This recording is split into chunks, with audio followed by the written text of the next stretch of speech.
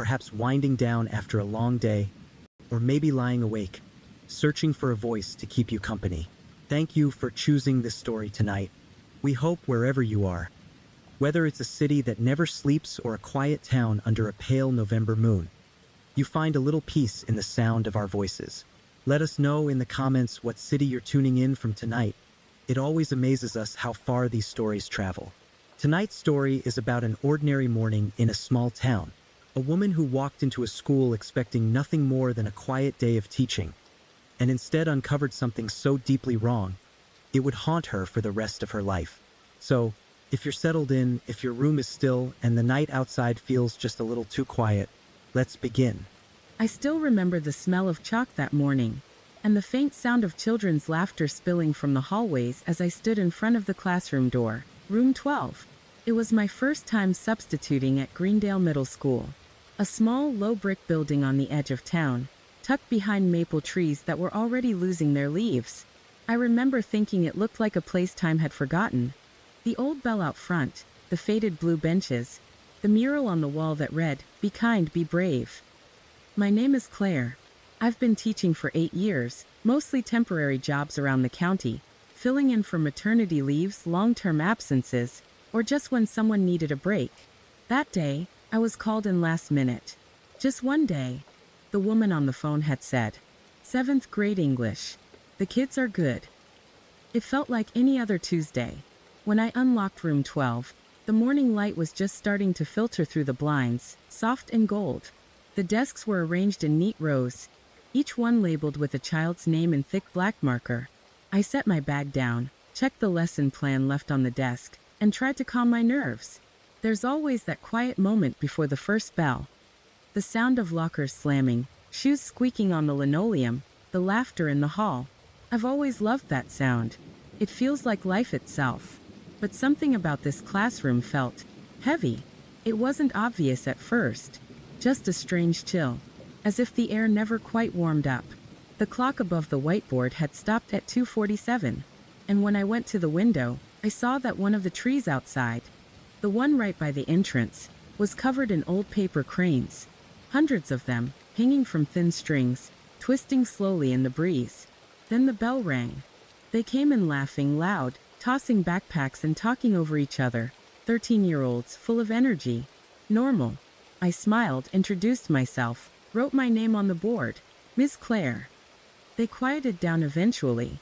We went over the attendance list together, the usual routine. But when I started reading names aloud, one of the girls near the front, a quiet one with braids and a sky blue hoodie, raised her hand. "You said Hannah," she said softly. "Yes," I replied, looking at the list. "Hannah Price." The room went still. Every single child had gone silent. It was like the air shifted. The easy chatter vanished in a heartbeat. I remember the sound of the blinds ticking against the window, the way the fluorescent light buzzed above me. Finally, the girl in the blue hoodie whispered, "She's not here anymore." I frowned. Oh, did she move?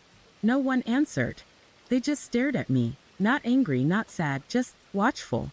The boy in the back muttered something under his breath. I couldn't quite catch it, but I think it was "Don't say her name." I laughed awkwardly, trying to move on. "All right, no problem. Let's continue." But the name Hannah Price stuck in my mind. It was written in the same careful handwriting as all the others, on both the attendance sheet and on one of the desks, the second one by the window. There was even a pencil still in the tray, a small heart carved into the wood. At recess, I asked another teacher in the staff room about it. She was older, maybe mid-50s, with kind eyes and a mug that said "World's Okayest Educator." When I mentioned Hannah's name, she froze. Then, without looking up from her coffee, she said quietly, "Don't bring that up with the kids. It's better to just teach what's planned." I waited for her to say more, but she didn't. Just sipped her coffee and stared out the window. By lunch, I couldn't shake the unease. I walked past the hallway bulletin board, the one filled with old photos, class projects, and newspaper clippings. And there, near the bottom corner, partly covered by a newer flyer, I saw it.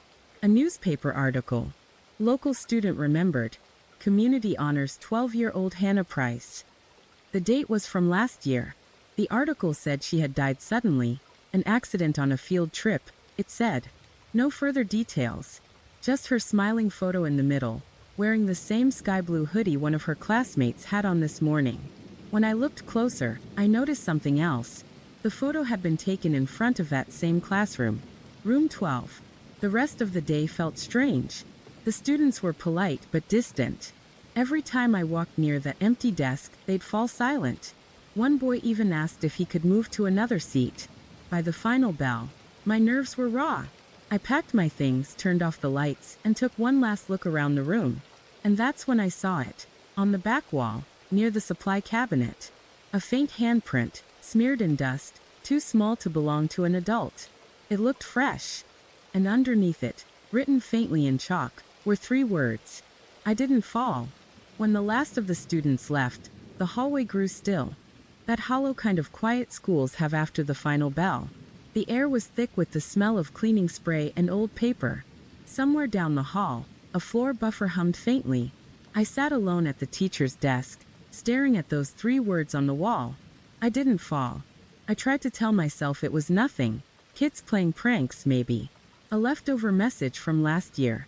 But the dust had been disturbed, like a fingertip had just brushed it. I erased the words with a tissue, but they smeared instead, faint traces clinging to the surface. Something about that small resistance unsettled me more than the message itself. I gathered my things and stepped out into the hallway. The afternoon light through the high windows painted everything in pale gold. Too calm, too gentle for how I felt. The staff room was nearly empty. A few teachers sat hunched over papers, the sound of pens scratching quietly. I spotted the woman from earlier, the one with the coffee mug, and approached her again. "Excuse me," I said softly. "About that student, Hannah Price.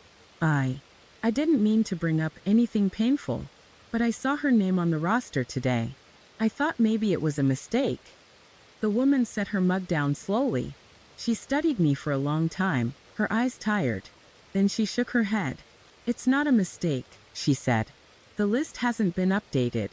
Her mother still volunteers here sometimes, and well, nobody's had the heart to change it." I nodded, unsure what to say. "She was in my class," the woman added after a moment. "Smart kid. Kind. Always stayed late to help tidy up. It was a terrible accident." "What happened?" I asked. The woman hesitated. "She fell," she said finally. "On the field trip. The police said it was an accident, and that's what it was. Nothing more." Her tone made it clear to continue, but I couldn't shake that last image from the classroom. Those words in chalk. I thanked her, grabbed my coat, and walked out through the main doors. The paper cranes outside rustled softly in the breeze. Hundreds of them, each one made from notebook paper, names and doodles faintly visible on the wings. They hung from the tree's branches like quiet memories. A small wooden plaque at the base read, "For Hannah. Fly high, sweet girl." I stood there longer than I meant to. The wind was cold, carrying the faint scent of rain. When I finally turned to leave, I noticed someone sitting in a parked car across the street. An older woman, maybe in her 50s, watching the school from behind the wheel. Her window was half down, cigarette smoke drifting out. Our eyes met for a brief second before she looked away. I didn't think much of it then. Not yet. That evening, I drove home through the quiet back roads, the trees arching overhead, their leaves a dying orange. My mind kept circling back to that classroom, the empty desk, the hush that fell when I said her name, the uneasy silence of the staff room. By the time I got home, I'd convinced myself to let it go. One day of work. That was all it was supposed to be. But when I went to hang up my coat, something fell from the pocket. A small folded piece of paper. It must have slipped in during the day. Maybe one of the students had tucked it there as a prank. But when I unfolded it, my hands started to shake. It was a paper crane, and on one of its wings, written in neat, looping handwriting, were the words, "Ask about the bus." I sat down hard on the couch, staring at it. I didn't know what it meant. The bus? The field trip? I checked my phone. No new messages, no missed calls. Nothing. That night I barely slept. The sound of rain tapping against the window kept me awake, mingling with a faint ache in my chest I couldn't explain. The next morning, I decided to go back. The office staff hadn't asked for me again, but I told myself I'd left something behind. My notebook, maybe. Something believable. When I arrived, the parking lot was half empty. The sky was still gray from the night's rain, and puddles reflected the building's tired facade. Inside, the secretary looked surprised to see me. "Oh, Miss Claire, right? Back again so soon." I smiled politely. "Yes, I think I left my planner in room 12. She nodded and went back to typing. "Keys are in the door. Everyone's at morning assembly if you need anything." The hallways were silent. I passed the bulletin board again. The same memorial photo, the same smile frozen in print. But now the bottom corner of the article was torn away. Room 12 looked exactly as I'd left it. Except for one thing. The desk by the window, Hannah's desk, was clean. The carved heart in the pencil groove was gone. It had been sanded smooth. And on the teacher's desk, sitting right in the middle, was a yellow sticky note. It said in small letters, "Stop asking." I froze. Then, from the hallway, I heard footsteps, slow, deliberate, not rushing like a student or teacher would. Just steady. They stopped outside the door. I turned, expecting to see the secretary or another teacher. But it was the woman from the car, the one I'd seen watching the school the day before. She stepped inside, eyes red, clutching a crumpled tissue in one hand. "Are you the substitute?" she asked quietly. "Yes," I said. "Can I help you?" She looked at me for a long moment. Then she said something that sent a chill through me so deep it felt physical. "She didn't fall," the woman whispered. "And nobody here wants to talk about it." She stood there in the doorway, pale, trembling, holding herself like someone who hadn't slept in months. Rainwater had darkened her coat, and a strand of hair clung to her cheek. I didn't know what to say. The air between us felt dense, charged with something unsaid. She stepped further into the room and looked around, her eyes scanning every corner like she was searching for something that wasn't there. Her gaze stopped on the window seat, the one beside the desk that had once belonged to Hannah. "She used to sit there," she said softly. "Always by the window. Said she liked the light." I hesitated. "You're Hannah's mother?" She nodded slowly. "Linda Price." Then she smiled, faintly, a reflex more than an expression. "I volunteer here sometimes. At least I used to. They told me to take a break after everything." She reached into her coat pocket and pulled out a folded handkerchief. I could see her hands shaking. "They told me to stop coming," she said quietly. "Said it made the other children uncomfortable." I didn't know what to say. Her voice wasn't angry. It was empty, like she'd been hollowed out by too much grief. "Mrs. Price," I began carefully. "I'm so sorry for your loss. I didn't mean to bring up painful memories. She interrupted me, eyes sharp. "They told you it was an accident, didn't they?" I hesitated. "Yes. That's what I was told." Her lips trembled as she gave a small, bitter laugh. "That's what they all say. Every one of them. But nobody saw it happen. Not one adult. Just the children. And they were told not to talk." I felt the floor tilt slightly beneath me. The faint rush of adrenaline that comes when you realize a story isn't what you thought it was.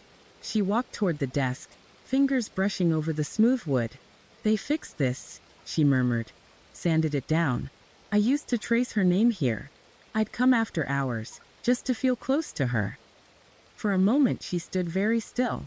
Then she turned toward me. She was afraid of that bus, she said. Every morning she begged me to drive her. Said the driver shouted too much.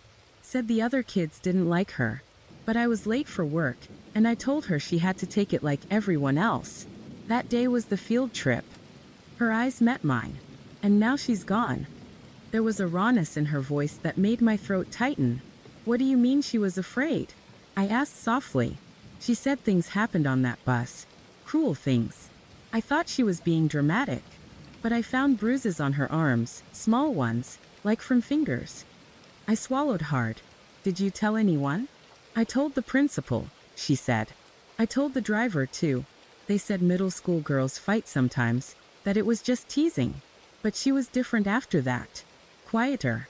Like she was already trying to disappear." The rain outside began to thicken, faint taps against the glass. I could feel something pulling at me, A teacher's instinct, maybe. That deep ache that comes when a child's pain is ignored. Mrs. Price, I said gently, if you'd like, I can. She held up a hand. No, you can't. Nobody can. Her eyes were wet, but her voice had steadied. They said she fell at the overlook. But I saw the report. There were marks on her wrists. She didn't just fall, Miss Clare. Someone pushed her. Or made her run.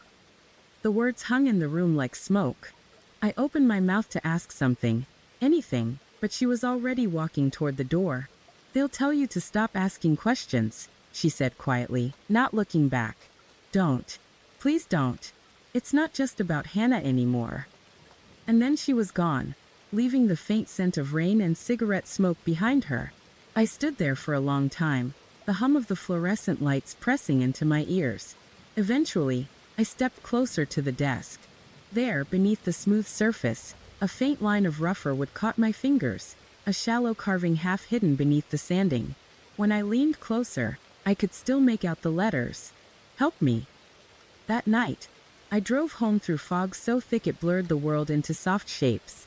My hands gripped the steering wheel tighter than necessary. Every few minutes, I replayed her words in my mind. Someone pushed her, or made her run. At home, I tried to distract myself, turned on the TV, made tea, but the sound of children's laughter from earlier kept echoing in my head. It wasn't happy laughter. It had something strained beneath it, like nervous energy. When I finally went to bed, I left the paper crane on my nightstand. The small folded wings cast a faint shadow in the lamplight. Somewhere outside, a car passed, slow, deliberate. Then another. And then silence again. I closed my eyes and tried to sleep. But before I drifted off, I heard a sound that made my blood run cold. A faint creak from the hallway, followed by the whisper of paper sliding under my door. I sat up, heart pounding. On the floor was another paper crane. This one unfolded easily, as if meant to be opened. Inside, written in pencil, were 4 words. Check the bus list. I didn't sleep that night. Every time I closed my eyes, I saw that note again. Check the bus list. It felt like a voice repeating in the back of my mind, steady, insistent, impossible to ignore. By sunrise, the rain had stopped. The air outside my window looked washed clean, but my stomach was in knots. I couldn't shake the feeling that I was being pulled into something I didn't understand, and maybe shouldn't. Still, by mid-morning, I found myself in the school parking lot again. The secretary looked surprised to see me a 3rd day in a row. Back again, she said lightly. They must really like you here. I smiled faintly. Yeah, I just wanted to make sure everything was in order before the regular teacher returns. She nodded and went back to her computer.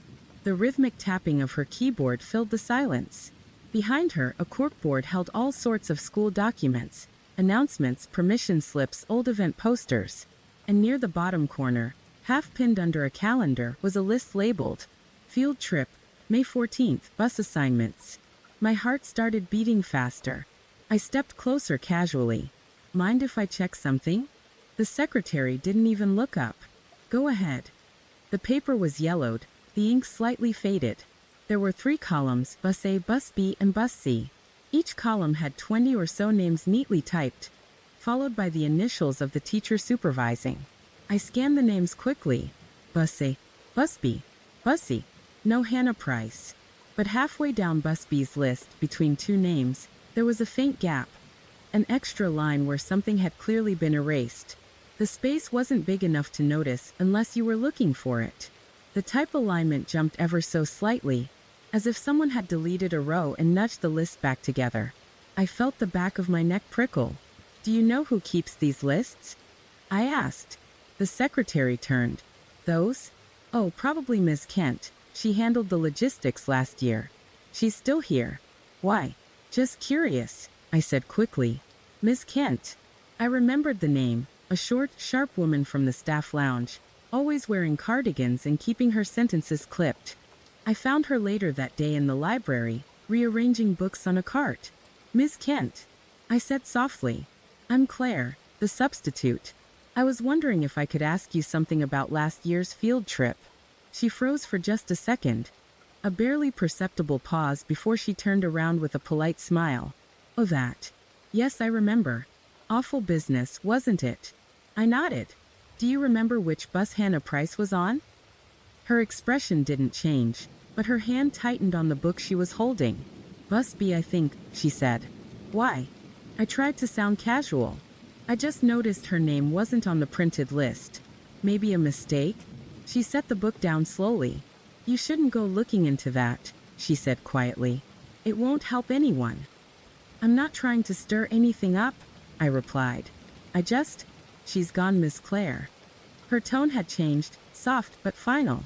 What good does it do to dig her up again? You weren't here. You don't know how hard it was. I know she was 13. I said before I could stop myself. And I know someone wanted people to stop asking about her. For a second, something flashed behind her eyes. Guilt, maybe, or fear. Then she said, almost under her breath, you should talk to the driver. If you can find him. The bus driver? She nodded. He quit after that trip. Moved upstate, I heard. But he came back last month. I saw him near the grocery store. Still wears that same red cap. Do you remember his name? She hesitated. Doyle, she said finally. Rick Doyle. When I left the library, the hallways were empty again. The sound of rain had returned, tapping gently against the windows like soft fingers. That night, I looked him up.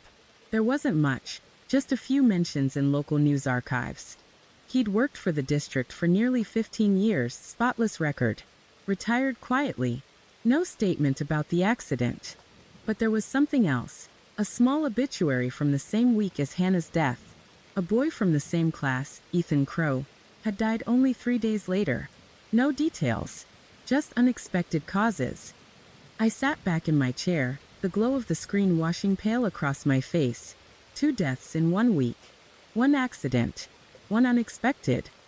I clicked again. The article about Ethan was only 2 paragraphs long, almost an afterthought. But there was a photo, a thin boy with wide, anxious eyes. The caption said he'd been a close friend of the late Hannah Price. I felt something twist in my chest. I closed the laptop and rubbed my temples. It was all too much coincidence. Too many silences, too many careful omissions. That's when my phone buzzed. Unknown number. I hesitated, then answered. Hello. For a moment, only static. Then a voice low, hoarse, shaking whispered, stop asking about the bus. And then it clicked dead. I sat there in the dark, the phone still in my hand, my pulse hammering in my ears. I told myself it was probably a prank, some cruel joke. But deep down, I knew it wasn't. Because just before the call ended, under the static, I'd heard something else. Children's laughter. Distant. And the faint squeak of a school bus door closing. The next morning, I drove toward the outskirts of Meadow Ridge, my mind racing with everything I'd learned so far. Rick Doyle, the bus driver, was the next piece of this puzzle. And deep down, I knew he wasn't going to be easy to find. The directions were vague, just a rural street name scribbled in a local business directory. But eventually, I pulled up to a small house with peeling white paint and a swing set sagging in the backyard. A gray Honda sat in the driveway. The same one I'd noticed across the field near the lake days earlier. I took a deep breath and walked to the front door. I rang the bell. After a long pause, the door opened slightly. A man's face appeared, lined, tired, with deep-set eyes that had seen too much. Rick Doyle. Can I help you? He asked, voice rough. Mr. Doyle, I said softly. I'm Claire Rowan, the substitute teacher at Meadow Ridge High. I wanted to ask you about the field trip last year, May 14th. His eyes flicked toward me, narrowing. Why do you care? I just need to understand what happened, I said, trying to sound calm, steady. It's about Hannah Price. The name seemed to hit him. His jaw tightened, and he stepped back, opening the door wider. Gumain. But I'm telling you, this isn't a story anyone should dig into. The inside of the house smelled faintly of damp wood and old coffee. Rick motioned to a chair, and I sat. He poured himself a cup of black coffee, stirring silently. They told you she died in an accident, he began quietly. That's what everyone says. But accidents aren't the whole truth. And if you're here to judge me, don't. I'm not here to judge, I said. I just want to know what happened. He took a sip of coffee and let the silence stretch. Finally, he spoke. I was driving bus B that day, he said. Field trip to Lake Meadow. 30 kids. A lot of noise. I remember her. Hannah. Quiet little thing, always in the back, always watching the world like it was a movie and she was invisible. I nodded. Did anything happen on the bus? Rick hesitated. I think I missed it. I should have seen it, but I didn't. A group of kids, older girls, they were picking on her. Pushing, teasing, calling her names. I didn't notice until she bolted. She bolted. I asked, heart racing. He leaned back, hands gripping the coffee mug. Yes. Down the aisle, straight to the door. I called her name, tried to stop her, but she was fast. And the bus was moving. I had to keep it steady. The lake was right there. She slipped. I could feel my stomach turn. And then I panicked, he admitted, voice breaking slightly. I pulled over, called 911, tried to save her, but by the time we got to her, she was gone. Was there anyone else involved? I asked cautiously. Rick shook his head. I don't know. I wasn't paying attention. I swear. And the police, they didn't look too closely. They called it an accident and moved on. I pressed on. But the other boy, Ethan Crow, he died 3 days later. Do you know anything about that? Rick's face went pale. He set the coffee down and ran a hand through his hair. I think it's connected. Ethan was close to Hannah. He knew something happened on the bus. He tried to tell someone, but I don't know. The school didn't listen.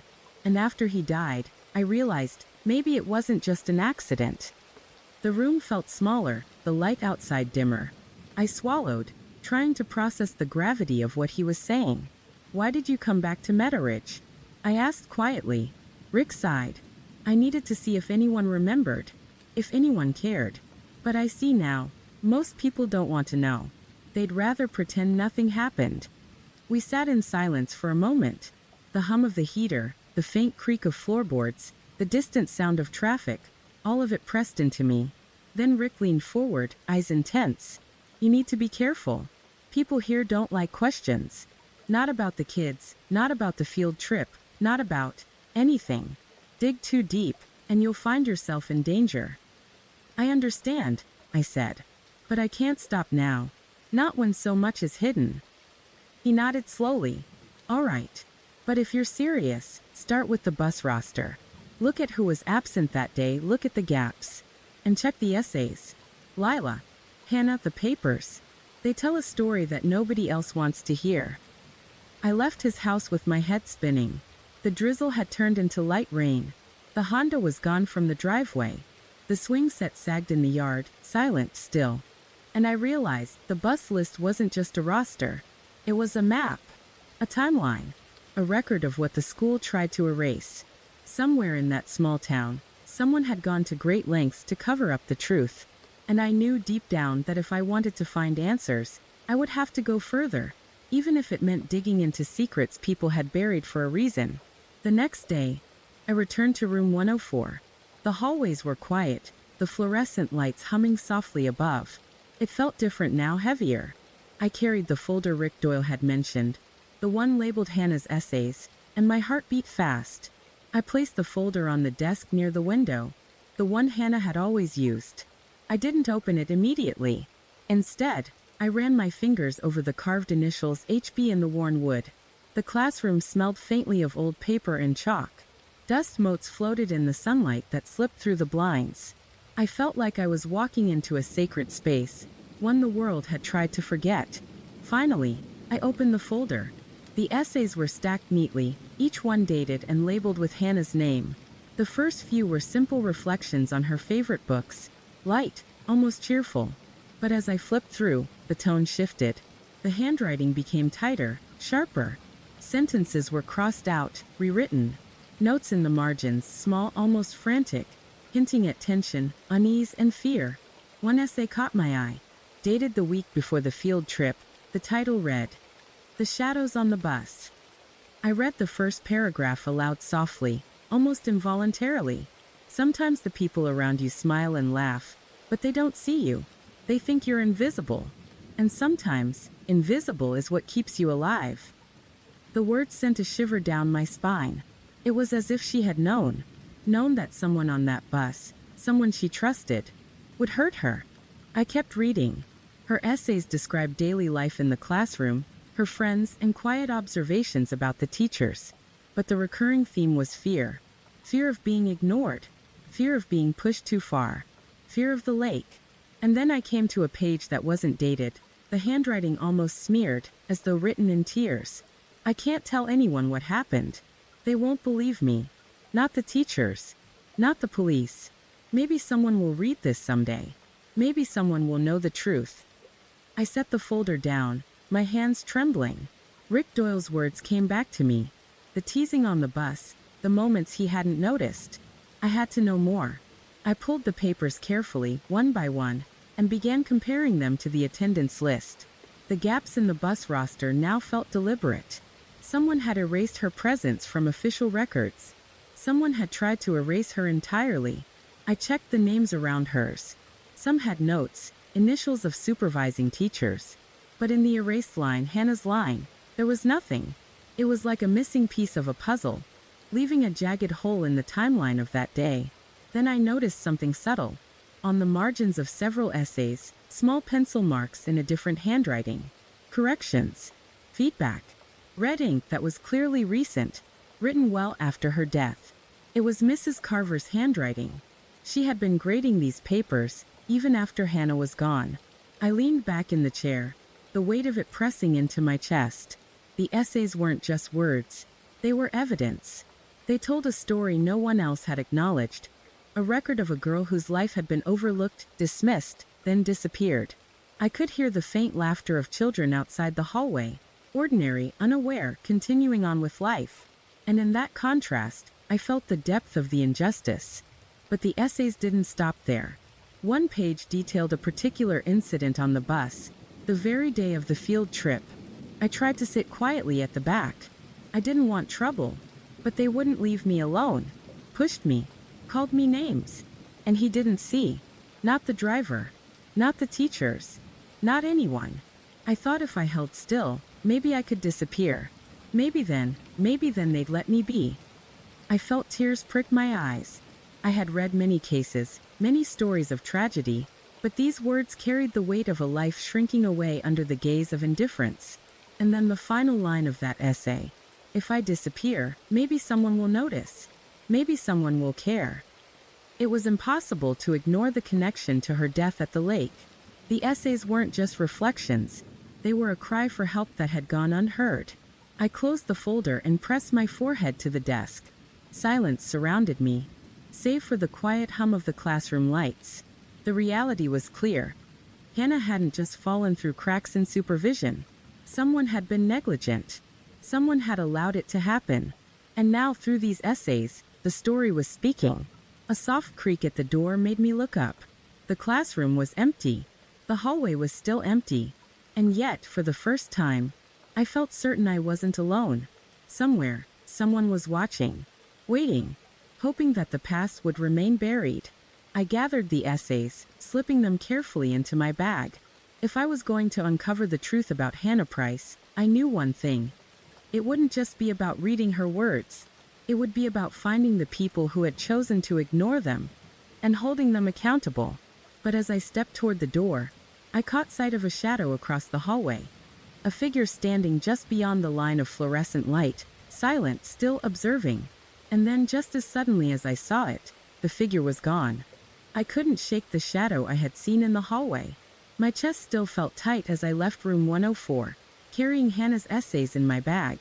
The school felt emptier than usual, and every step echoed unnaturally against the tile floors. I knew what I had to do next.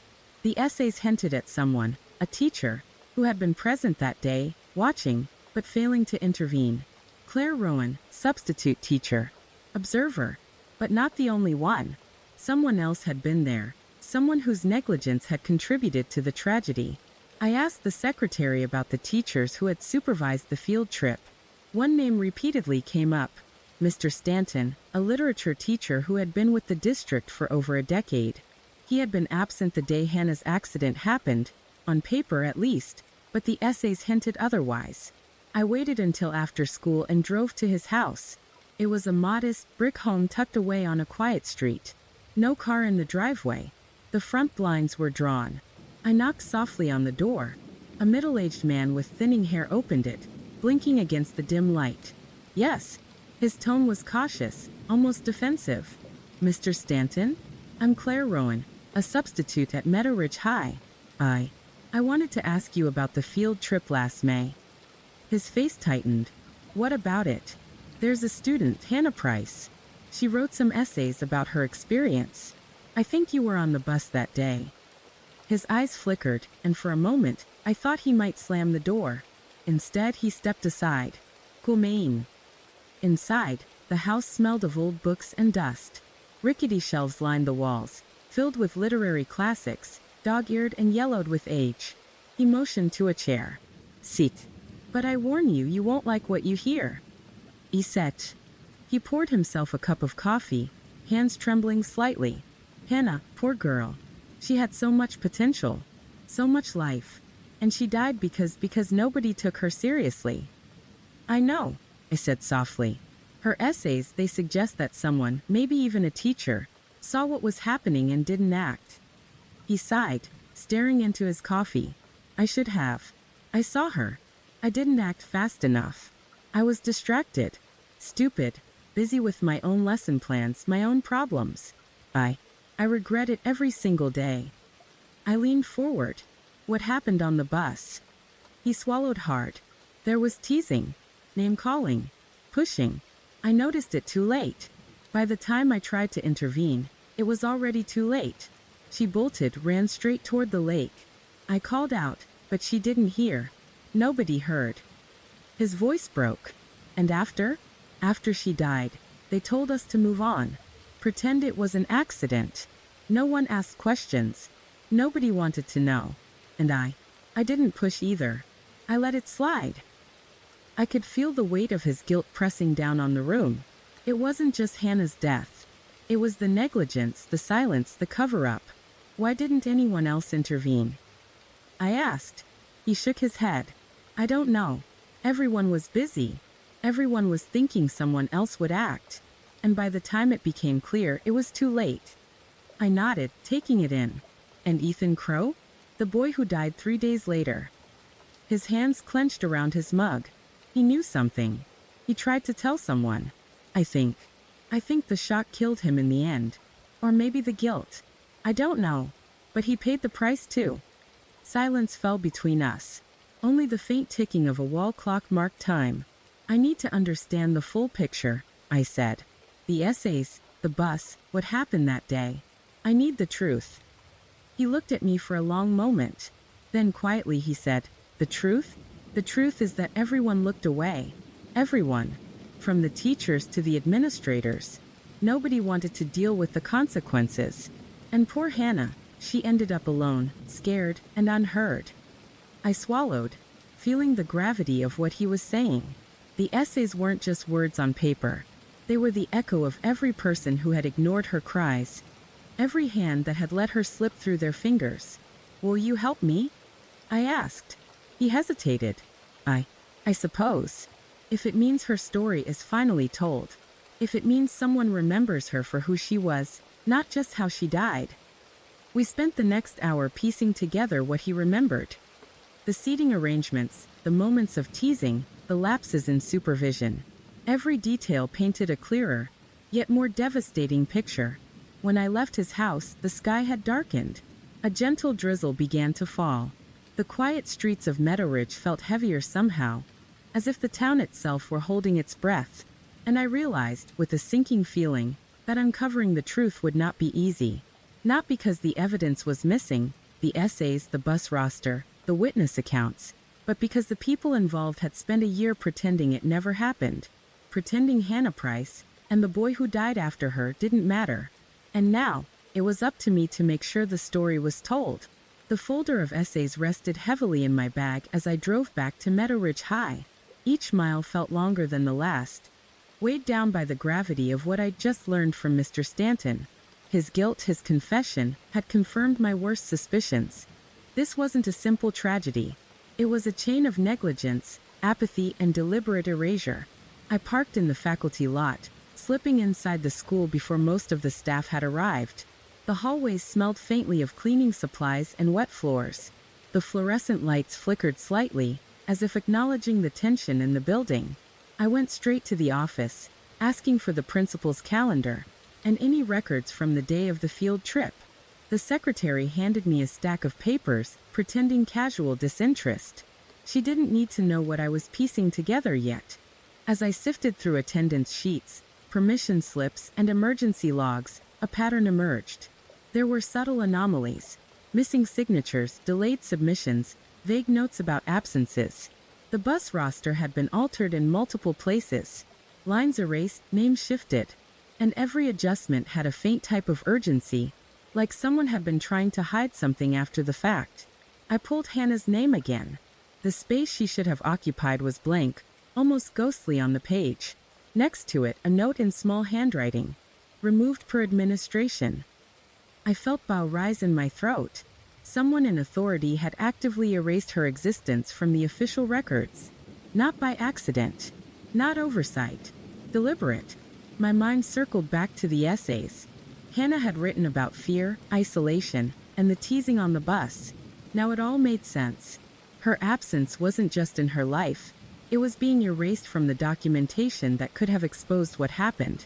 I copied every document I could, photographing attendance sheets, field trip logs, and emails between staff. I needed evidence. Concrete proof that the school had attempted to cover the tragedy. Then I found an email trail from the day after the accident, sent from the principal's office to several staff members. Ensure no further questions regarding the field trip. All records of student absences and attendance must reflect the approved roster. No discrepancies. Do not discuss with parents or press. Understood. My hands shook. This wasn't negligence anymore. This was willful concealment. I backed away from the desk, my mind racing. The essays, the bus roster, Mr. Stanton's confession, Rick Doyle's account, all pointed to a coordinated effort to suppress the truth. And if the administration had gone this far, I realized I was stepping into dangerous territory. I packed up the papers and slipped out the side door, trying not to be noticed. Outside, the rain had returned in light spurts, cold drops soaking through my coat. The empty playground echoed with the distant laughter of children. Unaware, innocent, carrying on while the past rotted beneath the surface. Driving home, I considered my next move. Public exposure was risky. Going to authorities could trigger more cover-up. But leaving it alone was impossible. Hannah's words demanded action. Her essays weren't just papers. They were voices, a record of what had happened. Evidence that someone had ignored the cries of a girl who didn't survive. I reached my apartment and spread the papers across the kitchen table, reading them again. Every essay, every note, every correction told a story of oversight, fear, and indifference. And between the lines, a haunting pattern. Those who could have acted chose not to. And then I noticed something subtle. On one of the essays, the last one Hannah had written, there was a faint smudge of ink, almost like a fingerprint. Not her own, not in red pen like Mrs. Carver's corrections. Someone else had handled this paper after she died. I traced the smudge with my fingertip. The thought struck me cold. Someone had moved her work, kept it hidden, maybe even tried to manipulate it. And I realized, the truth I was chasing didn't just end with a student or a careless teacher. It extended to someone who had power, someone who had wanted Hannah gone from the record entirely. A soft tap at my window made me jump. The street outside was empty, but the shadows moved in the corners of my eyes. For the first time, I felt watched. Not a stranger, not a ghost, someone alive, alert, making sure I didn't dig too far. The message was clear. Stop now or face consequences. But I couldn't stop. Not when Hannah's story, and the truth behind her death, still hung between the lines, waiting for someone to connect the dots. The drive to Hannah's house felt heavier than ever. Each turn, each streetlight, cast shadows that seemed to linger longer than they should. The essays, the bus roster, the altered attendance records.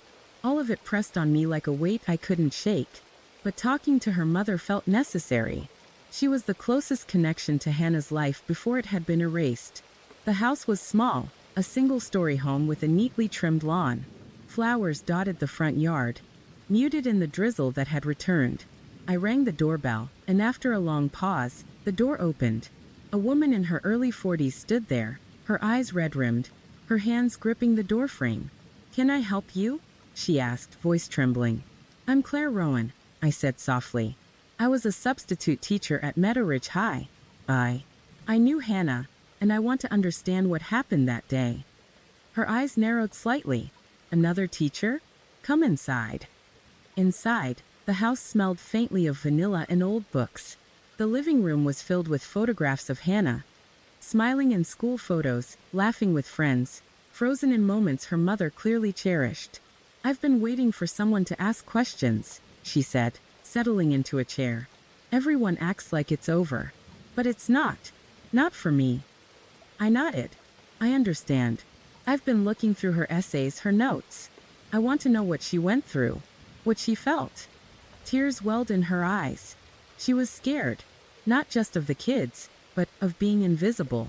I asked the school for help after she told me about the teasing. They said it was normal, kids being kids. But it wasn't normal.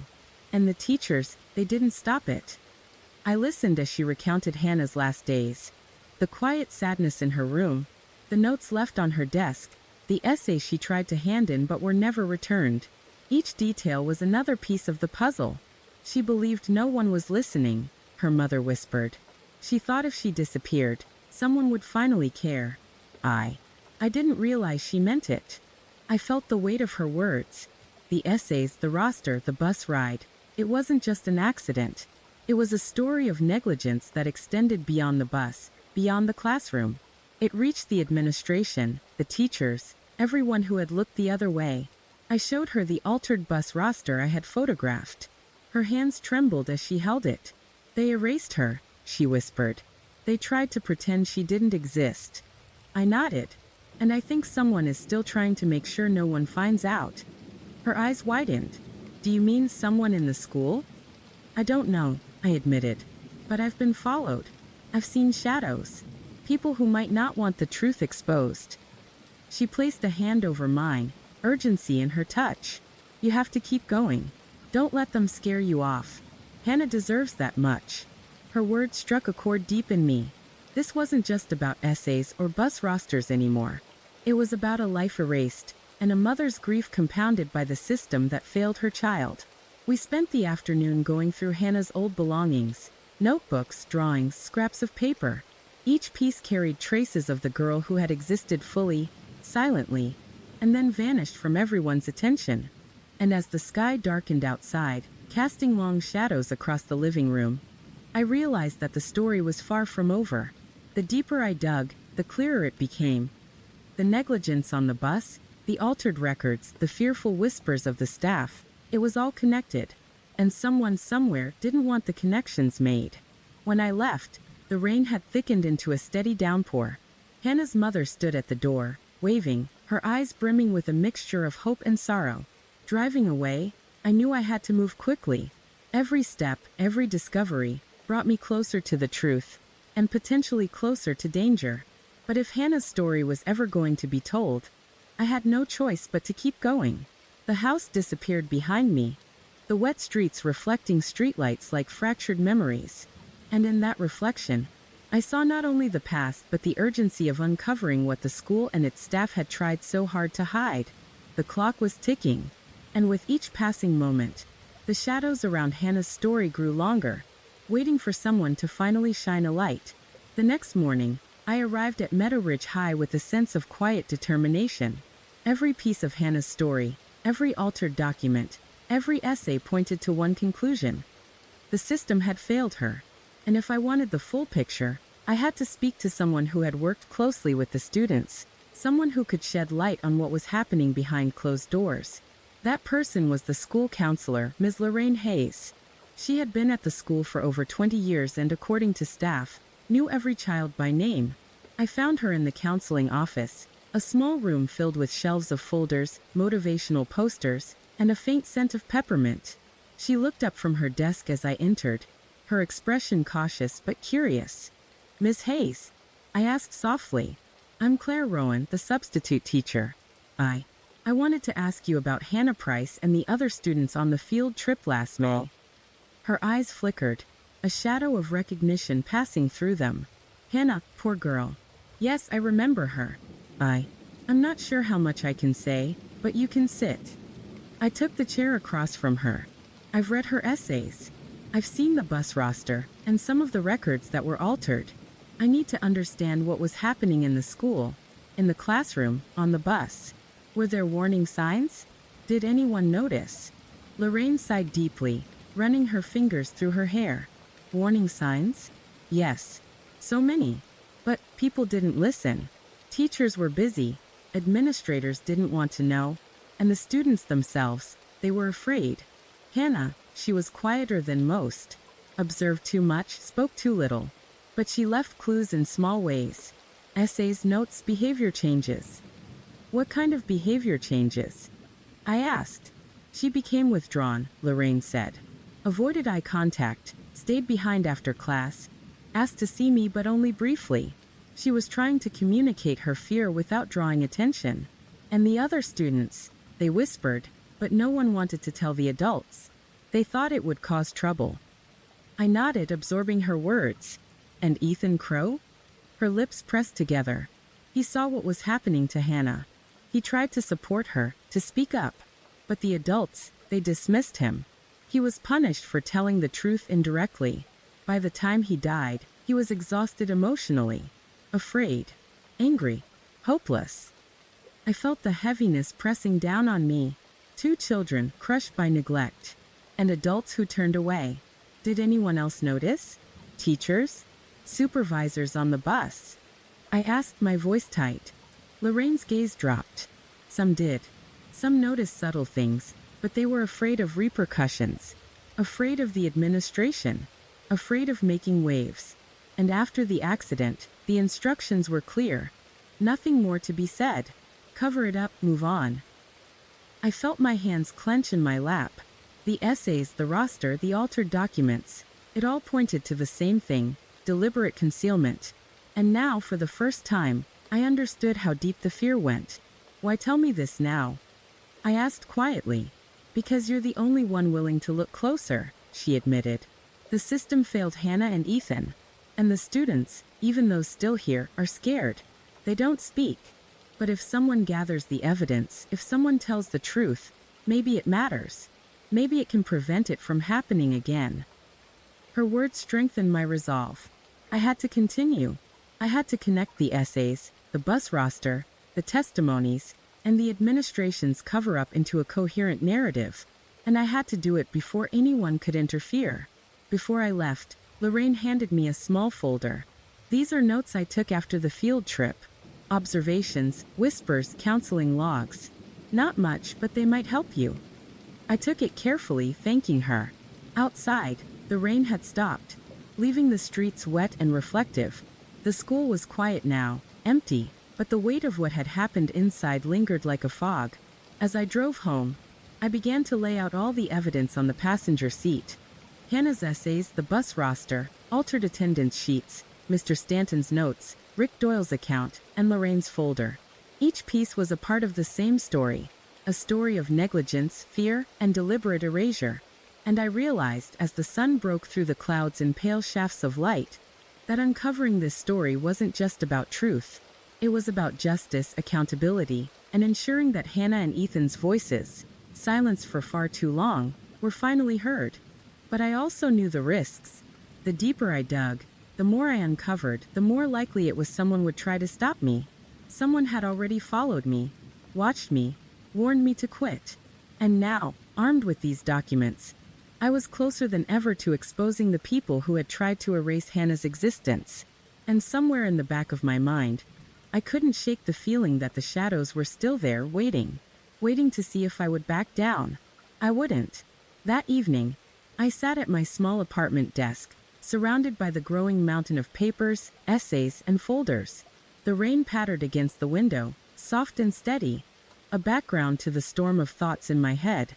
Hannah's story, Ethan's death, Mr. Stanton's confession, Lorraine's notes, all pointed to one conclusion. The school had covered up what happened. But I needed proof. Concrete evidence beyond essays and recollections. Something official. Something that would show the deliberate orchestration to erase Hannah's presence and silence those who might speak. I turned my attention to the school's internal communications. Emails. Memos. Staff correspondence. I had access to a few forwarded messages from Mr. Stanton and Lorraine Hayes. One line in particular stood out. Ensure all records of absences and field trip rosters reflect approved names. No discrepancies. Do not discuss with parents or press. The tone was cold, authoritative, and unmistakably calculated.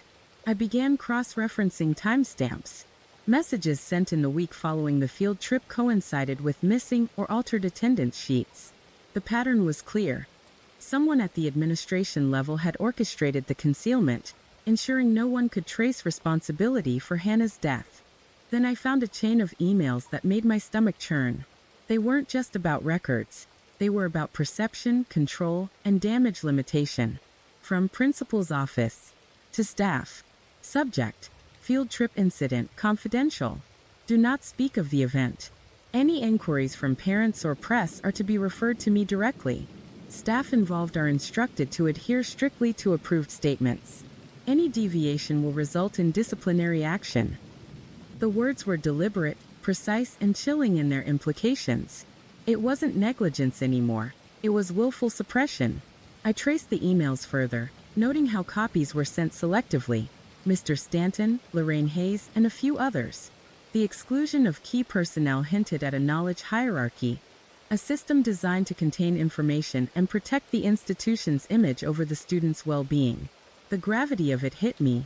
The school hadn't just ignored warnings. They had created a wall of silence, fortified with threats, selective communication, and manipulation. Hannah's death and Ethan's suffering were the consequences of a carefully maintained facade. I pulled up the last email in the chain. It was the most damning. Sent the day after Hannah's death. Ensure all essays, notes, and student work from Field Trip 14 are stored in the principal's office. They are not to be seen by outside parties. Any documentation that could compromise the school's position must be flagged and kept confidential. I ran my hands through my hair. Every piece of evidence I'd collected so far, the roster, the essays, the notes, was corroborated by this chain. The administration had intentionally hidden the truth, suppressing any evidence that might implicate them. I leaned back in my chair, staring at the wall. The rain intensified outside. A soft roar against the window, echoing the tension building inside me. I realized that exposing this would not be easy. The people behind this were careful, experienced, and willing to protect themselves at any cost. My mind went back to the shadow I had seen in the hallway at school. Was it connected to this? Had someone been monitoring my progress, ensuring that I didn't dig too deep? Every warning, every subtle threat suddenly felt real and immediate. I made a decision. I would not back down. Hannah's essays, Ethan's story, Rick Doyle's account, Mr. Stanton's confessions, Lorraine's notes, and these emails formed a chain too strong to ignore. Someone had deliberately silenced the truth, and it was up to me to connect the dots. I copied the emails onto a secure drive, backing them up. I photographed each page carefully. The evidence had to be preserved, every word, every timestamp, every sender and recipient, in case anyone tried to destroy it. By the time I finally stood up and stretched, the rain had slowed to a drizzle. The room smelled faintly of paper and ink, the faint scent mingling with the tension that refused to leave my chest. Somewhere, in the quiet darkness, I knew the people who had orchestrated this cover-up were still out there, watching, waiting, hoping no one would unravel the carefully constructed facade. And I realized, with a chill that ran down my spine, that uncovering the truth would make me a target. But I couldn't stop. Not now. Not when every piece of evidence screamed for justice. Hannah's voice, her essays, and the suppressed emails demanded it. And I was going to deliver. I woke to the sound of my phone vibrating against the nightstand. It was 3:47 a.m. The rain had stopped hours ago, but the world outside my apartment window still looked slick, black, and endless. The vibration didn't stop. It pulsed in steady intervals, insistent, like it wanted to be answered. I rubbed my eyes, picked it up, and saw a single text from an unknown number. You're digging in the wrong places, Claire. Stop now. No signature. No punctuación. Just that message. For a moment, I sat there, staring at the glowing screen, half convinced it was a cruel prank. But the chill crawling up my spine told me it wasn't. No one outside the school knew what I was working on. I hadn't told a soul except the few people who had trusted me with fragments of the truth, which meant someone from the inside was watching. I deleted the text immediately, then took a deep breath, forcing my heartbeat to slow. Fear was natural, but it couldn't rule me. The next morning, I decided to return to the school. I needed to see the principal. The building felt different that day, quieter, heavier. The air itself seemed still. The faint hum of the fluorescent lights filling the hallways with a cold, sterile tone. As I walked toward the administrative wing, I could feel eyes on me. Not direct, but peripheral, glances from teachers, students, custodians who seemed to vanish the moment I looked their way. The principal's office was closed. A sign on the door read, "Out until further notice." I stood there for a long minute, staring at the small rectangular window in the door. The office beyond looked orderly, a desk, filing cabinets, a row of locked drawers. Too orderly. As I turned to leave, I noticed something odd. One of the side doors leading to the storage rooms was ajar. Barely. Just enough to see a sliver of shadow and a faint smell of disinfectant. Curiosity overcame caution. I pushed it open slowly. Inside was a dimly lit maintenance corridor lined with metal shelves. It led to a small back room that I'd never noticed before. A narrow space stacked with old binders, boxes, and an outdated computer humming softly on a desk. I stepped inside and immediately froze. On the computer screen was an open email draft. The subject line read, "Claire Rowan Report." My breath hitched. The body of the email contained only a few lines, typed but not sent. "She's looking into field trip 14 again. Has copies of the emails. Will move to publish soon. Watch her closely." The signature was what made my stomach twist. M. Stanton. Mr. Stanton. The same man who had tearfully confessed to his mistakes. The same one who claimed he was trying to make it right. For a second, the air seemed to drain from the room. The walls pressed in closer, the faint hum of the lights turning into a buzz in my ears. He'd warned me himself once, told me I was not safe if I kept asking questions. But now I realized the truth. He wasn't warning me out of care. He was part of it. Suddenly, footsteps echoed faintly down the corridor. Slow. Heavy. Getting closer. I quickly turned off the monitor and ducked behind one of the shelves. My pulse thudded in my ears. A man's voice, low and impatient, muttered from the hallway. "You left it open again." Then the sound of the door closing. The lock clicking. Silence. I waited, seconds, then minutes, until I was sure the footsteps had gone. Then I slipped out, my breath shallow, my body trembling. Outside, the cold November air hit me hard, and I realized my hands were shaking. The betrayal stung more than the fear. Stanton wasn't a remorseful whistleblower. He was still part of the cover-up, still trying to protect himself. That night, back at home, I opened my laptop and began documenting everything. The emails, the photos, the text messages, and now, this discovery. I knew what this meant. I was being watched, followed. The people who had covered up Hannah's death weren't just trying to bury the story anymore. They were actively preventing me from telling it. As the hours passed, I sat in the dim glow of my computer screen, rereading Hannah's essays. Her words felt prophetic now. Sometimes the ones who tell you to be quiet are the ones who need silence the most. By 2 a.m., I knew what I had to do. Tomorrow I would go public. I'd contact a journalist I trusted, someone outside the school district's influence. I'd share everything. But as I closed my laptop and stood up, I caught a flicker of light through the blinds. A car was parked across the street, engine idling, headlights off. It stayed there, not moving, just waiting. The car didn't leave. For almost an hour, it sat there across the street, a dark shape beneath the halo of a flickering lamppost. I tried to convince myself it was a coincidence, someone on a late call, a neighbor's visitor, but every time I glanced through the blinds, the same dull outline of a sedan waited there, engine faintly humming. a low rumble that seemed to vibrate through the stillness of my apartment. It wasn't paranoia. I knew it now. I turned off the lights, moved quietly to the window, and lifted the blinds just enough to see. The driver's seat was shadowed, but every so often, a faint glow lit the inside, the blue flicker of a phone screen. Whoever it was, they were watching, waiting. The longer I stared, the more I realized this wasn't random surveillance. This was a warning. They wanted me to see them. I closed the blinds completely and stood there, listening to my own heartbeat. Every sound, the hum of the refrigerator, the ticking of the wall clock, felt amplified, unnatural. I picked up my phone and scrolled through my contacts until I reached the name Rick Doyle. He answered on the third ring. His voice was groggy. "Claire? It's late. What's going on?" "I think someone's outside," I whispered. "A car. They've been there for almost an hour." Silence. Then a sharp inhale. "What kind of car?" "Doorksiadam. No plates visible." Rick cursed under his breath. "Don't open the door. Don't look again. If they wanted to do something now, they'd have done it already. They're watching, not acting, which means they're scared. You've got something they don't want getting out." His words did little to calm me. What do I do? "Tomorrow morning, meet me at the diner on 7th and Willow. 8 o'clock. Bring everything. We'll figure out how to protect it." "Rick, promise me you won't leave your apartment tonight," he said firmly.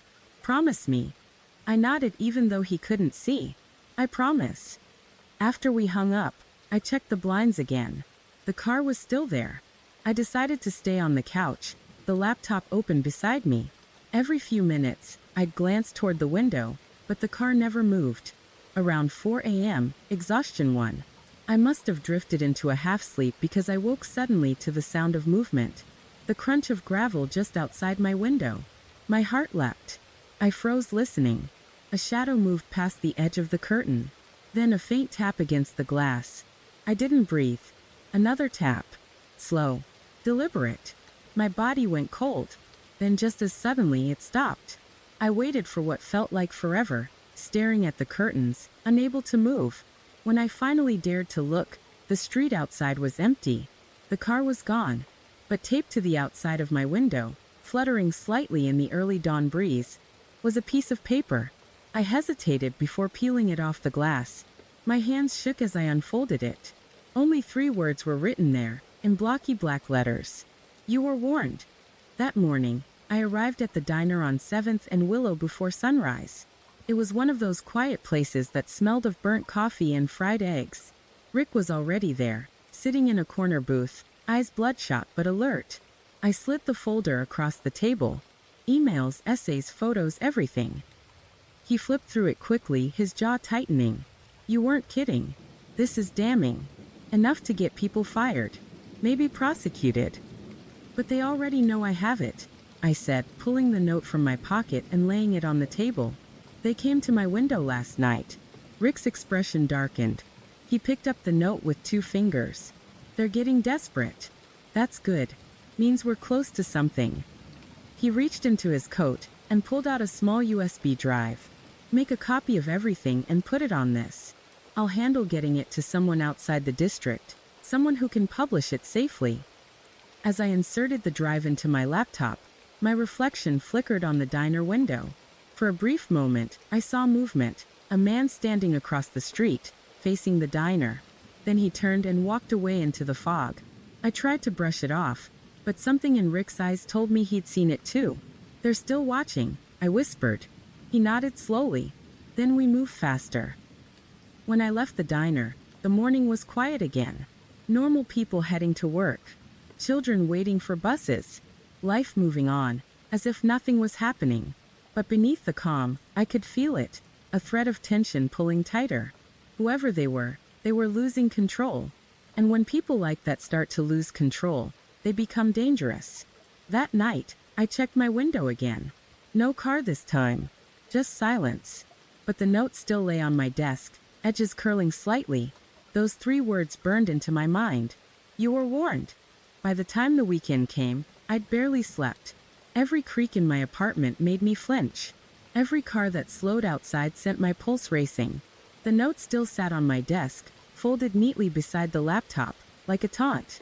But what frightened me most wasn't the threat itself. It was the silence that followed. Whoever had been watching me wasn't trying to scare me anymore. They were waiting. I decided to focus on the evidence. If I stayed busy, I wouldn't fall apart. I started copying files onto Rick's USB drive. The essays, the emails, the photos I'd taken of the altered rosters. I'd been working for almost 2 hours when I realized the progress bar on my screen had frozen. The drive had disconnected. I reached down to check the port, and froze. The USB was gone. My heart stopped. I searched the desk, the floor, the drawers. Nothing. I even checked the carpet, every cable, every corner. Gone. I sat there for a full minute, trying to convince myself I'd misplaced it. But deep down I knew I hadn't. It had been plugged in moments ago. I hadn't left the apartment since returning from the diner, which meant someone had come in. My hands shook as I checked the locks. Both were still latched. Windows sealed. No signs of forced entry. I checked the hallway. Empty. The air smelled faintly of cleaning solution, the kind used by the building's janitor. I went back inside and locked the door again, my breath quick and shallow. Then I saw it. A small smudge on the inside of my window pane. Not from my hand. A partial print. They'd been inside. I called Rick immediately. He didn't pick up. I tried again. Straight to voicemail. Rick, it's Claire.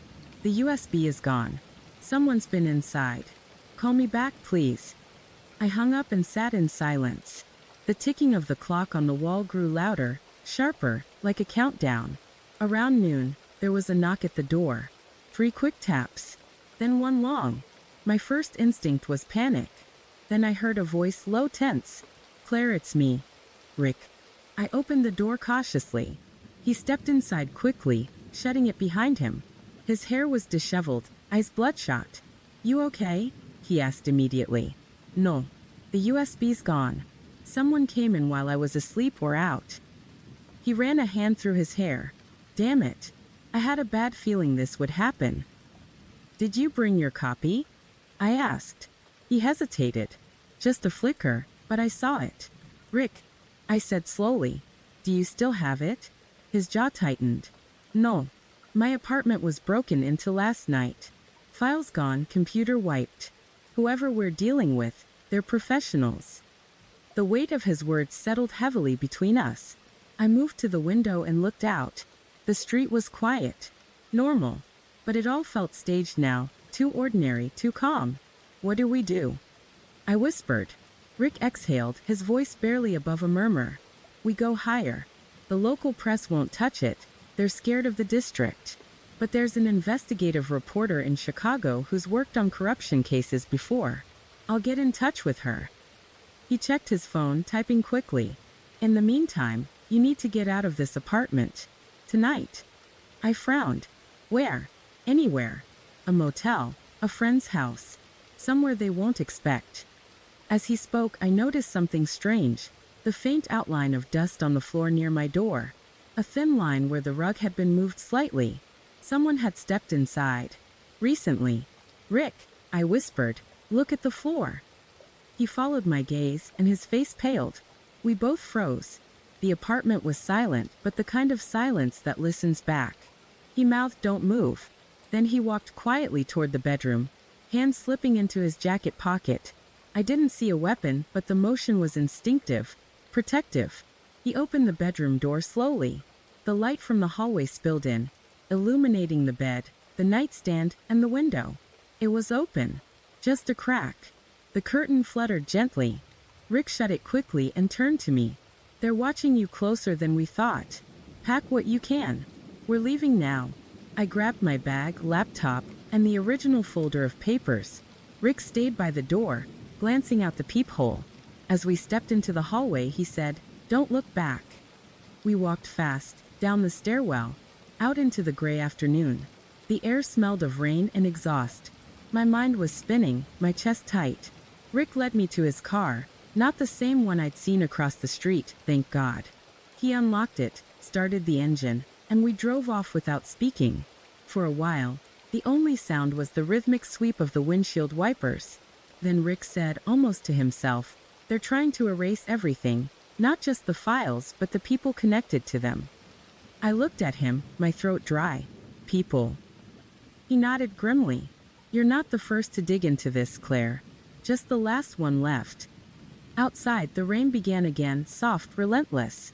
And as the city lights blurred through the water on the windshield, I realized how deep this went. The cover-up wasn't about one tragedy. It was about a pattern. A system built on silence, where anyone who spoke up disappeared. And I had just become their next problem. Rick drove us far enough out of the city that the streets thinned, the buildings disappeared, and the occasional flickering streetlight marked our path. I gripped the edge of the seat, my knuckles white, watching the dark shapes of trees and telephone poles blur past. Every shadow felt alive, every sound of the tires on wet asphalt made me jump. Are we safe? I asked, my voice small in the car. Rick didn't answer immediately. He kept his eyes on the road, jaw tight. Safe isn't the word I'd use, he said finally. Hidden. For a few hours at least. Rick didn't answer immediately. He kept his eyes on the road, jaw tight. Safe isn't the word I'd use, he said finally. Hidden. For a few hours at least. We pulled into a small roadside motel. One of those aging places with neon signs that buzzed faintly in the evening drizzle. The kind where the carpet smells faintly of cleaning chemicals and cigarette smoke. The kind of place that blends into the night, so no one remembers it exists. The clerk looked us over but didn't ask questions. The kind of apathetic welcome only happens when the world is indifferent. Rick paid in cash, handed me the key, and led me to the room. It was small. A bed, a nightstand, a tiny bathroom with cracked tiles. The kind of place that doesn't promise comfort, only shelter. I set my bag down carefully and looked around. Did you see anyone follow us? I asked. Rick shook his head. Not this far. But they know where you are. That's why we move fast tomorrow. I nodded, trying to calm the shaking in my hands. I set my laptop and folder of papers on the desk, but my gaze kept returning to my bag. Something felt off. I opened it slowly. Half of my belongings had been moved, neatly, deliberately. My laptop was untouched, thankfully, but my wallet and phone case were slightly shifted. And then I noticed it. A small, folded piece of paper tucked into the lining of my bag that I didn't put there. I unfolded it carefully. It was a single line, scrawled in black ink. Every move is watched. Don't think you're alone. My stomach turned. Rick saw it immediately. They've been here, he said flatly. They tracked you. They even know what you brought with you. I swallowed hard. But how? This motel? They can't know. They know everything, he said. Every trip you made, every place you stopped. We're not just dealing with a school cover-up anymore. This is bigger. Much bigger. The room fell silent. The fluorescent light hummed overhead. I felt the walls pressing closer. The rain outside began again, tapping the windows in a steady, relentless rhythm. Rick pulled a chair close to mine. We have to be careful tonight. Don't use your phone except for emergencies. Don't go near the windows. They've been watching long enough to know patterns. They know when you sleep. They know when you leave. They know what you carry.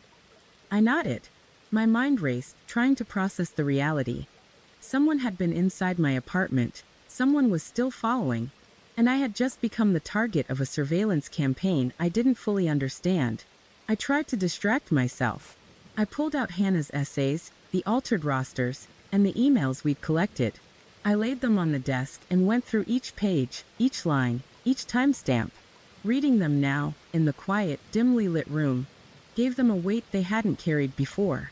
Every erased name, every altered record, every carefully worded internal memo was no longer just negligence. It was a deliberate attempt to silence the truth. Rick stood by the window, glancing out periodically, tension in his shoulders. We're not safe here for long, he said. They'll find us if we linger too long. But you need rest. You're running on empty, Claire. Tomorrow is going to be worse. I leaned back on the bed, exhaustion finally crashing into me. My eyes traced the edges of the room, the hum of the fluorescent light, the steady pulse of rain on the roof, and I realized how vulnerable we were. We weren't just uncovering a story anymore.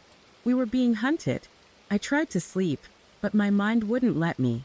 Every sound, the faint hum of the heater, the creak of the bed, the distant rustle of tires on wet roads outside, made me jolt awake. Every shadow seemed like a figure watching, waiting.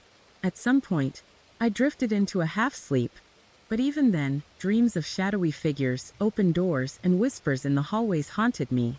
I woke to a sudden noise, a soft knock at the door. My heart jumped. Rick was immediately at the door, listening. A voice low and deliberate said, "You can't hide forever."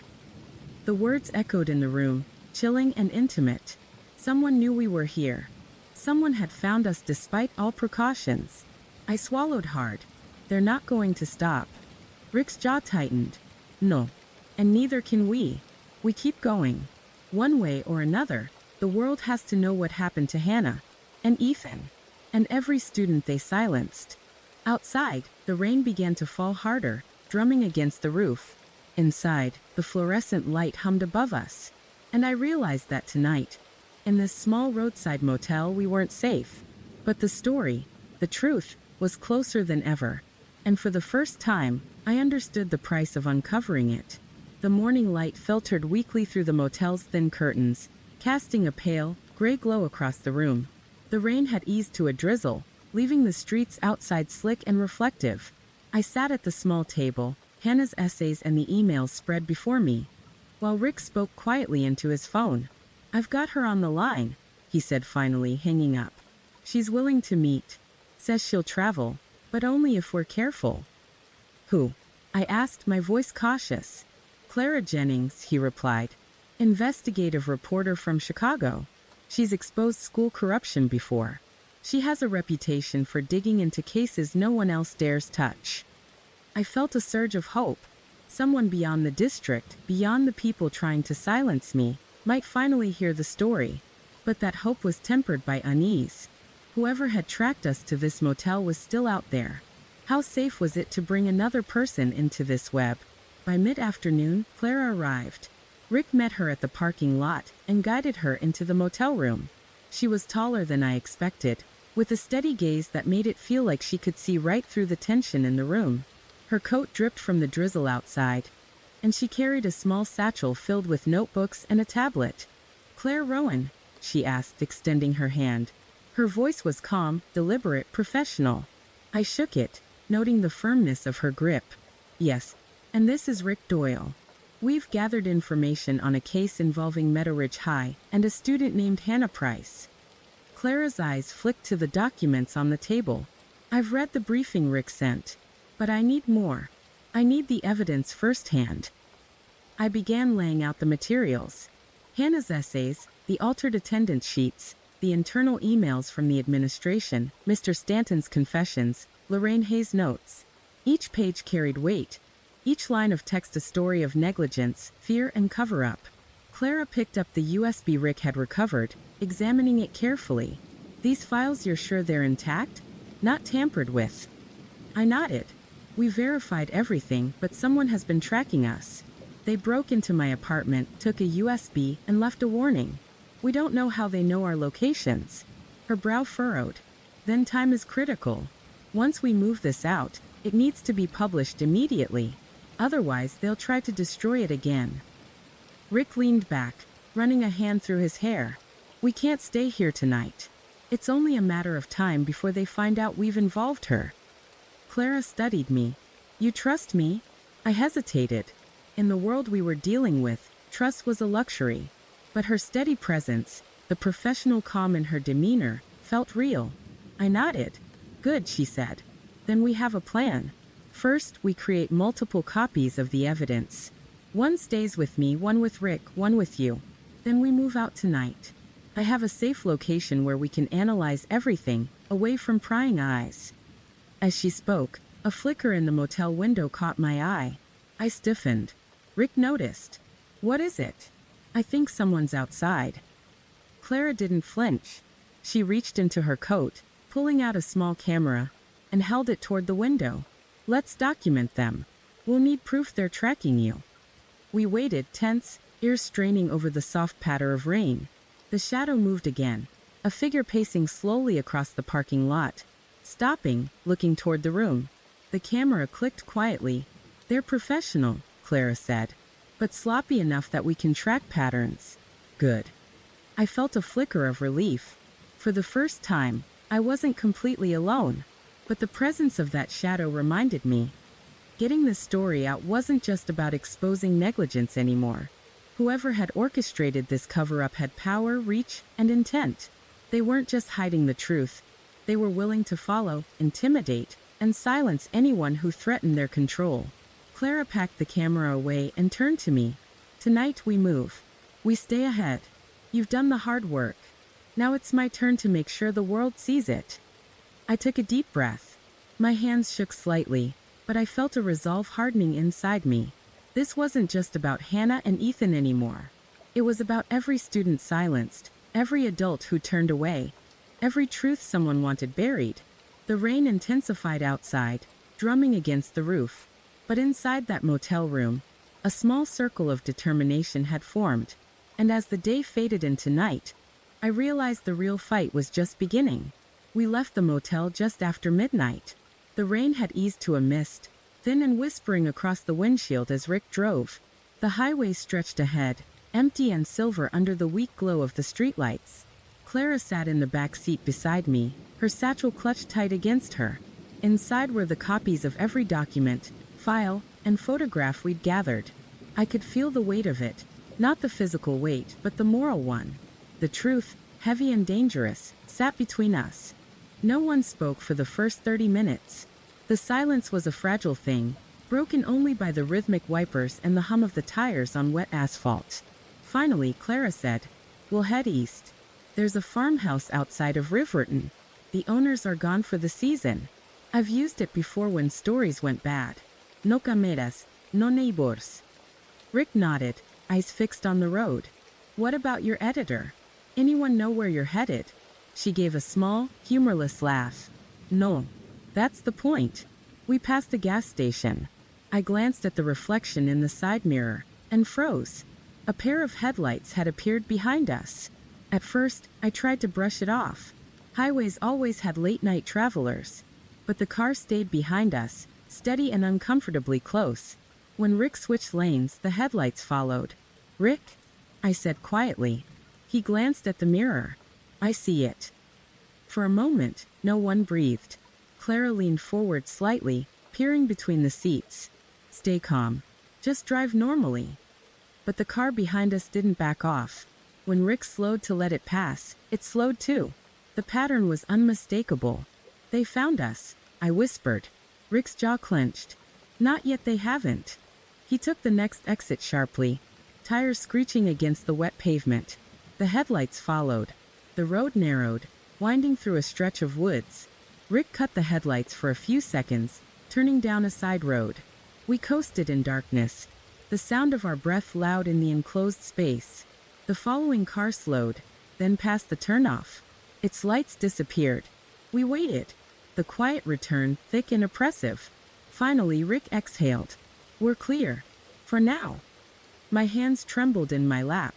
I looked at Clara, who sat perfectly still, her gaze sharp, analytical. "They're not going to stop," I said softly. "They'll follow us wherever we go." "They will," she said. "But now we know their range. They're tracking movement, not signal. Which means they've got someone feeding them updates." "You mean?" "Someone inside the school. Or the district. Maybe even local law enforcement." Rick shook his head. "That narrows it to half the town." The rain thickened again, smearing the windshield. Rick drove in silence for another hour, every turn measured, every passing car a potential threat. When we finally reached the farmhouse, the sky was beginning to pale, that ghostly gray before dawn. It sat at the end of a gravel drive, surrounded by bare trees and open fields. No lights, no sound, just the steady hum of insects and rain. Inside, the air smelled of dust and old wood. The furniture was draped in sheets, the kind of stillness that made every footstep echo. Clara wasted no time. She set up her laptop on the dining table, laid out the drives, and connected them. "This place has no signal," she said. "That's good. But once we move this evidence online, we'll have a window of exposure. We need to be ready for blowback." Rick began checking doors and windows. "I'll secure the perimeter." I watched the files open on Clara's laptop. Folders full of reports, photographs, meeting minutes, and personal memos. Each one a piece of the puzzle. Each one connecting names, dates, and signatures. It wasn't just negligence. It was deliberate concealment. A network of people, high up in the district, ensuring certain events never reached the public. Hannah Price wasn't an accident. Ethan's death wasn't coincidence. They were casualties of a system that buried its mistakes under polite bureaucracy. And somewhere in that system, someone had decided that I, the substitute, had seen too much. As Clara worked, a soft noise cut through the quiet. From outside, a car door. Rick moved instantly, gun drawn from his jacket. A small, discreet one, the kind detectives keep hidden. Clara shut her laptop, eyes wide. We held still, listening. Footsteps on gravel. Slow, deliberate.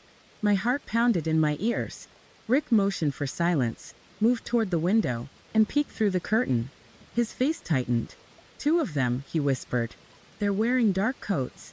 No headlights on the car." "Police?" I asked. He shook his head. "No uniforms." I felt the walls close in again. There was nowhere left to run. Clara reached for her phone, typing quickly. "If we don't make it out, this backup sends the files to 3 editors in the morning." Rick glanced at me. "Claire, stay behind me. Whatever happens, don't let them take that drive." Outside, one of the men knocked on the door. Soft. Polite. Then again harder. "Claire Rowan," a voice called. "We just want to talk." Rick's hand tightened around the gun. "No," he whispered. "They don't want to talk." The second knock came louder, shaking the old wood. Then a voice, calm and oddly familiar, spoke through the door. "Claire, it's Principal Matthews.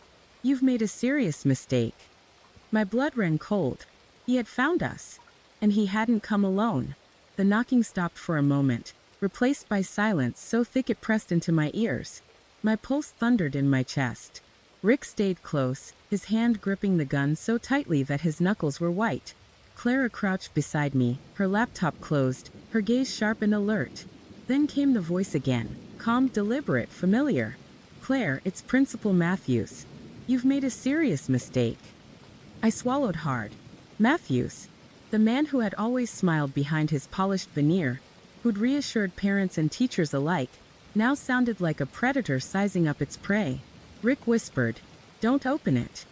"Mr. Matthews," I said cautiously, trying to keep my voice steady. "What do you want?" "To talk. To make sure you understand what you've done." I glanced at Clara. She shook her head subtly. "They'll try to bluff," she said. "Don't react until we know what's real." The knock came again, this time sharper, more insistent. Rick's hand tightened around the gun. The doorknob rattled slightly. "I don't think he's bluffing," he muttered. I thought of Hannah, of Ethan, of all the students who had been ignored, silenced, and erased. My hands tightened around the folder of papers. Rick whispered, "We have to stay calm. Open the door, but slowly. No sudden moves." I stepped toward the door, the rain-slick floor cool beneath my bare feet. The second knock came, heavy and forceful, shaking the doorframe. I opened the door just enough to speak, keeping my body mostly behind the frame. Matthews stood there, drenched from the drizzle outside. His suit was dark and wet, hair slicked back, eyes sharp. But there was something else, a subtle tremor in his jaw, a twitch in his fingers. Fear, or maybe anger barely restrained. "You don't understand," he said. "This isn't about Hannah, not just her. You've exposed a network that goes beyond this school. District administrators, officials, people who thought they were untouchable. And now you've drawn attention." I held the folder tighter. Hannah's death wasn't an accident. Ethan's death wasn't an accident. You and your staff tried to cover it up. His face flickered. For a moment I thought I saw guilt. Then it hardened. "You think you're so clever. But people like me don't act alone. You've just put yourself in the crosshairs." Clara's voice was quiet but firm. "We're not leaving until the evidence is safe. And no one, not you, not anyone, will stop it from coming out." Matthews's gaze shifted from me to Clara, and then to Rick, who stood protectively in front of me. He weighed his options carefully, like a chess player calculating multiple moves ahead. Finally, he said, "You don't know what you've started. You think getting this out is justice. But exposing the system, it will destroy more than you can imagine." I swallowed. I'd rather destroy it than let it continue. I'm not afraid of consequences. Hannah isn't here to tell her story. I will. He looked at me for a long moment, something unreadable in his eyes, and then, with a slight smirk, he said, "You should be." Before I could respond, his phone buzzed. He glanced at it, then abruptly turned and walked back to his car parked outside. I caught a glimpse of a dark sedan parked across the gravel lot, similar to the ones that had been following us on the highway. Rick exhaled slowly. "They're not alone," he muttered. "Matthews has backup. Someone's always watching." Clara nodded, quickly reopening the laptop. "We don't have much time. We need to create the online drop now, while they're distracted." I watched her fingers move quickly, uploading files to multiple secure servers, sending encrypted copies to journalists who had agreed to hold them until publication. The hum of the laptop was the only sound for several minutes. Outside, the wind picked up. Rain splashed against the roof, like distant applause for the danger we were inviting into our lives. Finally, Clara leaned back and exhaled. "Done. The evidence is safe. Copies are in multiple locations. Even if something happens here tonight, the story goes live in the morning." Rick lowered the gun slightly, still alert but relieved. "Good. Now we need to stay put and watch for anyone approaching. It's not over, but at least we've made it harder for them to erase everything." I sank into a chair, exhausted but resolute. For the first time in weeks, I felt a fragile sense of security. We'd done the hard part, securing the truth. And yet, the chill in my veins reminded me that the threat wasn't gone. Matthews had left with a warning, and the people behind him were patient. They would wait. They would follow. They would strike if given the chance. But tonight, in this isolated farmhouse, we had the upper hand. And for the first time, I allowed myself a small, defiant thought. No matter what they tried, the story would be told. The station lights flickered faintly as dawn broke outside, soft gray spilling through the blinds. Claire sat across from Detective Waller in the small interview room. Her hair was tangled, eyes rimmed with red. On the table sat a styrofoam cup of untouched coffee, gone cold hours ago. Waller hadn't spoken for several minutes. He just looked at her, elbows resting on the metal desk, tapping a pen slowly. The air felt thick with the weight of everything that had happened. The chase, the gunshot, the boy's body by the road. Claire's voice was hoarse when she finally spoke. "He wasn't supposed to die." Waller nodded, his tone calm, almost too calm. "Then tell me how it started." She looked down at her trembling hands. "It started before I even met him. Before that day I substituted. It started when I ignored every sign that something was off about that town." Waller leaned forward. "Go on." "I thought I was there to teach, to fill in for a day. But when that boy came to me, when he told me his brother had done something terrible, I didn't know what to do. He was scared, really scared. I could see it in his eyes." She paused, blinking hard. "I thought if I told someone it'd help, but it made things worse." Waller set down his pen. "The principal?" "Yes. He told me to leave it alone. Said the family was troubled. He didn't want any noise. But that boy kept showing up, after school, outside the gate. He said he couldn't go home. He said his brother killed someone in the woods." The detective's jaw tightened. "And that's when you decided to go with him?" Claire nodded slowly. "He begged me to come. I didn't believe him, not really. But when we went there, when we found what was buried..." Her voice cracked. "It was real. There was a woman. Just bones mostly. And he said his brother made him help." The pen tapping stopped. Silence spread again, heavy and suffocating. "And then, I told the sheriff," she said. "But the next day he was gone. That's when the phone calls started. Notes on my windshield. The people in town stopped talking to me." Her breath caught. "Then someone tried to break into my house. That's when Rick came." Waller's eyebrows lifted slightly. "Rick Parker?" Claire nodded. "He was helping me. He said he could protect me. But last night..." She couldn't finish. Her throat burned. Waller turned off the recorder. Claire, Rick Parker isn't who you think he is. Her head snapped up. What? He's not a private investigator. He's ex-cop. Was fired 6 years ago for planting evidence. He's been freelancing ever since, digging into small-town cases for payoffs. Claire stared at him, stunned. No. That's not possible.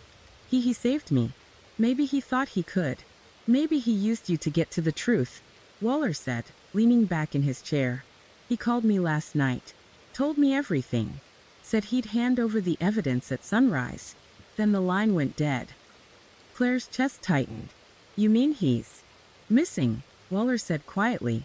We found his truck near the old bridge. Blood on the steering wheel. Her stomach dropped. No. The detective's expression softened. We'll find him. But I need you to finish this. I need to know who was behind it all. Claire hesitated, then exhaled a shaky breath. The principal, she said. It's him. The boy said his brother took orders from him. They used the woods. They used the old hunting cabin. Why? Her eyes flicked toward the one-way mirror. Because the women he buried, they weren't strangers. They were mothers. Girls from the school. The ones who reported abuse. Waller's face went pale. Jesus. Claire's voice lowered to a whisper. They made it all disappear. They made the records vanish. The police reports, everything. That boy, he was just a kid caught in it. The door opened behind them. An officer stepped in, eyes wide. Sir, you need to see this. Waller stood, motioning for Claire to stay seated. But as he stepped into the hall, Claire caught a glimpse of the officer's clipboard. A photo clipped to it. Her breath froze. Rick. Eyes open, face pale, lying half submerged in water by the bridge. Her cup fell, coffee splattering across the floor.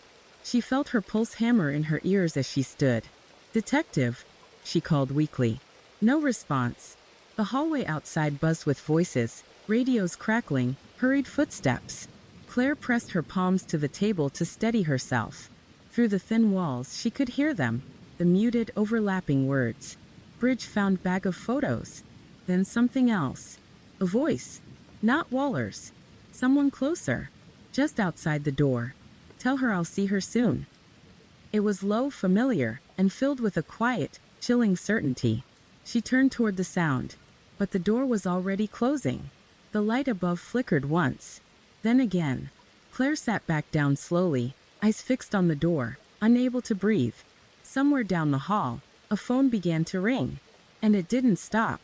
The phone on the table rang insistently, echoing through the small, sterile interview room. Claire's fingers hovered above it, frozen. Her chest was tight, heart hammering, mind racing. Rick's fate, the boy, the principal, the cover-up. It all seemed to collapse at once into that small, buzzing device. Detective Waller finally stepped forward, picking up the receiver. Hello. His voice was calm, measured, but tension lurked beneath. On the other end, a voice she recognized immediately, low, deliberate, almost intimate. Claire Rowan. We need to finish this. Meet me where it all began. The line went dead. Claire sank into her chair, trembling. He's alive, she whispered. Waller shook his head. We don't know. But that voice, it's Matthews. The room seemed suddenly smaller, the walls closing in. The flood of the past 24 hours. The threats, the chases, the evidence, the deaths, pressed down on her. But beneath it, a burning resolve remained. She couldn't back down now. She followed Waller out of the interview room and into the car. The sun was rising, a pale orange light reflecting on the rain-slick streets. He drove in silence for a long stretch, the world around them quiet, the city slowly waking. Finally, he pulled into a lot near the outskirts, an old abandoned schoolyard. The building loomed ahead, dark and broken, echoing the past horrors it had sheltered. Matthews had chosen it carefully, a place tied to every secret, every disappearance, every cover-up Claire had uncovered. Waller gestured toward the entrance. Inside. Be ready for anything. He knows how far we'll go. Claire's hands tightened around the folder of papers she had kept close since the motel. Each page carried the weight of every life affected, every lie uncovered. She swallowed hard, then followed Waller up the cracked steps. Inside, the smell hit her immediately. dust, mildew, and something metallic, blood, old and stale. The hallways were narrow, lit by a few broken overhead lights, their hum echoing softly. Every step she took seemed louder than it should, each echo a warning. Then she heard him. Matthews. Come. Commanding. Claire. He called from the far end of the hallway, voice carrying. You shouldn't have come alone. Or with friends. She froze. The folder trembled in her hands. But she forced herself to move. Each step steady despite the fear pooling in her stomach. Rick. The boy. Everyone she cared about? Their fate was unknown. Matthews emerged from the shadows, flanked by two figures she couldn't identify. His face was calm, almost smiling, but there was steel beneath it. He extended a hand toward her. You don't understand what you've stumbled into, he said. This was never about a single student. It's about control, about keeping the town safe from chaos. People like you think they're heroes, but heroes die. Claire's voice was steady, stronger than she felt. No. This is about justice. Hannah. Ethan. Every life you tried to erase. It ends tonight. He laughed softly, shaking his head. You still don't see the bigger picture. Before she could react, Waller stepped forward. Enough, Matthews. It's over. The evidence is already public. People know. You can't hide behind this anymore. Matthews's expression faltered. For the first time, she saw a flicker of fear, brief, sharp, human. You think they'll believe you? He spat, gesturing toward the papers in her hands. Clara's voice joined, calm but firm. They don't have to believe. We have proof. We have records, emails, eyewitness testimony. You're finished. For a moment, silence filled the hallway. Matthews's eyes darted around, calculating, weighing options. Then, with a sudden movement, he lunged, not at Claire, but at the door, smashing through a window and running into the shadows outside. The two figures with him hesitated, then fled as sirens wailed in the distance. Claire sank against the wall, trembling. Waller and Clara were beside her in an instant. Rick's truck was found a mile away, abandoned but empty. A note had been left on the windshield. You got lucky. Next time, we won't wait for mistakes. The words burned, but Claire pressed the folder to her chest. She'd survived. The story was safe. And somewhere out there, justice was moving forward, even if the threat remained. Later, as the morning light filled the old schoolyard, she sat quietly, listening to the distant sounds of a city awakening. Rain dripped from the broken roof, and the smell of wet earth lingered. For the first time in weeks, she allowed herself to breathe fully. She had been terrified, hunted, pushed to the edge of reason. But the story, the truth, was no longer in shadows. Some doors had closed. Some would never open again. But in that moment, the night felt less heavy, and the morning, for the first time, felt like a beginning. Outside, sirens faded into the distance. Inside, Claire held the folder tight, whispering softly, "This is for them. For Hannah. For Ethan. For all of them." The rain stopped. The sun broke through the clouds. And the story, long hidden in silence, finally had a voice.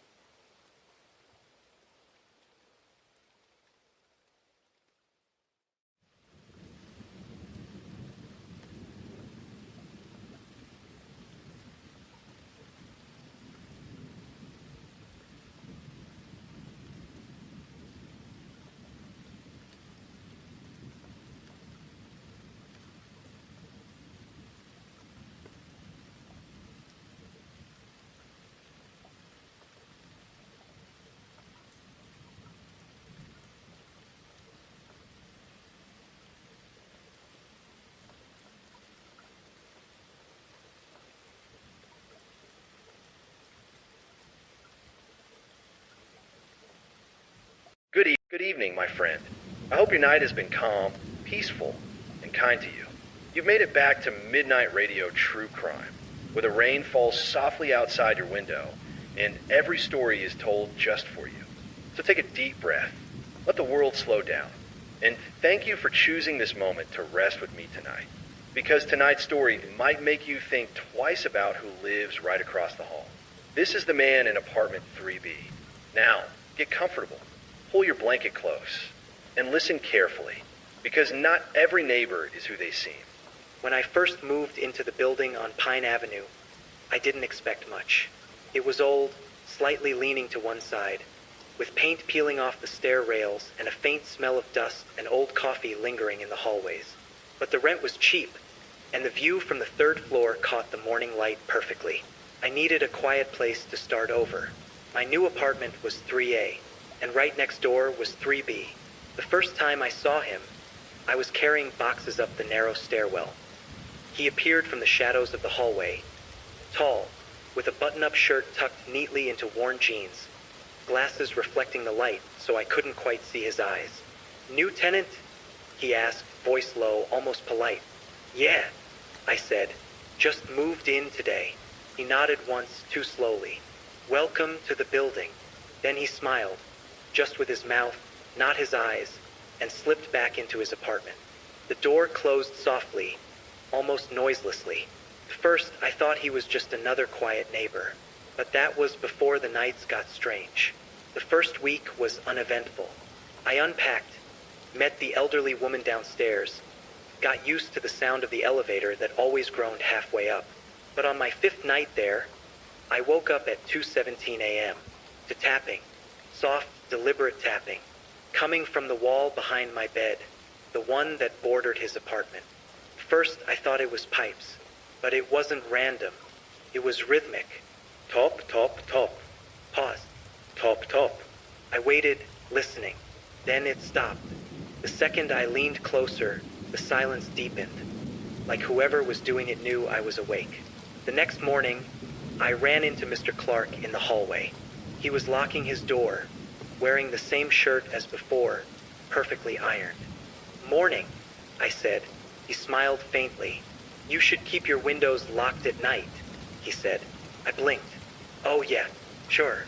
He didn't explain, just adjusted his glasses and walked away. That night, I checked my windows twice. Over the next few weeks, I started noticing little things missing around the building. A doormat, potted plant, someone's laundry basket, small, harmless things that didn't make sense to steal. Then it was something of mine. The small cactus that sat by my door, gone. I told myself maybe the janitor moved it, but that night I heard it again. The tapping. I sat up in bed, heart pounding. Top, top, top, top, top, top. It sounded closer this time, like whoever was doing it wasn't just behind the wall, but inside it. I whispered, "Hello." It stopped instantly. For almost a full minute, nothing. Just the sound of my own breathing. Then faintly a whisper, low, male, too close to be real. It said, "I see you." I froze. My body refused to move. Every sound in the apartment disappeared. I barely slept that night. The next morning, I told myself it was a dream, stress, imagination. But when I left for work, I found something wedged under my doormat. Polaroid photo. It was blurry, grainy, but it was me, sitting on my couch. I felt sick. I looked up and down the hall, but everything was quiet. I went to the building manager, but he just sighed. "Probably a prank," he said. "Kids around here get bored." That night, I pushed my dresser against the door and left all the lights on. At 3:12 a.m., I woke up again. This time, not from tapping, but from the sound of a camera shutter. Came from behind the wall. The following morning, I saw the building manager standing outside 3B. He looked pale. "Something's wrong," he said. "Smell's been coming from here for days." He knocked. No answer. Used his spare key. When the door opened, I'll never forget that smell. It hit like rot and chemicals and something worse, something human. The police came. They sealed the floor. I watched through the stairwell railing as they carried out bag after bag of evidence. One officer came up to me later, "You live next door?" he asked. "Yeah. Is he okay?"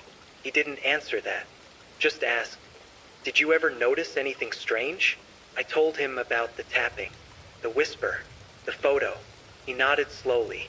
Then he showed me something they'd found. A wall covered with Polaroids, dozens of them. Every tenant in the building, all taken through windows. And in the middle of the wall, my photo. Right above it, written in marker, were 5 words. "Soon, she'll know the truth." That night, when the police left, I sat alone in my apartment. The building was quiet again. Too quiet. I walked into my bedroom, staring at the wall that connected to his. The plaster looked untouched. Smooth. Ordinary. But when I turned off the lights, the moonlight caught something. A small circular mark above my bed, barely visible. I leaned closer. It was a hole, and inside it, something shimmered. A lens. Rain fades in softly. Thank you for spending your night with Midnight Radio True Crime. If your heart's still racing, that's okay, you're safe now. But before you fall asleep tonight, maybe take a look at your walls. Sleep well, my friend, and I'll see you tomorrow night. I didn't sleep that night. Every time I closed my eyes, I saw that Polaroid again, me, sitting at my desk, unaware someone was watching. Morning came with its usual pale light, but nothing felt normal. The hallway was quiet, too quiet. Even the old woman downstairs didn't call out hello when I left my apartment. The elevator groaned like it always did, but it sounded hollow, echoing too long. I made coffee, but I couldn't drink it. My hands shook too badly. I kept staring at that wall, the one separating me from apartment 3B. The wall that now had a small, perfectly round hole just above my bed. I had to see it up close. I grabbed my phone, flashlight on, and held it to the hole. The lens was still there, tiny, smooth, shiny, almost innocent looking if you didn't know what it was. I poked it lightly with a pen. It moved slightly, then with a faint click it dislodged. I dropped it onto the carpet. It was a miniature camera, one of those old-fashioned cylinder ones, not digital. I picked it up carefully, breathing shallowly. My mind raced. How long had it been there? Days? Weeks? Months? I put it in a plastic bag and took it down to the police. They frowned, asked questions, then called another officer to check the camera. While they inspected it, I glanced toward the open door of 3B. The smell hit me immediately, sharp, chemical, metallic. Inside, I could see glimpses of the room. A mattress without sheets, stacks of boxes, Polaroids taped on every wall. One wall had letters written in black marker. Truth must be seen. I felt like I was staring into the mind of a man who had no boundaries, no fear, no remorse. Later that afternoon, I went back upstairs. I couldn't stop thinking about the wall, the hole, that camera, the Polaroid. I started checking every inch of my apartment. Behind paintings, under the sink, in the vents, behind the wardrobe. And then I found another hole larger this time, behind the wardrobe. I pressed my ear to it. First, nothing. Then, a faint whirring sound. Mechanical. A fan? A motor? Something running behind the wall. I froze. My stomach twisted. I didn't know whether to call the police again or just leave. That night, I didn't sleep on my bed.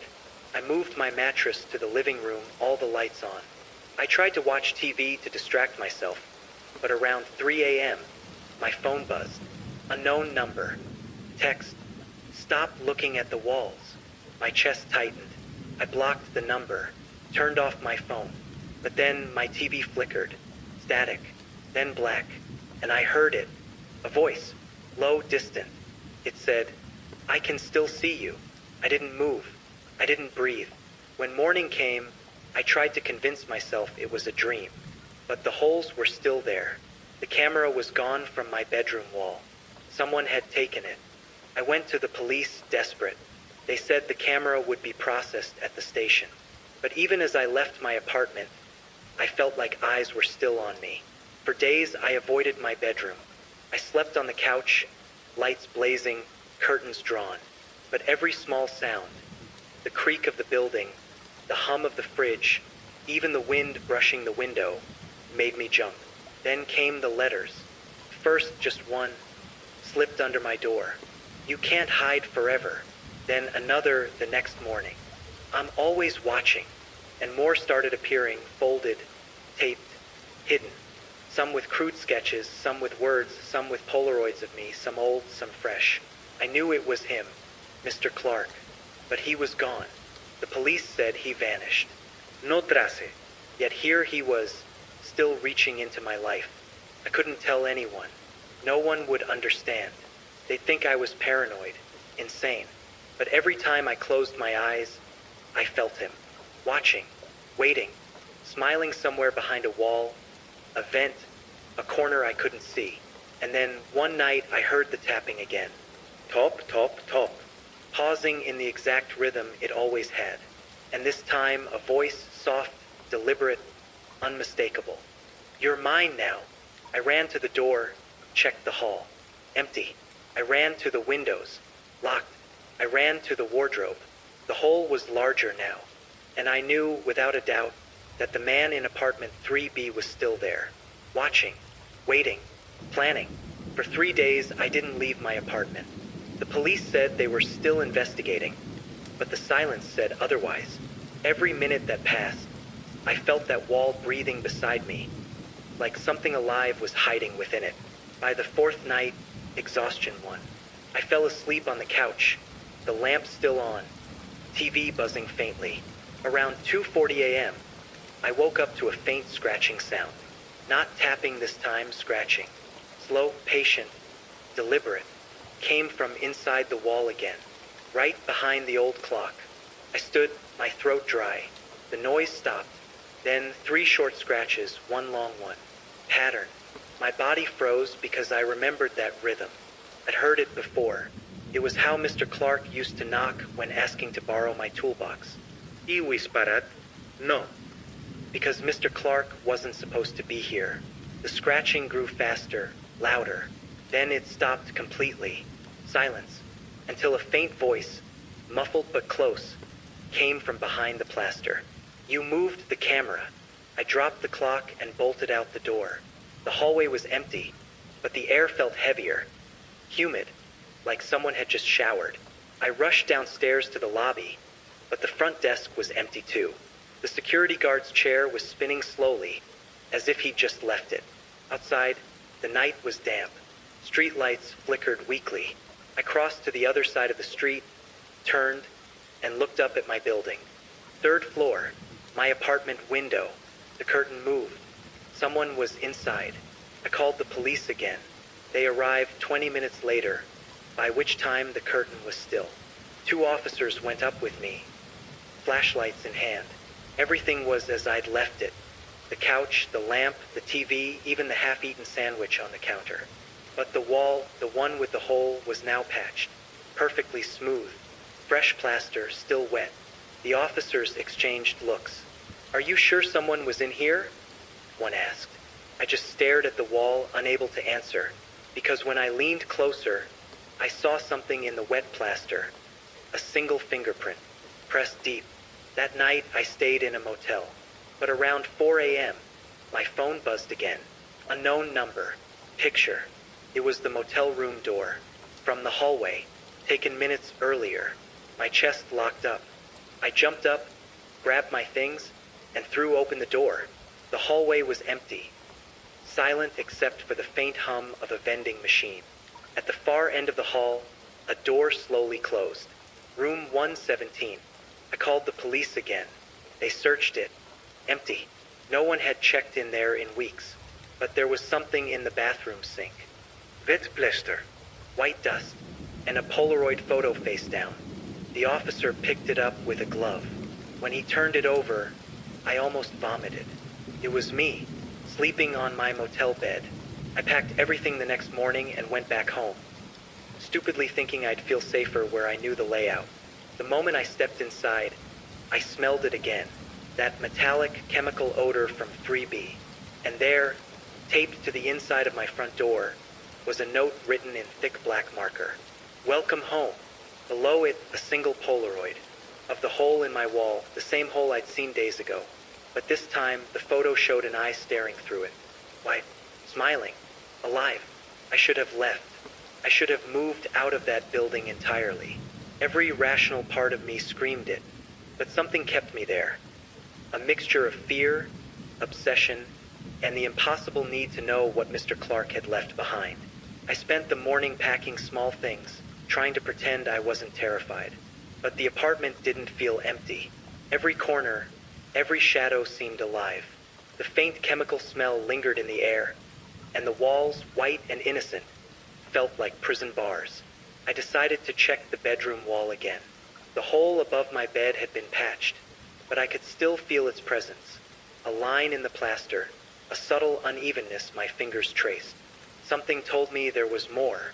I dragged the wardrobe away from the other side of the room, the corner where I had first discovered the larger hole. The wood scraped against the floorboards. My heart thumped in my chest. Behind the wardrobe, the wall looked untouched, perfect, unbroken, but my instincts screamed otherwise. I pressed my ear to the plaster. First silence, then the faintest scratching. Top, scratch, top. I jerked back. It wasn't coming from inside the wall. It was coming from beneath it, the floorboards. I leaned down, pressing my ear to the hardwood, and there it was again, slow, deliberate, methodical, like someone was moving under the floor, just beneath me. I took a deep breath and tried to rationalize it. Old buildings make noises, pipes shift, rats crawl. But then came the sound of something sliding, not tiny, heavy, something scraping along the wood, slow and controlled. I froze. I realized then that my entire apartment was compromised. Every wall, every floor, every vent. A surveillance grid meticulously installed by someone who had spent months learning this building. Someone who had anticipated my every movement. I called the police immediately. They came quickly this time, flashlights in hand, and started inspecting the floorboards in my bedroom. First, they found nothing. Then, under the far corner of the room, a floorboard creaked differently when stepped on. The officer pried it up with a crowbar. Beneath it, a shallow cavity, lined with black tape and wires. My stomach turned. Inside the cavity were dozens of miniature cameras, cylindrical, old-fashioned, mechanical types, each positioned to capture a specific angle of my room. The bed, the desk, the doorway. The officer shook his head. How long do you think someone's been doing this? I swallowed hard. Since I moved in, and then I noticed it. A single Polaroid, wedged carefully under the wires, facing upwards. I picked it up. It was me, sitting at my desk, laptop open, headphones on. My expression was neutral, normal, but something about the eyes in the photo made my blood run cold. Someone had taken it just moments ago. I realized then that Mr. Clark had never left. Not really. Somewhere in the building, in the walls, in the pipes, he was watching, planning, waiting. The police tried to assure me they would search the entire building. They'd send in K9 units. Detectives would sweep the walls, the vents, the attic. They even considered pulling up the floorboards throughout the third floor. But they warned me, with old buildings, it's nearly impossible to find someone hiding that way. I was left with a decision. Stay in my apartment and risk being monitored, or leave everything behind. I couldn't leave. Not yet. I had to know what he wanted. That night, I lay on the couch, lights on, curtains drawn. I didn't sleep. Around 1:30 a.m., a faint scratching started again. Not from the walls, not from the floor. Came from the vent above my bed. I froze. My breath caught in my chest. Slowly, I crawled toward it. The vent cover was loose, the screws unscrewed, carefully removed and replaced by someone with knowledge of the building's interior. I lifted the vent cover. Inside, wires snaked through the ductwork, connecting to a small black box. The camera lens stared back at me, red light blinking faintly, and next to it, a small note taped carefully to the ductwork. I see everything, even when you sleep. I felt bile rise in my throat. My apartment, my sanctuary, had been invaded in every conceivable way. Every wall, floorboard, and vent had eyes and ears. And then came the sound I'd feared most. A whisper, soft, almost indistinguishable. You can't hide from me. It was so close it sounded like it was coming from inside my skull rather than the vent. I screamed.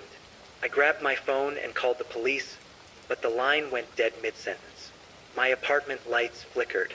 The air grew cold, icy. Something was in there with me, not just watching, present, waiting. Hours passed. I didn't move. I didn't eat. I didn't breathe properly. Just listened. By dawn, everything was silent. The vent was empty. The cameras were gone.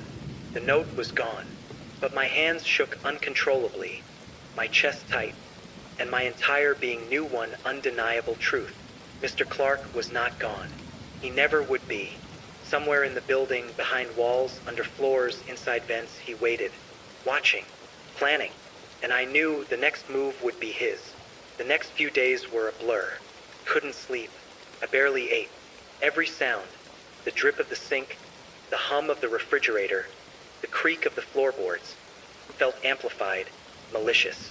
The building that had once seemed quaint and old now felt like a labyrinth designed to trap me. I tried to rationalize it. Maybe the cameras were old, removed, inactive. Maybe the notes and Polaroids had been left behind, not part of some ongoing plan. But my instincts told me otherwise. Every time I walked past the walls, every glance at the vents, every shadow on the floor, screamed that he was still here, watching, waiting.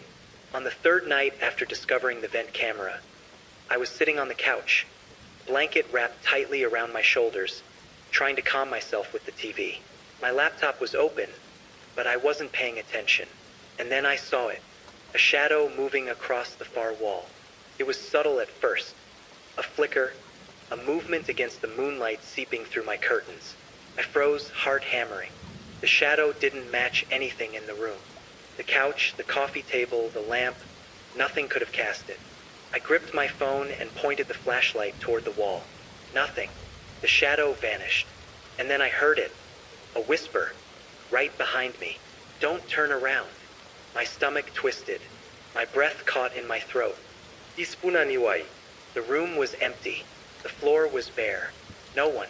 No sign of anyone. I ran to the window and looked down. Empty street. Empty alley. Only the faint hum of distant traffic.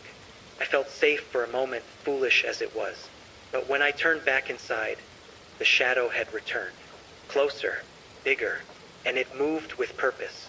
I grabbed a chair and held it in front of me, trembling. The shadow paused. It shifted, stretched, and then I realized it was attached to the wall.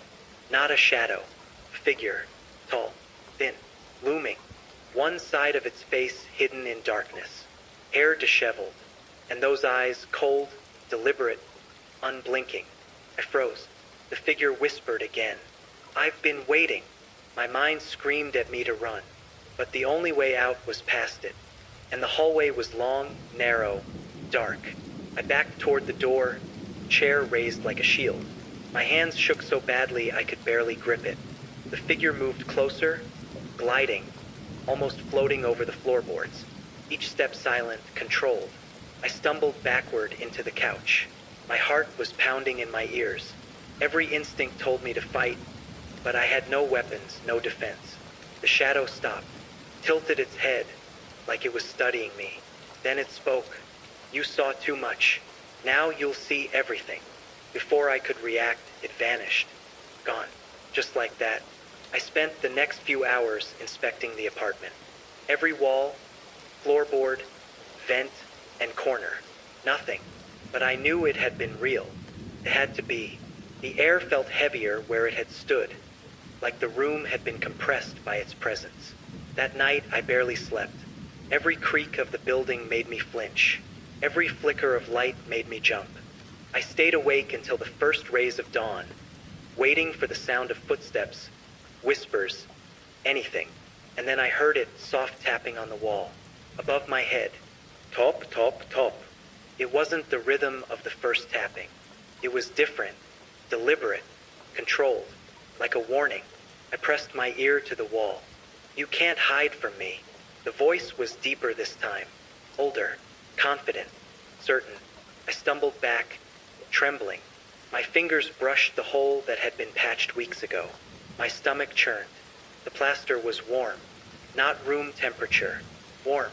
I realized then he had never left.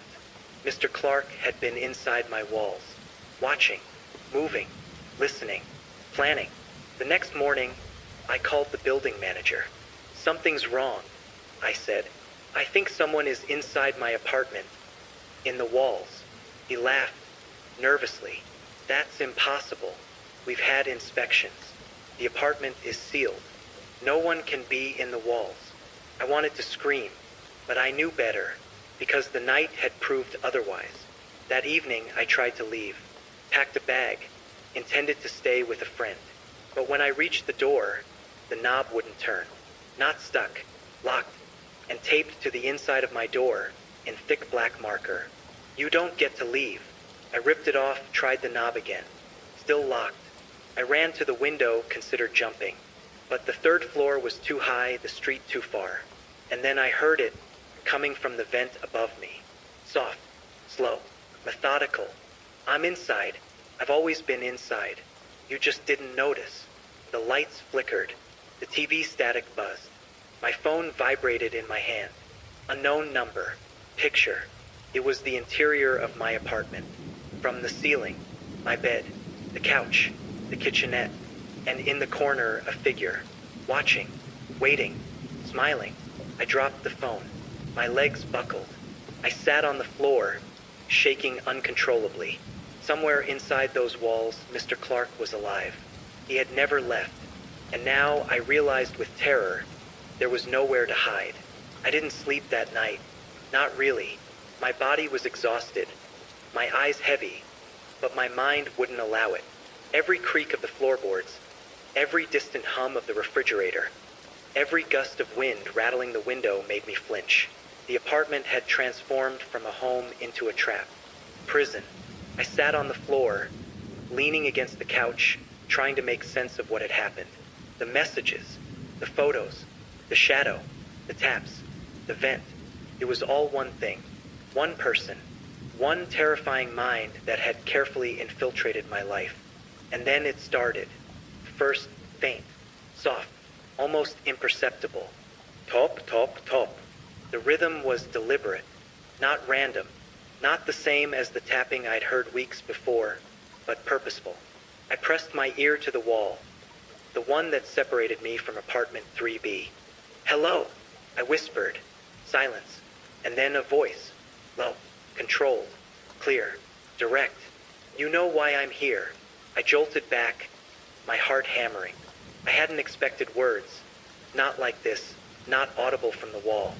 But the voice was unmistakable, calm, confident, patient. "You saw my cameras. You saw too much. I'm just finishing what I started." I felt bile rise in my throat.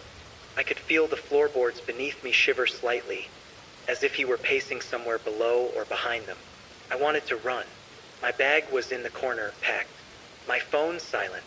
Every line of escape cut off. "I've been in your walls longer than you think.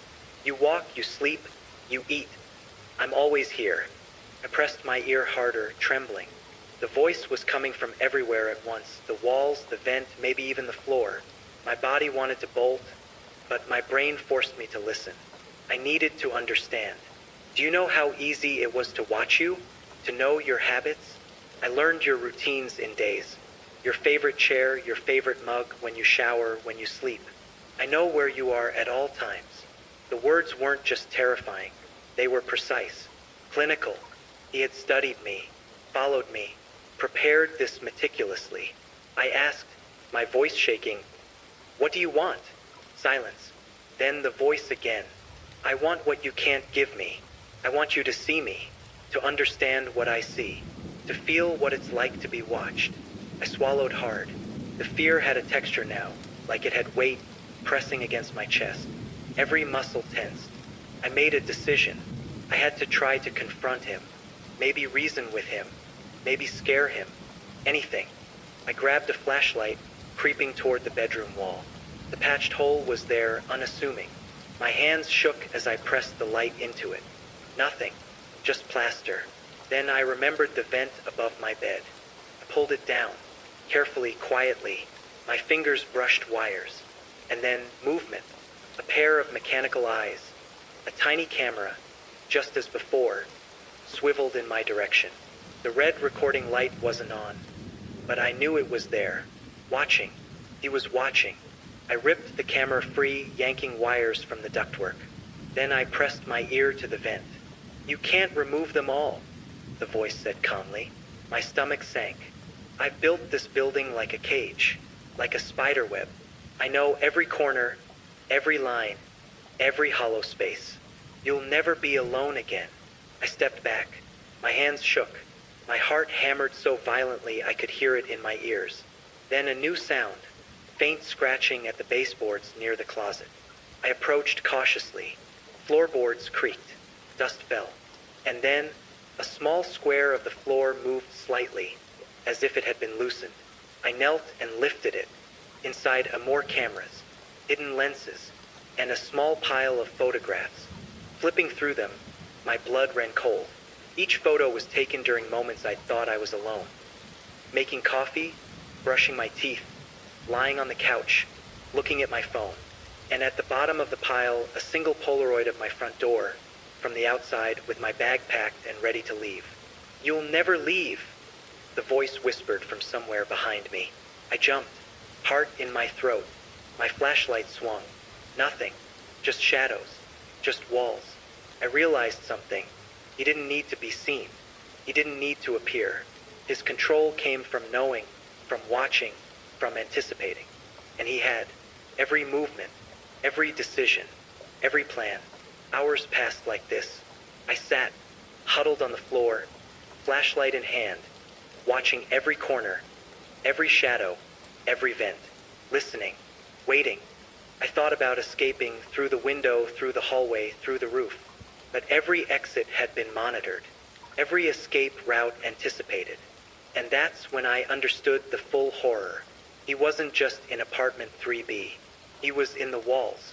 He was in the vents. He was in the floors. He was in the building itself. He had built a network, a surveillance network, and I was the target. The only way to survive, I realized, was to play by his rules. To move when he expected me to move, to hide when he wanted me to hide, to pretend ignorance when he demanded attention. And even then, there was no guarantee. The night stretched endlessly. The tapping, the scratches, the whispers continued in sporadic bursts. I didn't sleep. I didn't eat. I didn't leave the floor. I barely breathed. When dawn finally came, I felt hollowed out. Every muscle screamed. Every nerve ached. But the fear was different now. Not the panic of surprise, but the slow, grinding certainty that he was always there, waiting, watching, patient. And the most terrifying part? I knew this was only the beginning. I didn't sleep that night, not a second. Every creak from the wall felt like a whisper meant only for me. I kept staring at the thin plaster divider between my bed and his living room, counting the seconds between each sound. Sometimes it was a slow drag, like something heavy sliding across the floor. Other times it was faint breathing. By 4 a.m., I couldn't take it anymore. I turned on my phone flashlight and began recording, just pointing it at the wall. If something happened again, I wanted proof. The little blue light from the camera blinked, and I whispered to myself, "It's just a video, just in case." At 4:16 a.m., there it was, a sharp knock, 3 times, from the other side, not random, measured. I froze, the phone trembling in my hand. The knock stopped, followed by a voice, muffled, calm, almost like he was talking through the wall. "Why are you awake?" I didn't answer. I just stared at the recording timer ticking up. Then, quieter. "You shouldn't be awake right now." My heart dropped into my stomach. I bolted up, grabbed my keys, and ran straight out of the apartment, barefoot. I didn't even bother to lock the door behind me. The hallway was silent. All the other doors looked identical, that same dull brown paint, the same silver numbers. His door was slightly open, just enough for the dark inside to look back at me. Something metallic clinked from within. Then, the slow click of a lock turning. I ran. I sat in my car outside the building for an hour before sunrise, watching the windows of his apartment. At one point, the curtain on the far right moved, not like someone brushing past it, but like someone watching me. By 8 a.m., I decided I couldn't do this anymore. I went straight to the landlord's office, still in the same hoodie, still shaking. The landlord, a tired man in his 50s, frowned when I told him what I'd heard. He sighed and said, "You're not the first one." Those words hit harder than anything. He went into a file cabinet, pulled out a folder, and set it on the desk. Inside were complaint slips, all from my floor. Each one mentioned the man in 3B. The dates went back years. He told me, "Police came once, said they didn't find anything unusual. He's quiet, pays rent on time. No reason to evict." I asked him who had lived in my unit before me.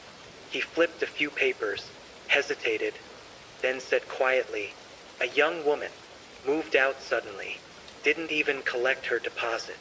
I left without saying another word. The building looked the same, but it felt heavier. You know that feeling when you walk into a place where something bad has happened? Like the air itself knows a secret. When I reached my floor, I noticed his door, 3B, was wide open. I froze. The landlord was standing there with two maintenance guys. He turned around when he saw me. "Oh, you're back. They're cleaning out the place." "He's gone." "Gone?" I asked. He nodded. "Vanished last night. Left all his things behind." I looked inside. It was strange.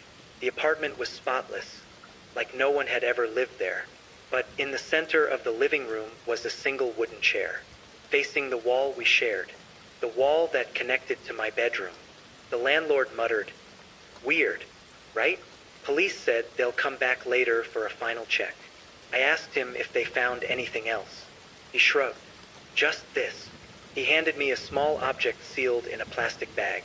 The police had apparently left it there for now. It was a USB drive. No label.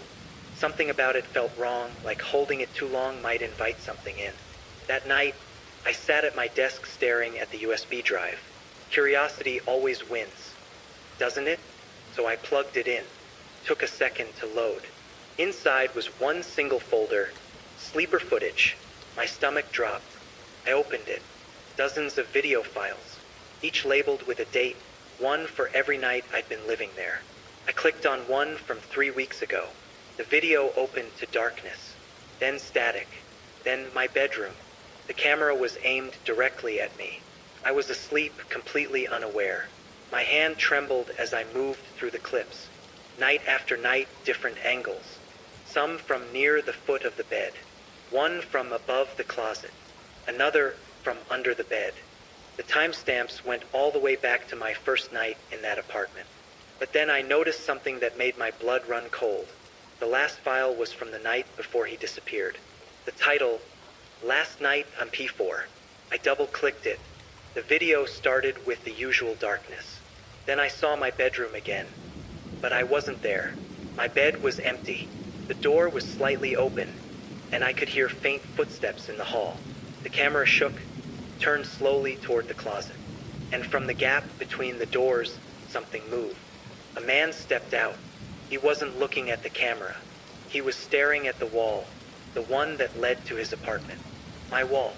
He smiled faintly, then turned his head toward the camera, toward me.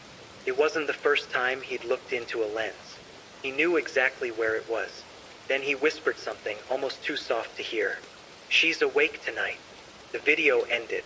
I slammed the laptop shut, ripped the USB out, and threw it across the room. My breathing was out of control. Then I realized something. The video was from last night, the night I hadn't even been home. So who had he been watching? I slowly turned toward the hallway, and the sound hit me first. A faint knock on my door. 3 times. I stared at the peephole. Nothing. Then, a folded note slid under the door. I didn't want to touch it, but curiosity got the better of me. It was the same kind of clean white paper as before, printed, no handwriting. "You shouldn't have watched." I dropped it, backed away, and called the police immediately. They said they'd send a car, but deep down I knew he was still somewhere close. The apartment next door looked empty, but I could still feel him watching. The police came 20 minutes later. 2 officers, same as before, one older, one younger. Their faces said everything. They didn't quite believe me, but they were too uneasy to dismiss it. I showed them the USB. The older one put on gloves, plugged it into his own laptop, and played the same file, lastnight.mp4. He froze halfway through. The younger one leaned closer, whispering, "That's not from your apartment, is it?" The officer rewound the footage. He paused at the frame where the man whispered, "She's awake tonight." Then he zoomed in. Behind him, reflected in the window, was another shape. Someone standing outside my door. The timestamp matched the exact time I'd been sitting in my car across town. The older officer said quietly, "This isn't a prank." They took the USB, bagged it, and told me not to stay there for the night. Again. But I couldn't leave. My cat, Milo, was still inside. I hadn't seen him since all this started. I begged the officers to help me look. They hesitated, then agreed. We went inside together, flashlights sweeping through the rooms. Everything looked untouched. My bed was neatly made, the closet door shut, the kitchen spotless. "Milo," I whispered. My voice sounded small in the silence. No response. Then the younger officer pointed at the wall, the one shared with the neighbor's apartment. There was a faint, discolored patch near the baseboard. He crouched, ran his fingers over it. "It's damp," he said, "like the wall's sweating." The older cop frowned. "Plumbing issue?" He tapped the drywall. Sounded hollow. He tapped again, softer this time, and something tapped back. Once, twice, 3 times. All of us froze. The younger officer straightened up, his hand instinctively moving toward his gun. "You heard that?" The older one nodded slowly. "Stay here." They moved into the hallway, toward 3B, the supposedly empty unit. I stood by my door, heart pounding, watching them disappear into the dark hall. A minute passed, then another. Then came a bang, loud enough to shake the light fixtures. I screamed. The hallway lights flickered. I wanted to run, but my legs wouldn't move. Finally, the older officer's voice echoed down the hall. "We need backup. Now." I forced myself to step out. The door to 3B was open again. Inside, I saw the younger officer standing near the window, flashlight trembling. On the floor, beneath a loose floorboard, was a shallow pit. Inside, tangled wires, a small monitor, and a camera feed still running. One of the screens showed my own bedroom. Live. The timestamp ticked by in real time. And there, lying on my bed, was me. Except I was standing right there in the hallway. I stumbled backward, shaking my head. "That's not possible," I whispered. The officer turned the flashlight toward me, his eyes wide. "Then who is that?" He stormed into my room while the other called for backup. I followed, against every instinct screaming not to. The door was open. The bed was empty, but the sheets were still indented, warm, like someone had just been there seconds ago. The younger officer pointed toward the wall again. The sound was back. Faint breathing, this time right inside the drywall. He pressed his ear against it, then suddenly pulled back, eyes wide. "There's..." Before he could finish, something slammed from the other side. A hard, echoing thud that sent cracks up the plaster. We both stumbled back. The officer aimed his gun. The wall thudded again, harder this time, like something or someone was trying to push through. Then it stopped. Silence. The sound of footsteps moving away, fading deeper into the wall. That night, they sealed both apartments. The police said they'd call in a special unit in the morning to check the structure. But I knew it wasn't the building. He had been living inside it. And now he wasn't in the wall anymore. Somewhere between the drywall, the vents, and the crawl spaces of that old complex, he was still moving. And somehow he'd filmed me from angles I still can't find. They told me to pack a bag and leave for the night, that they'd call when it was safe. But how do you leave when you know the danger doesn't stop at the front door? I didn't sleep. I stayed at my friend Lena's place again, the one person who still believed every word. I played her the recordings, showed her the footage, the messages, everything.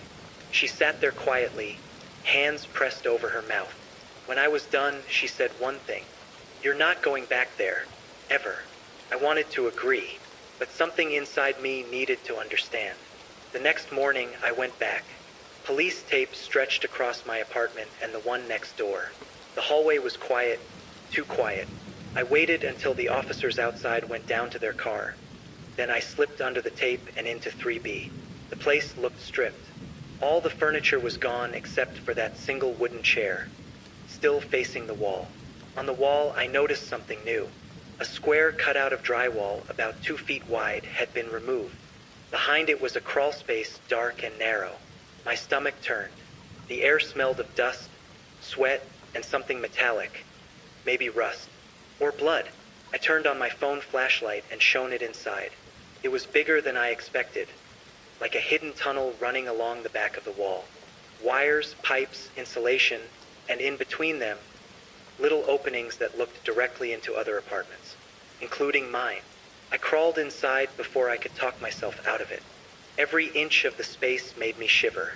The walls were covered in faint scratches, some like initials, others like tally marks. About 10 feet in, I found a box. A plain cardboard box, taped shut. I pulled it out, wiped the dust away, and opened it.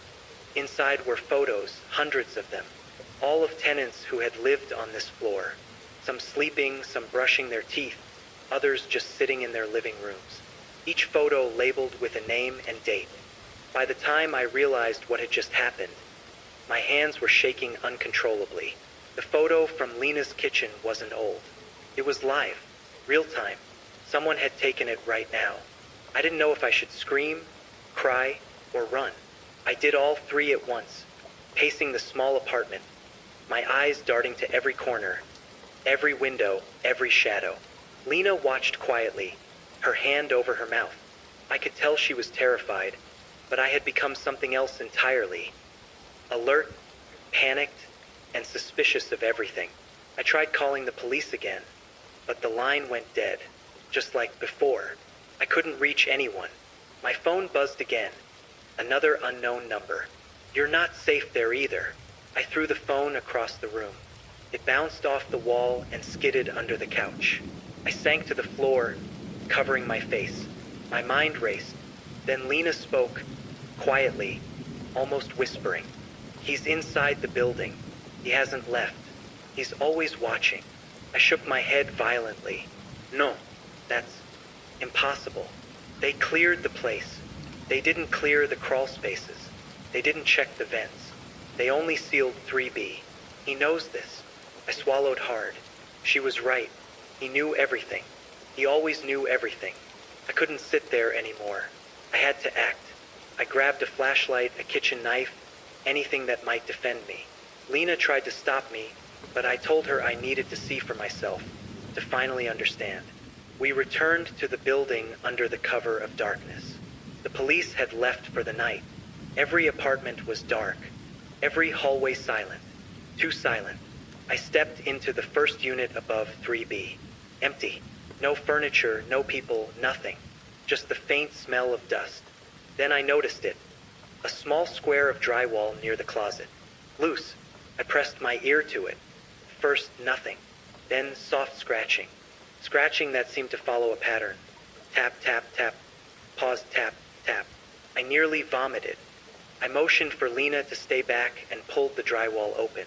Inside, a narrow crawl space, the same one I had found in 3B. But this one was different. There were wires, cameras, and small monitors. But more importantly, there were footprints in the dust. Fresh footprints leading deeper into the crawl space. I swallowed hard. My heart pounded. I had to know who was there. I crawled in, following the tracks. Every step made me tense. Every creak in the floor above me sounded like thunder. The crawl space twisted and turned, narrow passages connecting multiple apartments. And then I saw him, standing at the far end, partially hidden by a wall. Watching, calm, collected. He was thin, tall, hair falling into his eyes, just like in the video. His eyes met mine. No expression, but an undeniable intensity. I froze. He took a single step forward. "I told you, you can't hide from me." I grabbed the nearest wire and swung it like a whip. It hit him, and he didn't flinch. He simply raised a hand, and the monitors around him flickered. Each screen now showed me every apartment, every hallway, every angle. I realized then he didn't need to move to watch me. He had cameras everywhere. He smiled faintly. You think the crawl spaces are dangerous? No, the building itself is mine. Every wall, every vent, every floorboard, my eyes are everywhere. I backed away, my flashlight trembling, and stumbled into a corner, my chest heaving. I could feel him closing in, even without seeing him move. And then a sound from above. Footsteps, heavy, deliberate, coming down the hallway outside. He turned his head toward the noise, listening. His attention split. That was my chance. I bolted, crawled backward as fast as I could, ducking into a side passage. My hands scraped the insulation and wires. Dust filled my lungs. Finally, I saw a light, the exit to another hallway.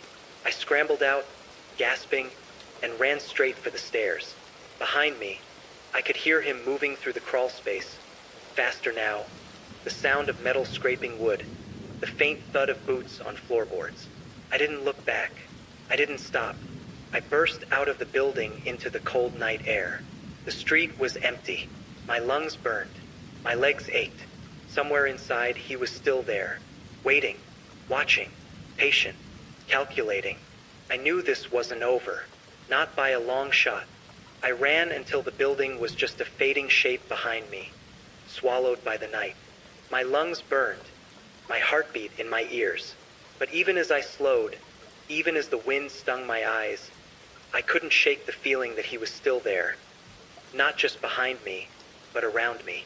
Like his presence had left the walls and was now hiding inside every sound, every shadow. Lena caught up a few blocks later. She didn't speak. She just grabbed my arm and steered me into a 24-hour diner across the street. The smell of burnt coffee and cheap syrup felt grounding. Normal. For a moment, we sat in the corner booth, trembling hands around hot mugs we never drank from. Neither of us said anything until the waitress left. Finally, Lena whispered, "We have to tell someone else. The media, the news, someone who'll listen." I nodded, but my voice barely worked. "He's still in there." She frowned. "You're sure?" I looked out the window toward my apartment building. The top floor light flickered once, then went out completely. "I'm sure." We stayed at the diner until sunrise. My phone buzzed constantly. Calls from the police, messages from the landlord, even unknown numbers that I didn't dare open. When daylight finally came, we drove straight to the station. I told them everything. Again, the USB, the crawl spaces, the photos, the man. I even drew a map of the tunnels I'd seen. The detective, a tall woman with dark circles under her eyes, listened carefully. She didn't interrupt, didn't look away. When I finished, she said, "We've been inside that building all morning." I froze. "And," she sighed, "the crawl space is real. It runs behind every unit, but it's old, parts of it have collapsed. We found some of the cameras you mentioned, but they were dead.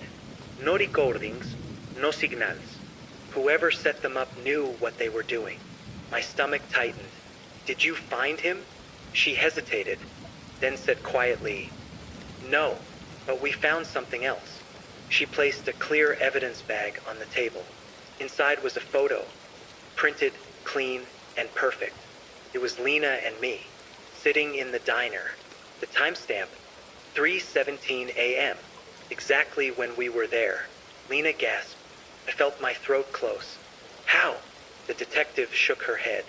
There were no cameras pointed into the diner, none that matched this angle. She leaned forward. "We need to know if either of you have been contacted again." My phone buzzed right then. All three of us jumped. I pulled it out with trembling hands. Another unknown number. No text this time, just a video file. The detective nodded for me to open it. It began with darkness. Then, slowly, the image came into focus. A small room, concrete walls, a single wooden chair. Someone sat in the chair back to the camera. Long hair. Familiar Pastchev. It was me, but I was sitting completely still, head tilted slightly downward, like I was asleep. Then the voice came. "You left too early. I wasn't finished showing you." The detective snatched the phone and ended the playback. "Where did this come from?" she asked sharply. I shook my head, speechless. I didn't know what to say. She turned to Lena. "You two need to go somewhere safe. Now, we'll handle this." They put us in a temporary safe house, one of those small, plain apartments used for witness protection. Blank white walls, locked windows, a deadbolt on every door. For the first time in days, I thought maybe I could breathe again.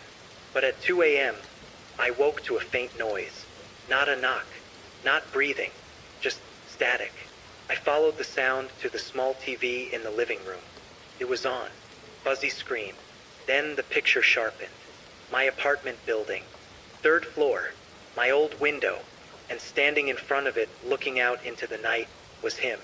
He raised his hand slowly, waved once, then pointed straight at the camera. The feed cut to black. The house felt colder after the police left. They said they'd continue the investigation, but I could tell they didn't really believe me. Not completely. I was just the nervous neighbor who'd called too many times. The kind of person they file under concerned citizen and quietly forget once they get back to the station. I stood in my living room, hands shaking, staring through the blinds at Mr. Becker's apartment. His lights were still on, that soft yellow glow leaking out into the night like nothing bad had ever happened there. But something had. I could feel it. The air itself seemed wrong. Every few minutes, I thought I heard movement from his place. Footsteps, the chair scraping, maybe even a low hum. My mind told me I was imagining it. That trauma plays tricks, but deep down I knew I wasn't. That night, I didn't try to sleep. I sat on the floor with my back to the wall, listening, waiting for proof that I wasn't crazy. Around 2 a.m. it came. A faint thud, then another, then silence. I crept to the wall we shared and pressed my ear against it. The sound was rhythmic now, heavy, slow, dragging. My heart started pounding. I reached for my phone, ready to record it this time. If the police wouldn't believe me, I'd give them proof. I hit record and held my breath. The dragging sound stopped. Then something new. A voice, muffled but close. Too close. "You shouldn't have come here." It was Becker. I froze. He was talking to someone. They always stick their nose in, and then they find out. My stomach dropped. There was another sound, softer, like a whimper. Someone else was in there. I didn't think. I just ran to my door, yanked it open, and stormed into the hall. Becker's door was locked, but I could see the faint flicker of movement through the peephole. "Hey!" I shouted. "Who's in there?" The movement stopped. Then the sound of footsteps approaching. For a heartbeat, I thought he was coming to the door. I stepped back, halfway between fear and adrenaline. Then the footsteps stopped right on the other side of the door. And then a single knock. Not loud, just one deliberate knock. My phone was still in my hand. I thought about dialing 911, but my fingers wouldn't move. My body felt frozen. Then the voice, calm, steady, and far too close. "Why don't you come in, neighbor?" My breath hitched. I didn't answer. I turned and ran back to my apartment, slammed the door, locked it, and backed away until my shoulders hit the wall. For the rest of the night, I didn't move. Not even when I heard footsteps pacing the hallway hours later. By morning, the building was silent again. Becker's lights were off. His car was gone. And I finally saw it. A dark smear near the doorframe, half hidden by shadow. Dried, rusty brown. Blood. I took the recording to the police that afternoon. They told me they'd look into it. But the detective's face said what his words didn't. There was nothing they could do without a warrant. That night, I packed a bag. I didn't care about the lease or my stuff. I just needed to leave. But when I stepped into the hallway, Becker's door was open. Just a crack.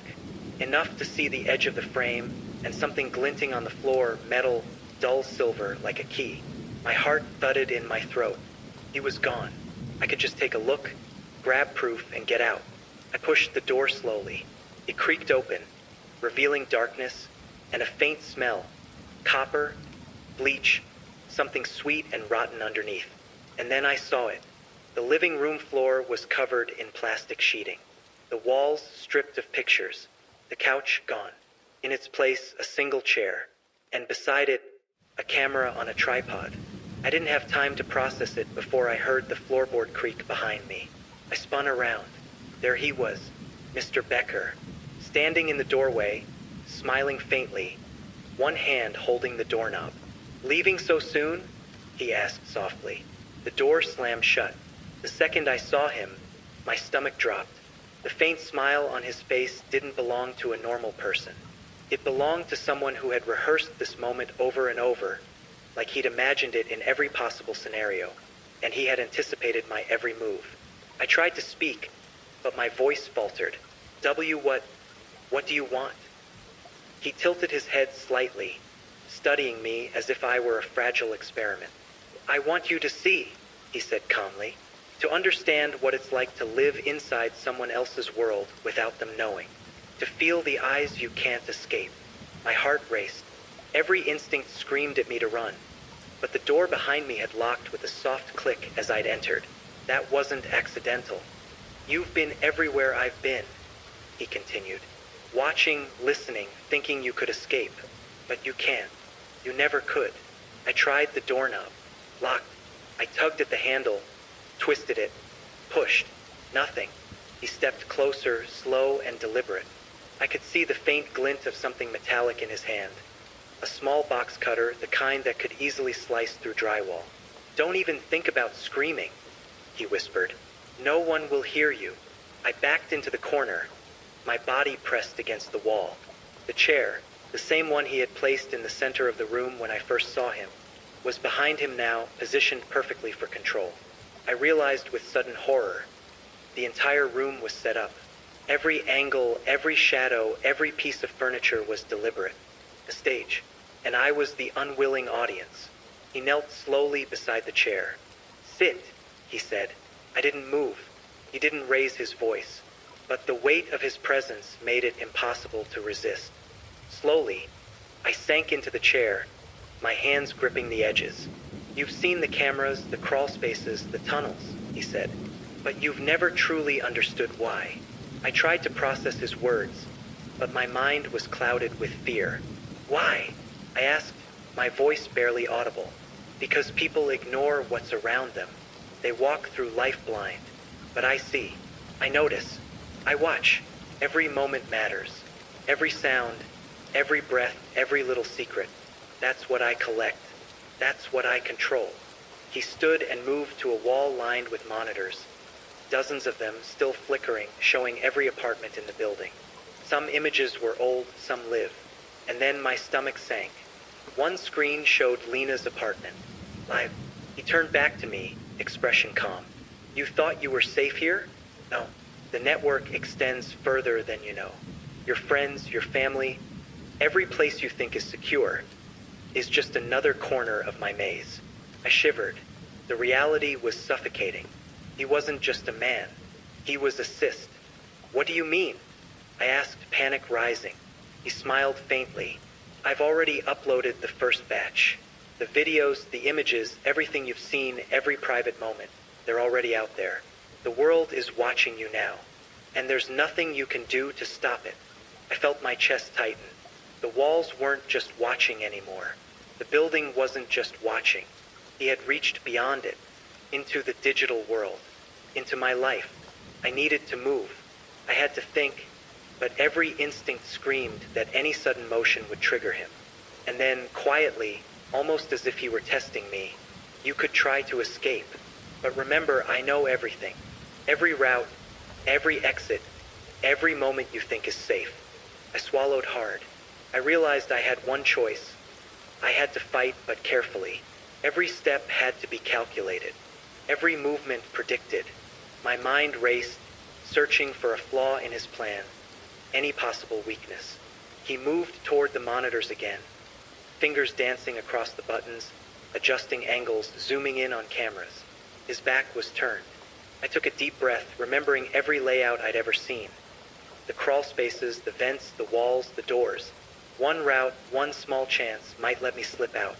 Slowly, I reached toward the knife on the table beside the chair, trying to keep my hands steady. My pulse was deafening. He didn't notice. Not yet. And that's when I realized I wasn't just fighting for myself anymore. I had to survive to warn Lena, to warn anyone who could be next. Because if I failed, no one else would ever know what really happened behind those walls. When he turned back toward the screens, I moved. Quiet, fast, every ounce of fear channeled into instinct. My fingers closed around the knife handle, cold and slick from the condensation on the plastic sheet beneath it. But the sound of the metal scraping against the table betrayed me. Becker spun around, faster than I thought a man his age could move. His hand came down on my wrist with bone-crushing force, slamming it against the chair arm. "Ah!" I cried out. The knife clattered to the floor, sliding across the plastic. His calm voice returned, quiet but full of fury. "You just don't listen, do you?" He leaned close, his breath sour, his eyes unblinking. "You could have been smart. You could have just watched." I stared back at him, trembling. "You killed them, didn't you?" I hissed. "Lena, the others, you killed them all." His expression didn't change, but the faint twitch in his jaw said everything. "People disappear all the time," he said flatly. "Some because they're careless, some because they ask questions." I pushed against him with all the strength I had. He stumbled back, just enough. I dove for the floor, fingers scraping the plastic until I found the knife again. I swung wildly, not thinking, just surviving. He dodged the first swing, but the second caught his arm. He screamed, staggering back into the wall of monitors. Sparks flew as one of them shattered. For a second, I thought about finishing it, but my brain screamed one word: run. I bolted for the door. He lunged after me, grabbing my sleeve. The fabric tore, my shoulder burning as I ripped free. I slammed against the lock. It wouldn't budge. He was coming again. I hit it once more, harder this time, shoulder first. The frame cracked, and I fell into the hallway. I ran barefoot, knife still in my hand, heart in my throat. The corridor stretched endlessly ahead. Behind me, I heard him yell. Not words, just sound. Rage and disbelief twisted into one noise. "You can't hide." I hit the stairwell door, nearly tripping on the first step down. The world spun, my lungs burning. I kept running, past the mailboxes, through the cracked lobby door, out into the freezing night. The street lights burned yellow against the empty asphalt. No cars, no movement, just silence. And then the sirens, somewhere far off, getting closer. When I looked back, Becker was standing in the doorway, framed by the flickering light. Blood darkened his sleeve, but he wasn't chasing me anymore. He was just smiling. He raised one hand and pointed toward me, slow and deliberate, like a director ending a scene. Then he turned and walked back inside. The police took my statement again. This time they couldn't ignore it. They searched the building top to bottom. But when they entered Becker's apartment, it was empty. The plastic sheeting, the monitors, the chair, gone. Every trace of what I saw had been cleaned out, like it had never existed. They found no fingerprints, no blood. The only thing left behind was a small flash drive, taped to the underside of the kitchen counter. When the detective plugged it in, there was just one video file. It was me, sitting in that chair. From a camera angle I hadn't even noticed, my eyes wide, terrified, staring right into the lens. The timestamp was from 30 minutes before the police arrived. They never found Becker. His name wasn't even real. The lease was under a false identity. Every record led to a dead end. I moved cities after that, changed jobs, tried to forget. But sometimes late at night I still feel it. The hum of a camera that isn't there. The faint buzz of electricity behind the walls. And sometimes when I check my phone, I find a new notification. A video link. No sender. Just the title. The Girl Who Watched Too Much. I never open it. But deep down, I already know what's in it.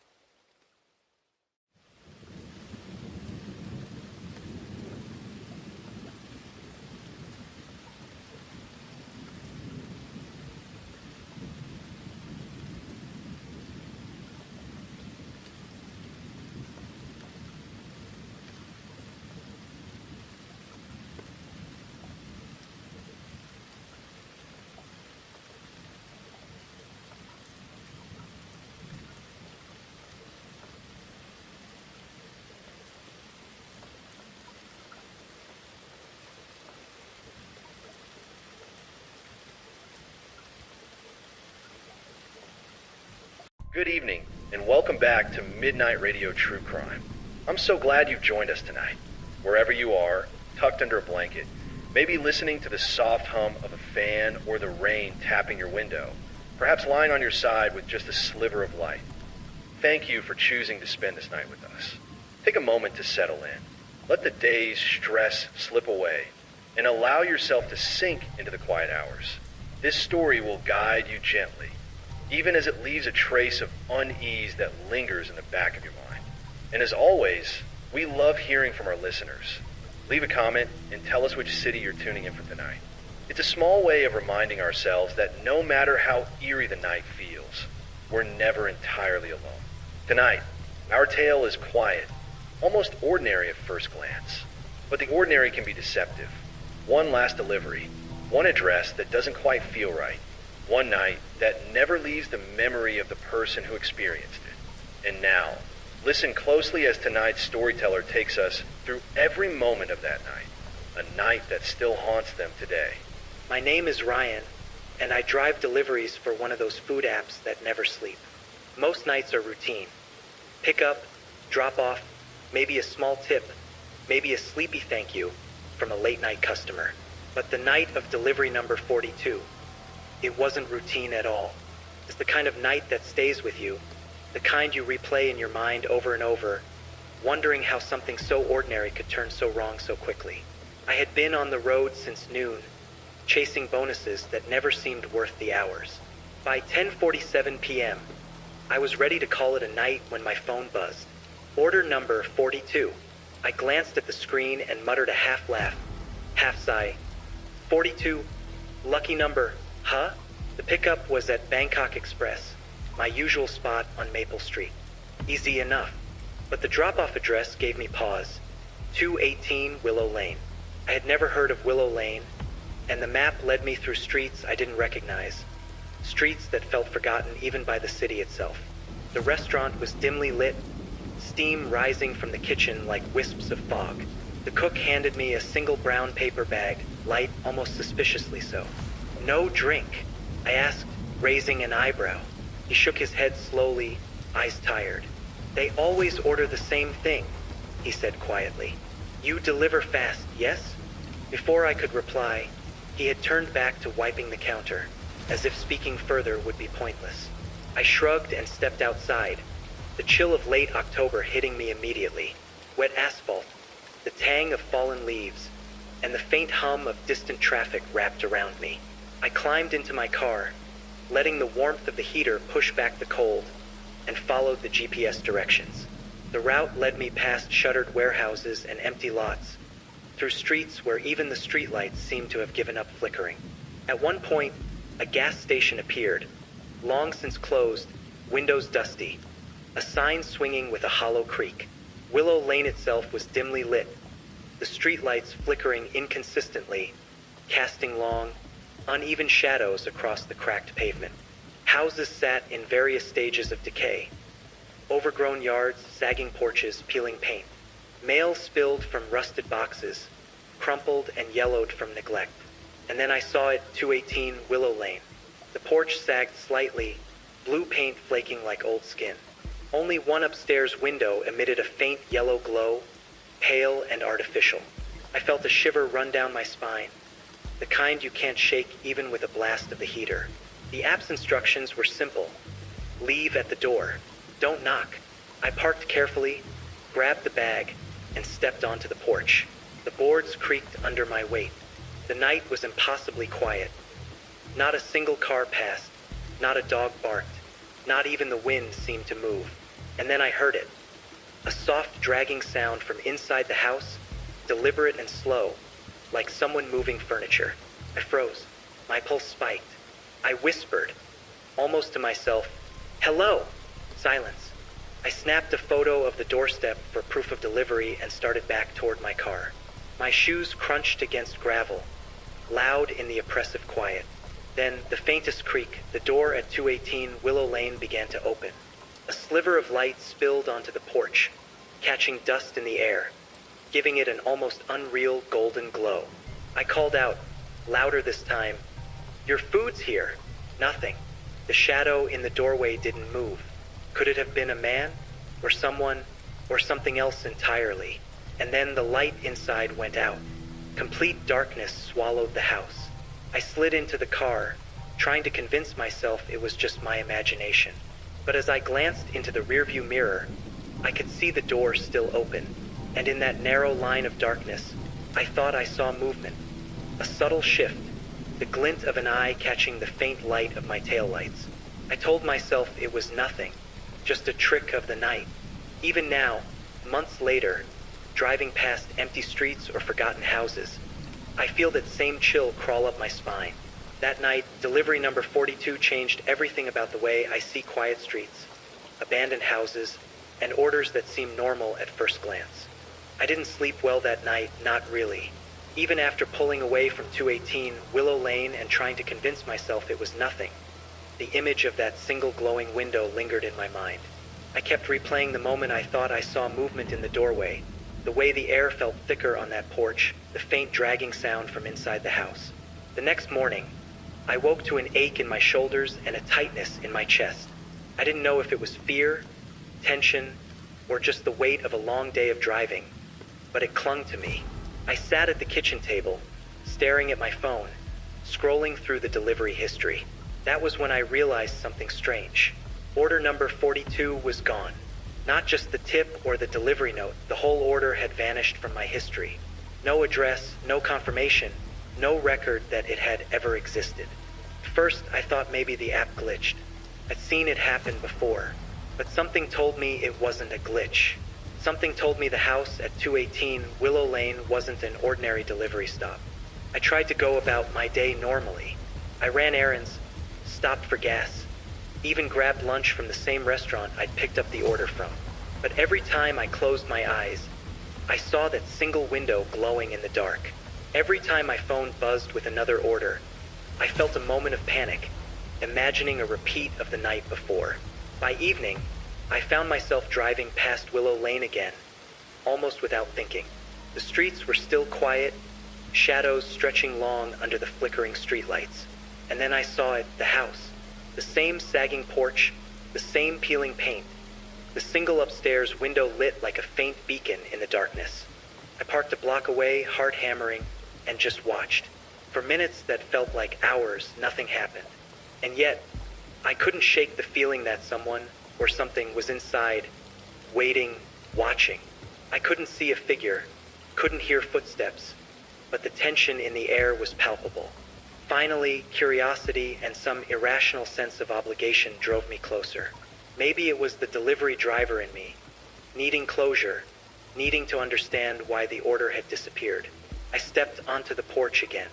The boards groaned under my weight, louder than I expected. The door was closed this time. No sound, no glow. I pressed the doorbell out of habit. Nothing.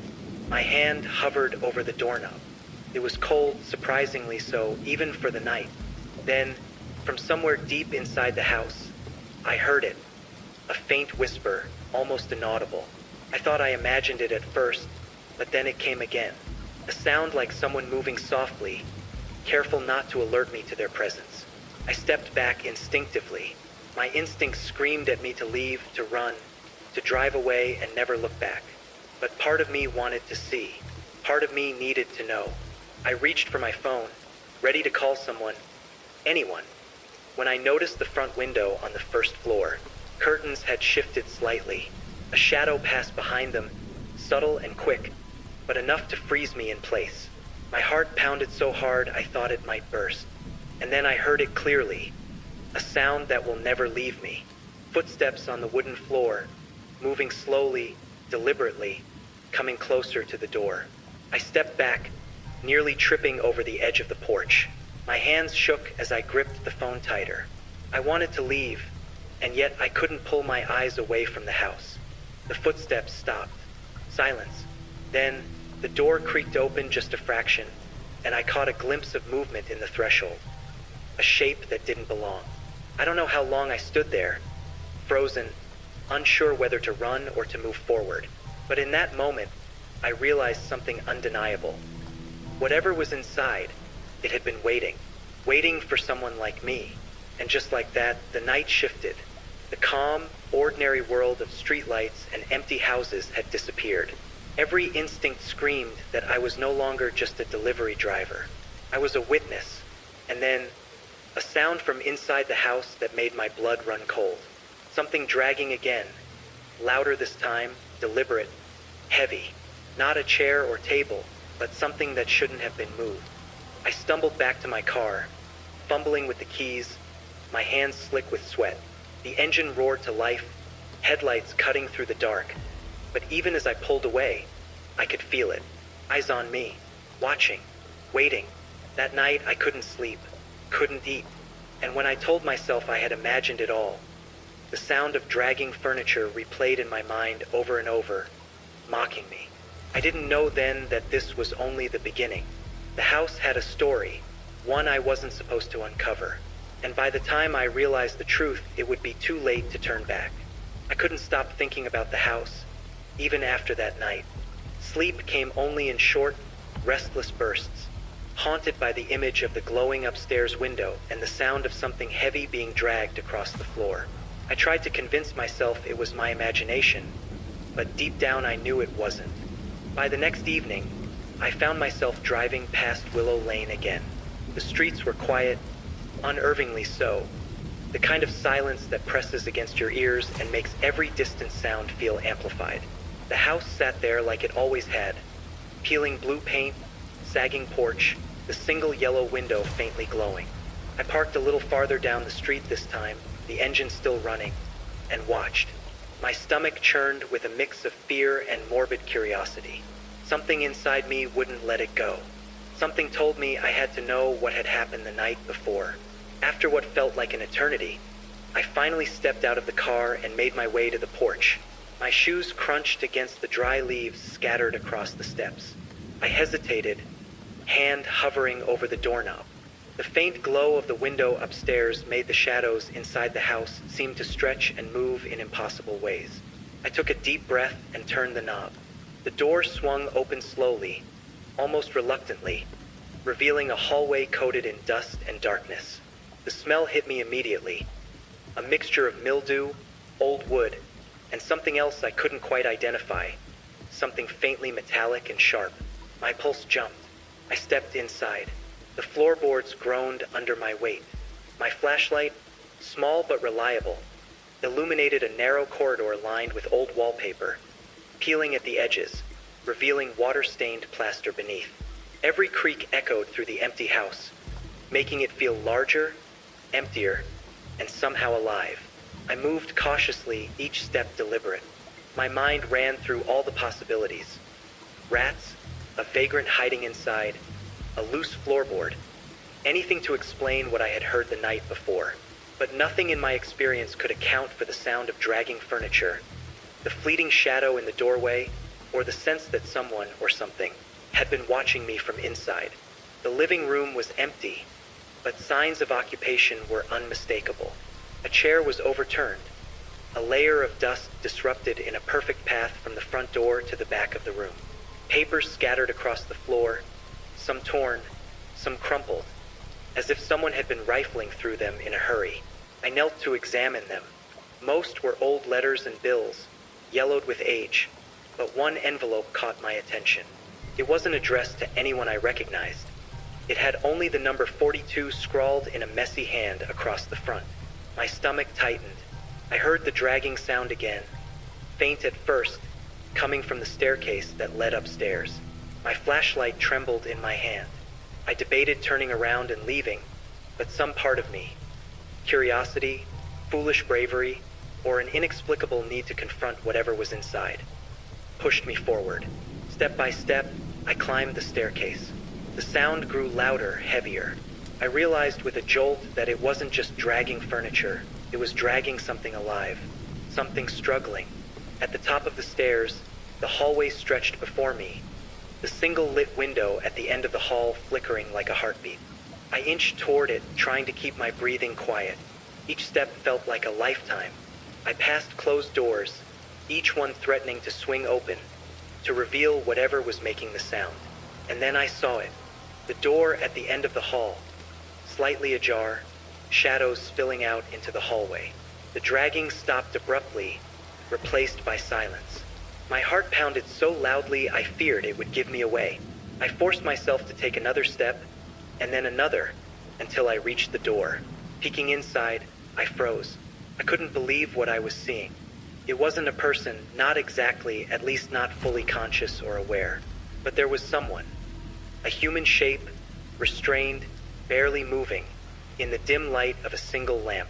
The sight made bile rise in my throat.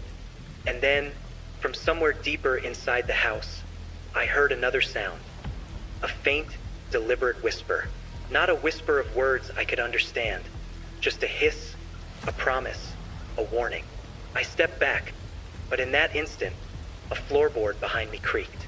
The whisper stopped. Silence. Then movement. Something shifted in the room, just enough to catch my eye, before vanishing into darkness again. I stumbled back, my flashlight swinging wildly, illuminating the walls in staccato bursts. Couldn't leave, and yet I couldn't stay. Something about the house demanded my attention, and something else told me it wanted to be left alone. I realized then that whatever had happened the night of delivery number 42 wasn't random. It had been waiting for me, watching, testing, and now I had crossed a line I could never uncross. The hallway seemed endless, stretching like a tunnel into a place I wasn't sure I wanted to go. My flashlight trembled in my hand, every creak of the floor beneath me echoing like a warning. I couldn't shake the feeling that someone, or something, was just out of sight, watching, waiting. I moved toward the door at the end of the hall again. The dim glow of the single lamp inside flickered, casting shadows that danced across the walls in impossible shapes. My stomach twisted as I realized that the person I had glimpsed wasn't just restrained. They were small, curled up, terrified, and utterly helpless. I stepped closer, careful not to make a sound. The air smelled of mildew and decay, mixed with a sharper, metallic tang that made my stomach churn. The whispering sound returned, softer this time, almost like a sigh, slipping through the cracks in the walls. Then I saw it, a narrow doorway hidden behind an old, hanging tapestry. The fabric was thick and dusty, untouched for years. I hesitated. Something about the door screamed danger, but my instincts as a delivery driver, or maybe my morbid curiosity, forced me closer. The door was small, just wide enough for a person to squeeze through. I pushed it gently. It creaked in protest, revealing a dark, narrow staircase leading downward. The air that escaped smelled damp, like the inside of a cellar that hadn't been opened in decades. My heart pounded so hard I feared it would burst through my chest. I debated turning back, but the faint noise of movement from below drew me forward. Step by step, I descended, the wooden stairs groaning under my weight. The flashlight barely penetrated the darkness, illuminating cobwebs and dust particles floating like tiny stars in a black void. At the bottom, I found myself in a small, windowless room. The walls were bare, except for deep scratches that etched across the wood like some kind of warning. And in the middle of the room, lying on a threadbare mattress, was the person I had seen upstairs, a young woman, her eyes wide with fear, hands bound tightly. Her breathing was shallow, and she flinched when I stepped closer. "Hey, it's okay," I whispered, though I wasn't sure if it was. "I'm not going to hurt you." She didn't respond, only stared at me, frozen, as if any movement might trigger some unspeakable consequence. I wanted to ask questions, to demand answers, but the atmosphere of the room kept me rooted in place. The dragging sound I had heard upstairs returned, louder this time, echoing through the house with a rhythm that matched the beat of my racing heart. I scanned the room for anything that could explain this nightmare. A stack of papers lay in a corner, stained and torn, with words I couldn't make sense of. A small box on a shelf rattled slightly, as if something inside were alive. My hands shook, my mind racing with fear and confusion. Then I heard the whisper again, closer this time. Not from the woman, but from somewhere else behind a wall, under the floor, or maybe above the ceiling. The sound was deliberate, taunting, like someone testing my courage. I realized then that the house wasn't just abandoned or boarded up. It was alive in a way I couldn't explain, filled with secrets that were meant to remain hidden. And by stepping inside, I had invited myself into something I might never escape from. The woman looked at me again, desperation in her eyes, and I understood. Whatever had been keeping her here had not finished with her, and it might not be done with me either. I took a step back, my flashlight flickering as the shadows seemed to stretch toward me, closing the space between us and the rest of the house. The walls groaned, almost in response to my presence. And in that moment, I knew this night would change everything. Not just for her, but for me. Something was coming. I could feel it. A presence that had been patient, waiting, and now aware that I had entered its domain. The sound of dragging grew louder, closer, resonating through the very floor beneath my feet. I had no idea what I was about to face, but I knew one thing with certainty. There was no turning back now. I barely registered the stairs behind me anymore, my focus consumed by the woman on the mattress and the strange, deliberate sounds that reverberated through the house. The dragging upstairs, the soft, rhythmic scraping of something heavy against wood, had grown louder, more confident, like it knew I was down here, watching, waiting. The woman's eyes flicked to the stairs behind me. I hadn't noticed before, but her glance carried the weight of warning. A subtle shift in posture that told me she had been listening to that sound far longer than I had. She hadn't said a word, but the tension in her body spoke volumes. I don't know how long you've been down here, I whispered, crouching closer to her. Are you hurt? Her lips parted slightly, a small gasp, but no sound came. The fear in her eyes was unmistakable, deepened by the shadows playing across the walls from my flashlight. I realized then how alone she must have felt in this room. Trapped, unheard, invisible. The dragging noise intensified upstairs, accompanied now by something else. The faint creak of a floorboard shifting, followed by the metallic rattle of a chain. My stomach turned. Whoever or whatever had been moving around this house wasn't doing it by accident. I glanced at the small staircase I had descended to reach the hidden room. Going back up meant crossing the hallway, passing that ominous source of noise. But leaving her here alone wasn't an option. Can you stand? I asked, keeping my voice low. My hands shook as I reached for her. She nodded slightly, her movements stiff, practiced, trained to be quiet, careful. My mind raced with questions, but I forced myself to focus. Step by step, I guided her toward the stairs. Each movement was deliberate, slow, trying to make as little sound as possible. The dragging and rattling above seemed to sense us, as if it were aware of our intent. The rhythm changed, heavier, faster, almost impatient. I reached the bottom of the hidden staircase. My flashlight caught the edges of the hallway above. Dark, silent, oppressive. The faint light from the window at the end of the hall seemed dimmer now, almost swallowed by shadows. I placed my hand on the wall and whispered, "We're going upstairs. Slowly. We'll be okay." She didn't reply, only clung to my arm as we began our ascent. Every creak of the stairs echoed loudly. Every scraping sound above us amplified in the tension that filled the house. My heart was pounding so hard I feared it might betray our movements. As we reached the top landing, I realized something. The hallway seemed longer than I remembered. Shadows stretched unnaturally along the walls, deepening around closed doors that might hide anything. My flashlight flickered for the first time, the beam weakening, forcing me to hold it closer, to narrow my field of vision. The dragging sound paused.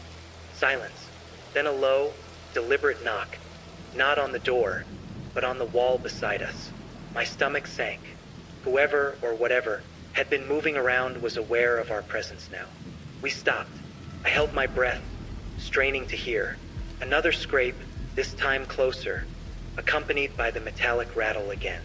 It wasn't random. It was measuring us, testing us, waiting for the wrong move. I looked down the hallway. The door at the far end, the one that had been slightly ajar before, was now fully closed. The glow from inside had vanished completely. My mind screamed at me to turn back, to leave, but the woman's eyes met mine, trusting me, needing me. "Keep moving," I whispered. My voice was barely audible. Just a few more steps. The floor beneath us groaned with each careful step. Every shadow, every flicker of light made my skin crawl. The air was thick, heavy, smelling faintly of mildew and something metallic, something sharp. And then, a sound I'll never forget. A dragging, slow, deliberate movement came from the door at the end of the hallway. It was heavy, measured, and unmistakable. Not a chair, not furniture. Something else. Something alive. I froze. The woman froze. Every instinct told me to run, to get out of that house before it was too late. But I couldn't leave her. Not now. Not after everything I'd already seen. And that's when I realized the night of delivery number 42 was far from over. Whatever awaited us behind that door wasn't just a threat. It was something that had been waiting a long time, and it had no intention of letting anyone leave easily. We stopped at the top of the hall, just a few steps from the door. The dragging sounds had grown louder, deliberate, almost taunting. My flashlight shook in my hand, and I could feel the woman gripping my arm tightly. Her eyes were wide with terror, but there was a flicker of determination there too. A silent plea to face whatever waited. I took a slow, steadying breath. "We have to see what's behind that door," I whispered. "We can't keep hiding forever." The hallway seemed to stretch as I approached the door. Each step made the floorboards groan, echoing through the silent house. Shadows danced along the walls from the flickering flashlight beam, making it impossible to tell what was real and what was just my imagination. I reached the doorknob and hesitated. The metal was cold, almost icy, biting into my palm. The dragging stopped. Silence. Every instinct screamed at me to run, but I couldn't. Not with her beside me, not after everything we had seen. I pushed the door open slowly. It creaked just enough to let the shadows spill into the hallway. Inside, the room was dimly lit by a single bare bulb swinging from the ceiling. Dust motes floated in the light, disturbed by the faint movements of the air. And then I saw it. A figure, hunched, moving methodically, dragging a large, heavy object across the floor. The metallic clink of chains accompanied the scraping sound. I froze, unable to tear my eyes away. It wasn't a person in the traditional sense. The way it moved was methodical, almost robotic, and yet disturbingly human in its deliberate control. The woman beside me gasped softly, her breath quickening. I could feel her trembling against my side. My mind raced. Who was this? What were they doing? And why did it feel like they had been expecting us? I took a cautious step forward. The figure stopped. Silence filled the room, broken only by our own breathing. My flashlight illuminated the object it was dragging. A chair, heavy and worn, with ropes tied around it. And on the chair, another figure, small, curled up, terrified. My stomach churned. The first figure turned slightly. I couldn't see their face clearly. The shadows swallowed it. But there was an unmistakable weight in the way they moved, a predatory patience that made every hair on my body stand on end. "Stay behind me," I whispered to the woman. My voice was barely audible, but firm. Every instinct screamed that the next few moments could determine whether we survived the night. I took another step, and the figure reacted instantly. A slow, deliberate shuffle toward us, the dragging sound returning with renewed intensity. My heart raced, my hands slick with sweat on the flashlight. The woman clutched my arm tighter, her nails digging into my sleeve. I tried to speak, to reason, but the words caught in my throat. The figure paused, as if assessing our resolve, testing whether we were intruders or prey. The room felt smaller, the air heavier, every shadow a threat. And then, without warning, the figure moved again. Faster this time, the ropes on the chair clattering against the floor. The sound reverberated through the hallway, filling the house with a rhythm that made my pulse pound in time. We were trapped. No easy escape. Every exit seemed farther away, more unreachable. And I realized, with a sickening clarity, that this night, delivery number 42 was far from over. Whatever had been waiting in that house had revealed only a fragment of its presence. And I had no idea how much worse it could get. The room seemed to shrink around us, shadows pressing in from every corner. The figure with the chair froze momentarily, then resumed its deliberate movements, dragging the heavy object with a precision that was almost surgical. My pulse raced, and the woman's grip on my arm was vice-like, grounding me, reminding me that we weren't alone in this nightmare. I forced myself to breathe, trying to focus on details, anything that could give me an advantage. The ropes on the chair were thick, frayed, and old, but secure. Whoever had tied them had done it methodically, with purpose. This wasn't random. This wasn't the work of someone desperate or reckless. This was calculated, controlled. The figure paused again, glancing toward the doorway, and for a moment, I could see a hint of movement, a flicker of recognition, as if it knew I was studying it. My flashlight trembled in my hand. I knew we had to act, to do something, but every instinct screamed caution. One wrong move and I didn't even want to imagine the consequences. The woman whispered, "We have to get her out." Her voice was barely audible, but it carried a fierce determination that surprised me. I nodded, understanding instantly. Whoever was behind this had been patient, waiting for someone like me, someone with no reason to be there. But now that we knew, there was no turning back. I inched closer, keeping the flashlight aimed just enough to illuminate the ropes without drawing too much attention. The figure paused again, tilting its head as if listening. I froze, heart hammering. The dragging sound from before had stopped, replaced by silence so thick it pressed against my ears. Then I saw it, a small door partially hidden behind a shelf. I hadn't noticed it before, but the way the shadows clung to it suggested it was rarely used, almost forgotten. I realized instinctively that this could be another exit, a way to get the woman out safely. "Over there," I whispered, pointing subtly. She nodded and moved carefully, every step measured, silent. My hands shook as I guided her toward the hidden door. Every creak of the floorboard beneath us made my stomach twist in fear. The figure noticed. It shifted suddenly, the chair scraping against the floor. The sound made us both freeze, our breaths caught in our throats. Its head tilted, slowly, deliberately, and then it moved again, gliding toward us with a purpose that made my blood run cold. I glanced at the bound woman. Her eyes were wide, filled with silent pleas. I had to act fast. I grabbed a nearby shelf, using it to block the figure's path, giving the woman a few precious seconds to reach the hidden door. She slipped through just as the figure lunged, its movement swift and precise.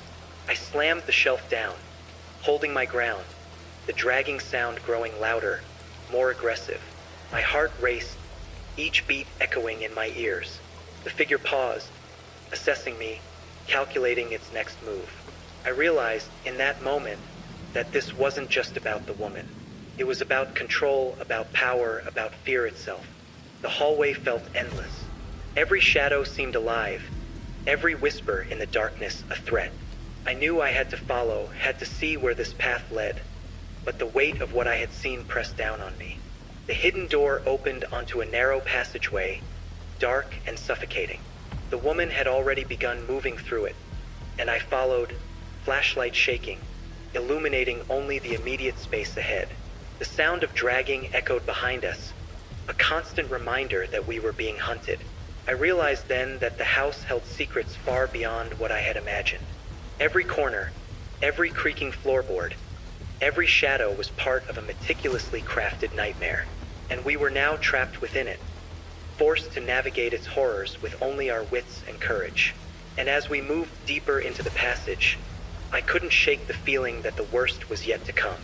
The hidden passageway was narrow, barely wide enough for the two of us to move side by side.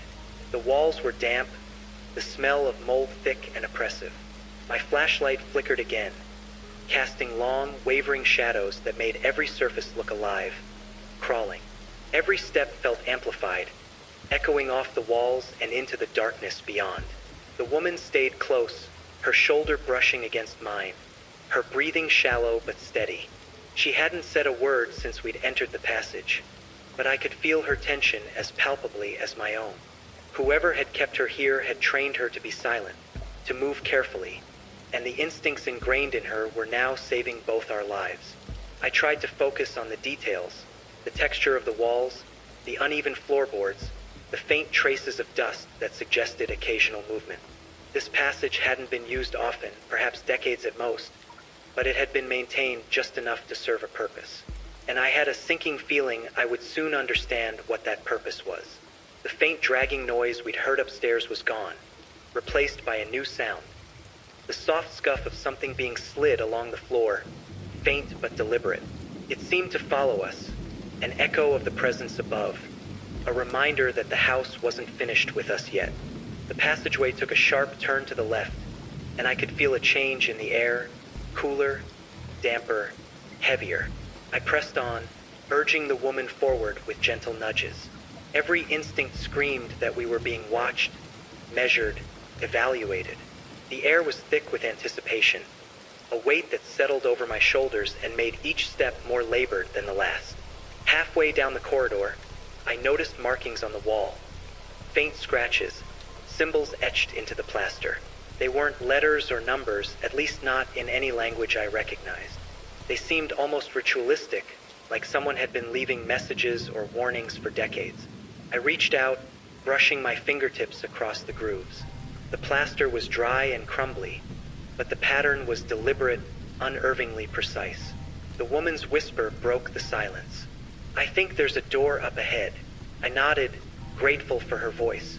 Her knowledge of the house was astounding, considering I'd only known her for a few minutes. But it made sense. She had been trapped here, confined to its horrors for far longer than I had imagined. The door at the end of the passage was small, wooden, and unremarkable, except for the scratches that lined the frame, deep and jagged, like they had been made in a hurry. I hesitated for a moment, flashlight aimed, pulse racing. The dragging sound from above seemed to grow, almost in anticipation, as if the house itself were urging us forward. "Ready," I whispered to her. She nodded, and I slowly pushed the door open. The hinges creaked softly, the sound amplified in the confined space of the passageway. The room beyond was dark, the light from my flashlight revealing a small, cluttered space. Old furniture, dust-covered boxes, and a faint, musty odor filled the air. But what caught my attention, what made my stomach turn, was the floor. Scattered across the wooden boards were footprints, small, bare, and darkened, leading to a large hatch in the center of the room. The hatch was heavy, with iron handles and faint scratches along the edges. The woman whispered again, her voice trembling slightly. That's where they keep it." I froze. My mind raced. Keep what? I took a step closer to the hatch, feeling the cool air rise from beneath it. The dragging sounds, the whispers, the careful patience of the house. It all made sense now. Whatever horrors lay below, they had been carefully concealed, deliberately hidden, and we had stumbled right into the heart of it. I glanced at her and our eyes met. Neither of us spoke. Words were useless now. Everything depended on what we found beneath that hatch. And as I reached for the iron handle, the soft scuffing sound returned, louder this time, coming from somewhere deeper in the house. Something was moving. Something was aware. I took a deep breath, steeling myself for what I was about to uncover, because once that hatch opened, there would be no going back. I braced myself before placing my hands on the iron handles of the hatch. They were cold, rough against my palms, each groove seeming to whisper warnings I didn't want to hear. The woman stood beside me, silent, her eyes wide with fear and anticipation. She had been here before, had seen whatever lay beneath, and yet she had led me this far. That alone told me the danger we were about to uncover was beyond anything I could have imagined. I lifted the hatch slowly. It resisted at first, then groaned with a sound that seemed to echo through the house like a moan of warning. Dust and musty air spilled out, carrying with it the scent of something old, decayed, and metallic. My stomach tightened. Below, a steep wooden ladder descended into darkness. The air rising from the opening was cold and damp, like a cellar untouched for decades. The dragging sound from above had stopped, replaced by a heavier, deeper silence, as if the house itself were holding its breath. I glanced at the woman. Her lips were pressed together, her eyes fixed on the darkness below. She nodded, as if to say, "We have to go down." I descended first, my flashlight cutting a narrow path into the blackness. The ladder groaned under my weight, and every movement felt magnified in the oppressive stillness. The woman followed, careful to keep her steps steady. Each rung we touched seemed to echo back up the ladder, carrying our presence into the unseen corners of the house. At the bottom, the flashlight revealed a room far larger than I had expected. The walls were lined with shelves, cupboards, and storage crates, all coated in years of dust. But the floor, and what lay upon it, immediately drew my attention and made me freeze in place. It was a collection of cages, small, cramped, and cruelly designed. Inside each one, figures, some awake, some unconscious, huddled together in the dim light. Their eyes, when they opened, were filled with a mixture of fear, desperation, and resignation. Couldn't breathe. The sheer scale of it, the realization of what had been kept hidden here, made my head spin. The woman beside me whispered, barely audible, They've been keeping them here for years." I swallowed hard. The dragging, the whispers, the careful, methodical control of the house above. It all made sense now. This wasn't just a random act of cruelty. This was organized, premeditated. Whoever had built this had done so with intent, with patience, with a terrifying understanding of fear. I scanned the room, noting the cages closest to the ladder. One contained a young girl, no older than 10, her eyes wide and unblinking. Another held a man, gaunt and pale, shaking slightly. Chains and ropes were strewn about, remnants of previous restraints. It was a gallery of suffering, curated and hidden away from the world above. The woman pressed closer to me. "We need to get them out," she whispered, her voice firm despite the tremor beneath it. Before, her words faltered, swallowed by the oppressive air. I nodded. Every instinct screamed to help, to rescue, but the enormity of the situation was staggering. I didn't even know where to start, and then I heard it, movement from above. The dragging sound had returned, deliberate and rhythmic, echoing down the ladder and through the floorboards of the hidden chamber. Something was coming, and whatever it was, it had been waiting for someone like me. Someone who would pry too deeply, who would try to interfere. I glanced at the woman again, and we shared a silent understanding. There was no choice now. The cages, the suffering, the hidden horrors. It all had to end tonight. But even as we prepared to act, the house seemed to shift around us, alive in a way that was impossible, watching, anticipating, and ready to punish any misstep. I took a deep breath, gripping the edge of the nearest cage. This was it. The moment that would define the night of delivery number 42. The moment we would either escape with our lives or be trapped here forever. And then, a sound from the far corner of the room made my blood run cold. A slow, deliberate, dragging step, moving closer, resonating through the floor, announcing the arrival of the unseen presence that had haunted the house since the beginning. The room felt suffocating, as if the walls themselves were pressing inward, pushing us toward the cages like prey toward a trap. The dragging sound from above grew louder, slower, deliberate, a rhythm that matched my racing heart. Every shadow seemed to twitch, to anticipate our next move. I turned to the woman beside me. Her eyes were sharp, alert, filled with a determination that steadied me. "We need a plan," I whispered, keeping my voice low. "We can't just rush them out, or we'll alert whoever's up there." She nodded. "We'll start with the closest cages," she whispered. "Get them free quietly, then guide them through the passage." Her calm, precise tone contrasted sharply with the fear clawing at my chest. She had been here before. She knew the layout, the dangers, the risks, and I realized I had to trust her instincts completely. I crouched beside the first cage, a young man inside, thin and trembling. The locks were old, rusted, and I struggled at first, the metal biting into my palms.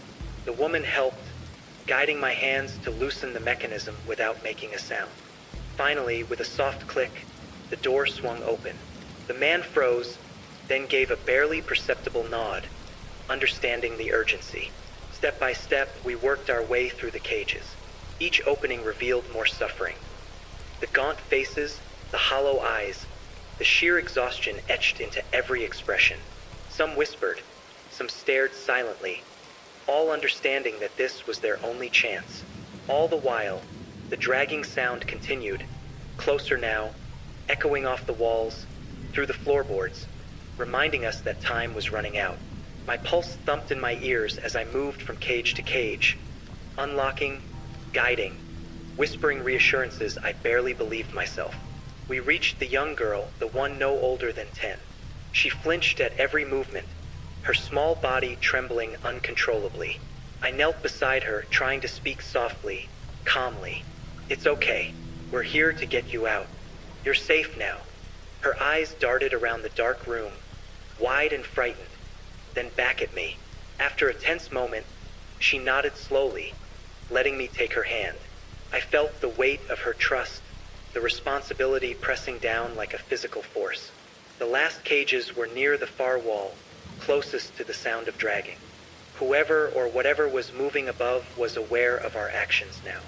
The rhythm of footsteps seemed almost synchronized with our movements, like a predator circling its prey. We reached the final cage. It contained an older man, gaunt, with eyes that had seen too much. He hesitated, fear etched into every line of his face. The woman beside me whispered encouragement, guiding him, calming him.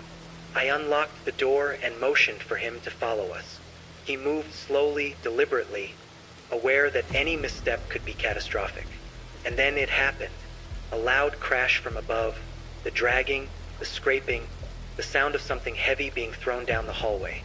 The floorboards shuddered under the force. My heart leapt into my throat. "We have to move. Now!" The woman hissed. I nodded, grabbing the girl's hand, guiding the freed captives toward the hidden passage. The narrow corridor was more oppressive than before, the shadows stretching and flickering as we moved. The dragging sound grew louder behind us, closer, almost deliberate. I glanced back. The dark doorway at the end of the hall had widened, shadows spilling into the passage. Whatever had been waiting above was coming for us. Every step we took now felt precarious, like walking on a knife's edge. We reached the narrow stairs leading back to the boarded-up hall, the woman guiding the group ahead while I stayed with the rear, watching, listening. The sound from above was relentless, echoing, bouncing, pressing in on us from all sides. And then I realized the truth. We couldn't just escape the room. Whoever had orchestrated this had prepared for intruders. They had anticipated someone like me, someone who would try to intervene. The house wasn't just hiding horrors. It was a trap, and we were caught squarely in its center. I swallowed hard, trying to steady my racing thoughts. The group ahead moved cautiously, carefully, unaware of the full extent of the threat closing in behind us. Every instinct screamed to push forward, to get them to safety. But the shadows, the dragging, the unseen presence, it all whispered a single terrifying truth. This night was far from over. We moved quickly but cautiously down the narrow hallway. The freed captives huddled close together, guided by the woman. My flashlight cut a swath of light through the darkness, illuminating dust, shadows, and the occasional scuff mark from years of hidden movement. Each step felt like it echoed across the entire house, though I knew the sound was nothing compared to what was coming. The dragging noise from above had grown into a relentless rhythm, accompanied by a low, grating scrape that made my skin crawl. Whoever or whatever was following us was no longer hiding. It had sensed our intrusion, and the intensity of its pursuit was unmistakable. "Keep moving," the woman whispered urgently. She led the group with remarkable poise, her knowledge of the house's layout guiding us like a map only she could read. I stayed behind, scanning for any obstacles, listening for the subtle shifts in the sounds above us.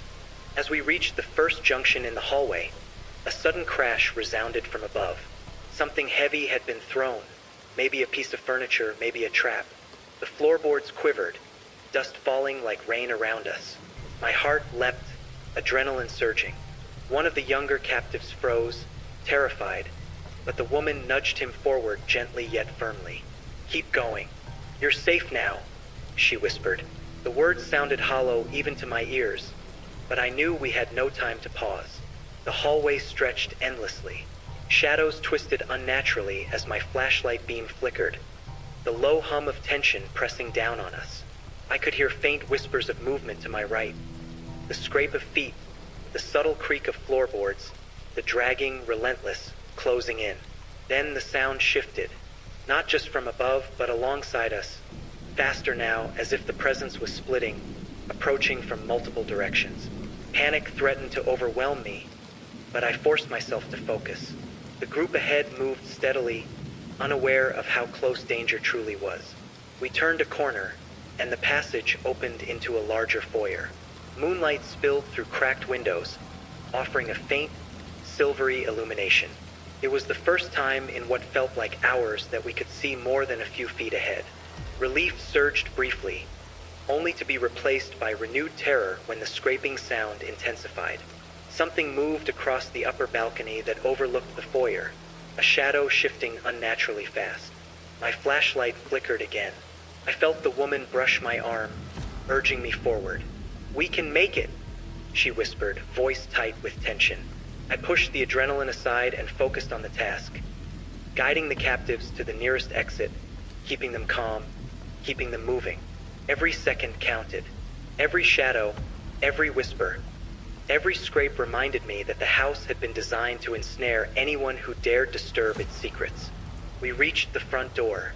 It was locked, padlocked from the outside, rusted but sturdy. My heart sank. The woman cursed softly under her breath. "There's another way," she said, leading us to a side door, barely noticeable behind a tangle of overgrown vines visible through the moonlight. As we approached it, the scraping and dragging from above reached a deafening crescendo. I could feel the presence, just beyond sight, preparing to strike. My pulse throbbed in my ears. The woman turned to the group and hissed, "Out now!" One by one, we slipped through the narrow door into the cold night.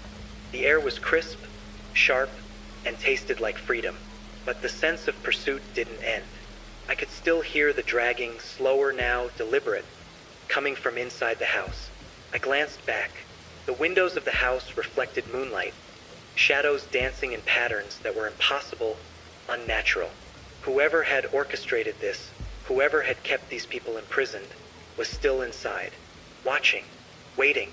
We ran, stumbling over roots and debris, hearts hammering, lungs burning. Every step carried the risk of being caught, of turning a desperate escape into a nightmare. And as the house loomed behind us, silent again in the moonlight, I realized one terrifying truth. Delivery number 42 wasn't just a night of horrors. It was the beginning of a story that would haunt every one of us forever. The cold night air hit us like a shock as we burst through the side door. Relief surged briefly, only to be replaced by the stark realization that our escape was far from over. The property surrounding the house was overgrown, uneven, and treacherous. Roots and hidden debris snag at our feet, threatening to trip us with every step. The woman led the way, guiding the group through the darkness. Her knowledge of the surrounding land was apparent. Each turn, each hidden dip, she navigated instinctively. I stayed behind her, supporting the slower ones, whispering reassurances I barely believed myself. Every sound, the snapping of a branch, the rustle of leaves, the distant cry of an owl, seemed amplified, a reminder that we were not alone in the night. "Keep moving," she hissed. "Don't stop. Don't look back." I glanced behind us, and my stomach clenched. The house loomed in the distance, its dark windows like eyes watching our every move. I couldn't see anyone. No shadow, no figure. But I knew the presence inside hadn't let us go entirely. It was patient, waiting, lingering. We moved swiftly through the brush, slipping past fallen branches and thorny undergrowth. The freed captives stumbled occasionally, but the woman's calm guidance kept everyone moving. Their fear was palpable, an invisible weight pressing down on us all.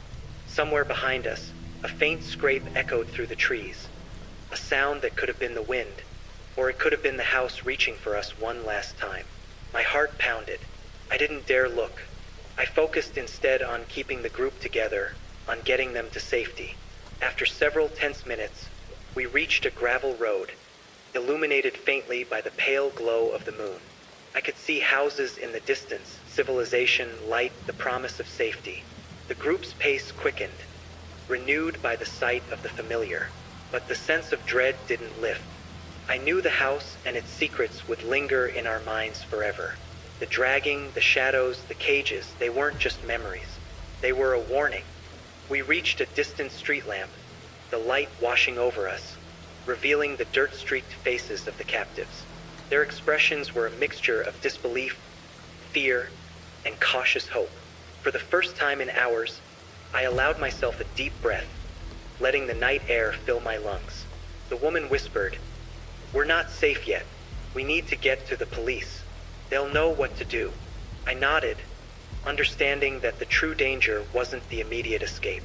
It was what would follow. Unraveling the truth, confronting the authorities, facing the reality of the horrors hidden in that house. And as we moved toward the distant lights of civilization, I couldn't shake the feeling that something was still watching us, patient, waiting. The house hadn't finished with us. But for now, we ran. Every step, every breath, every heartbeat was a small victory, a defiance of the night's horrors. And I knew that even if we survived physically, the memory of delivery number 42 would haunt us forever. The distant glow of the town's lights never felt so welcoming. Each step toward them was like moving through a fog that had been pressing against my chest for hours. The road under our feet was solid, familiar, a stark contrast to the twisted corridors and shadowed rooms we had escaped. Yet, the weight of the night's horrors pressed on us, reminding me that safety was only an illusion until someone knew what had happened inside that house. The woman guided the group toward the nearest police station, her movements purposeful. I stayed behind the slower ones, my flashlight now swinging loosely at my side, unused except for brief glimmers into the darkness around us. The freed captives were quiet, their eyes wide, scanning the shadows around them as if the unseen presence might still be following. When we reached the police station, the first challenge presented itself: disbelief. The night shift officers were tired, overworked, and skeptical. A disheveled delivery driver, a traumatized woman, and a group of rescued individuals appearing out of the night. It sounded implausible. My voice trembled as I tried to recount everything, my words spilling too fast, too frantic, struggling to convey the gravity of what we had uncovered. The woman spoke calmly, precisely, describing the house, the hidden passage, the cages, every detail we could remember. Some of the officers exchanged uneasy glances, one muttering, "Are we talking about some abandoned building?" Or, the fear in the woman's eyes silenced him immediately. She didn't need to argue. The weight of truth in her voice, the palpable terror in her presence, demanded acknowledgement. Finally, one of the older officers stepped forward, taking our statements seriously. "We'll get a team together. We'll investigate," he said, voice low but determined. He had seen enough in his career to know when a story was too precise to be fabricated. We were escorted back to the station to wait. The freed captives sat quietly in the dimly lit room, some clutching each other, others staring into the distance, reliving moments too painful to voice. The woman and I remained standing, exchanging silent glances. Neither of us spoke, words felt inadequate. And yet, as time passed, a creeping realization settled over me. Escaping the house was only the beginning. Its secrets were buried deep, and even in the presence of the authorities, the implications were staggering.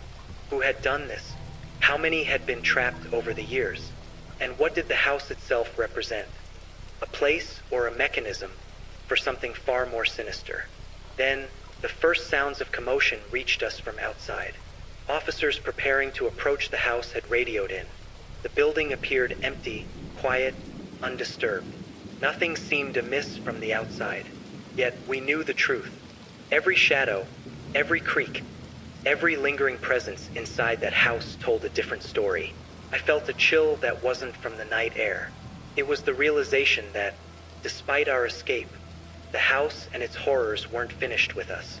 Whoever had orchestrated the cages, the dragging, the darkness, They had planned for every contingency. And even now, far from its walls, we weren't truly safe. The woman whispered again, barely audible. "They think it's over, but it's not." I nodded, understanding the unspoken truth. The authorities could investigate, document, and perhaps even bring some of the perpetrators to justice. But the experience, the fear, the raw confrontation with evil in its most calculated form, would linger in our minds forever. As the first police units approached the house, flashlights cutting through the darkness, I realized one inescapable fact. Delivery number 42 had changed everything. The night's horrors weren't confined to the walls of that boarded-up house. They had followed us, imprinted on our memories, etched into our very sense of reality.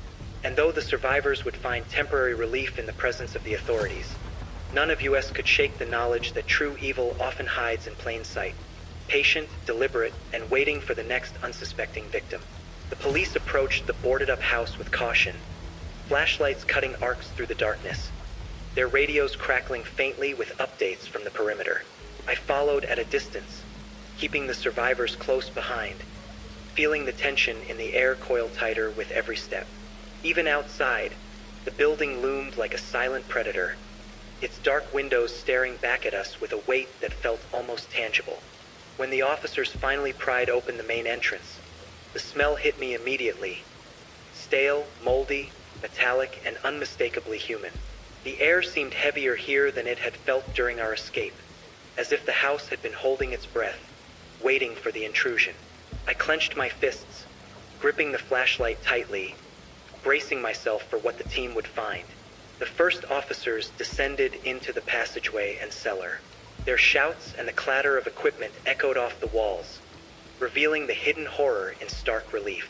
The cages were still there, empty now, but every scratch on the walls, every scuff on the floorboards, every rusted lock told a story of years of suffering. The sheer scale of it made my stomach churn, my pulse quicken. I watched as investigators meticulously documented everything. They took photographs, collected samples, and whispered to each other in hushed, urgent tones. The woman and I hovered near the edge of the passageway, silent witnesses to a nightmare that had become reality. One officer called out, voice tight with disbelief, "There's more, under the floorboards." A team member lifted a section, revealing a hidden compartment. Inside were journals, handwritten notes, and photographs, evidence of the captives, their torment, and the meticulous planning that had gone into keeping them hidden. My stomach sank further as I read snippets. Lists of names, dates, instructions, and warnings. Every page screamed intention. Every note confirmed premeditation. The dragging sound we had heard for hours, likely remnants of mechanisms designed to terrify, to maintain control. The house itself a carefully orchestrated instrument of fear. I swallowed hard, realizing that what we had experienced firsthand was just a fraction of the calculated cruelty designed by the unknown perpetrator. The investigators moved slowly, as though they too felt the oppressive weight of the house. Every corner, every shadow, every hidden space revealed more. Cages, remnants of restraints, faded markings that hinted at previous horrors. Some of the officers looked pale, their faces betraying a mixture of disgust and disbelief. I caught the woman's eye. She shook her head slightly, whispering, "They don't understand. They have no idea how deep it goes." Her voice trembled, though she tried to keep her composure. I nodded, understanding perfectly. The evidence was being uncovered, yes, but the true terror, the psychological, the lingering, the intimate fear, was something no report could fully capture. As the night wore on, the team worked tirelessly. Every discovery added layers to the story. More cages, hidden rooms, evidence of repeated abductions. The house seemed to sigh with every revelation, the walls echoing the whispers of the past. And then, just as we thought the worst had been documented, an officer called out from the far corner of the cellar, "You need to see this." We hurried over, and my blood ran cold. Hidden behind a false wall was a room so meticulously concealed that it was invisible even to those who had explored the house for years.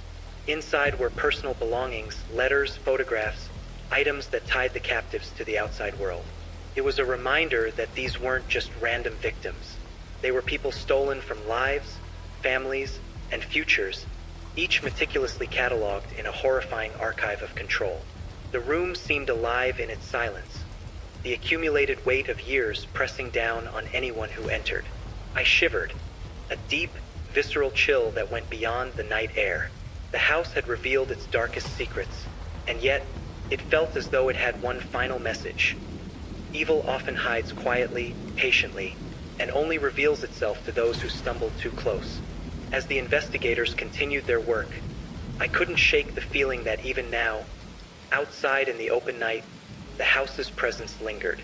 Its shadow stretched beyond the walls, following us, haunting the edges of our vision. The dragging, the whispers, the meticulous cruelty.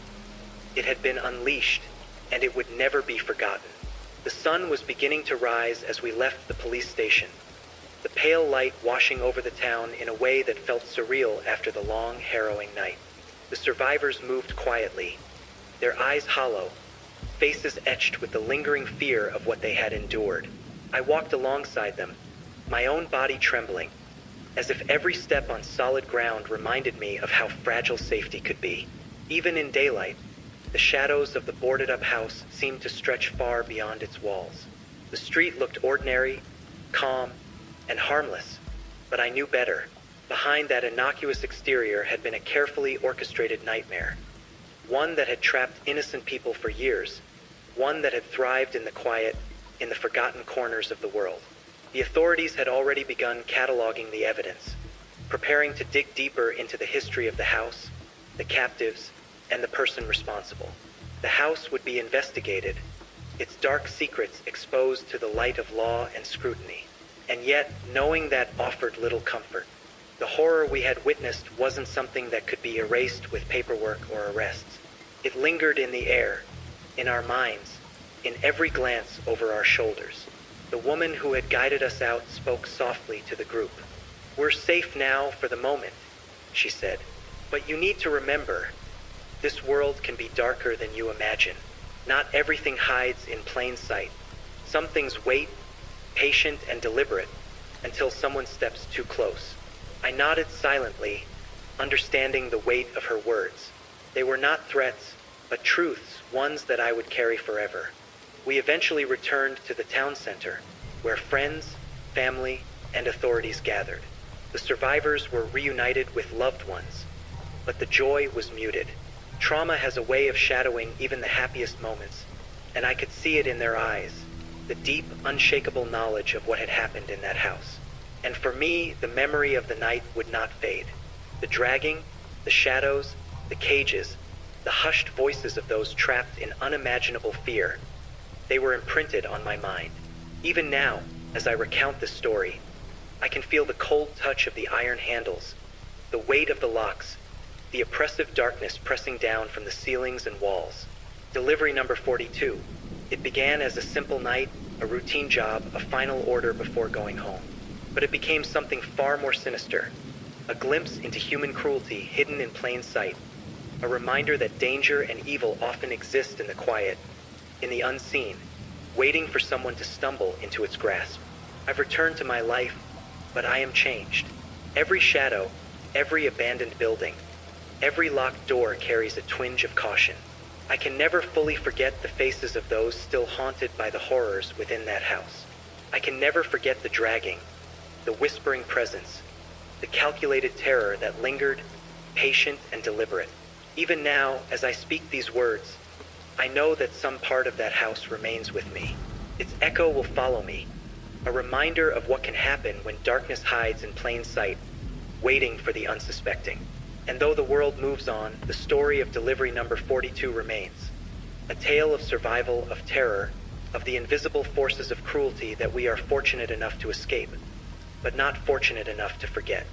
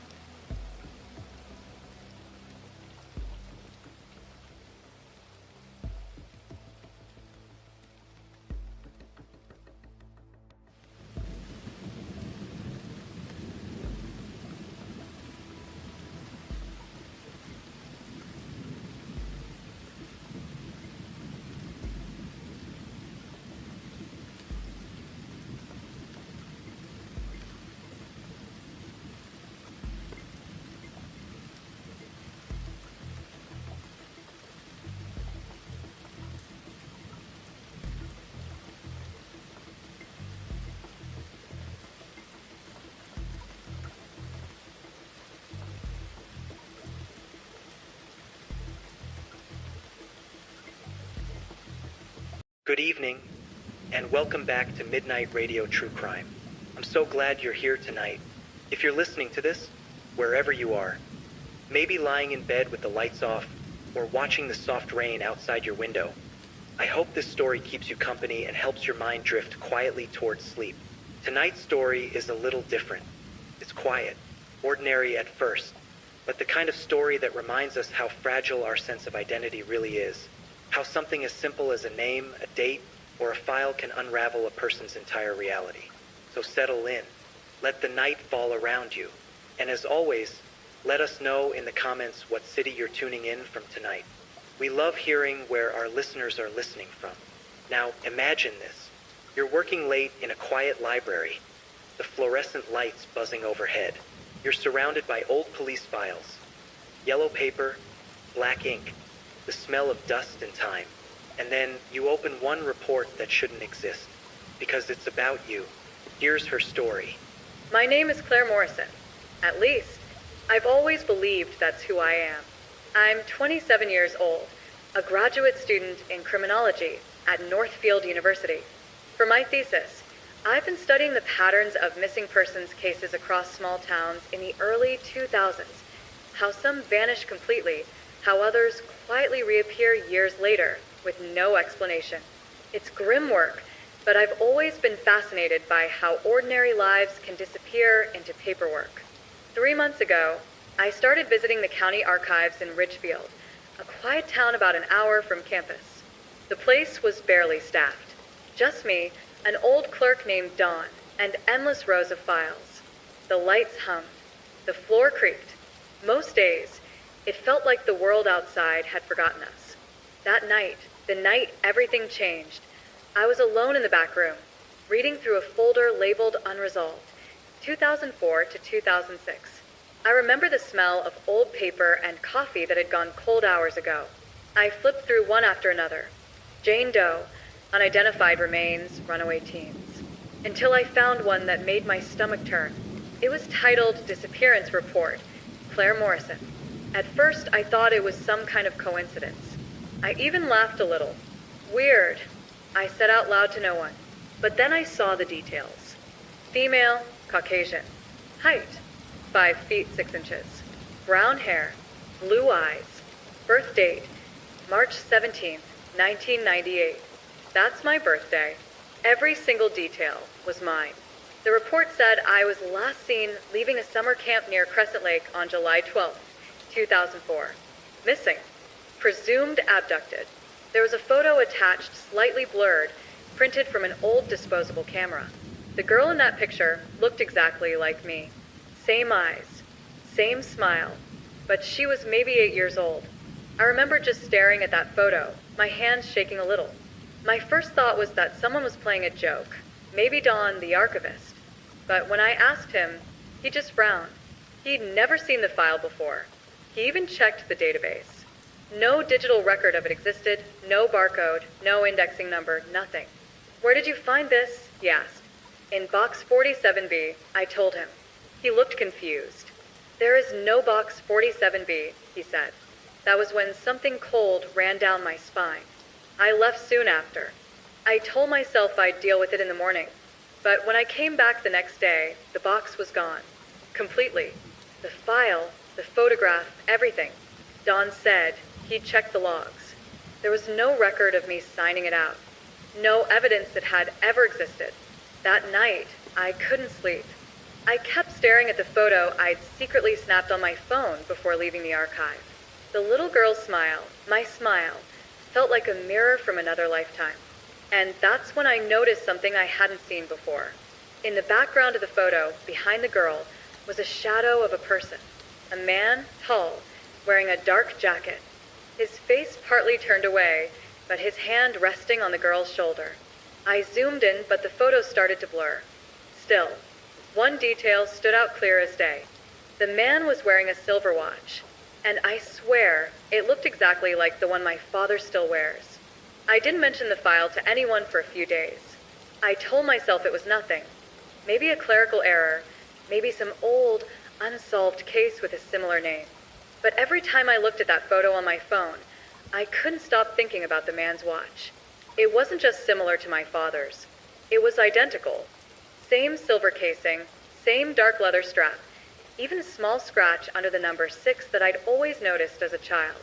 My father, Daniel Morrison, was a high school math teacher in our hometown of Auburn Falls. He'd worn that watch since I was little. It had been a gift from my late mother before she died in a car accident when I was 9. I didn't want to believe it, that he might somehow be in that photograph. But the thought wouldn't leave my mind. That weekend, I drove back home. The drive took 3 hours, and the whole way there, I rehearsed what I'd say. Something casual, something that wouldn't sound like an accusation. When I arrived, he was in the backyard, raking leaves. The November air was cool and still. He smiled when he saw me, just like he always did, and hugged me tight. It was strange, that warmth, because in that moment, all I could think about was the blurred figure in the photo, his hand resting on that little girl's shoulder. Over dinner, we talked about ordinary things: work, bills, the neighbor's new dog. I almost convinced myself to drop it entirely, but then I saw the watch on his wrist, glinting under the kitchen light, and I couldn't hold it back. "Dad," I said, trying to sound calm, "do you remember a place called Crescent Lake?" He looked up from his plate. His fork paused in midair. "Crescent Lake," he repeated. "Yeah. It was mentioned in an old file I found for my research." He smiled faintly. "That's up north, right? We used to go there when you were little. Camping trips." I nodded. "Yeah, I thought so." Then I showed him the photo on my phone. The second he saw it, the color drained from his face. He didn't say anything for a few seconds, just stared, his jaw tightening. "Where did you get this?" he asked quietly. "It wasn't a file," I said. "A missing persons report from 2004 for a girl named Claire Morrison." He didn't look away from the screen. Then, without a word, he stood up and walked to the sink, turning his back to me. I heard the faint sound of him breathing, slow, steady, like he was holding something back. "Claire," he said finally, still facing the window. "Some things from the past, you don't need to dig them up." My heart started pounding. "What does that mean?" He turned to me then, his face completely still. "It means not every file you find in some dusty cabinet has to make sense." "Dad, that's you in the photo." He didn't answer.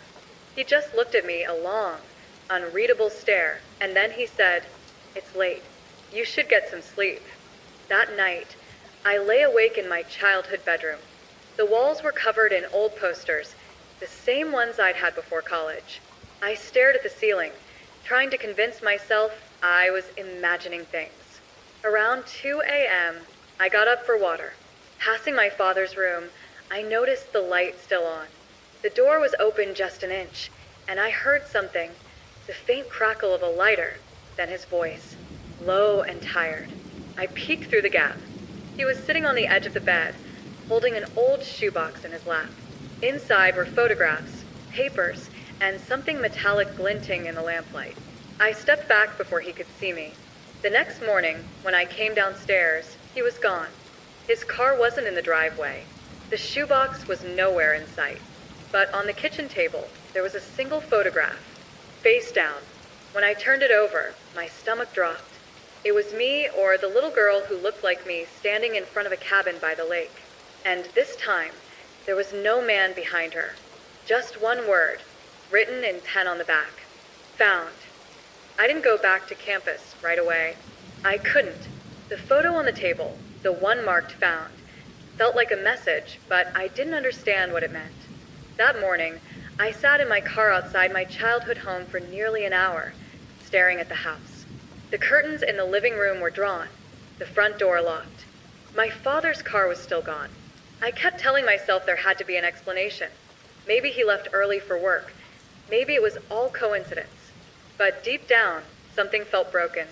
Around noon, I finally drove to the Ridgefield archives again.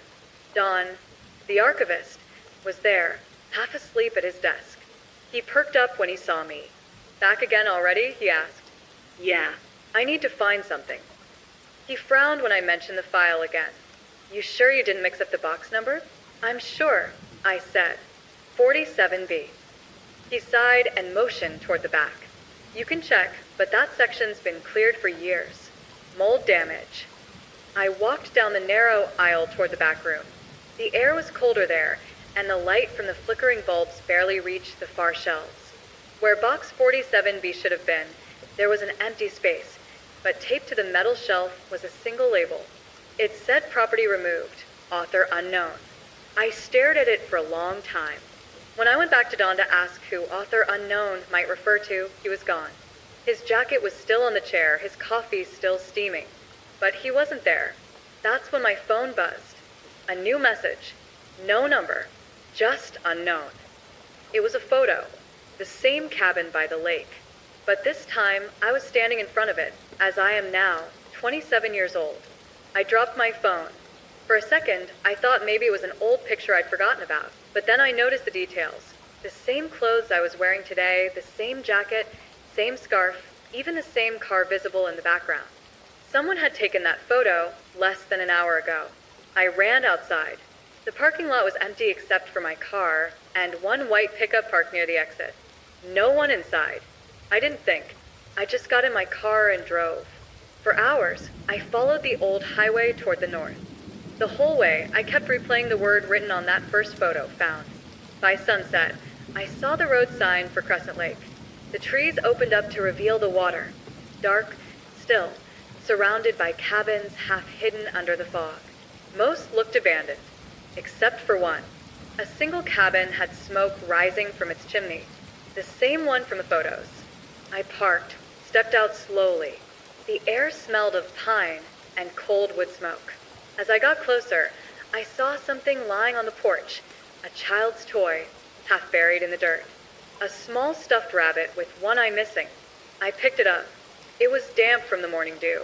Then I heard it, a door creak. The cabin door was slightly open. Light flickered inside. And from somewhere deep within, a voice, faint, trembling, whispered my name. Claire. The voice was soft, almost like a breath, so quiet I couldn't tell if it came from inside the cabin or from somewhere behind me. I froze. My hands were shaking, the cold stuffed rabbit still in my grip. The forest around me was completely still.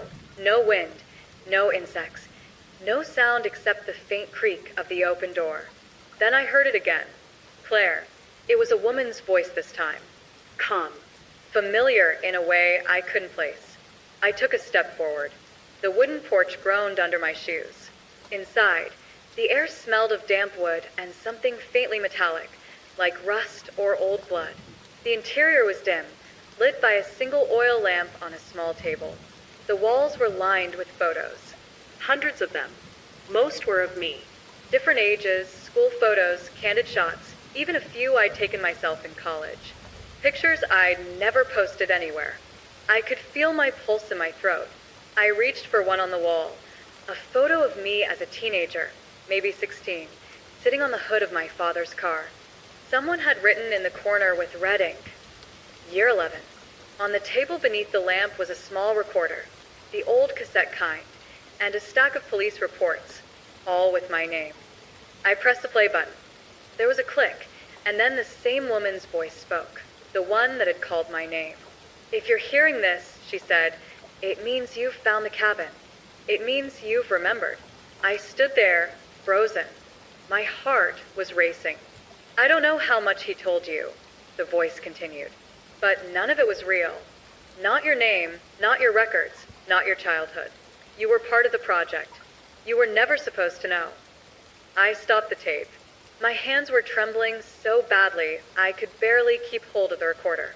Behind me, a floorboard creaked. I spun around.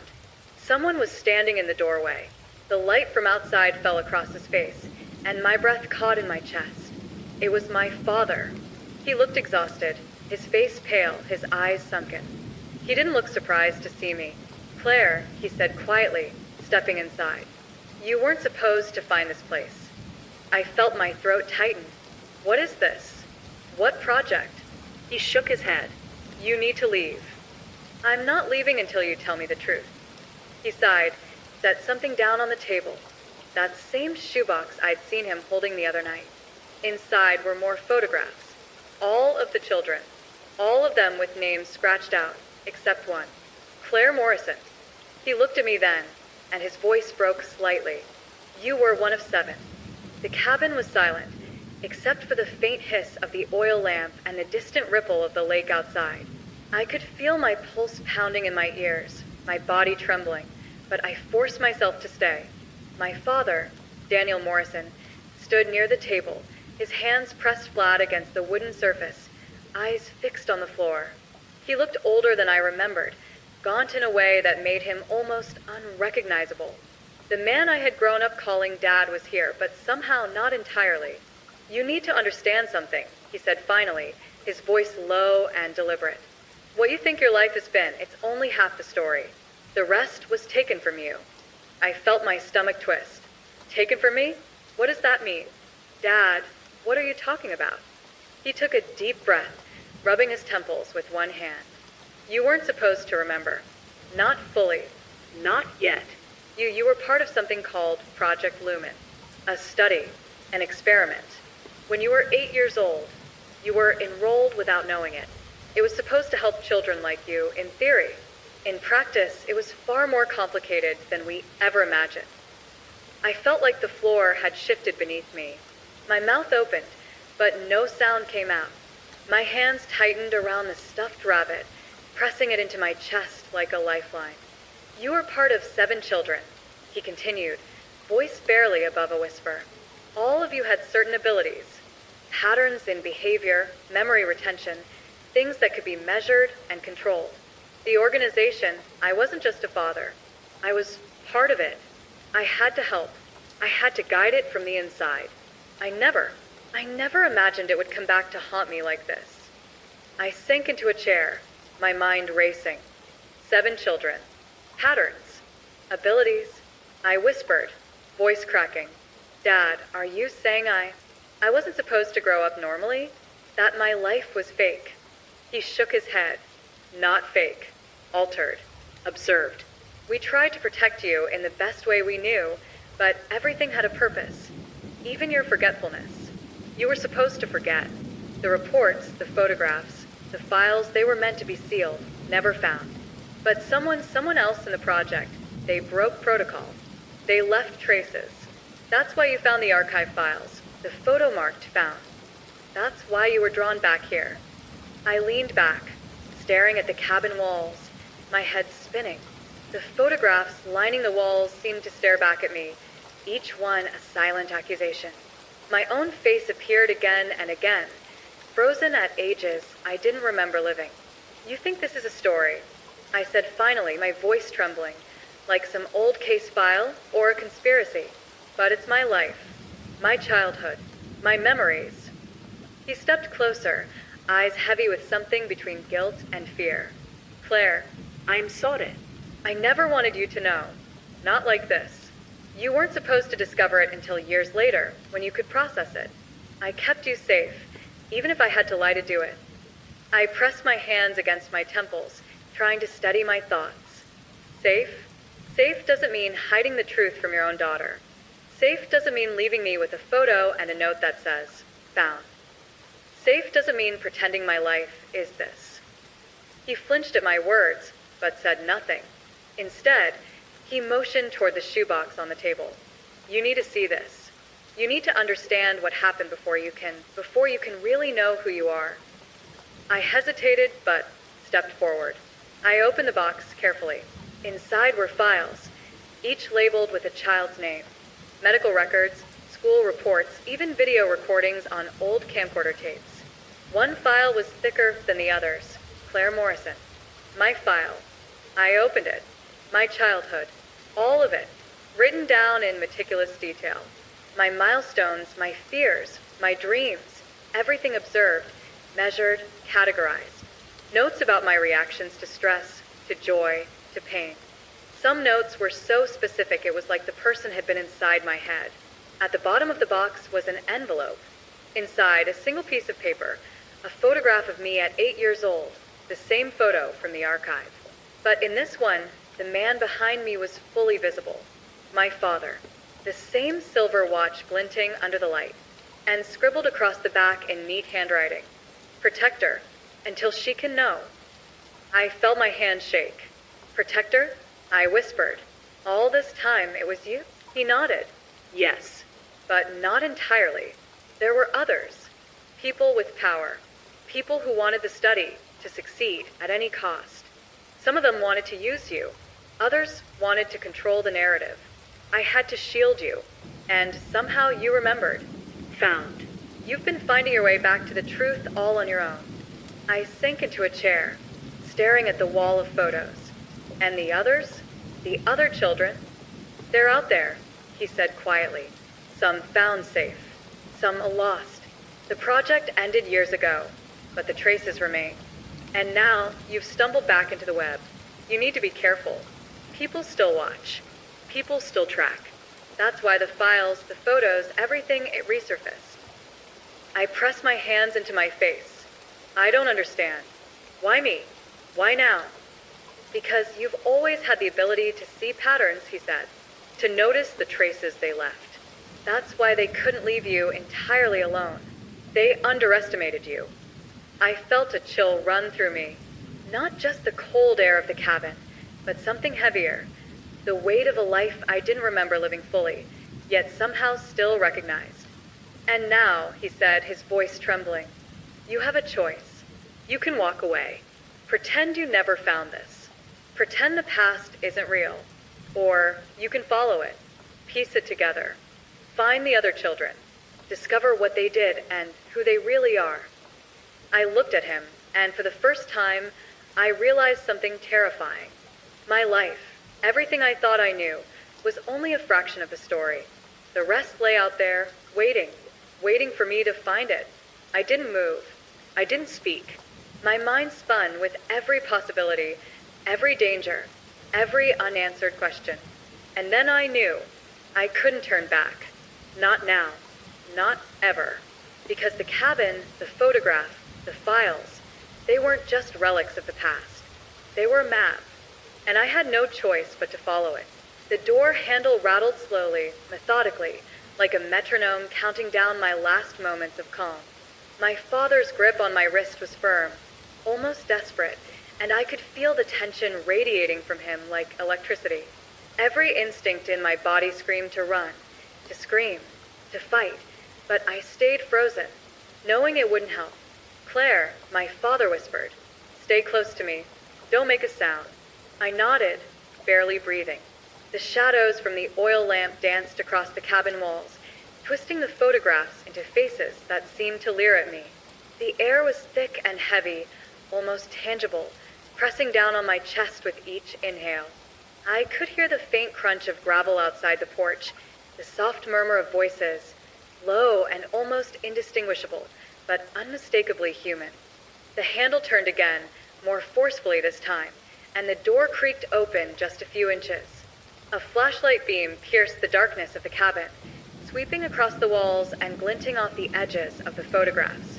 My heart thumped painfully against my ribcage, threatening to break free. A voice called out, calm, professional, chilling in its casual authority. Claire Morrison, it said, crisp and deliberate. We know you're in there. Come out. No one will get hurt if you cooperate. My father's hand tightened around mine. Do not answer, he hissed. The beam of light moved again, landing on my father first. I saw the faint outline of a firearm in the other person's hand, partially obscured by the flashlight. My father's face hardened. He grabbed my shoulders, almost shaking me in urgency. They can't know what we know, he said. If they see you panic, it's over. I forced myself to swallow. My voice caught somewhere between terror and disbelief. Who are they? He shook his head. Project Eden. They weren't done with us. They've never been done. Another shuffle outside. The van door slammed shut with a dull thud, and I could hear footsteps crunching through the underbrush toward the cabin. My father moved toward the back door, silently gesturing for me to follow. I hesitated, but the sound of the front door handle rattling again made my decision for me. We slipped through the small hallway, stepping lightly across the wooden floorboards, which groaned ominously under our weight. My mind raced. If we could reach the back, we might make it to the tree line. We might get away. But the rational part of me, the part trained by years of surviving minor crises on the road, knew it wasn't that simple.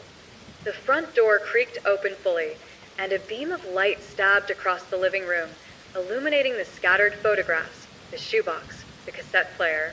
The air smelled faintly of damp pine and gun oil. I caught a glimpse of a pair of boots, perfectly polished despite the forest dirt outside. Claire Morrison, a male voice barked. Step away from him. Now. I froze, feeling my father's arm tighten around mine. His face was pale, but his eyes burned with a mixture of fear and determination. Go, he whispered. Now. Don't hesitate. I nodded, and we darted toward the back. My father kicked open the small kitchen door, revealing a narrow path between the cabin and the lake. The trees were dense, their branches low, scraping our arms and faces as we ran. The sound of footsteps echoed behind us, punctuated by sharp commands. I tripped over a root, landing hard on the damp forest floor. Pain shot up my leg, but my father grabbed my hand and pulled me upright. Keep moving, he urged, his voice tense but calm. We ran toward the water's edge, the forest giving way to the rocky shoreline. The van was visible now, parked at the far end of the clearing, its headlights sweeping across the trees like searching eyes. I could see shadows moving inside, figures scanning the forest, rifles in hand. Claire, my father said, stopping for a moment behind a large boulder. He pointed to a small dock, half submerged and rotting with age. We can use the dock. Jump in the lake. They'll hesitate to follow. It's our only chance. I swallowed, the cold fear making my stomach churn. The water looked black, impenetrable, and freezing just from the night air. Dad, we could drown. He shook his head. It's better than what they'll do if they catch us. Trust me. We sprinted the last few meters. My boots slipped on the wet wood, and I nearly fell, but my father grabbed my arm and steadied me. The dock creaked violently under our weight, threatening to give way at any second. I could hear the voices from the forest behind us, shouting, the beam of a flashlight swinging dangerously close. Now, he shouted. We jumped. The icy water closed over me instantly, stealing my breath and numbing my body. Panic surged, but I kicked against it, following my father as we swam toward the far edge of the lake. Branches scratched our arms and faces, but the cold forced me to focus, to move, to survive. I surfaced briefly, gasping. My father was ahead, leading the way toward a small cove barely visible in the moonlight. I followed, every stroke a fight against the cold and my terror. Behind us, the shouts had stopped, but that didn't mean we were safe. We reached the shallow edge of the cove, pulling ourselves onto the wet ground. My legs trembled uncontrollably, and I sank to my knees, coughing and shivering. My father crouched beside me, scanning the lake behind us. They won't give up, he said quietly. They never do, but we've got a head start. We can disappear, for now. I tried to speak, but my voice caught. Finally, I whispered, Who are they? Why me? Why now? He looked at me, eyes heavy with guilt and exhaustion. Because you remembered. They didn't expect that. You've always been stronger than they realized. That's why they came back. And that's why we can't stop now. We have to find the others before they find us. I looked around the cove. The night was quiet, eerily calm after the chaos. The cold seeped into my bones, but a new resolve began to grow inside me. I couldn't go back. I couldn't ignore what I discovered.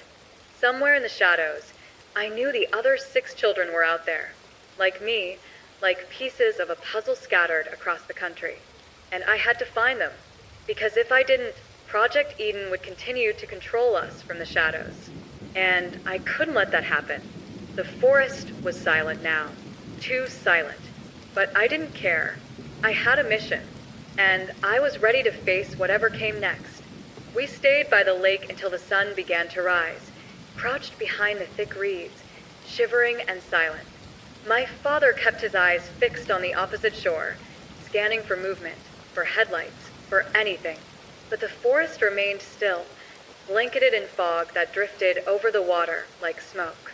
When I could finally feel my hands again, I spoke, my voice hoarse from the cold. "Where do we go now?" He didn't answer right away. His face was gray and drawn, his breath visible in the chill morning air. "There's a storage shed near the old highway," he said finally.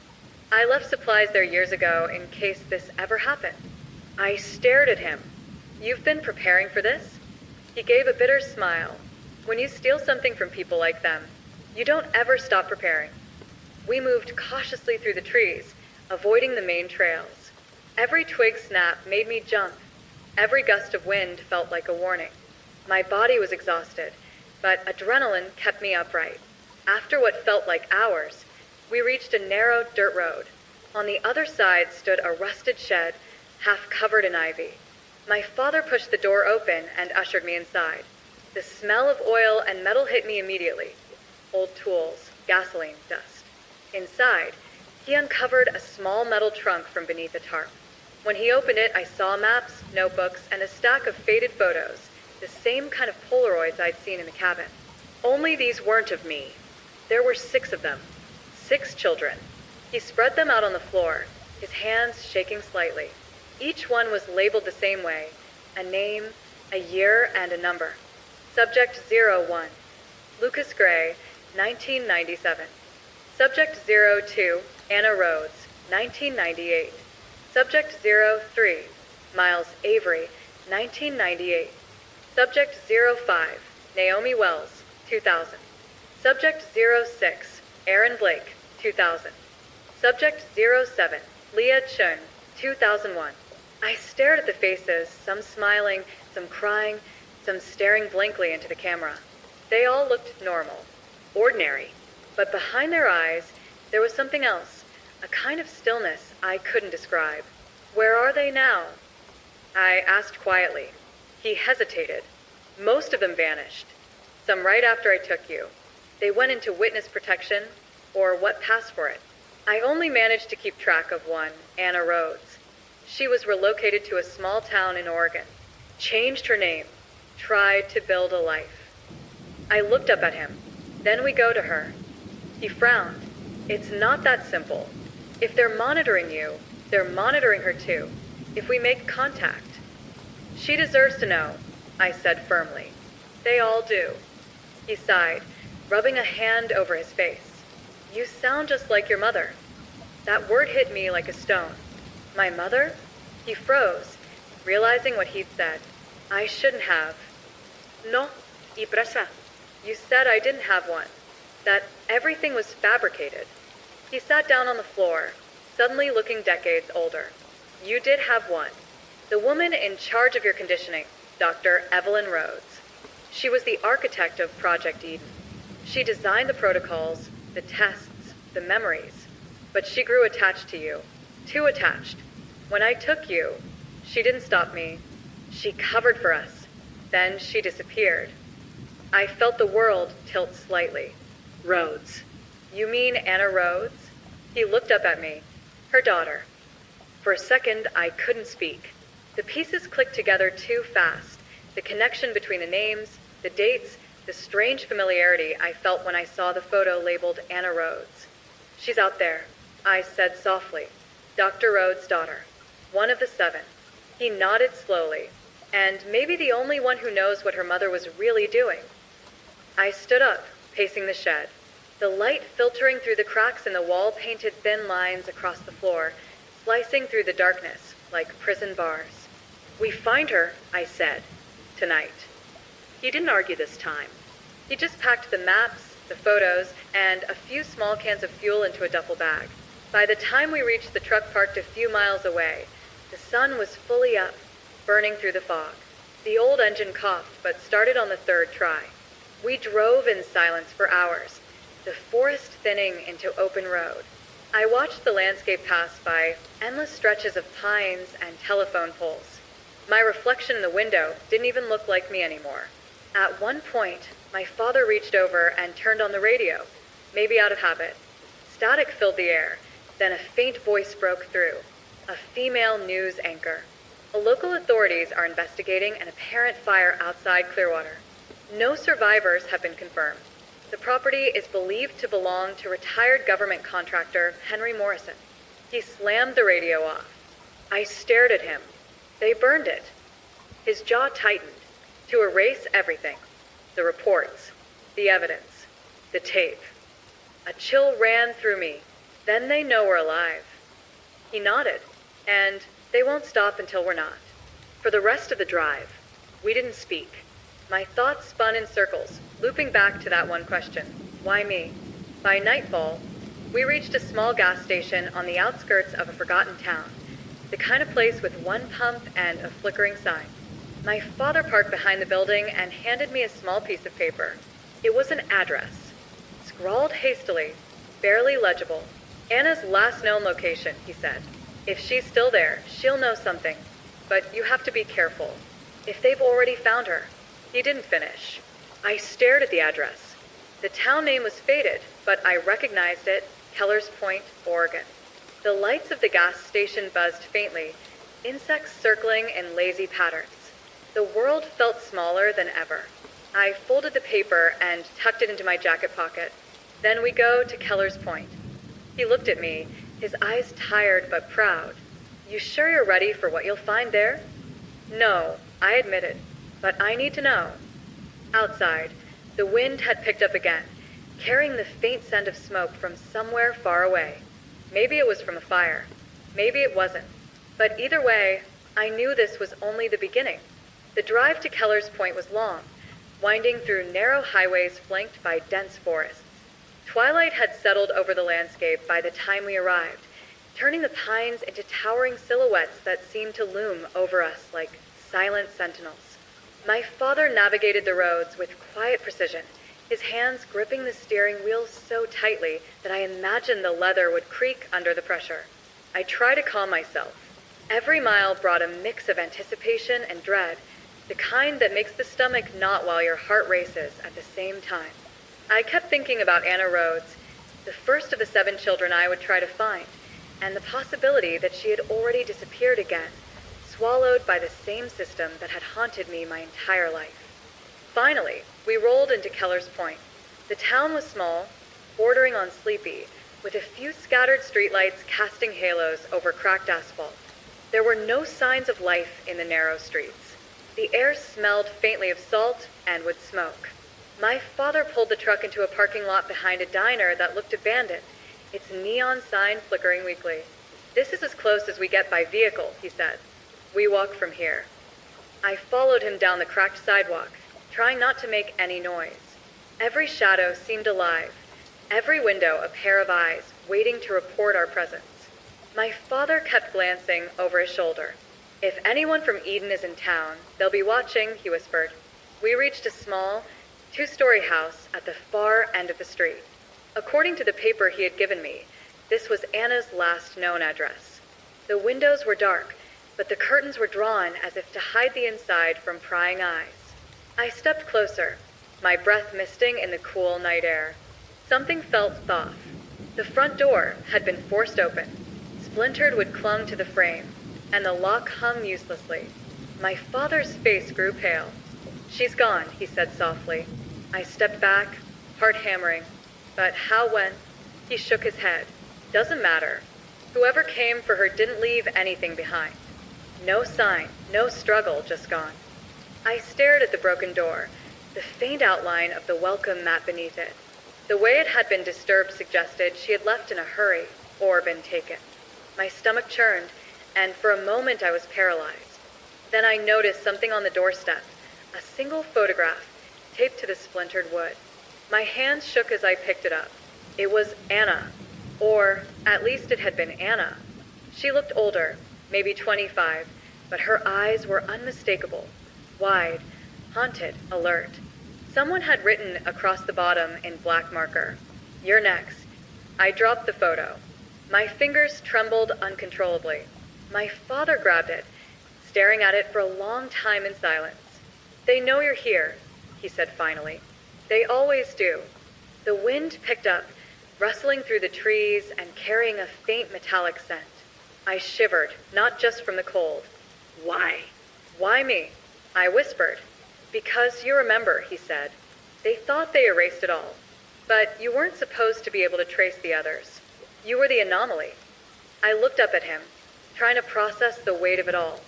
7 children, taken, observed, controlled. And now, one missing again. Anna's disappearance wasn't a coincidence. We moved carefully inside the house. The place was sparse, a single sofa, a coffee table, and a small kitchen to the side. Nothing appeared out of place, yet everything screamed that someone had been there recently. A faint scent of lavender lingered in the air, masking something else underneath. Antiseptic, maybe blood, maybe nothing at all. On the kitchen counter, we found a small notebook, open to a page filled with frantic handwriting. My father picked it up and read aloud. "They're coming. I can feel it. I can't stay. They'll erase me. They'll erase us all. If anyone finds this to run." My stomach dropped. Anna had known the threat was coming. She had tried to warn someone, anyone.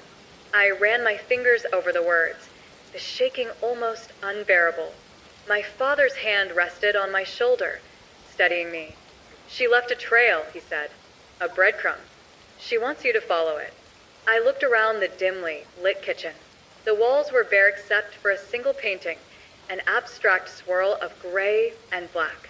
But in the corner of the frame, barely noticeable, was a small symbol scratched into the wood, a triangle enclosing a circle. I recognized it immediately. Eden's mark. "They're close," my father said quietly. "We need to move. Now." I nodded, my resolve hardening. We couldn't stay in Keller's Point. Not with them watching. Not with Anna already gone. We packed what we could into a backpack, the notebook, the photograph, and a few essentials from the kitchen. Every creak of the floor sounded like an alarm in my ears. As we stepped back into the night, I looked toward the horizon. The town was quiet, deceptively calm. But I knew better. The people behind Project Eden were everywhere, always a step ahead, always watching. And yet, for the first time, I felt something else, purpose. Anna Rhodes had left a trail, a breadcrumb path leading to something bigger, to answers, to the other children, to the truth about Project Eden. We followed the dim glow of the streetlights toward the edge of town, where the forest swallowed the road and the shadows grew thick. Somewhere out there, Anna was waiting, or at least, her disappearance was pointing us toward the next clue. And I knew, deep in my bones, that the next step could either save her or lead me straight into the same trap that had swallowed her. The night closed in around us, dense and cold. Every step we took echoed like a heartbeat in the darkness. And somewhere in the shadows, I felt it, a presence watching, calculating, waiting. They were close, and they weren't going to let me reach Anna without a fight. The forest outside Keller's Point felt alive as we stepped into it. Shadows stretched long between the pines, and every rustle of leaves made me flinch. The night air was sharp, carrying the scent of damp earth and pine resin. My father moved ahead, silent, like a predator navigating his territory. I followed closely, my heart hammering with a mixture of fear and anticipation. We were tracing Anna's trail, starting with the small markings she had left in the notebook. Lines connecting names, dates, and locations, cryptic, but intentional. Whoever had taken her knew she was trying to communicate something, and every step we took brought us closer to understanding. The path led us to a narrow stream. My father stopped, peering across the water. "The bridge washed out," he said quietly. "We'll have to wade through." The water was icy, biting at my ankles, seeping through the fabric of my shoes. Every step made my muscles tense. I could hear faint footsteps on the other side, though it was impossible to tell if they were real or just echoes carried by the forest. We emerged on the other side, soaked and shivering, and my father crouched behind a fallen log, scanning the shadows. "There," he whispered, pointing to a faint light flickering between the trees. "She left a signal. Someone's alive, or was, very recently." We moved carefully toward it, every branch snapping underfoot sounding like a gunshot. The light came from a small cabin tucked deep in the woods, barely visible through the thick undergrowth. Smoke rose from a chimney, thin and steady, the smell of burning wood drifting toward us. My father held up a hand. "Stay quiet. We don't know who's inside yet. I press myself against a tree, the rough bark biting into my palms. My stomach twisted with a mixture of fear and hope. This could be Anna, or it could be one of Eden's agents waiting for us. We circled the cabin, scanning for any signs of movement. The door was slightly ajar, and inside, faint shadows shifted. My father gestured for me to stay back while he crept forward. I held my breath, straining to hear anything. Then I heard it, a soft, desperate whisper. "Claire, please." My heart stopped. I rushed forward without thinking, tripping over a root, but my father caught me. We slipped inside the cabin together. Anna Rhodes was there, or what was left of her composure. She was tied to a chair, her wrists bruised and raw. Her eyes were wide, wild with fear, but when she saw me, they softened slightly. "Claire," she whispered, voice trembling. "Is that really you?" I nodded, rushing to her side. "Yes, it's me. We're going to get you out." She shook her head frantically. "No, you don't understand. They'll know. They'll know I spoke to you." My father moved quickly, cutting the ropes with a small knife. Anna's hands were raw, and she winced, but she didn't resist as we pulled her to her feet. "They came for me last week," she said in a hushed voice. "I barely got away, but I left the notebook. It has everything. If you follow it, you'll find the others, you'll find the truth." I glanced at my father. "Others?" She nodded. "They've been keeping tabs on all of us. 7 of us. Every step we take, they're there, watching, waiting. Some of us haven't made it." My stomach tightened. "Then we need to move," I said, "before they come back." Anna nodded, and we slipped out of the cabin into the night. The forest was dark, silent, except for the crunch of our footsteps and the distant hoot of an owl. Every shadow felt like it could be hiding someone, every rustle of leaves a warning. We reached a clearing and paused to catch our breath. My father looked at us, his face grim. "They know we're here," he said. "They'll be coming soon. We have to decide. Do we run, or do we make a stand?" I clenched my fists. We can't hide anymore. We have to find the others. We have to end this. Anna swallowed, nodding slowly. "There's a safe house north of here, near the old mill. It's abandoned now, but it's the only place we can regroup. If we can make it there, I can show you what I've been tracking." The night air pressed in around us, heavy with tension. Somewhere in the shadows, I knew Eden's agents were closing in. But for the first time, I felt a spark of determination, a fire that refused to be extinguished. We moved cautiously, shadows among shadows, hearts pounding in sync with the night itself. Every step was a risk, every sound a potential alarm. And yet, the thought of finally reconnecting with Anna, the first of the children, gave me a strange sense of hope. Somewhere ahead, in the darkness, the first faint lights of the mill appeared. But before we could reach it, a loud snap rang out behind us, a branch breaking underfoot. I froze. Anna grabbed my arm, whispering, "They're close. Run." We broke into a sprint, the forest blurring around us, leaves whipping our faces. Behind us, the sound of pursuit grew louder, boots pounding, voices shouting, the unmistakable metallic glint of weapons catching moonlight. And in that instant, I realized that Eden wasn't just a shadow from my past. They were here, hunting us, and this chase had only just begun. The forest seemed to close in around us as we ran, branches whipping against our faces, our breath ragged and visible in the cold night air. Behind us, the sound of pursuit was relentless, snapping twigs, shouts, the metallic click of weapons. I could hear Anna's ragged breathing beside me, my father's urgent commands cutting through the chaos. Finally, the outline of the abandoned mill appeared through the trees. Its silhouette was jagged against the moonlight, dark windows like empty eyes staring at us. The structure groaned softly in the wind, giving the impression that it had been abandoned for decades. Yet I could feel it, a strange, tense energy, as if the building itself was aware of our approach. Inside, my father hissed, grabbing Anna and pulling her toward the rusted side door. We slipped in just as a beam of flashlight cut through the tree where we had just been. The sound of pursuit halted abruptly at the edge of the forest. For a moment, the only sound inside the mill was the echo of our footsteps across the wooden floor, the groan of metal beams, and our own labored breathing. The vast space was dark, but moonlight filtering through shattered windows revealed a maze of machinery, conveyor belts, and storage crates. Dust motes swirled in the air, disturbed by our sudden intrusion. "We need to move quickly," my father whispered, scanning the shadows. "Eden knows we're here. This place may be abandoned, but it's been used before. Cameras, traps, they've anticipated everything." I followed closely, trying to keep my mind focused. Every step felt like walking on a thin line between safety and disaster. The smell of rust, oil, and decay filled my nostrils, adding to the oppressive atmosphere.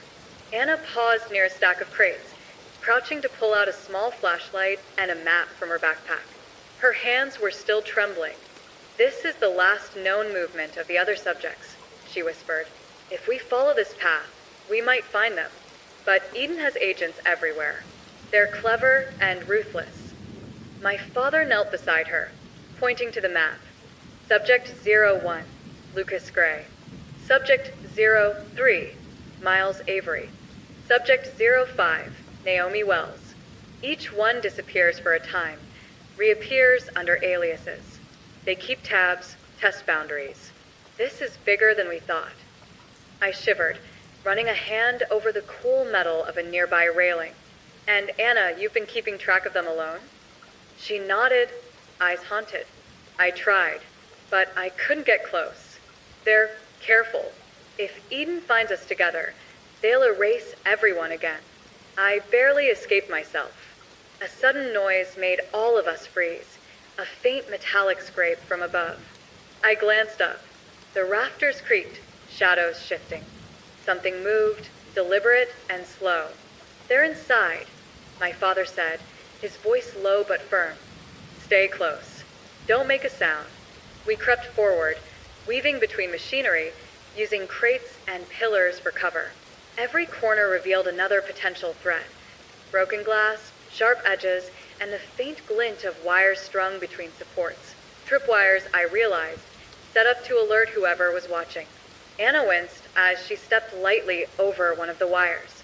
"They want to scare us," she whispered. "They want us to panic." I swallowed, trying to steady my racing heart. Then we don't. We reached a central area of the mill, a wide, open space beneath a high ceiling. Moonlight streamed through the broken roof, illuminating a circle of faintly reflective tape on the floor. In the center sat a chair, empty but ominous. The air felt charged, like the calm before a storm. "That's it," my father said quietly. "This is a trap." My stomach sank. Every instinct screamed to run, but we had no escape, not yet. Eden had anticipated our route, our movements, perhaps even our thoughts. The circle of tape wasn't just symbolic. It marked the area where they wanted us to come, the area they could control. Suddenly, a voice echoed through the empty space, calm, deliberate, unmistakable. "Welcome, Claire." "Anna." "Mr. Morrison." The sound seemed to come from everywhere at once, bouncing off the metal and wood. I felt my blood run cold. "Step into the circle," the voice continued. "It's easier that way. No one gets hurt if you cooperate." Anna froze, her eyes wide with terror. I gritted my teeth. "No," I said firmly. "We're not stepping into your trap." My father pulled us back toward a shadowed corner. "We need to find another way out," he whispered. "Look for stairs, exits, anything." I scanned the space quickly. A metal staircase in the far corner led to a catwalk above. It was narrow, rickety, but it could give us a vantage point. I grabbed Anna's hand. "This way. Come on." We climbed carefully, the stairs groaning under our weight. Every sound seemed amplified in the cavernous space below. I could hear whispers, movement, too controlled, too precise to be random. Eden was here, watching, waiting. When we reached the catwalk, we paused, looking down on the trap below. The chair, the tape circle, the open floor, Eden had expected us to enter willingly. They were confident. Too confident. I felt a surge of determination. We can't let them control us anymore, I whispered. We take the next step on our terms. My father nodded grimly. Agreed. But we move fast. Every second counts. From the shadows, I caught a glint of movement. A figure creeping along the lower level, scanning the floor. Not armed yet, but ready. I gripped Anna's hand tighter. We move now. And in that moment, I realized the game had changed. Eden wasn't just a threat from the past. They were here, alive, orchestrating every step. And if we wanted to survive, if we wanted the others to survive, we had to outthink them. Every step from the catwalk could be the difference between life and death. And Eden would be waiting for our next move. We reached the door to the storage loft, slipping inside. The space was cramped, filled with dust-covered crates, old equipment, and stacks of newspapers from decades ago. Moonlight streamed through a cracked window, illuminating a small wooden crate pushed into the corner. I approached it cautiously, brushing the dust away. Inside were photographs, documents, and small objects, all belonging to one of the missing children. My heart skipped. Subject 05, Naomi Wells, Anna breathed. She's been here. The documents were meticulous. Notes on her movements, surveillance photos, letters she'd written and never sent. Someone had been tracking her every step, cataloging her life with frightening precision. They were everywhere, Anna said quietly, her voice shaking. Every child, every move. They thought they controlled everything, even us. I stared at the photographs, noting the meticulous attention to detail. Every photo, every note, painted a chilling picture of how Eden monitored its subjects. It wasn't just about control, it was about ownership, manipulation, and erasing autonomy. My father's hand rested on my shoulder. We need to move, he said. If Eden catches us here, it won't be a warning. It'll be the end. We gathered what we could from the crate, stuffing documents and photos into Anna's backpack.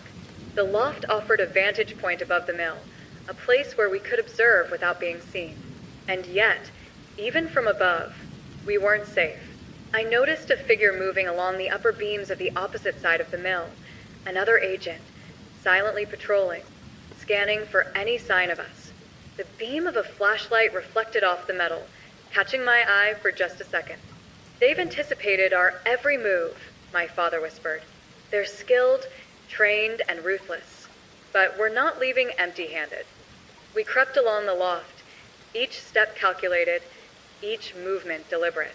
From this height, we could see into the lower levels of the mill, the taped circle, the empty chair, the network of tripwires. Eden had planned this trap meticulously, but they hadn't accounted for our persistence. Anna crouched beside me, pointing toward a stack of crates near the far wall. There's something there, she said. Documents, evidence, maybe even a clue about the next child. I nodded. We approached carefully, keeping low. My father scanned behind us, covering our backs. The crates were heavy, covered in dust. I lifted one lid, revealing files labeled with dates and names. Each file detailed surveillance logs, observations, and notes on behavior. I picked one up. The name on the folder made my stomach drop. Miles Avery. Subject 03.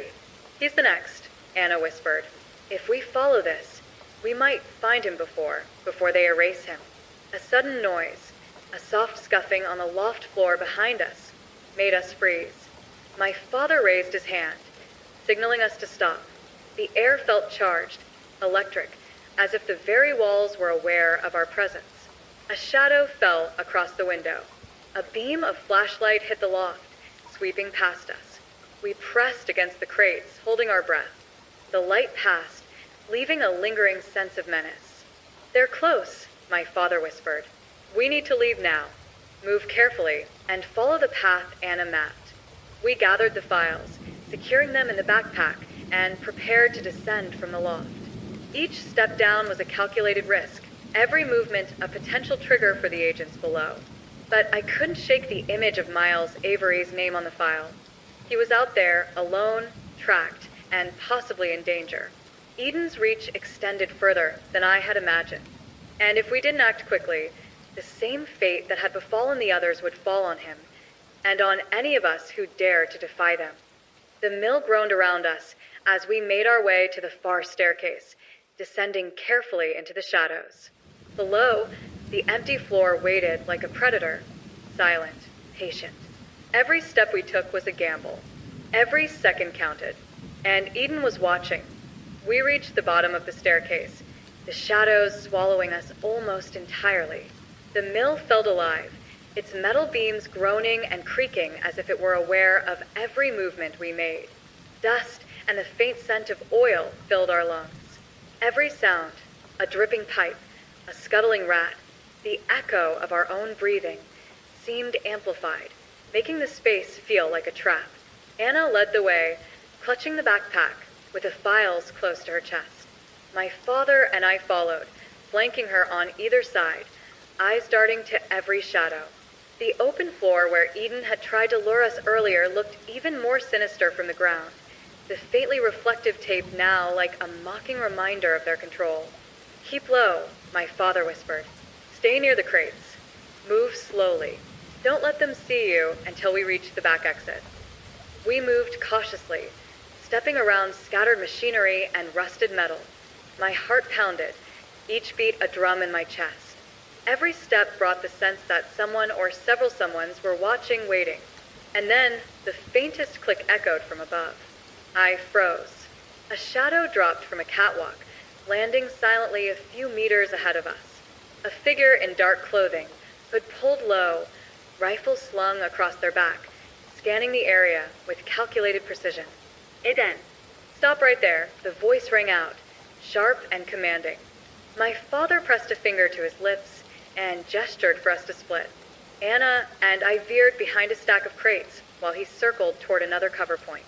My hands shook as I tried to steady my breath. I could hear the agent moving closer, boots crunching on the metal floor. Anna whispered urgently, "We can't let him see the files. If he finds them, it's over." I nodded, gripping the backpack tighter. The agent stopped briefly, scanning the shadows, and I felt my pulse spike. Every second stretched into an eternity. Then, a sudden clatter. A crate toppled slightly under my elbow. The agent's head snapped toward us. His flashlight beam caught the edge of the crates. My father sprang from cover, tackling him hard. The agent yelped, caught off guard, and we scrambled past, adrenaline burning through every muscle. The back exit was in sight, a rusted metal door partially ajar. I pushed it open and felt a rush of cold night air. Outside, the forest stretched dark and quiet, the faint light of the moon filtering through the trees. For a moment, it felt like freedom, but we weren't safe yet. From behind, the agent struggled to his feet, shouting into a radio. We could hear faint replies. Backup was coming. Eden wasn't letting us go. Anna glanced at the backpack, panic in her eyes. "They'll come for the others next. We can't stop." My father shook his head. "First, we survive tonight. Then we plan. Every step from here matters." We ran into the forest, sticking to the shadows, every sound of our footsteps muffled by the thick carpet of pine needles. The trees loomed like silent sentinels, masking us, but also restricting our movement. I glanced at Anna, her face pale, determined, haunted by everything she'd endured. We reached a small clearing, hidden by a curve in the terrain. My father stopped, crouched low, listening. The sounds from the mill were gone, swallowed by distance. For a brief moment, we were alone, truly alone in the night. Anna exhaled shakily. We made it, but for how long? I swallowed, feeling the weight of the files, the lives of the other children, the mission we had taken on. "We keep moving," I said firmly. "We find them, all of them." My father nodded, eyes scanning the darkness ahead. "There's a safe place not far from here, abandoned cabins I've used before. We lay low until we can plan our next move." We moved cautiously through the underbrush, every rustle of leaves sounding like a warning. The night pressed in, cold and silent, but there was a strange comfort in moving together, three of us, united against a shadow that had followed us for years. As we approached the cabins, The moonlight revealed a faint, disturbing sign. One of the doors was slightly open. My stomach tightened. Anna whispered, "Someone's been here. Maybe Eden." My father nodded, face grim. Or someone else. Either way, we need to check carefully. We approached the door slowly. Inside, the cabin was empty, but signs of recent occupation were everywhere. Footprints in the dirt floor, a small campfire extinguished but still warm, and a single, hastily scribbled note on a scrap of paper. "The next step is closer than you think.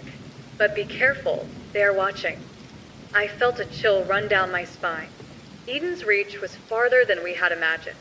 Every move we made, every step we thought was ours alone, was being observed. Anna looked at me, eyes wide. "We can't stop now. If we do, the others, they'll disappear too." I nodded.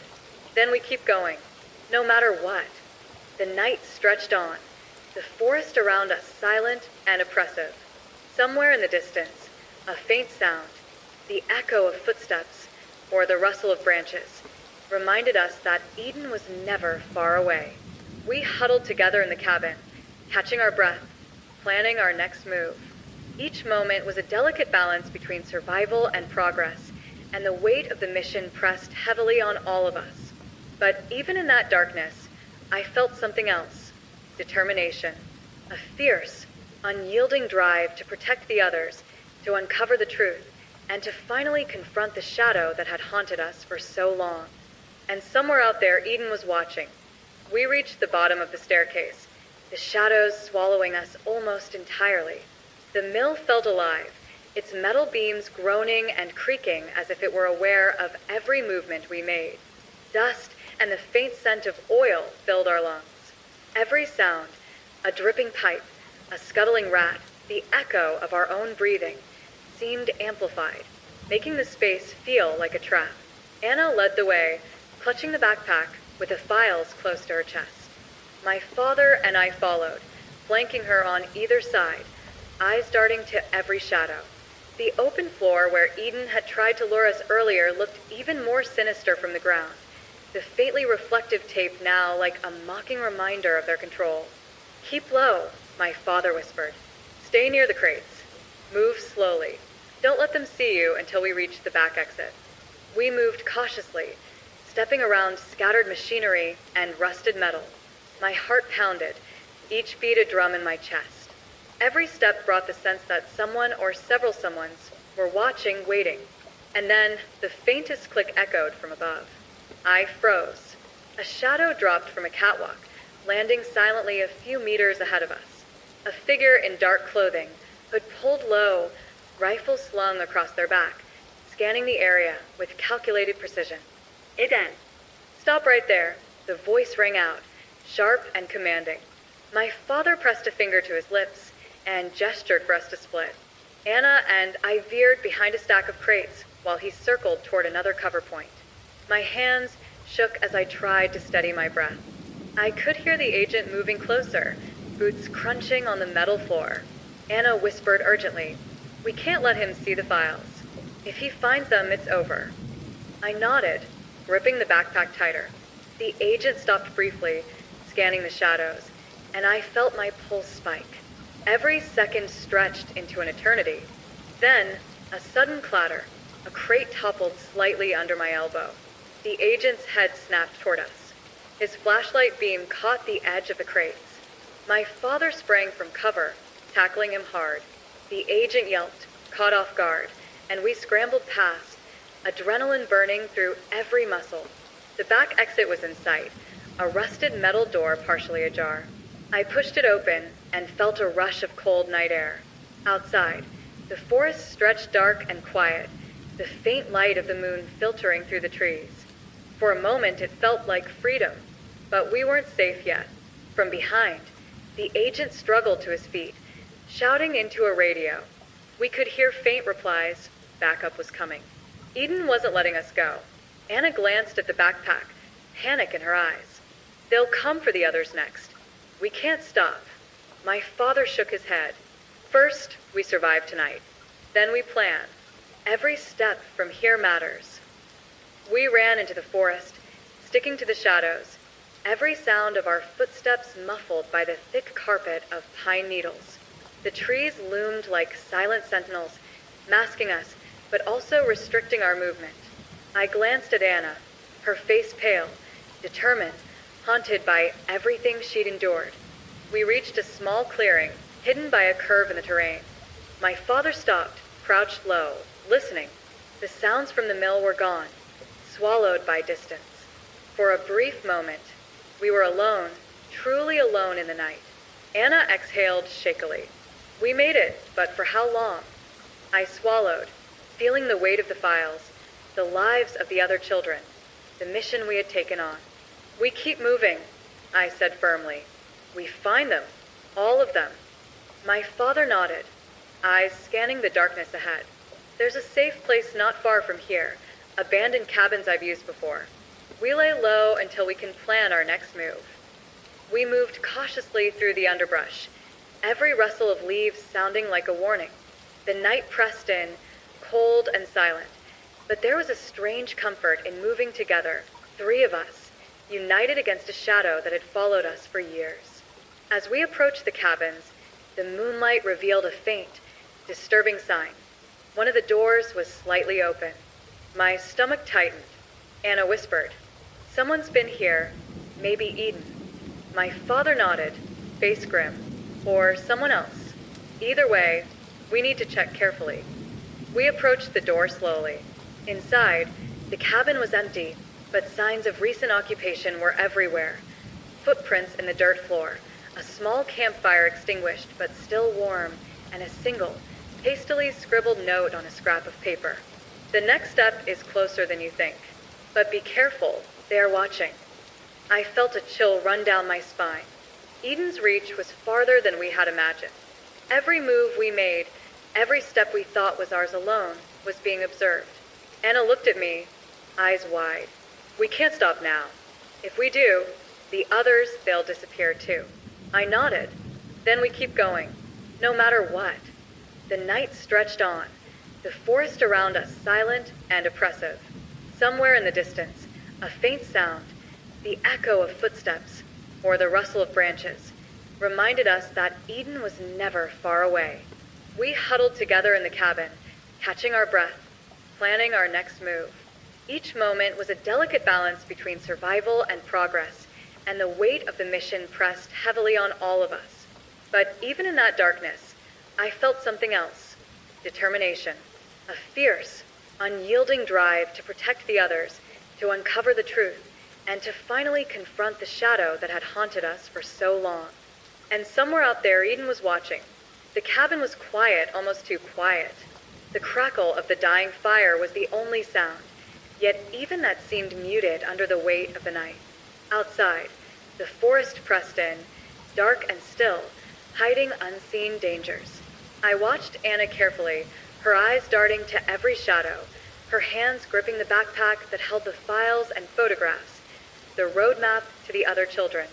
We needed a plan. Eden wasn't just a threat. They were calculating, relentless, and now, more than ever, we had no room for mistakes. Anna reached into the backpack, pulling out a folded piece of paper. "I found this months ago," she said quietly. One of the others, Naomi Wells, left it behind. She couldn't escape, but she knew someone might follow. This is her breadcrumb. I took the paper from her trembling hands. It was a small, faded map, drawn in precise, almost obsessive detail. Paths through forests, symbols marking locations, numbers, dates. One corner had a note in tiny handwriting. Clues lead to miles. Follow carefully. Trust no one. My father frowned. They're tracking him now. Eden will know we're following this map. "I know," I said, "but we can't stop. If we do, he disappears too." Anna nodded, her face pale but determined. Naomi's note mentions a safe house near the old quarry. It's abandoned, but she hid something there, evidence, something she thought could protect the rest of us. If we reach it, we might find a lead to Miles. The forest outside was oppressive, filled with the rustle of leaves and the distant howl of an owl. We moved cautiously, sticking to shadows, following the faintly drawn paths on the map. Every step reminded me of the stakes. Every snap of a twig or rustle of underbrush could be Eden. Hours passed. The air grew colder, damp, and heavy. Anna whispered, "The quarry is close, just a little further." As we approached the edge of the clearing where the quarry lay, the first glimmer of moonlight reflected off jagged rocks and still water. The area was eerily quiet, as if the world itself had stopped to watch. We descended carefully, each step deliberate. My father led, checking the perimeter, while Anna and I followed behind. Halfway down, we noticed something odd, footprints in the mud, too precise to be animal tracks. They led deeper into the quarry, disappearing into the darkness. "They're here," my father muttered. "Eden." "They're watching us now." Anna gripped the backpack tighter. "We have to keep going." Naomi left a marker. "I just need to find it." We crept through the rocks, the silence pressing on us like a weight. Then, just ahead, we saw a small hollow in the quarry wall, a makeshift hiding spot, covered by brush. Inside, a metal box lay partially buried under dirt and leaves. Anna dropped to her knees, brushing debris away. "This is it," she whispered. I helped her lift the box, revealing a stack of photographs, maps, and a small journal. The journal was worn, pages filled with meticulous handwriting. My eyes widened as I read the first page. Detailed notes on surveillance, methods, and locations of the other children. There were references to Eden's agents, safe houses, and cryptic instructions for leaving clues for anyone trying to follow. This could save him," Anna said, her voice trembling. "Miles, he's the next one. If we follow this, we can find him before they do." My father frowned, looking around the quarry nervously. "But Eden is close. They know someone's following Naomi's trail. We have minutes, maybe seconds. We move now." We packed the box into the backpack alongside the files we already carried. Each item felt heavier with the weight of responsibility. The lives of the other children pressed down on us, demanding action. Suddenly, a snapping sound echoed from above. Leaves rustled violently. I froze, my heart lurching. From the shadows, a figure emerged, clad in black, moving silently across the rocks. "Eden." "They anticipated us," my father whispered. "Get ready. We might have to fight." The figure raised a flashlight, sweeping the beam across the ground. I ducked instinctively, feeling my pulse spike.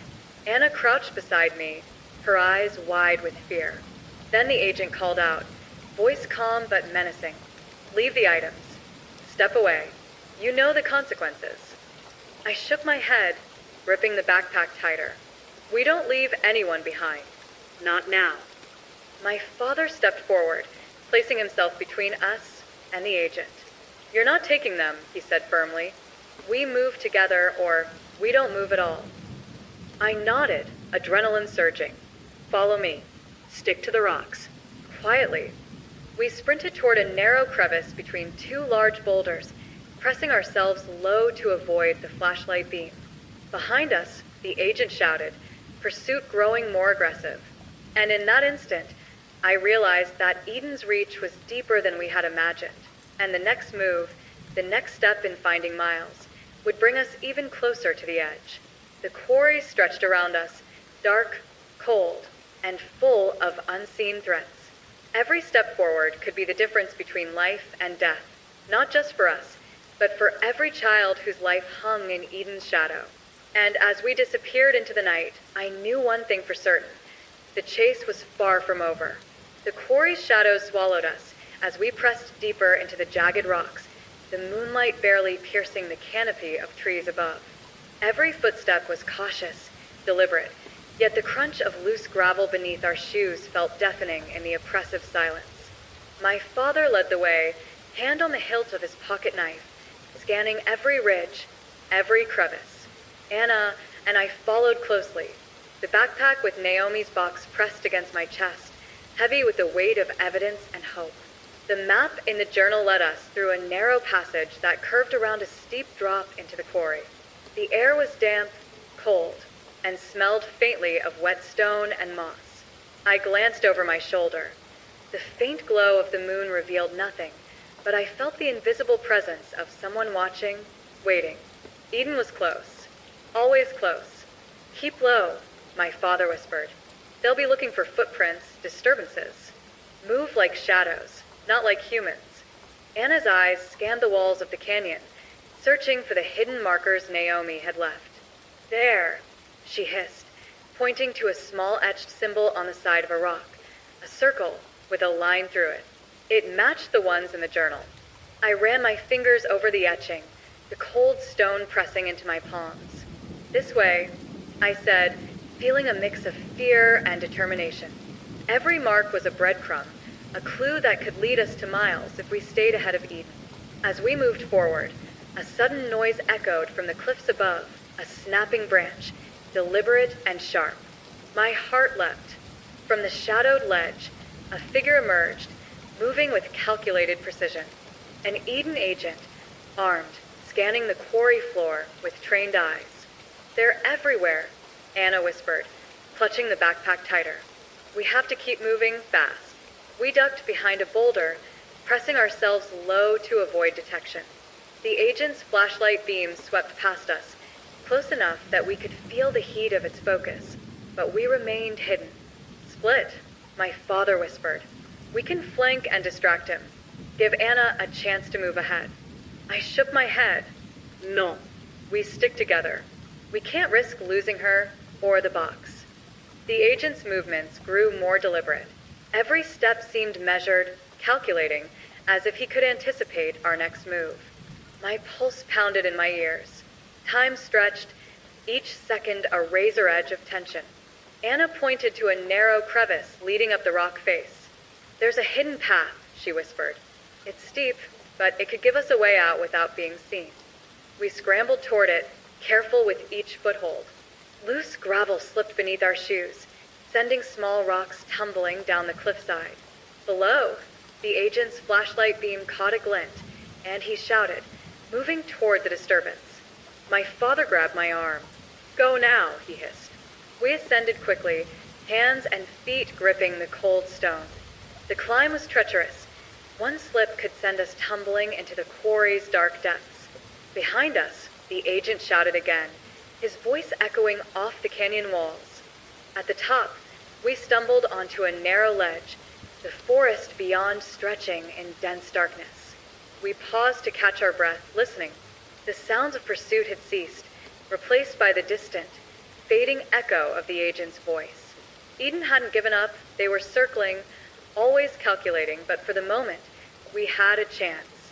Anna opened the journal, tracing the next location.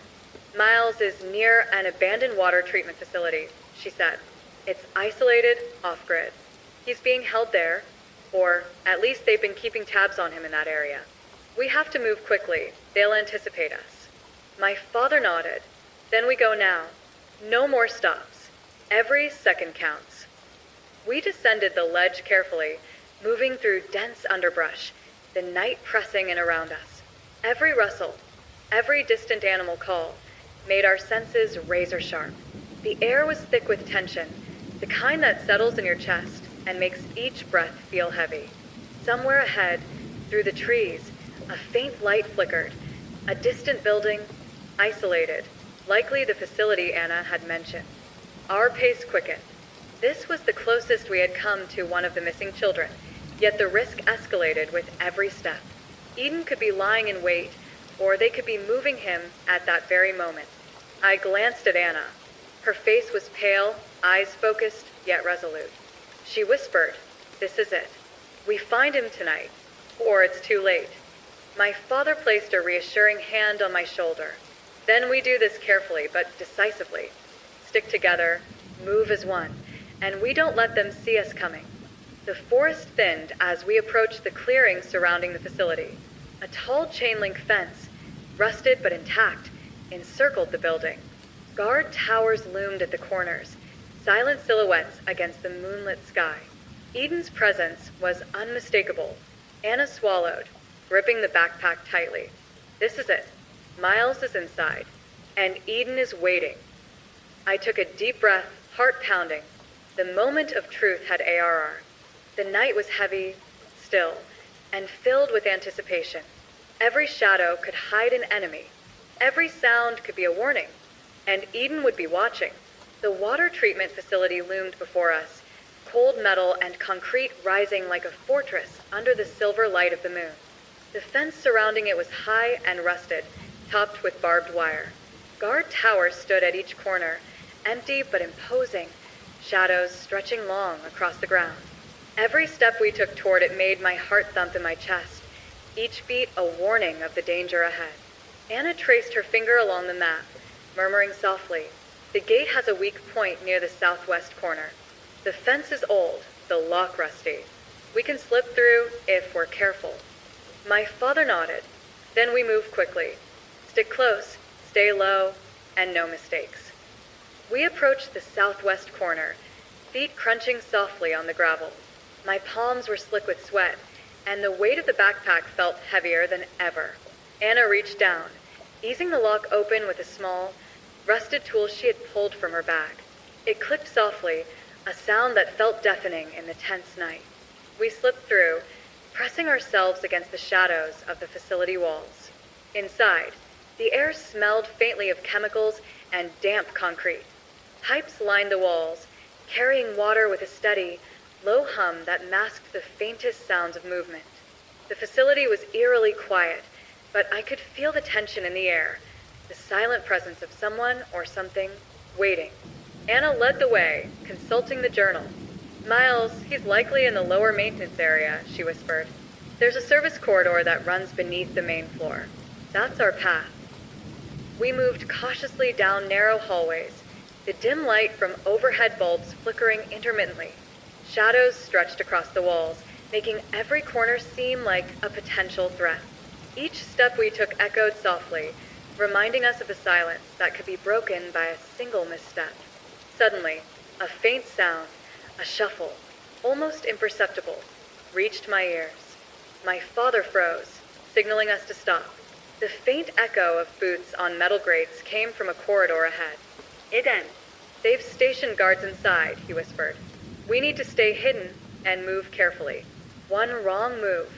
Anna led us to a maintenance hatch, small and low to the ground. "This leads underneath the holding area," she said. "If we can get through, we might reach him before they move him." We crawled through the hatch, the cold metal pressing against our skin. The darkness beneath was suffocating, but it gave us cover. Our movements were silent, the hum of the facility above masking our passage. The corridor opened into a larger room, filled with the low gurgle of water and the hiss of pipes. In the corner, a faint light revealed a figure seated on a chair, hands tied, head slumped forward. My heart skipped a beat. "Miles," I whispered. He lifted his head slowly, eyes wide with fear and relief. "Claire?" His voice was hoarse. I thought." Anna hurried forward, kneeling beside him. "It's okay. We're getting you out, but we have to move now." Before we could untie him, the faint echo of footsteps reached the room. Too close, too fast. The shadows moved, and a figure emerged from the doorway. An Eden agent, rifle in hand, trained eyes fixed on us.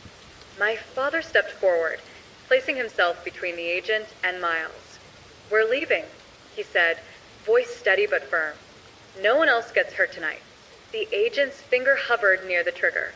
"Step away. Leave everything. You know the rules." I shook my head. "We don't follow your rules anymore." A tense standoff. The agent moved closer, deliberate, confident. I could feel the weight of the weapon, the silent authority behind it. Every second stretched, every heartbeat thundered. Then, without warning, Anna grabbed a wrench from the floor and swung it toward the agent. He staggered back, startled, giving us the split second we needed. My father lunged, knocking him off balance. We grabbed Miles and ran, heading back through the maintenance corridor. Pipes dripped, echoing through the space like warnings. Above, we could hear shouts, Eden agents realizing the breach. We burst through the hatch into the hallway, moving swiftly, using shadows as cover. The files, the journal, and the lives they represented were in our hands. Every step was a gamble. Every second counted. As we neared the exterior, The facility loomed like a beast behind us, dark windows reflecting the moonlight. Eden's pursuit was relentless, but for now, we were ahead. Miles was safe, for this moment, and that was enough to drive us forward. We slipped through the fence at the far corner, the night air rushing over us like a promise of freedom. Anna clutched Miles's arm. "We did it for now," she whispered, voice trembling with exhaustion and relief. I glanced back at the facility. The shadows seemed to ripple, as if the building itself was aware of our escape. Eden was still out there, and we had only scratched the surface of what they were capable of. My father placed a hand on my shoulder. "This is far from over, but we have a chance now, and we take it." The forest swallowed us once more, darkness wrapping around our small group. Every sound, every rustle, every whisper of wind reminded us that Eden's eyes were still watching, and somewhere ahead, the path to the next child awaited. We reached the edge of the forest, where the trees thinned into a small clearing. Hidden among the underbrush was an old cabin, abandoned, camouflaged, and the perfect place to regroup. The moment we ducked inside, exhaustion hit us all at once. Miles slumped into a dusty chair, Anna sank to the floor, and I leaned against the wall, catching my breath. My father closed the door quietly, the click of the latch sounding louder than it should in the heavy silence. The cabin smelled of damp wood and mildew, and the dim moonlight through cracked windows cast long shadows across the floor.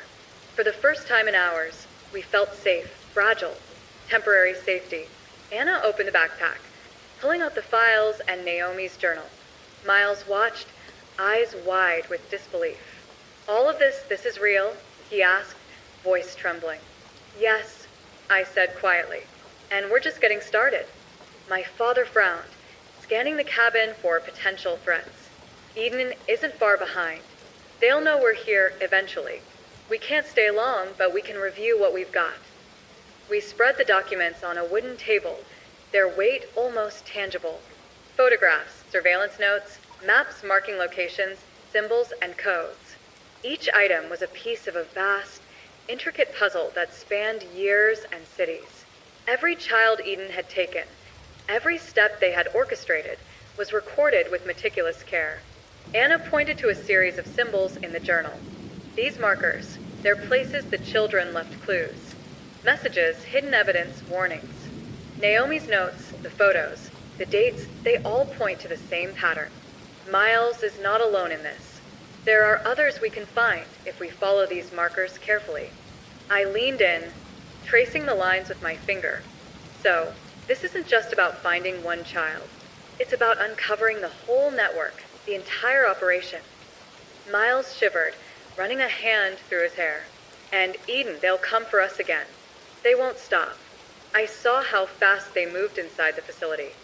Anna nodded. "Exactly. They track everything, movements, communications, even the wind. It feels like sometimes.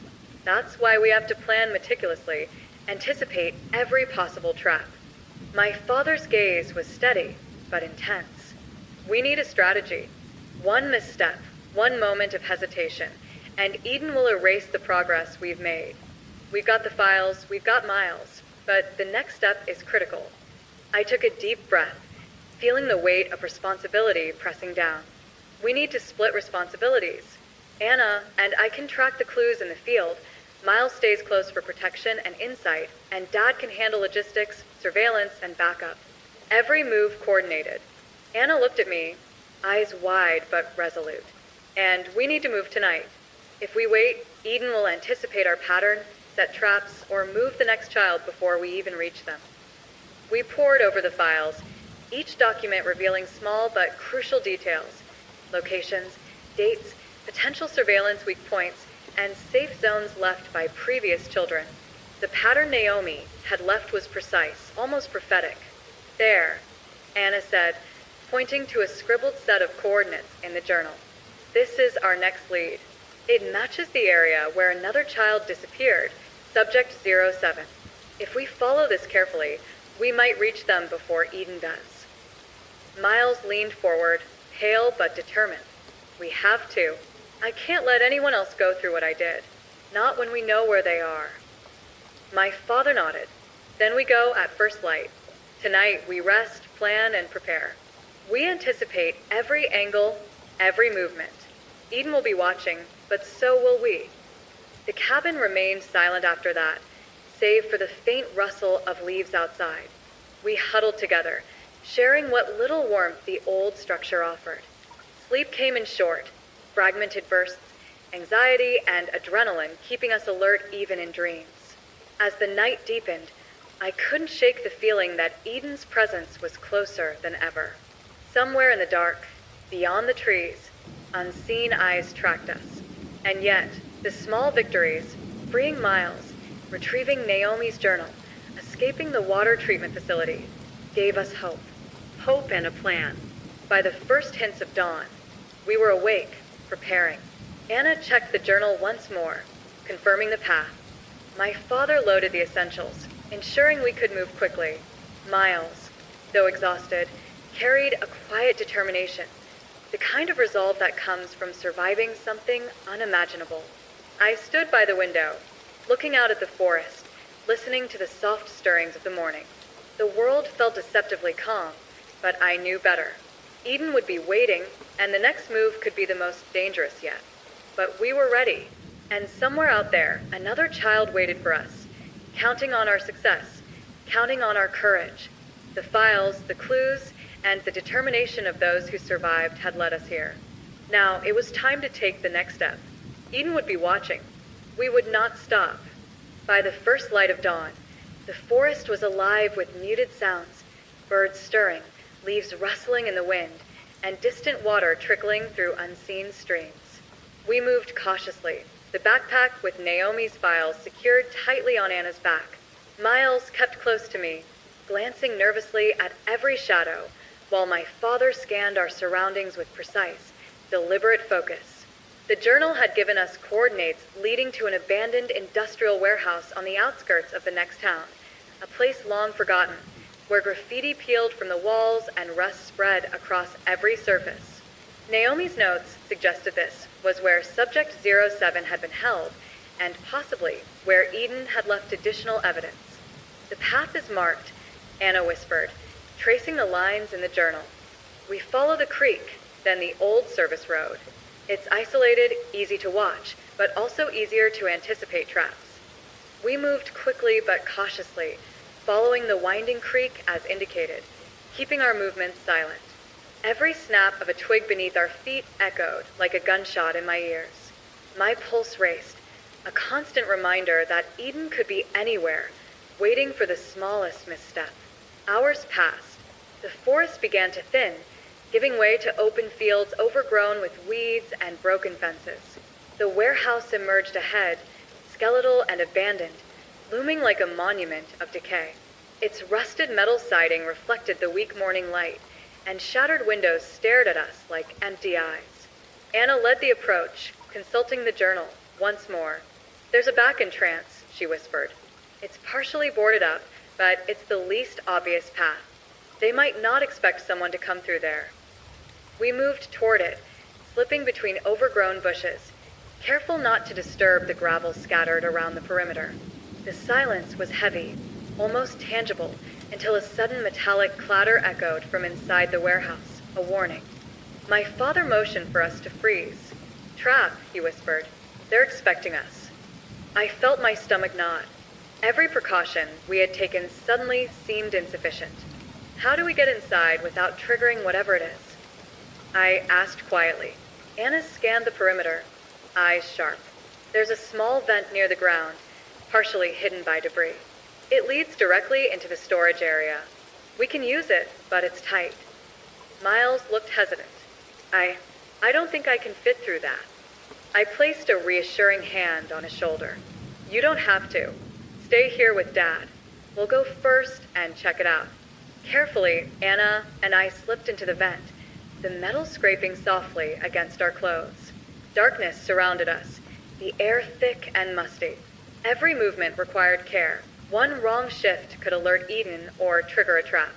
We emerged into the storage area, a vast room filled with crates, rusted machinery, and the faint scent of chemicals.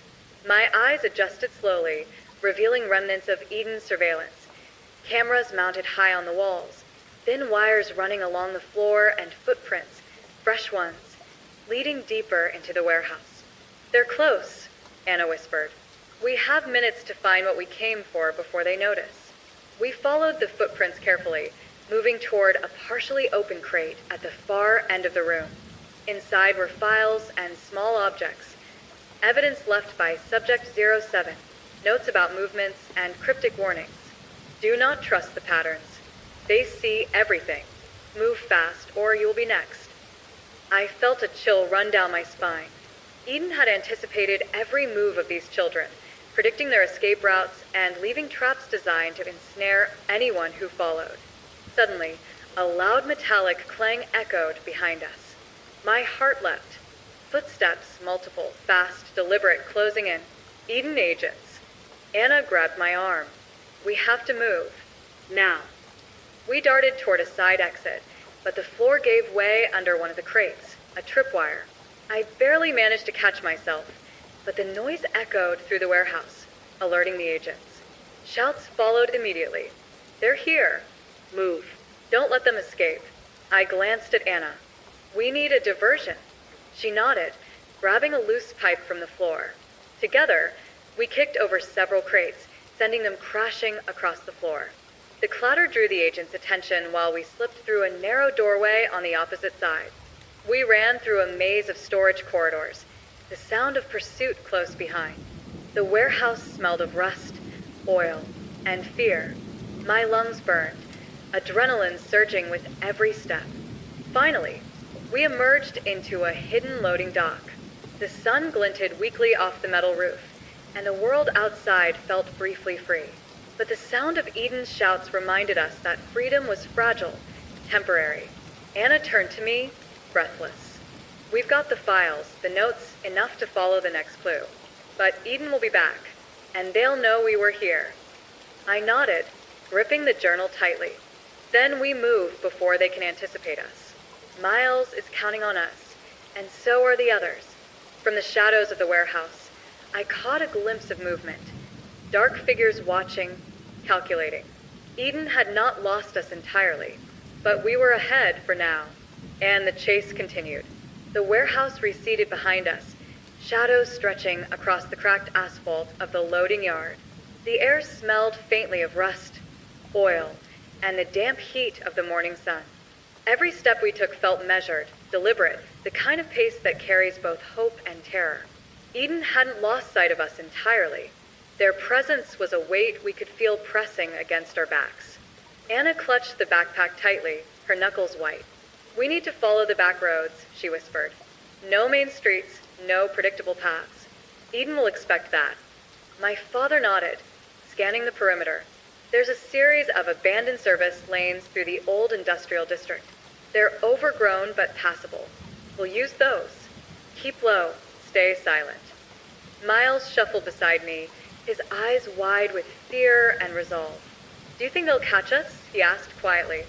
I placed a reassuring hand on his shoulder. "Not if we stick to the plan. We move fast, smart, and we stay together." The roads were narrow, lined with rusted fences and crumbling brick walls. Overhead, broken signs swayed gently in the breeze, creaking like ghosts. Every turn we took, every shadow we passed, felt like a trap. A single misstep could reveal us, and Eden would be waiting. Anna checked the journal again.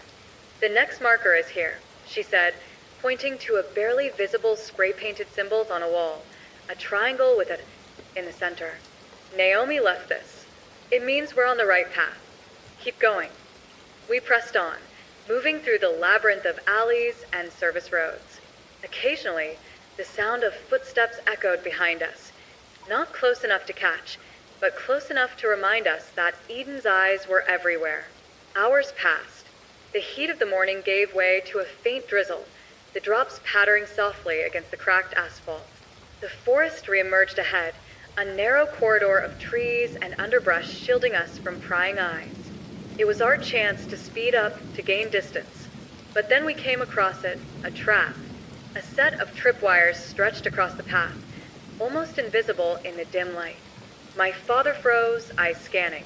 "Eden's testing us," he whispered. They know we're coming. We need to disarm this quietly.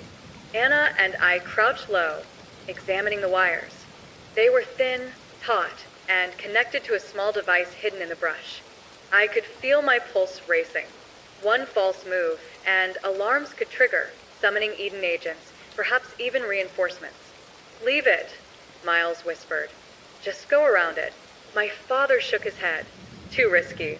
They'll know we avoided it. We need to move carefully and neutralize it." With trembling hands, Anna and I worked together, gently loosening the wires and disabling the device. Every click of metal, every faint creak made me flinch. But finally it was done. The trap lay inert, and we exhaled, relief washing over us in sharp, fleeting waves. We continued through the forest corridor, the rain growing heavier, soaking us to the bone. The journal guided us to a small clearing where Naomi had marked a hidden cache, more files, instructions, and, crucially, a photograph of Miles with an arrow pointing to a location labeled Safe Zone 3. "This is it," Anna said, holding the photograph up. "If we follow this, we might finally reach the next child. But Eden is closer than ever. They know we're on the move." Suddenly, a rustle in the trees to our right. I froze, heart pounding.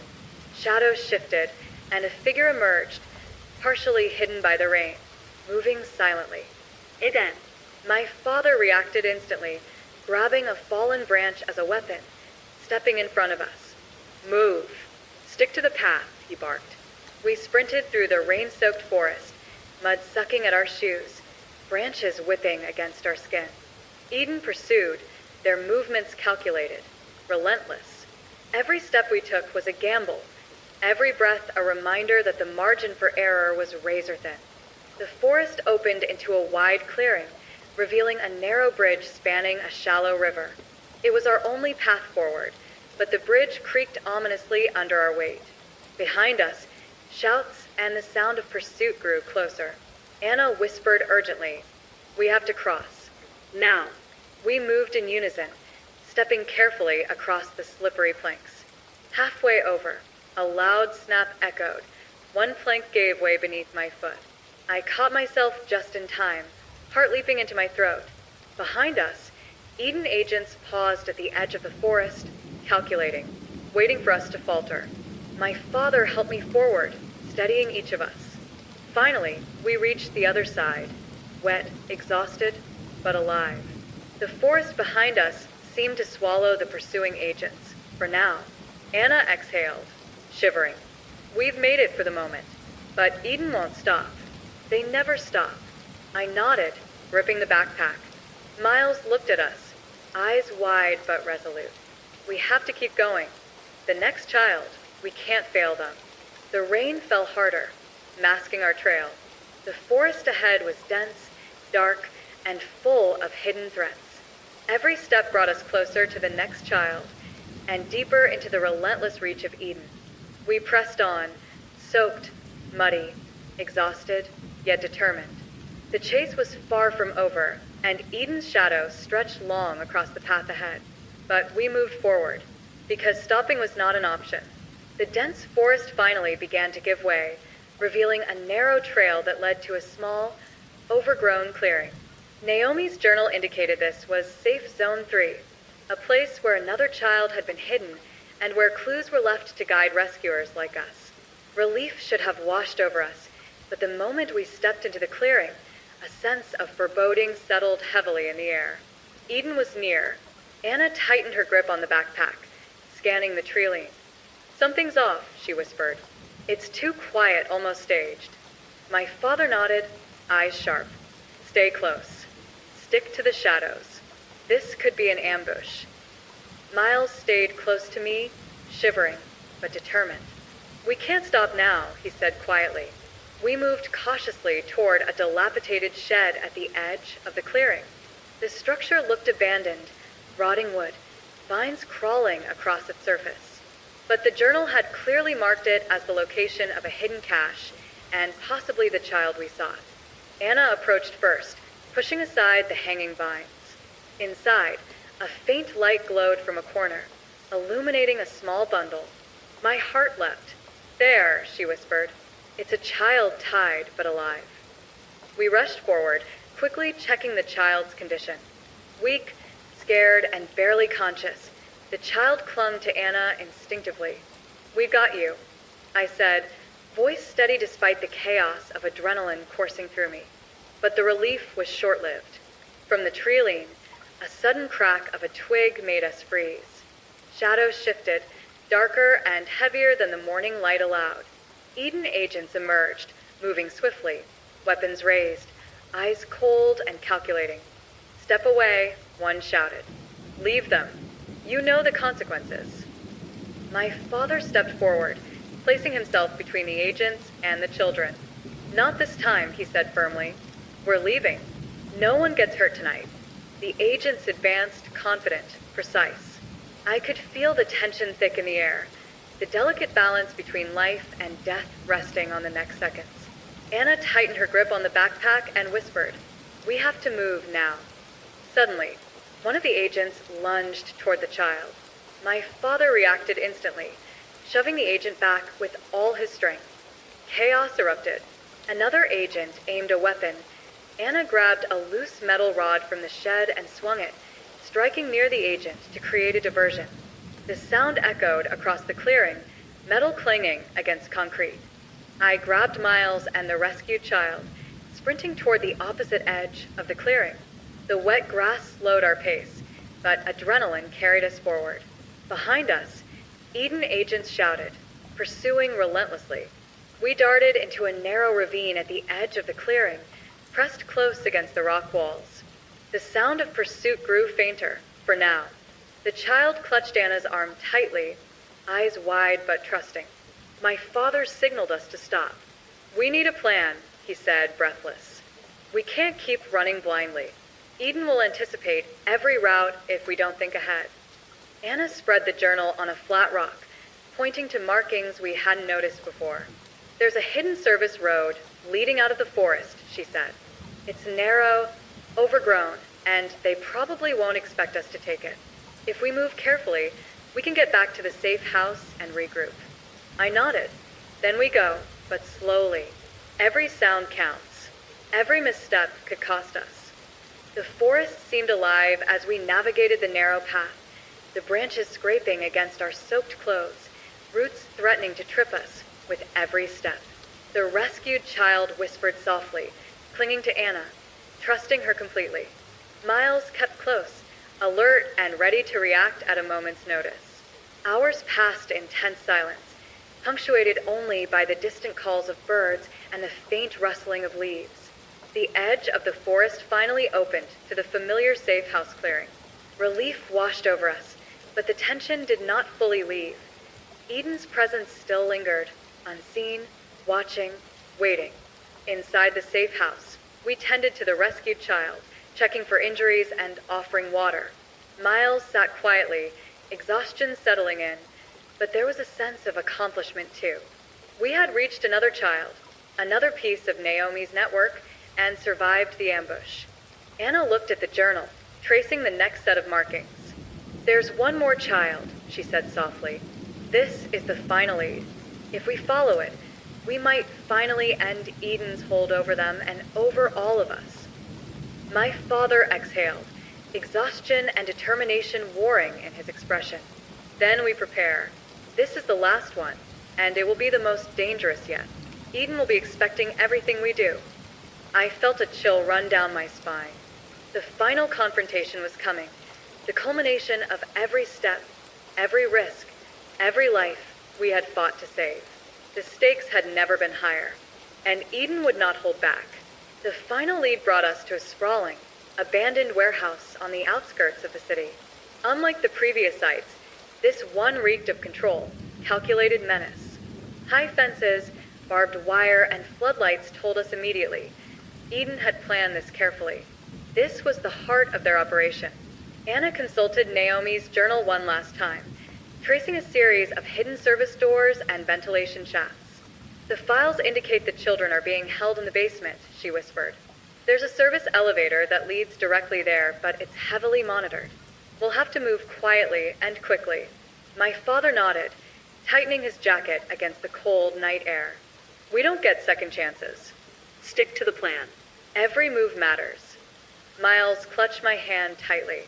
His eyes were wide, but I could see the determination in his gaze. He had survived this far, and he wasn't about to let fear control him now. We approached the side entrance, using shadows and debris to conceal our presence. The faint hum of security cameras and the soft creak of machinery echoed ominously. Anna disabled a small sensor near the service door, giving us a narrow window to slip inside. The warehouse interior was vast and dimly lit, rows of crates and machinery casting long, jagged shadows across the floor. The air was thick with the scent of dust, metal, and something darker, the lingering fear of the children who had been held here. We descended the stairwell to the basement, careful with each step. The journal had marked the exact holding room, a locked door reinforced with multiple security devices. My father produced a set of tools he had carried throughout our journey, and Anna worked quickly, bypassing the locks. The door clicked open.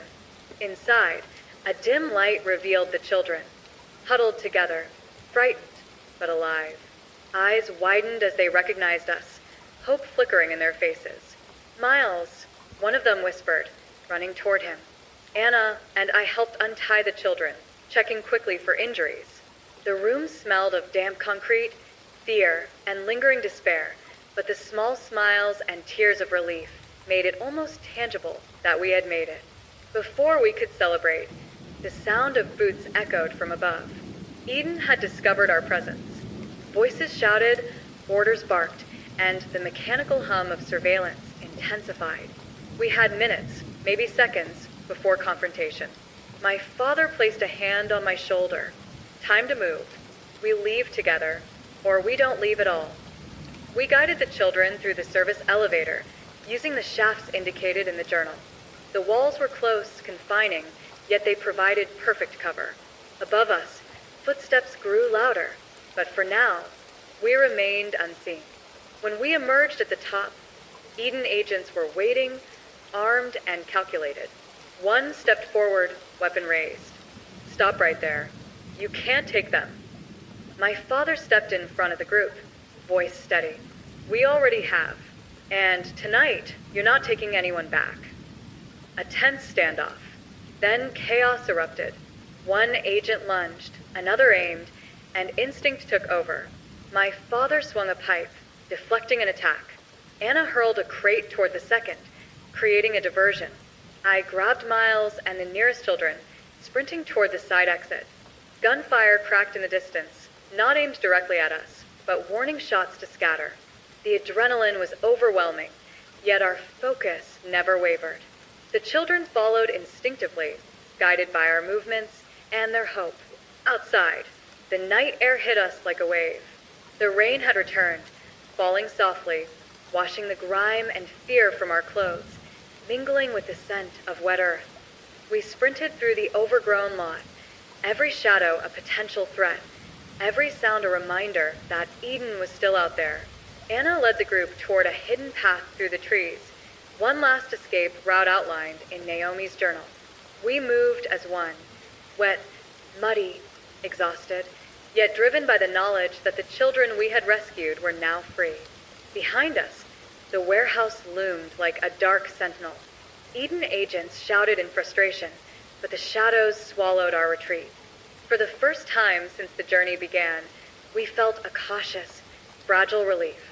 We emerged onto a small road leading to the forest's edge. The children clung to Anna, my father's steady presence beside us, and Miles walked silently but proudly. The journal, the files, and our courage had led us here. Finally, we reached the safe house once more. The children were guided inside, warm blankets and hot water waiting. Their tear-streaked faces slowly shifted to smiles, tentative laughter, and quiet gratitude.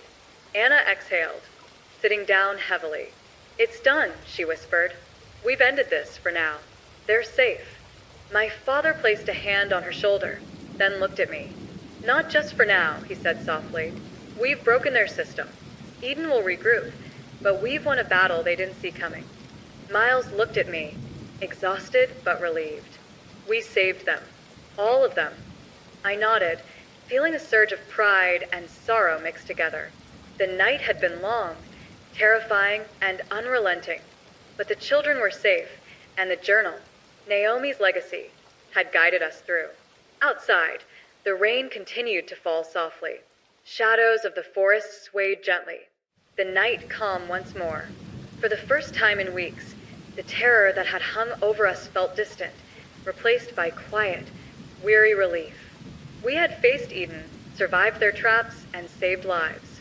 The journey had changed us, sharpened our senses, hardened our resolve, and reminded us of the fragility and strength of life. And though the shadows would always be there, watching, we had proven that courage, hope, and determination could overcome even the darkest threats. The night, finally, was at peace.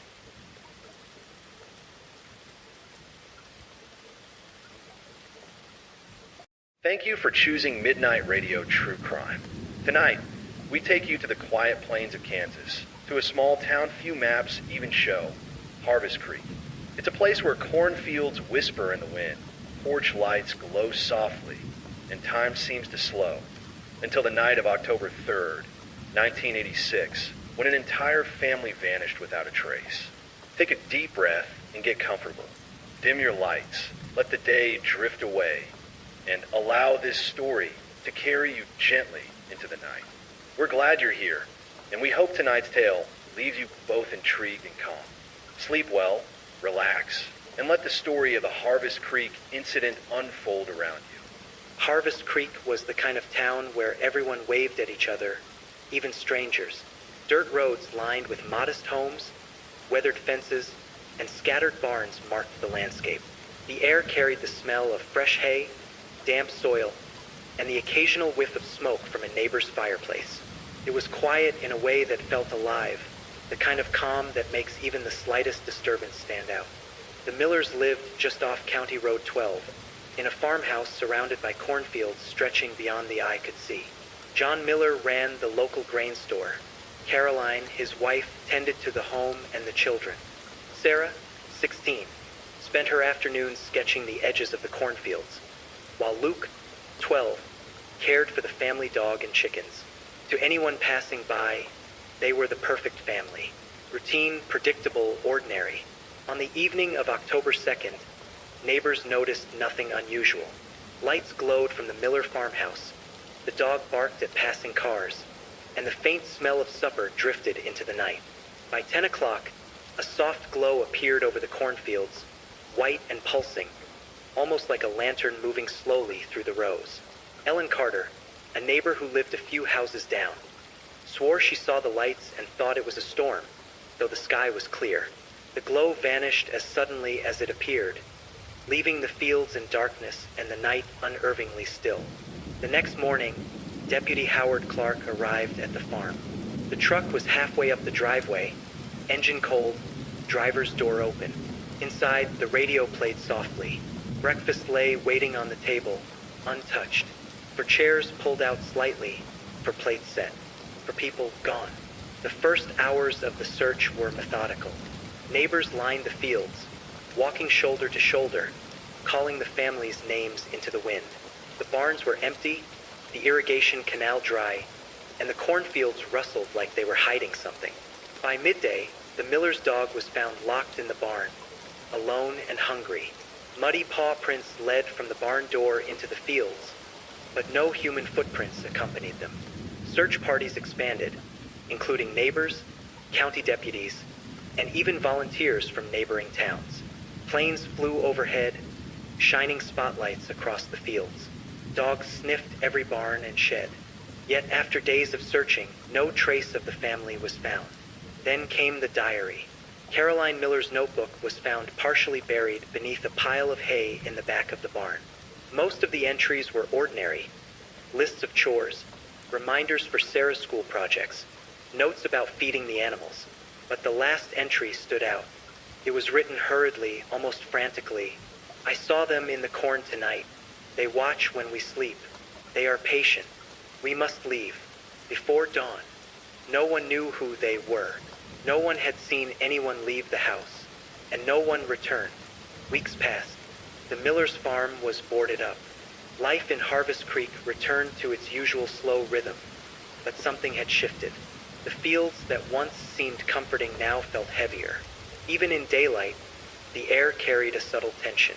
Each year after, as October approached, locals reported seeing faint lights flicker in the cornfields, followed by a sudden stillness. Some claimed they heard whispers carried by the wind. Others swore they glimpsed shadowy figures at the edges of their vision. No one approached. No one investigated further. The story of the Millers became a quiet legend, told softly at the diner over coffee or at the library when the evening shadows grew long. It was a tale not of violence, but of absence. A family frozen in time. A town that learned that sometimes silence is safer than truth. Even decades later, investigators who reviewed the case noted the peculiarity of the diary, the strange lights, and the footprints without a source. Nothing added up. No ransom notes. No known enemies. No suspects.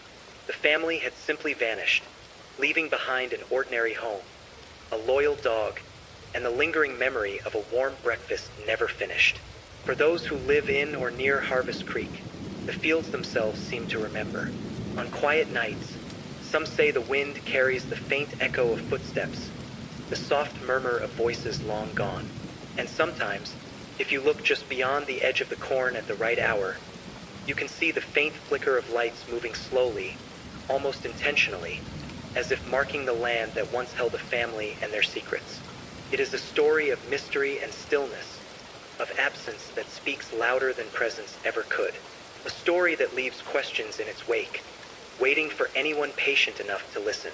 And it reminds us that even in places where nothing ever seems to happen, some nights carry shadows that refuse to be forgotten. Days turned into weeks, but the Miller farm remained empty. The town of Harvest Creek, small as it was, had already begun to murmur in cautious tones. Curiosity mingled with fear. People spoke in whispers at the diner or behind closed doors at the post office, wondering aloud what could have happened to the family. No one had answers. The diary remained the only clue. Caroline's last entry weighed heavily on the investigators. I saw them in the corn tonight. They watch when we sleep. They are patient.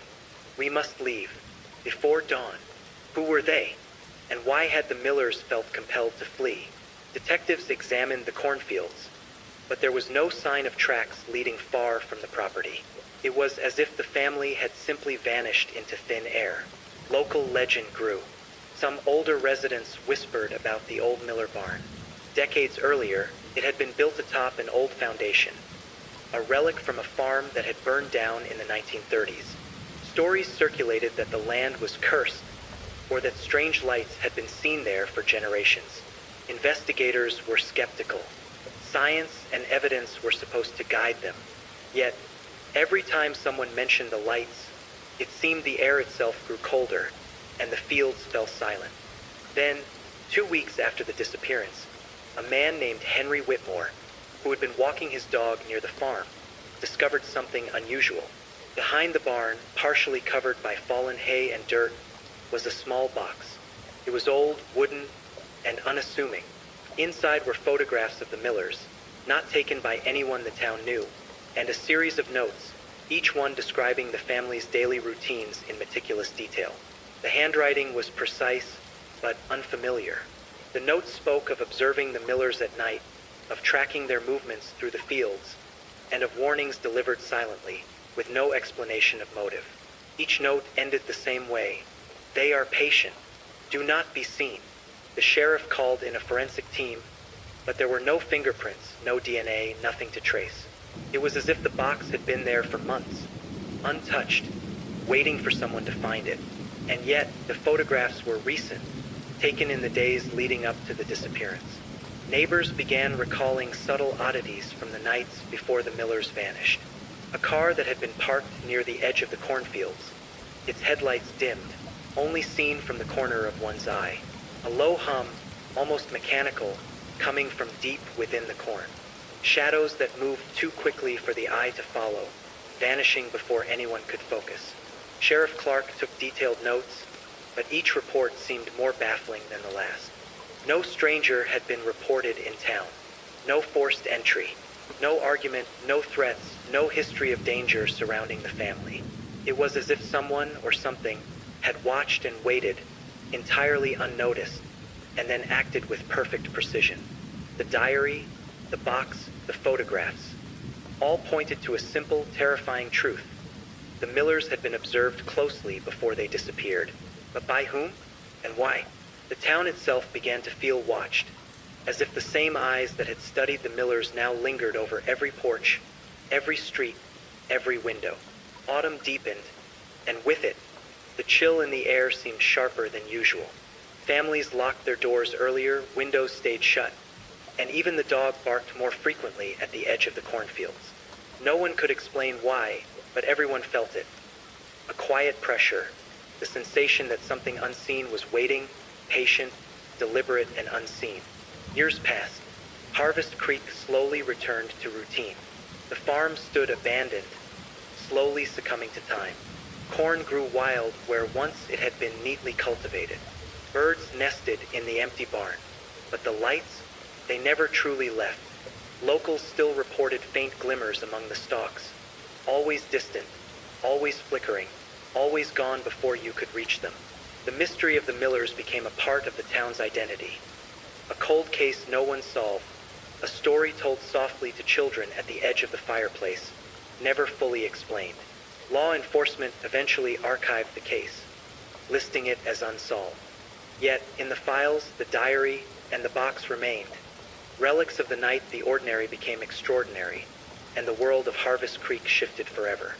Some claim that if you walk the edge of the cornfields on an October night, you can still see the faint shadows of a family walking among the stalks, moving carefully, as though retracing a path they can never leave. The air carries a whisper, almost like a warning, and in the quietest moments, if you listen closely, you can hear the wind itself murmuring. They are patient. No one knows what truly happened to John, Caroline, Sarah, and Luke Miller. Some believe the lights, the box, and the diary were signs of a presence beyond understanding. Others think the explanation is simpler, darker, human, but hidden beyond reach. Harvest Creek remembers the family, not for their daily routines or their warmth, but for their absence. Presence defined by disappearance. And so the story lingers, a quiet, unsettling tale told in the shadows, in the wind, and in the flicker of the cornfields. A story not of horror, but of mystery. A story that reminds us, sometimes, the calmest towns hold the deepest secrets, and that some questions, no matter how long they wait, may never be answered. Years passed, but Harvest Creek never truly forgot the Millers.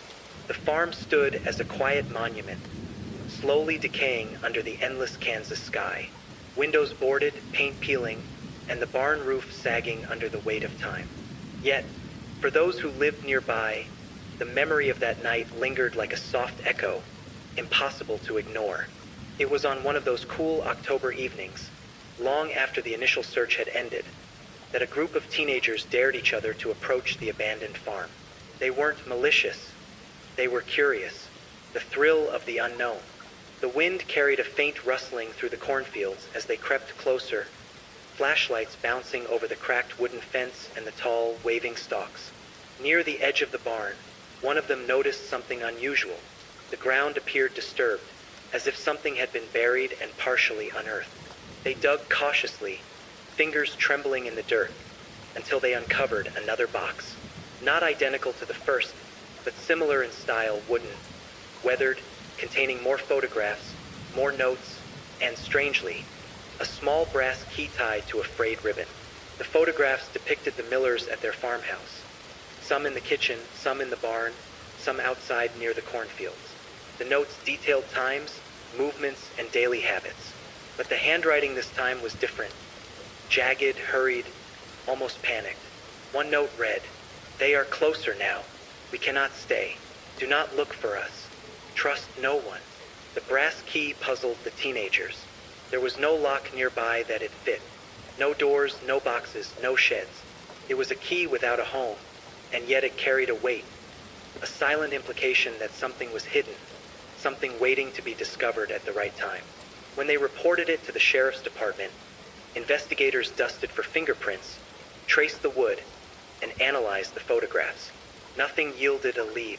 No human traces, no prints, no discernible dates beyond the diary entries. It was as if the Millers had been observed by someone who moved unseen, someone meticulous, calculating, and patient. But the discovery sparked a renewed interest in the cold case. Journalists began to revisit the story. Some locals were reluctant to speak, claiming the town had its reasons for silence. Others whispered that the land itself seemed to resist investigation. The wind shifting, shadows lengthening, fields suddenly quiet when strangers approached. The diary, the boxes, the key, all suggested a sequence of events that no one could piece together. The Millers' disappearance was no accident. It was deliberate, and someone or something had been watching, waiting, and documenting every move. One autumn night, decades later, a retired sheriff recounted a story from the early investigation. He said that he and his deputy had camped near the edge of the cornfields, hoping to observe any unusual activity. Hours passed. The moon hung high and silver, and then faint lights appeared, hovering over the fields, moving in patterns that seemed deliberate, almost intelligent. He swore he saw shadows among the stalks, shapes that moved too fluidly for humans, too purposeful for wind. By dawn, they vanished, leaving nothing behind but flattened corn and a lingering unease. Harvest Creek grew older. Some families moved away, tired of the whispers and the cold chill that seemed to linger in the fields. New families arrived, unaware of the history, only to feel the weight of the story as the seasons turned. The farmhouse decayed further, and the barns grew quiet. Yet every October, the town remembers. They speak softly, share glimpses of old newspaper clippings, and warn their children not to wander near the cornfields at night. The boxes and the diary were eventually stored in a small archive, cataloged and labeled Miller Disappearance Evidence. Yet no one could explain the handwriting differences, the key, or the faint glow that appeared over the fields on certain nights. Some believed it was human intervention, someone obsessed with the Millers. Others thought the story touched something far stranger, something beyond comprehension. Even today, locals insist that the Miller's dog, who survived the initial disappearance, seemed to sense the presence in the fields long after the family was gone. Animals, it was said, never forgot. Visitors reported the dog pacing at the edge of the cornfields, staring intently into the darkness, growling softly at shapes that no one else could see. The Harvest Creek incident remains unsolved. No arrest, no bodies, no definitive explanation. Only the diary, the boxes, the key, and the memories of a family frozen in time. A family that vanished, leaving behind the ordinary trappings of daily life. Breakfast plates, a running truck, and a dog that waited faithfully for its owners. For those who walk the cornfields now, the story carries a weight. A gentle unease, a quiet tension that creeps in at dusk. The air is colder than it should be. The wind carries faint whispers. And sometimes, just sometimes, a flicker of light moves among the stalks, distant, deliberate, and impossible to reach. The Millers are gone, yet they remain. In the whispers of the corn, in the old farmhouse, in the boxes and the diary that no one can fully interpret. The town remembers because it must, and the story lingers because it cannot be forgotten. Harvest Creek holds its secrets close, patient, deliberate, and silent. And for those who know the tale, one lesson remains clear. Some mysteries are not meant to be solved. Some disappearances are not meant to be explained. And some nights are best spent quietly, listening, and wondering if the lights among the corn will appear again. Patient as ever, waiting for someone to notice. Years went by, and Harvest Creek became quieter, almost as if the town itself had settled into a permanent hush, waiting for the past to resurface. The farmhouse remained abandoned, cornfields wild and unkempt, barns sagging under the weight of neglect. Yet for the residents who remembered, the story of the Millers never faded. It lingered in conversations held in hushed tones, in glances toward the fields when the wind carried a strange whisper, in the flicker of light glimpsed at dusk. Investigators who returned to the case decades later found something curious in town records. Property maps, older than most residents could recall, showed that the Miller farm had been built over land with a history of strange disappearances, dating back to the early 1900s. Several families had lived there before the Millers, only to leave suddenly, with no explanations recorded in any official documents. Each of these previous occupants had noted odd occurrences: lights, sounds, shadows in the fields, and a persistent feeling of being watched. The new investigators pored over these details carefully, compiling reports and cross-referencing with old police files. Patterns emerged, subtle, almost imperceptible. Disappearing families, unexplained lights in the fields, cryptic warnings, and animals behaving strangely. The timeline spanned decades. No arrests, no suspects, no human explanation that made sense. Some researchers suggested that the Millers' disappearance wasn't random. The diary, the boxes, the key, all indicated a slow, deliberate observation of the family. Whoever or whatever had been monitoring them seemed patient, meticulous, waiting for the perfect moment to act. And the warning, written in Caroline's last diary entry, hinted at awareness, fear that they had been seen, that something or someone was waiting in the cornfields, watching, planning, silent and deliberate.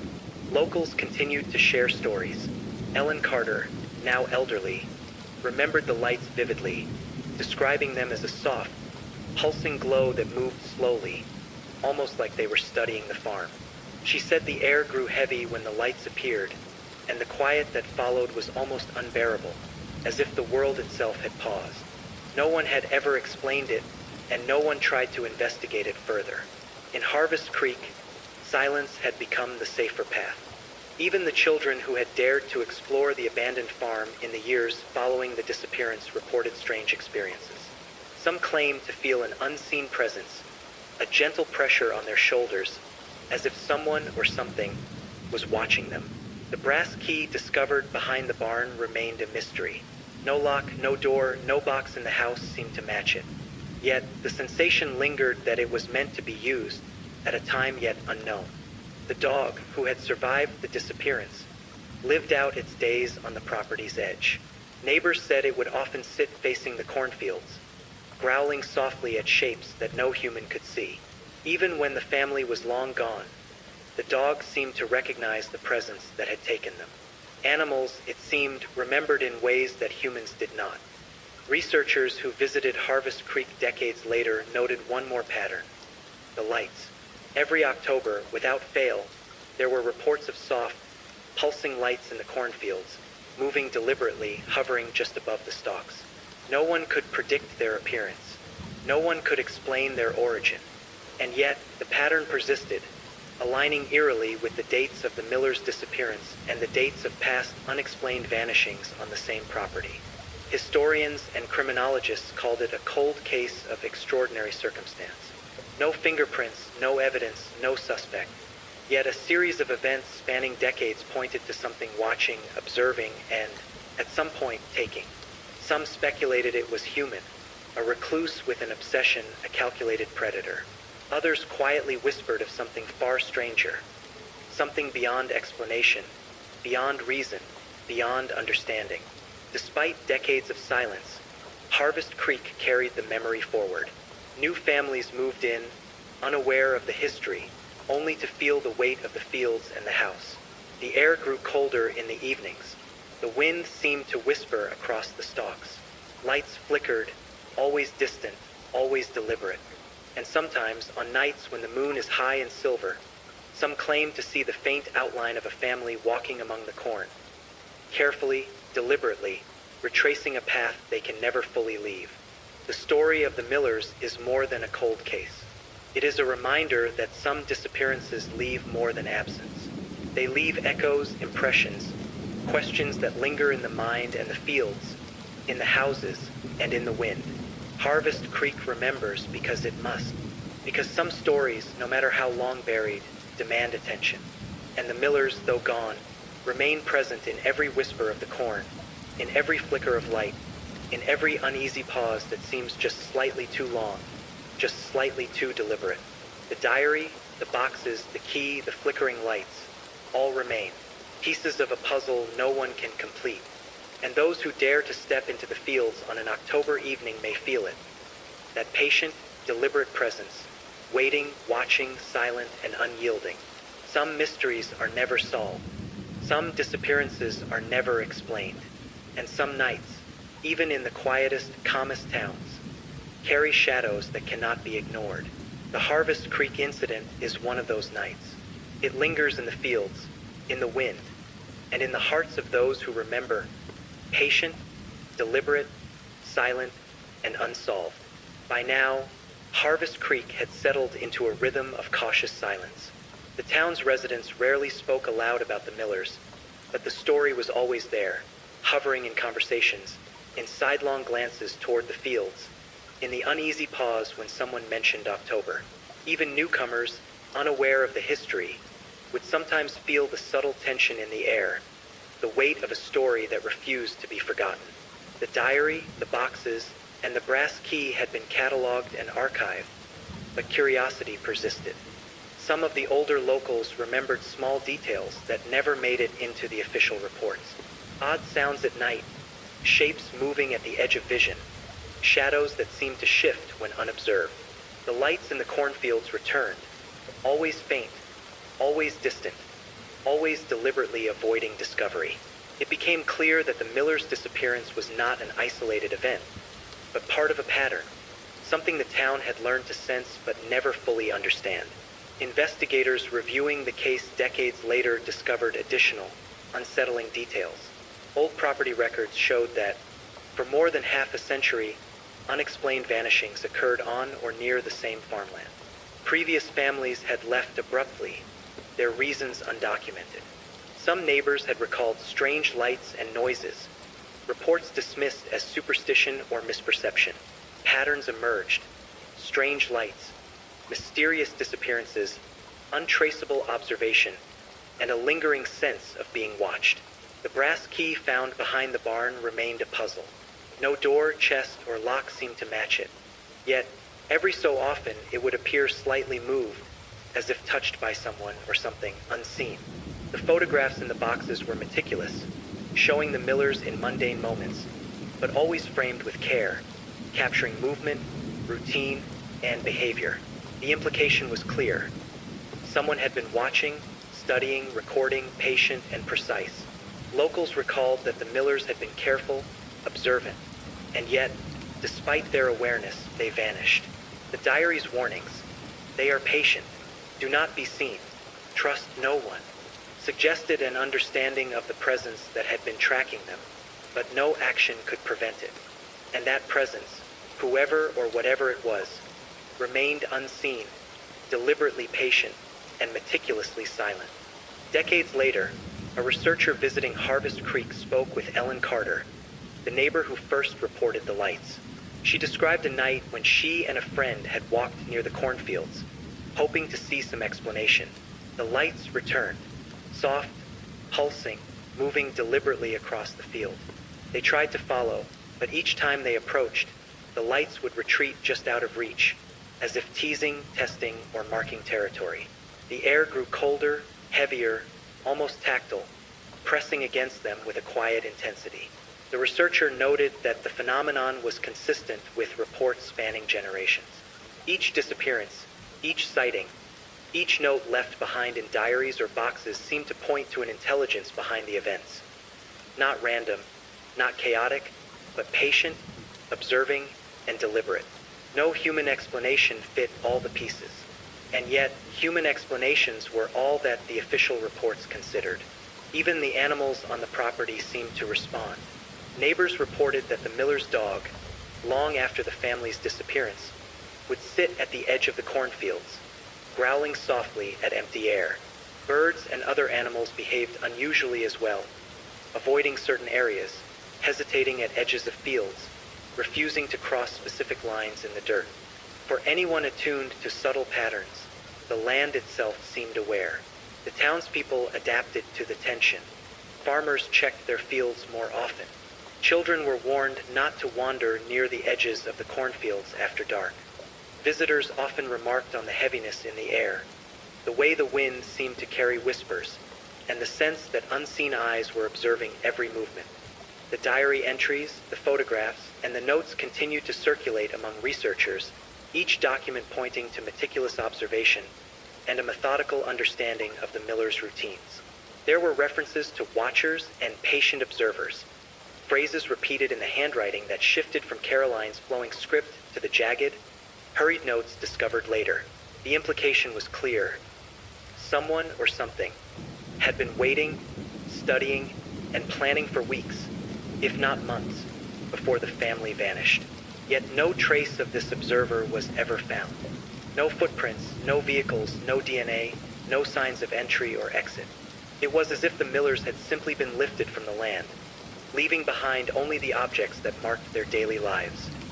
The breakfast plates, the running truck, the dog waiting faithfully, and the diary warning of danger. Over time, Harvest Creek learned to live with the story. The farmhouse continued to decay, the cornfields grew wild, and the barns leaned under the weight of time. The lights returned every October, their purpose unknown, their pattern deliberate. Some townsfolk insisted they saw faint figures walking among the stalks, glimpses of a family moving carefully, deliberately, retracing a path they could never leave. The presence remained patient, silent, and unyielding. The Harvest Creek incident is a story of absence. A family vanished, leaving no clear explanation, no bodies, no suspects, only diaries, boxes, a brass key, faint lights, and a town that remembers. It is a reminder that some mysteries are not meant to be solved, some disappearances are not meant to be explained, and some nights, even in the quietest, calmest towns, carry shadows that will wait patiently, silently, and deliberately for anyone who dares to notice. And for those who walk the cornfields in October, the story persists. The air carries faint whispers, the wind hums through the stalks, and the lights, always distant, always deliberate, remind anyone watching that the Millers are gone, but their presence lingers. A story frozen in time, observed by eyes unseen, and a town that will never forget. Harvest Creek had long settled into its quiet rhythm, yet the memory of the Millers lingered like a shadow over the town. Even decades later, the fields seemed different from those surrounding other farms. The wind carried a subtle, almost deliberate pattern of whispers. The corn swayed not only with the breeze, but in a way that suggested an unseen presence, patient, observant, waiting. New researchers and historians revisited the archives, poring over every diary entry, every note, every photograph. They discovered that the Millers were not the first to vanish from that plot of land. Older property records revealed multiple disappearances dating back to the early 1900s. Families would leave suddenly, sometimes after reporting strange noises, odd lights, or the sensation of being watched. The pattern was unmistakable, yet no human perpetrator was ever found.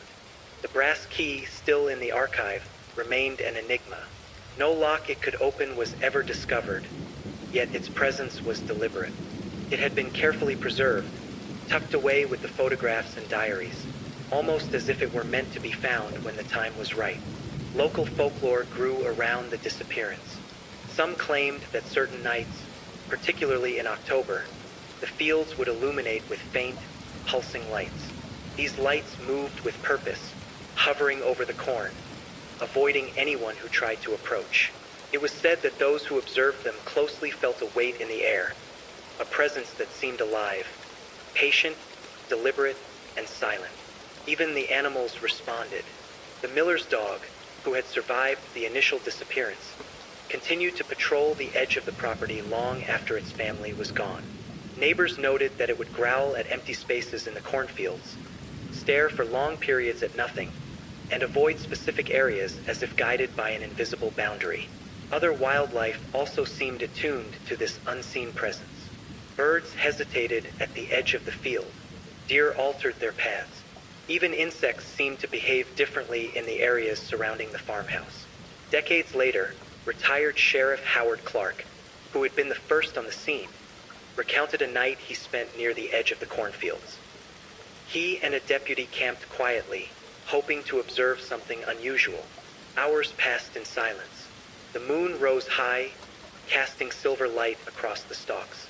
And then, Faint glimmers appeared, lights moving with an intelligence that seemed deliberate. Shadows flickered among the corn, vanishing whenever he tried to focus. By dawn, the lights had disappeared, leaving only flattened stalks and a lingering unease.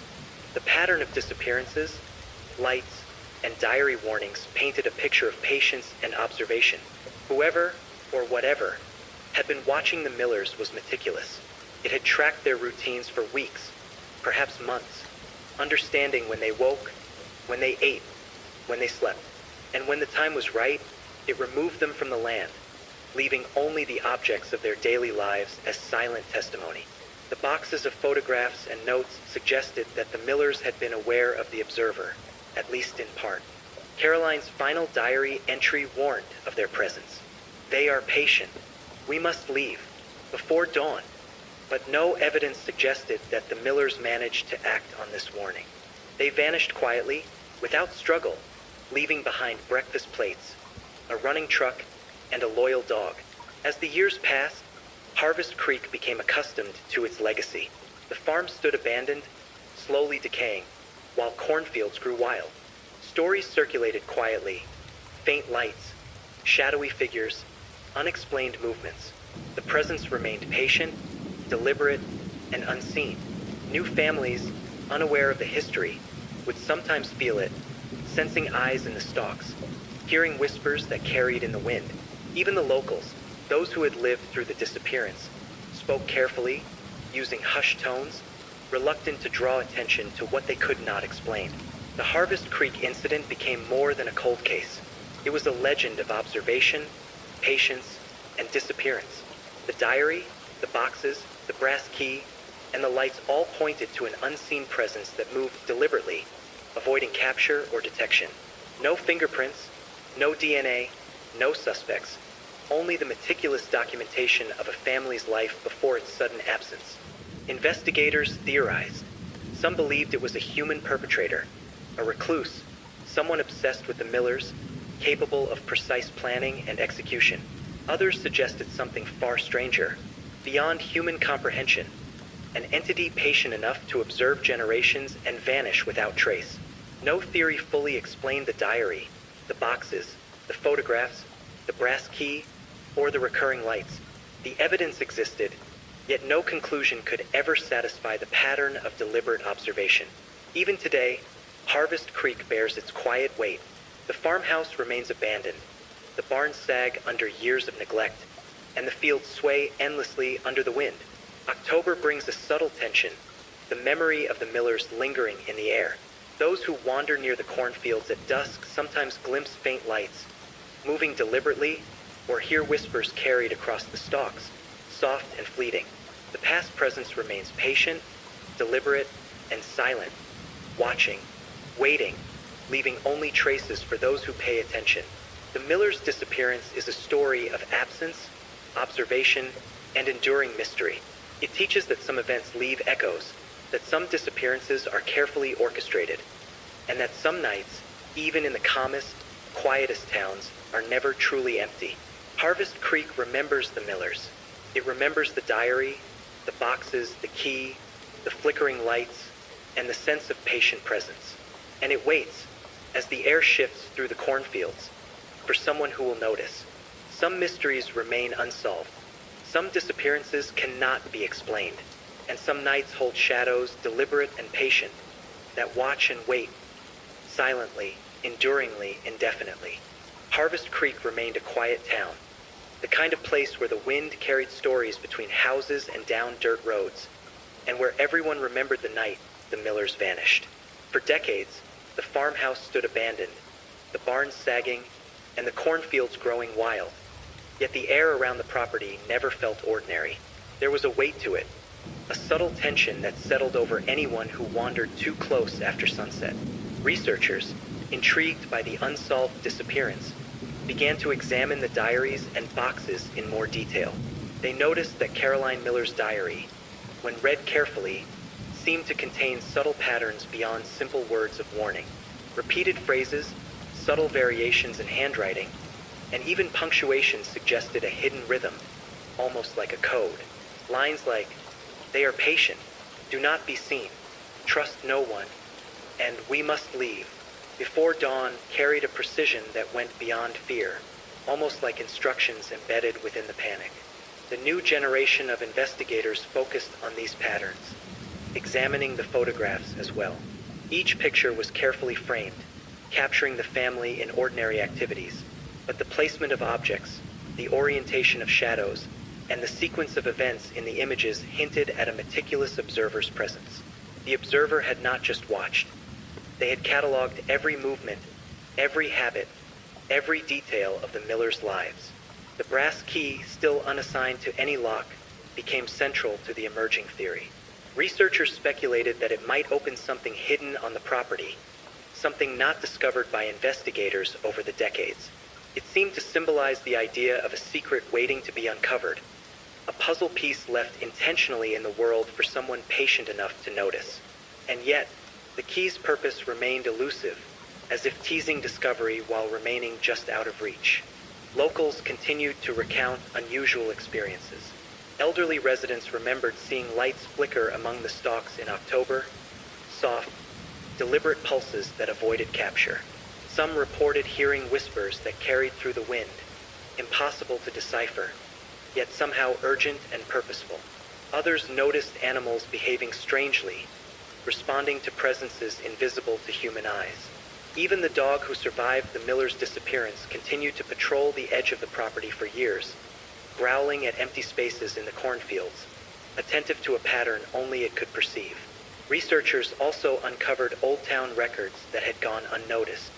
Several previous occupants of the land had filed reports of strange phenomena.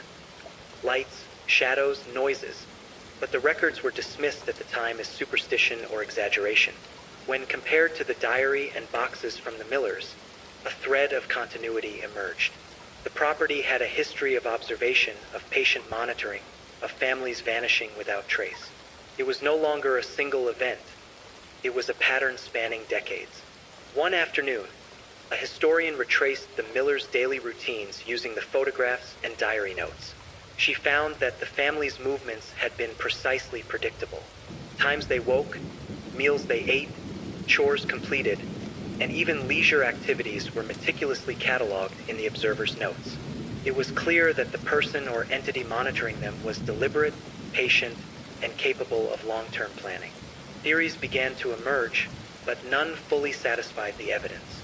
Some suggested a human stalker, someone who had studied the family for weeks, carefully orchestrating their disappearance. Others proposed a more unusual explanation, a presence beyond ordinary human understanding, capable of observing without detection, patient enough to record every detail, and deliberate enough to remove the family without leaving trace. Local townsfolk reported that the phenomena never fully ended. Every October, faint lights appeared in the fields, moving deliberately across the corn, always eluding direct observation. Shadows flickered at the edges of the fields, always present, always careful to avoid being identified. The air itself seemed heavier, almost alive, as if the land had absorbed the events and carried them forward through time. Despite decades of study, the diary, boxes, and key offered only fragments of answers. The pattern was undeniable, but the cause remained unknown. The Millers' disappearance was no longer a single event. It had become a lens through which the town, and those who examined it, could glimpse a deeper mystery, one that spanned generations, defied explanation, and persisted with deliberate patience. Even today, visitors to Harvest Creek sometimes feel the presence. Walking the edge of the cornfields in October, they report subtle disturbances. A whisper carried on the wind, lights flickering beyond sight, shadows that shift when not observed. The farmhouse, long abandoned, seems to watch silently, the air around it heavy with history. The dog's descendants, animals still on the property, exhibit behavior suggesting recognition of something unseen, a pattern or presence invisible yet undeniably real. The Harvest Creek incident has become more than a cold case. It is a story of observation, patience, and disappearance, a reminder that absence can carry more weight than presence. The diary, boxes, photographs, and key all suggest meticulous planning, deliberate patience, and an intelligence capable of moving unseen. No trace, no suspect, no human explanation fits the complete picture. The story of the Millers continues to linger, patient as the wind over the cornfields. It reminds us that some events leave more than absence. They leave traces, impressions, patterns that endure across decades, waiting for someone attentive enough to notice. And in Harvest Creek, those who remember remain watchful, quietly observing, attuned to the flickering lights, the subtle shadows, and the patient, deliberate presence that has endured for generations. Some mysteries are unsolved. Some disappearances are never explained. And some nights, even in quiet, sleepy towns, carry shadows that watch, wait, and endure, silent and unyielding, patient, deliberate, and unbroken by time. Harvest Creek remained quiet, almost suspended in time, yet the story of the Millers never truly left the town. The farmhouse and barns continued their slow decay, and the cornfields grew wild and tangled, but the memory of that October night lingered in the wind, the shadows, and the flickering lights that appeared year after year. Researchers studying the case returned to the diaries and boxes, focusing on Caroline Miller's handwriting. They noticed subtle variations, loops, spacing, and punctuation that suggested a deliberate attempt to encode messages. It was as if she had been aware not only of the presence observing them, but also of the need to leave instructions, hidden clues, for someone who might eventually investigate. Some notes contained repeated phrases, "They are patient," and "do not be seen." But there were others, hidden in plain sight, sequences of letters that seemed random at first, only to form patterns when viewed alongside dates, photographs, and movements recorded in the diary. One researcher discovered that certain words aligned with specific locations on the property: the barn, the edge of the cornfield, the old well, and a cluster of oak trees near the back fence. Each location seemed to mark an area of significance, though no human explanation tied them together. The brass key became more intriguing. Though it had no visible lock on the property, some theorized it could fit a hidden compartment, perhaps in the barn's foundation or under the floorboards of the farmhouse. Yet repeated searches revealed nothing. The key remained a symbol of the unknown, patient in its silence, as if waiting for someone perceptive enough to discover its purpose at the right time. The photographs continued to raise questions. Each image captured mundane, everyday moments: meals, chores, walks through the fields. Yet the angles, framing, and timing hinted at meticulous observation. Shadows in the photographs fell in unusual directions. Objects appeared subtly shifted between images. It was as if the observer had been recording not just the Millers' lives, but patterns within the property itself. Patterns that, when pieced together, might reveal the reason for the family's disappearance. Locals recalled additional oddities. Elderly residents spoke of faint voices carried by the wind, whispers that could not be traced to any human source. They mentioned the lights in the fields, pulsing with purpose, retreating whenever approached, always distant, deliberate. Even animals behaved strangely. The Miller's dog, and later its descendants, patrolled the edges of the property, growling or hesitating at areas invisible to the eye, responding to an intelligence that no one could confirm. Old Town records revealed a pattern spanning generations. Families who once lived on or near the property reported unexplained events: missing objects, strange sounds at night, unusual shadows, and abrupt departures. Disappearing families, unexplained lights, and diary entries like Caroline's suggested a presence that observed, waited, and acted with patient precision. Researchers also uncovered a series of coincidences connecting the Millers' disappearance to other odd events in the region. Similar diary entries from other families who had left the area decades before mentioned watching lights and shadows, strange sensations of being followed, and subtle disturbances in the environment. The pattern was unmistakable, yet no rational explanation tied all the events together. Human or not, the observer remained deliberate, patient, and undetectable. One October evening, a historian retraced the Millers' daily routines using photographs and diary notes. She observed that the family's habits had been predictable: every meal, every chore, every evening walk through the fields. The diaries and boxes suggested someone or something had been monitoring them continuously, waiting for a moment when the family's routine could be interrupted without resistance. And that moment had come, leaving behind only the diary, the boxes, and the brass key as evidence of a careful, deliberate plan. The town itself seemed aware of the presence. Even generations later, locals spoke in hushed tones about the property, the lights, the whispers, and the shadows. Some who visited reported a tangible weight in the air, subtle shifts in temperature, and the uncanny sensation of being observed. It was as if the land remembered, carrying the echoes of the Millers' lives and their disappearance forward through time. The diary, photographs, boxes, and key all suggest that the Millers' disappearance was not an accident, nor a random act. It was the result of meticulous observation and careful planning, carried out by an intelligence patient enough to wait, deliberate enough to act, and invisible enough to leave no trace. Even today, the property retains a subtle tension. Walking near the edge of the cornfields at dusk, one might notice shadows that flicker at the corner of the eye, lights that pulse and retreat deliberately, and whispers that carry in the wind. The farmhouse, barns, and fields all hold the memory of the Millers, a presence frozen in time, observed and recorded, patient and deliberate, silent and unyielding. The Harvest Creek incident is more than a disappearance.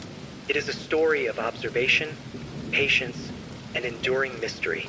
It teaches that absence can carry more weight than presence, that traces may endure long after those who created them are gone, and that some nights, even in the calmest towns, hold shadows that watch, wait, and endure, silent, deliberate, and impossible to fully understand. Harvest Creek remembers the Millers. It remembers the diary, the photographs, the boxes, the brass key, and the flickering lights. And it waits, patient, deliberate, and silent, for someone who notices, for someone who questions, for someone who observes. Yet no such compartment ever appeared. It was a key with a purpose, deliberately hidden or left as a tease. An invitation for the patient observer, or for someone persistent enough to continue searching decades later. The lights in the cornfields, which had become almost legendary, were reported again.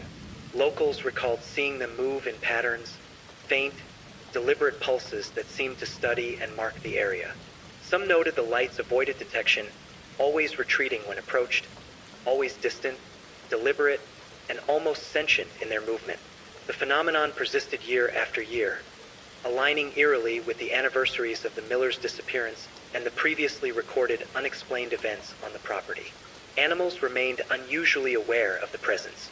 The Millers' dog, and later generations of its descendants, continued to patrol the edge of the property, hesitant and alert.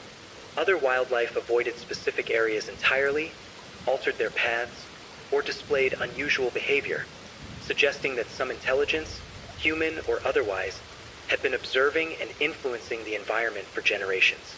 Old town records, long overlooked, added depth to the mystery. Decades before the Millers, other families reported strange phenomena. Objects disappearing and reappearing, noises without source, lights in the distance, and shadows that moved against the natural flow of the environment. A pattern of patient observation and eventual disappearance emerged, spanning generations. No arrests, no suspects, no definitive explanation. Only documentation and the lingering presence of what had observed, waited, and acted with deliberate care. The diary entries contained subtle warnings. Lines such as, "They are patient, do not be seen, trust no 1 inch and leave before dawn," before they notice, were repeated with variations, almost like signals embedded for someone attentive. The observer had tracked every movement, every habit, and possibly predicted the family's actions. The careful documentation in the photographs, boxes, and diary implied that someone, or something, had planned the disappearance with precision. Visitors to the property still report feelings of unease. Walking the edge of the cornfields in October, they feel shadows at the periphery of vision, hear whispers carried by the wind, and glimpse faint lights flickering among the stalks. The farmhouse, though abandoned, seems alive with memory. The barns lean under time, yet the land itself feels watched, deliberate, and aware. Researchers examining the Miller's diary noticed that certain words aligned with the brass key's presumed locations.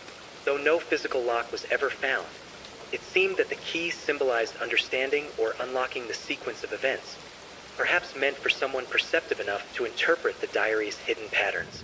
It was a challenge left behind, patient and deliberate, waiting for decades to be noticed. Even now, the pattern endures. The diary, boxes, photographs, brass key, flickering lights, and strange animal behavior collectively suggest a meticulous, patient, and unseen presence. The Miller's disappearance was no accident. It was calculated, deliberate, and executed with precision, leaving traces that continue to intrigue, unsettle, and mystify. Harvest Creek remains quiet, but those who know the story remain watchful. The cornfields sway gently in the wind, shadows flicker, and lights pulse in ways that cannot be explained. The diary, boxes, and key are reminders of careful observation and the deliberate removal of the family. The past persists in the present, teaching that some events leave more than absence. They leave patterns, impressions, and silent witnesses. The Harvest Creek incident is a story of patience, observation, and enduring mystery. It reminds us that some disappearances are not random. Some patterns span generations, and some nights, even in the calmest towns, carry shadows that watch and wait, deliberate, patient, and unbroken by time. And so the Millers remain, not in body, not in presence, but in memory, in the land, in the faint flickers of light and whispers in the wind. A patient, deliberate presence endures, marking time across decades, reminding those who notice that some mysteries never end, some disappearances are never explained, and some shadows wait, silently, unyielding, and eternal. Harvest Creek's quiet streets had long been accustomed to their own shadows, yet the events of that fateful October lingered in the town's memory like a soft, persistent hum. The Miller's farmhouse stood abandoned, the barns sagging, and the cornfields grew wild, yet the land itself seemed to carry the weight of the past. Even the wind seemed deliberate, whispering through the stalks as though carrying fragments of stories that could not be forgotten. Researchers revisiting the Miller's diaries and boxes discovered that Caroline's entries contained more than warnings. Certain passages repeated in sequences, with subtle shifts in phrasing, punctuation, and line breaks. It was as if she had embedded a code within her panic, leaving behind instructions for anyone patient and observant enough to decipher them. Lines like, "They are patient, do not be seen, trust no 1 inch and follow the shadows," "before dawn," "before they notice" were repeated, their emphasis subtly different in each instance. Cross-referencing the diary with photographs and property layouts revealed a deliberate pattern. Certain words aligned with locations around the farmhouse. The old barn, the edge of the cornfield, a cluster of oak trees, and the long-abandoned well. It suggested that the observer had mapped the property meticulously, cataloging movements, shadows, and routines. The observer had watched every meal, every chore, every walk through the fields, noting patterns in behavior and subtle environmental cues. How the wind shifted, how the light fell, how animals responded. The brass key became central to the emerging theory. Though no visible lock existed on the property, some speculated it might fit a hidden compartment, perhaps beneath floorboards, inside the barn's foundation, or even buried beneath the earth.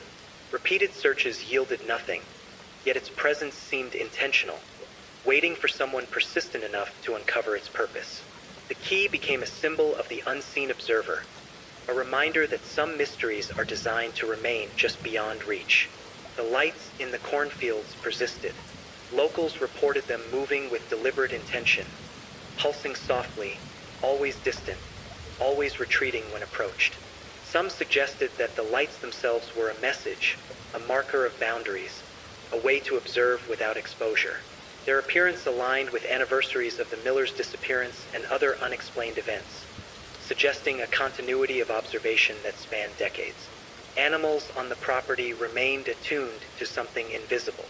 The Miller's dog, and later generations of its descendants, patrolled the property cautiously, growling at empty spaces and avoiding certain areas. Other wildlife exhibited subtle changes in behavior, avoiding sections of the fields or altering their patterns, hinting at an intelligence present long before humans noticed it. Historical records revealed additional connections.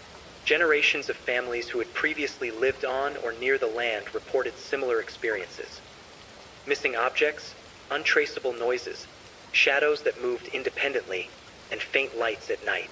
A pattern emerged.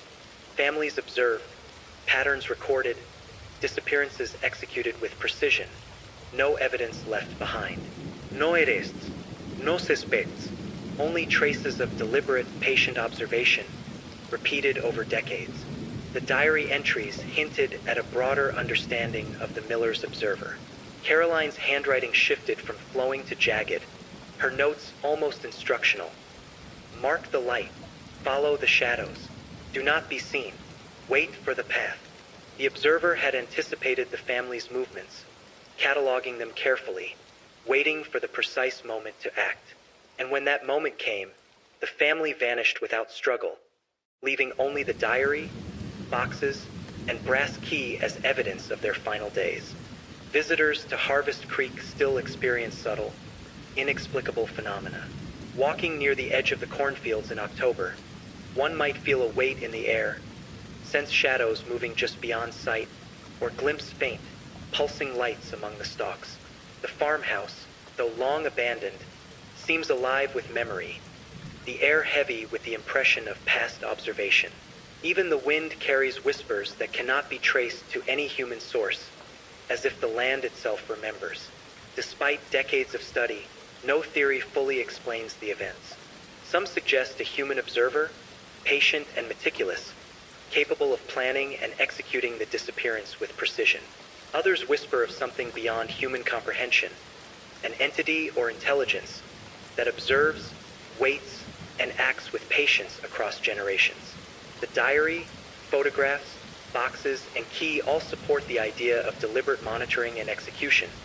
Yet no definitive explanation satisfies every piece of evidence. The Millers' disappearance remains unsolved, yet their story endures in patterns, in shadows, in whispers, and in the flickering lights that appear every October. The town itself seems to remember, carrying the weight of the event forward in subtle, almost imperceptible ways.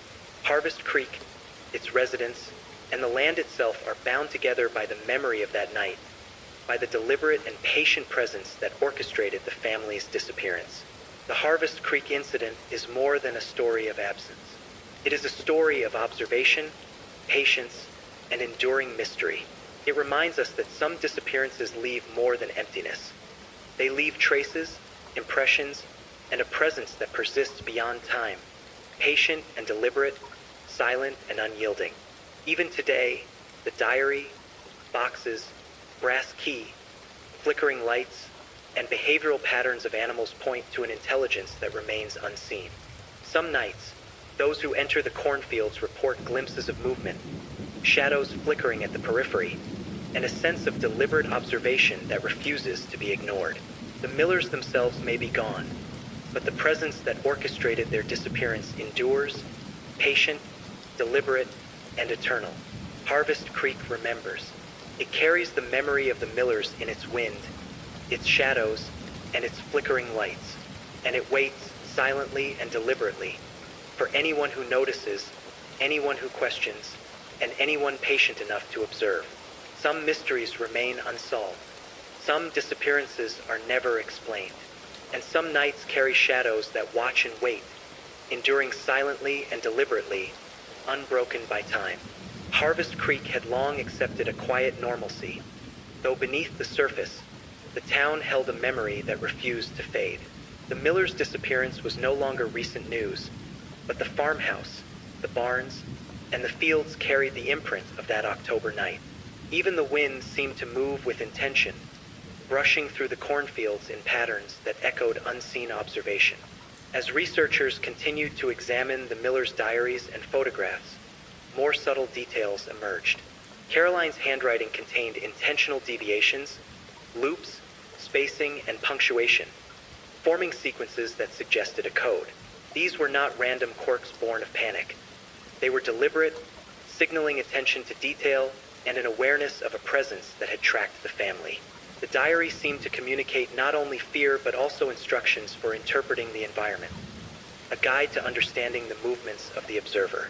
The photographs reinforced this sense of precision. Images of the family at meals, performing chores, or walking through the fields appeared ordinary at first glance.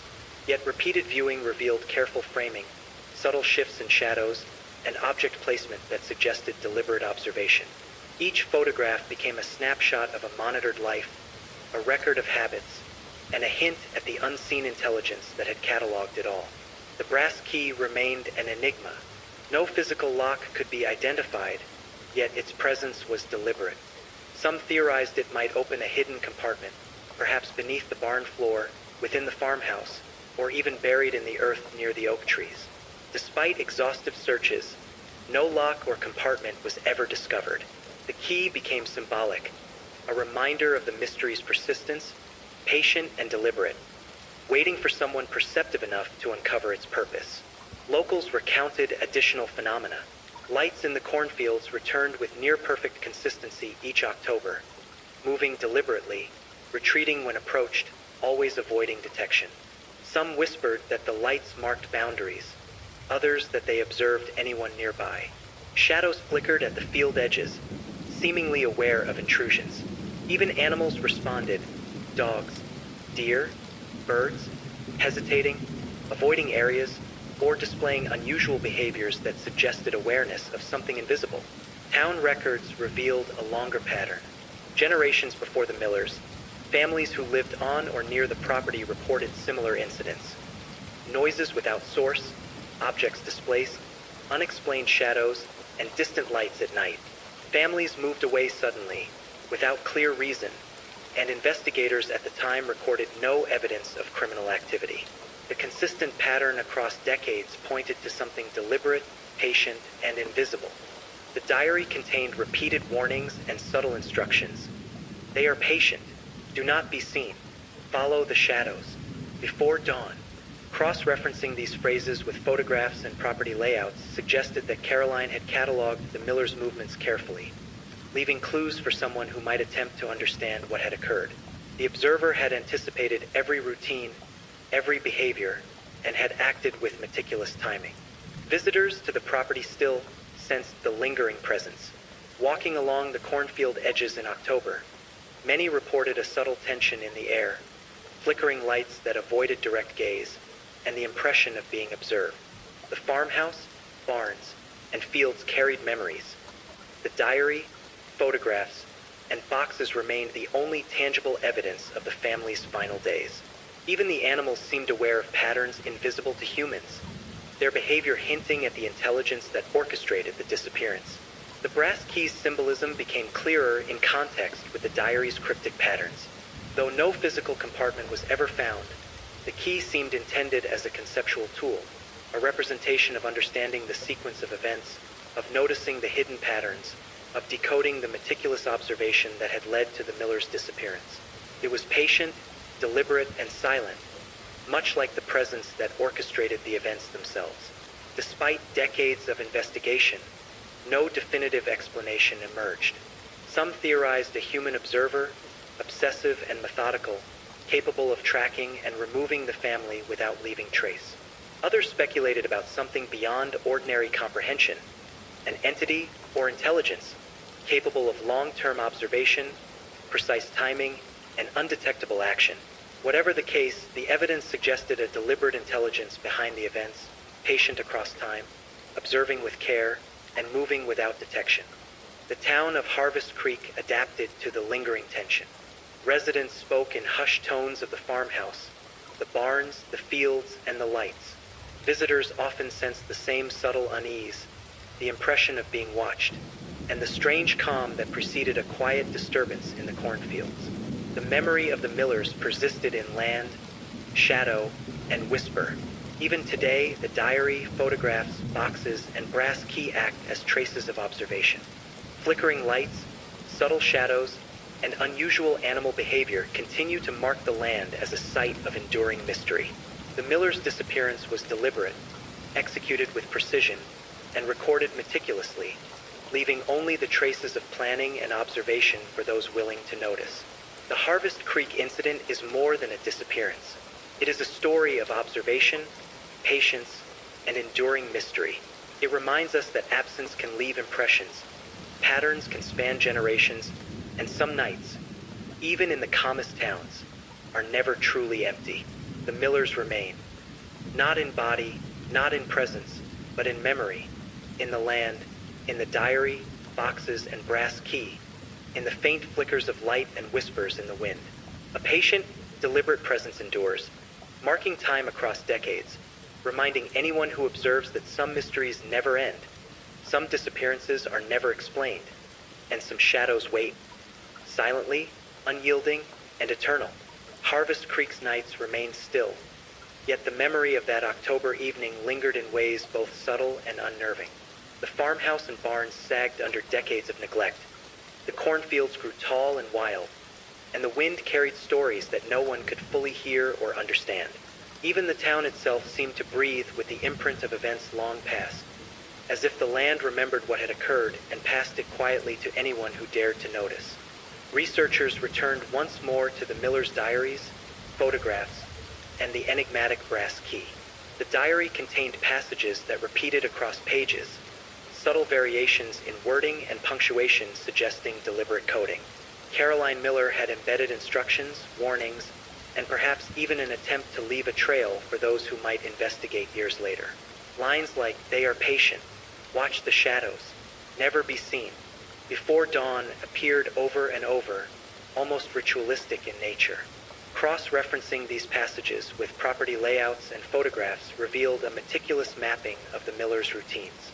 Meals, chores, evening walks, and even leisure activities were documented with careful precision, as if someone or something had been observing and recording them over weeks or months. Shadows in photographs, placement of objects, and timing of events all suggested an intelligence behind the observation, one capable of predicting behavior and acting with deliberate patience. The brass key, still unassigned to any lock, had become an enduring symbol. Some theorized it could fit a hidden compartment in the barn, under the farmhouse floorboards, or even buried beneath the earth. Repeated searches yielded nothing, yet the key remained, patient in its silence, waiting for someone perceptive enough to understand its purpose.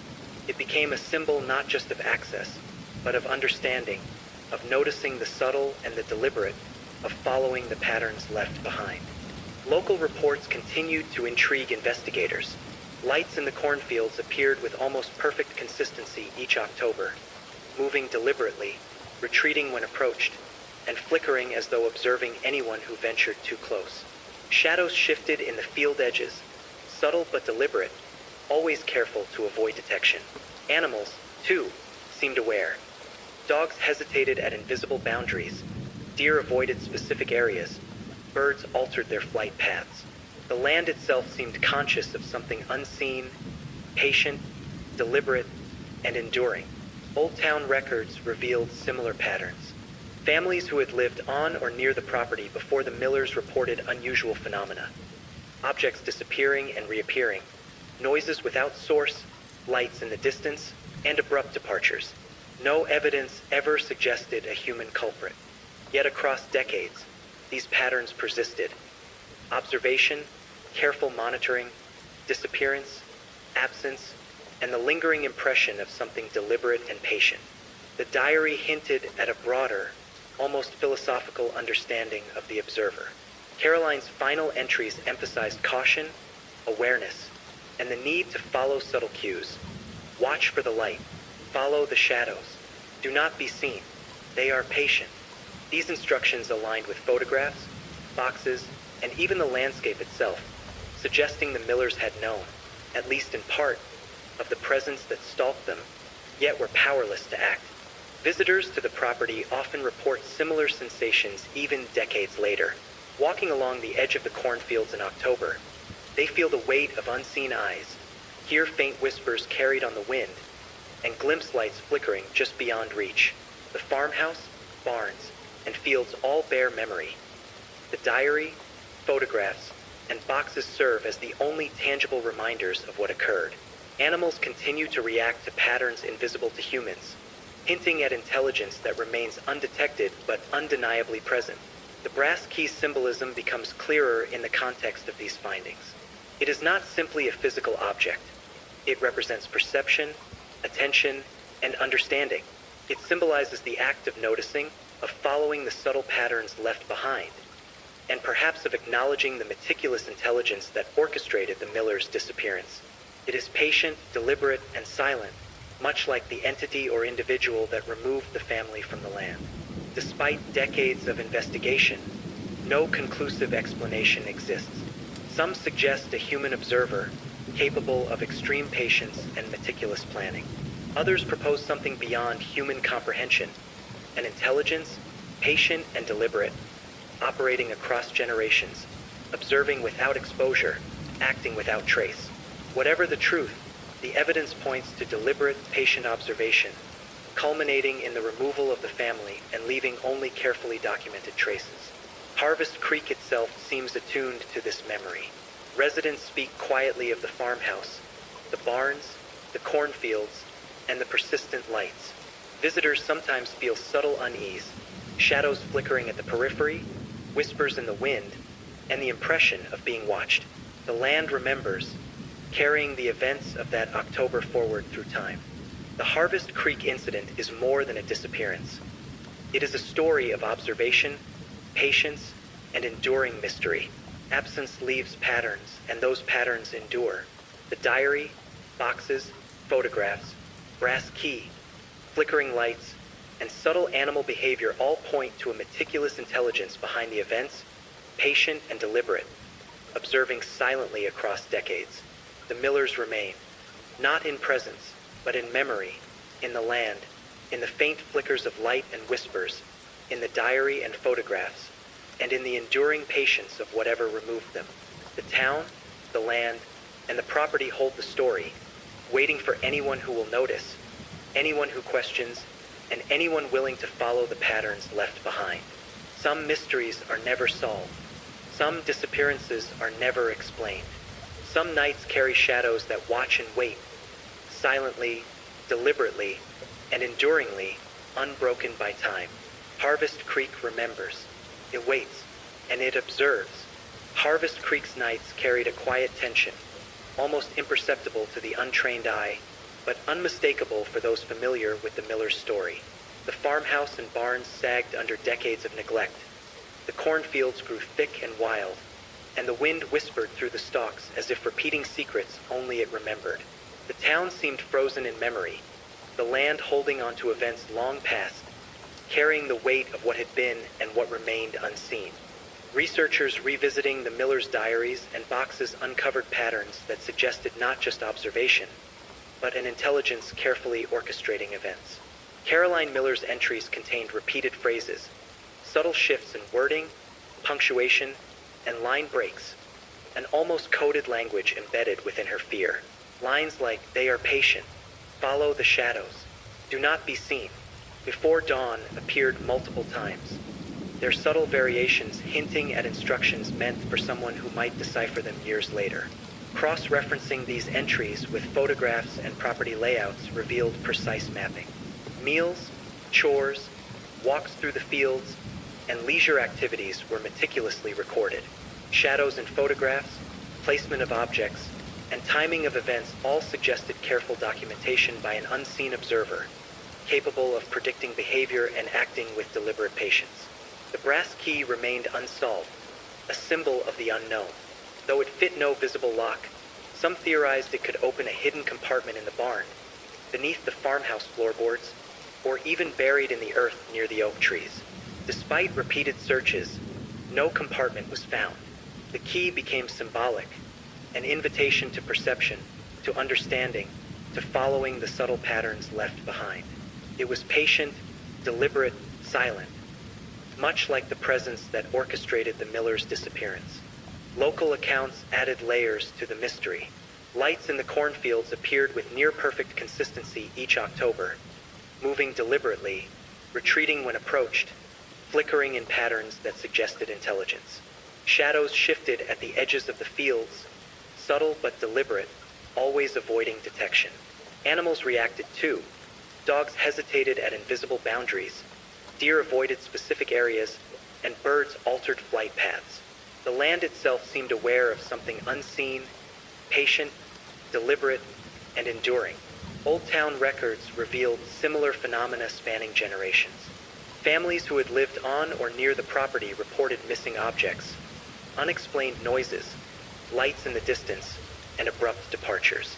The consistent pattern, observation, monitoring, disappearance, and lingering traces suggested a deliberate, patient presence acting across decades. The diary contains subtle warnings, instructions, and hints of understanding. Watch for the light. Follow the shadows. Do not be seen. They are patient. Cross-referencing these phrases with property layouts, photographs, and the brass key suggested Caroline had left a roadmap for understanding the events. The observer had tracked every routine, predicted behavior, and acted with precision. And when the Millers disappeared, only their diaries, boxes, and the brass key remained to mark the carefully orchestrated removal. Visitors today often report feelings of unease along the property's edge.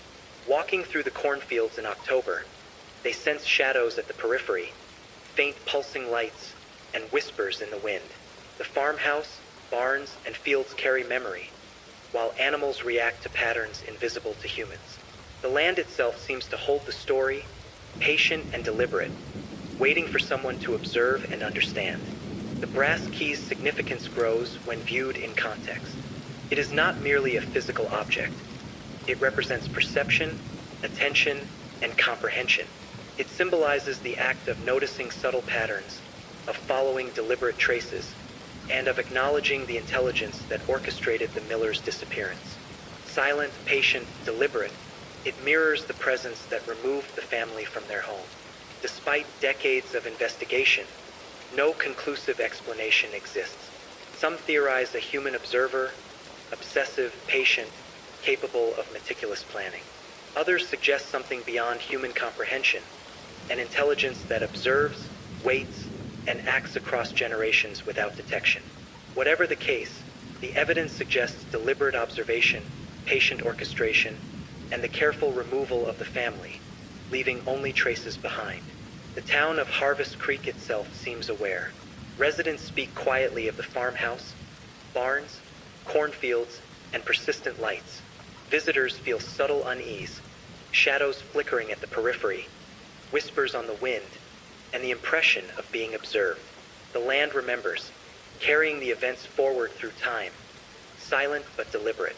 The Harvest Creek incident is more than a disappearance. It is a story of observation, patience, and enduring mystery.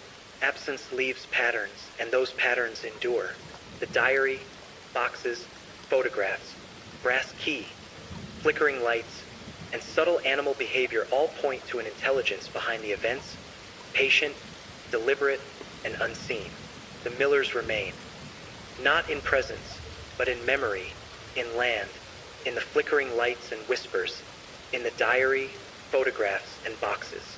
A patient, deliberate presence endures, marking time across decades, reminding those who observe that some mysteries never end, some disappearances are never explained, and some shadows wait, silently, unyielding, and eternal. Harvest Creek remembers. It waits. It observes. And the story, patient and deliberate, continues to linger in the wind, the cornfields, and the shadows. Harvest Creek held onto its quiet, almost fragile calm. Yet beneath that surface lay layers of memory, shadows, and subtle tension. The Millers' farmhouse sagged beneath decades of neglect. The barns leaned with age, and the cornfields stretched wild and untamed. Even the wind seemed charged with awareness, rustling through the stalks as if carrying fragments of stories long past, fragments only perceptive listeners could sense. The Millers' diaries and boxes had become the focal point for investigators and researchers. Caroline Miller's entries revealed intentional patterns, repeated phrases, subtle punctuation, and spacing that suggested more than mere recording of events. Lines like, "They are patient," "Follow the shadows," "Do not be seen," "Before dawn," appeared in variations across multiple pages, hinting at instructions or coded messages meant to guide an observer who might arrive decades later. Cross-referencing these passages with photographs and property layouts revealed meticulous tracking of the Millers' daily life. Meals, chores, walks through the fields, and leisure activities were documented with precise detail. Photographs captured shadows in unexpected directions, objects slightly moved between images, and framing that suggested careful observation.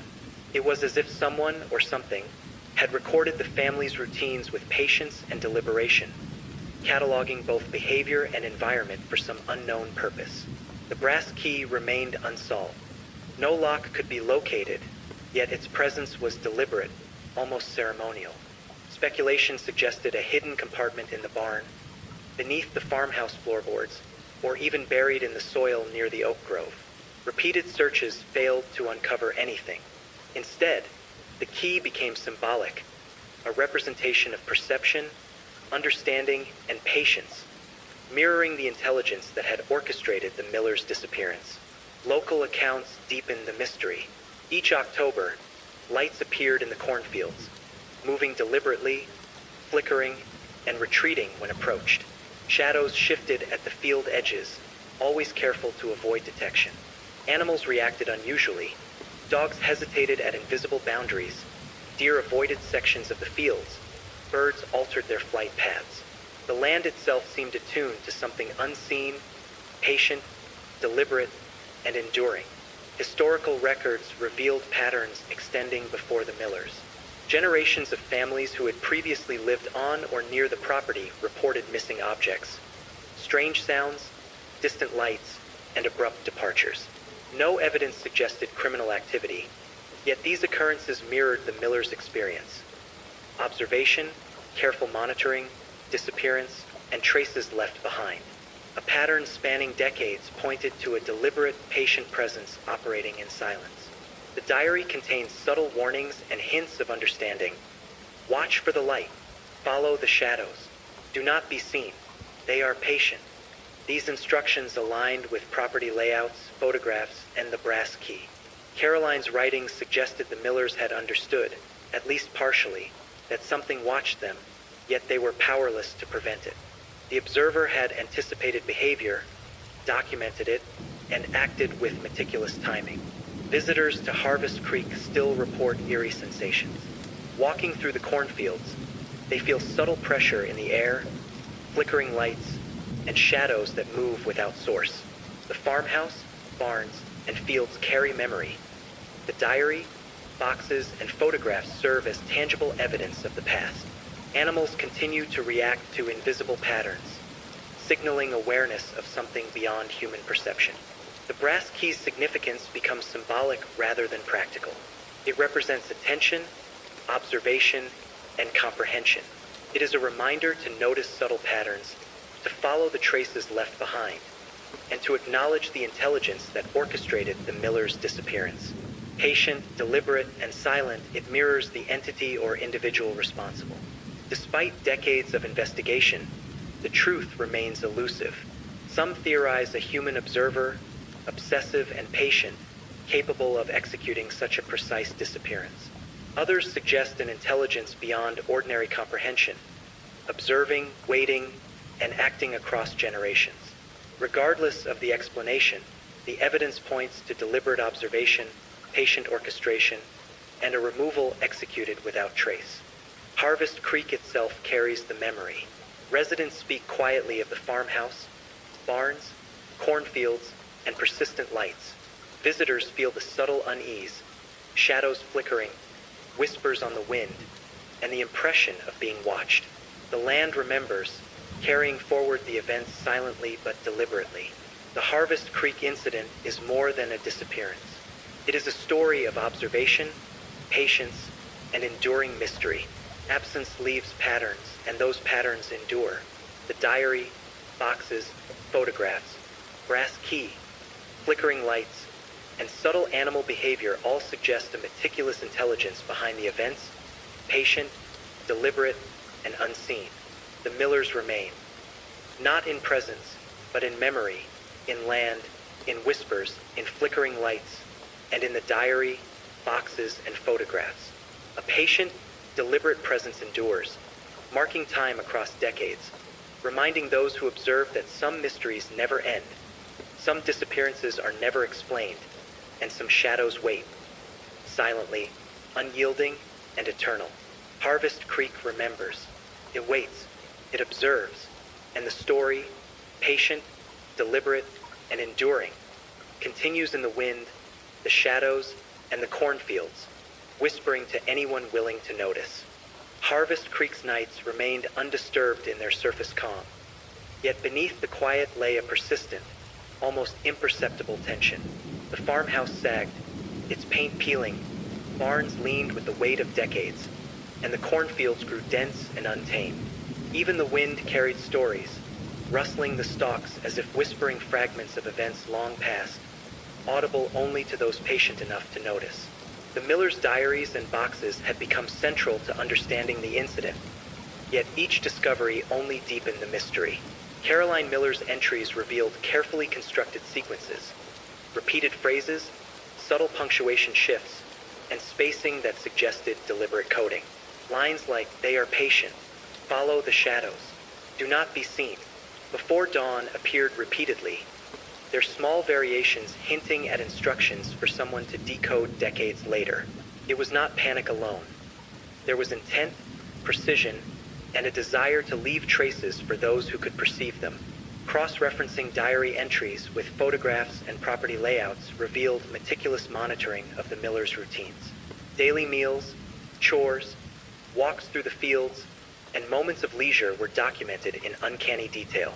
Photographs revealed shadows in unexpected places, objects slightly altered between shots, and framing that suggested observation from hidden positions. It was as if a patient intelligence had cataloged not only behavior but also the environment itself, anticipating every routine and movement. The brass key remained a central puzzle. No lock could be identified, yet the key's presence was deliberate, almost ceremonial. Some speculated it might fit a hidden compartment in the barn, under the farmhouse floorboards, or even buried near the oak grove. Repeated searches yielded nothing.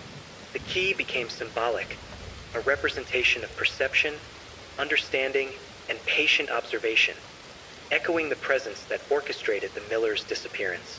Local accounts added chilling layers. Each October, lights appeared in the cornfields, moving deliberately, flickering, and retreating whenever approached.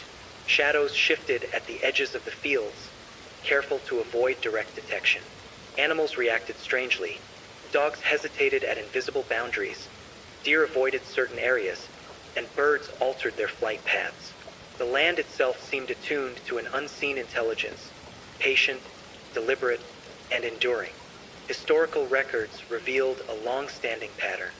Families who had lived on or near the property before the Millers reported missing objects, unexplainable noises, distant lights, and abrupt departures. No evidence suggested human culpability, yet the pattern of observation, monitoring, disappearance, and residual traces persisted across decades. It suggested a deliberate, patient presence, operating quietly and without exposure. The diary hinted at the observer's broader understanding of human behavior and environment. Caroline's final entries emphasized vigilance, awareness, and careful observation. Watch for the light. Follow the shadows. Do not be seen. They are patient. These aligned with photographs, the brass key, and property layouts. Caroline seemed aware that she was being observed, yet powerless to act. The intelligence behind the events anticipated actions, documented them, and executed its plans with clinical precision. Visitors today report lingering unease. Walking along the cornfield edges, they sense shadows at the periphery, flickering lights that evade direct sight, and whispers carried by the wind. The farmhouse, barns, and fields carry memory. The diary, boxes, and photographs provide tangible proof of what occurred. Animals continue to respond to patterns invisible to humans, hinting at the ongoing presence of the orchestrator. The brass key's symbolism grows more profound when seen in context. It represents perception, attention, and understanding.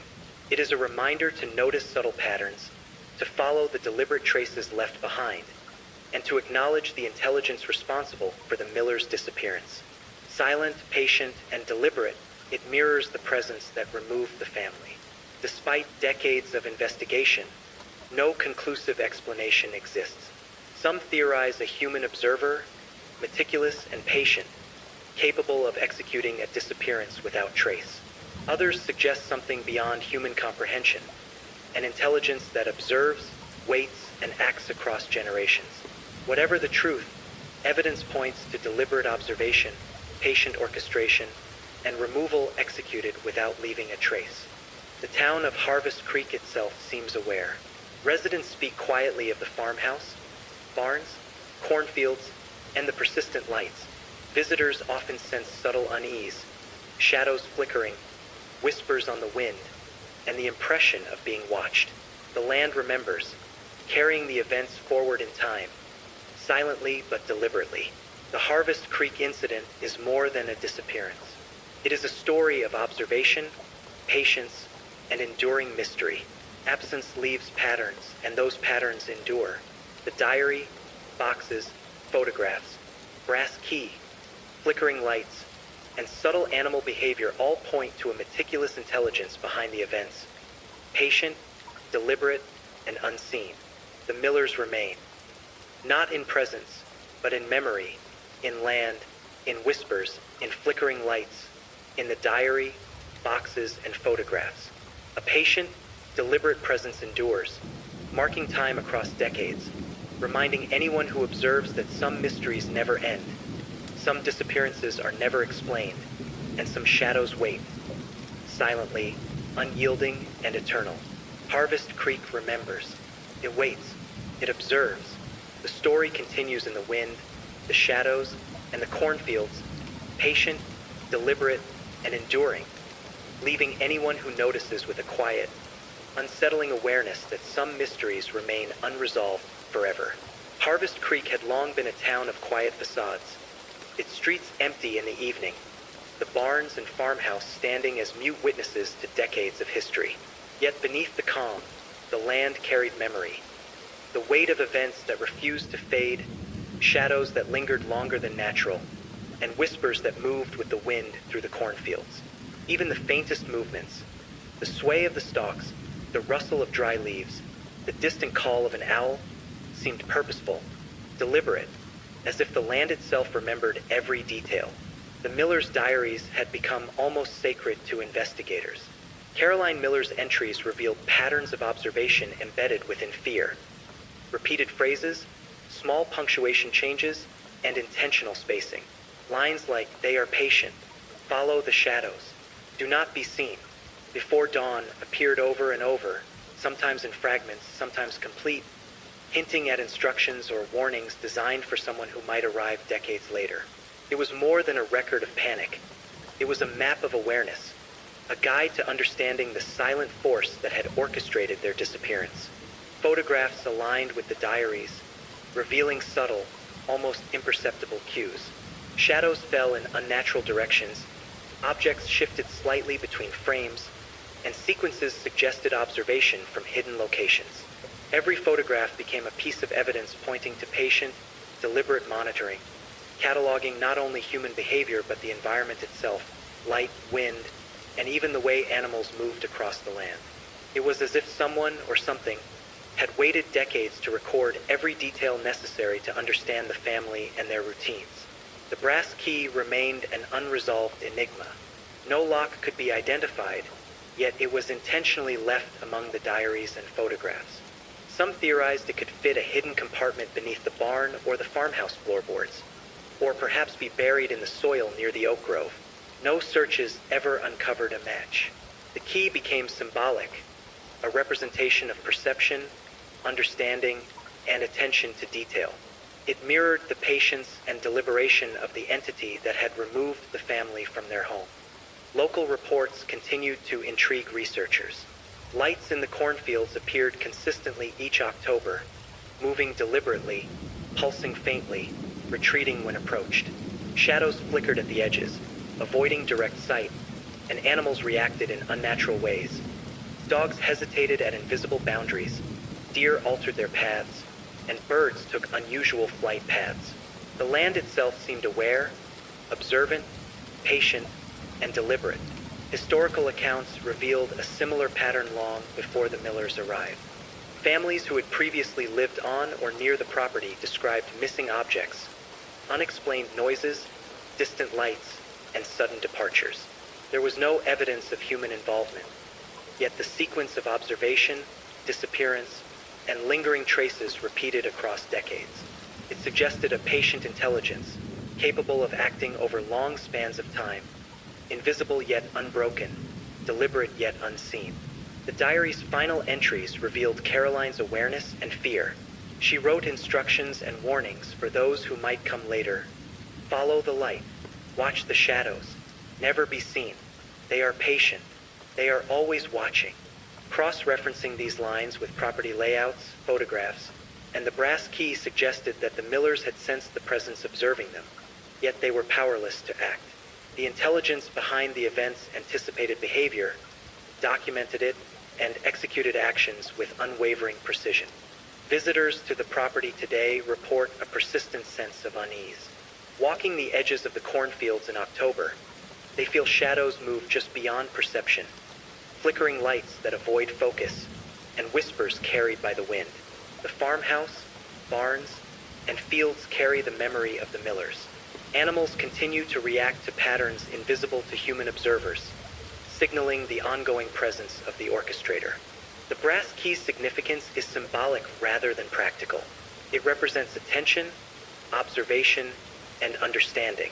It is a reminder to notice subtle patterns, to follow the deliberate traces left behind, and to recognize the intelligence responsible for the Millers' disappearance. Patient, deliberate, silent. It mirrors the presence that removed the family and continues to linger in the land. Despite decades of investigation, the truth remains elusive. Some speculate a human observer, meticulous and patient, capable of executing such a precise disappearance. Others suggest something beyond ordinary comprehension, an intelligence observing, waiting, and acting across generations. The evidence, however, points to deliberate observation, patient orchestration, and removal executed with care, leaving only traces behind. The town itself seems aware of the lingering presence. Residents speak quietly of the farmhouse, barns, cornfields, and the lights that appear each October. Visitors feel subtle tension, shadows flicker, whispers echo, and the impression of being watched persists. The land remembers, carrying forward the events silently yet deliberately. The Harvest Creek incident is not simply a story of disappearance. It is a narrative of observation, patience, and enduring mystery. Absence leaves patterns, and patterns endure. The diary, boxes, photographs, brass key, flickering lights, and subtle animal behaviors all indicate an intelligence behind the events. Patient, deliberate, and unseen, the Millers remain. Not in presence, but in memory, in land, in whispers, in flickering lights, in the diary, boxes, and photographs.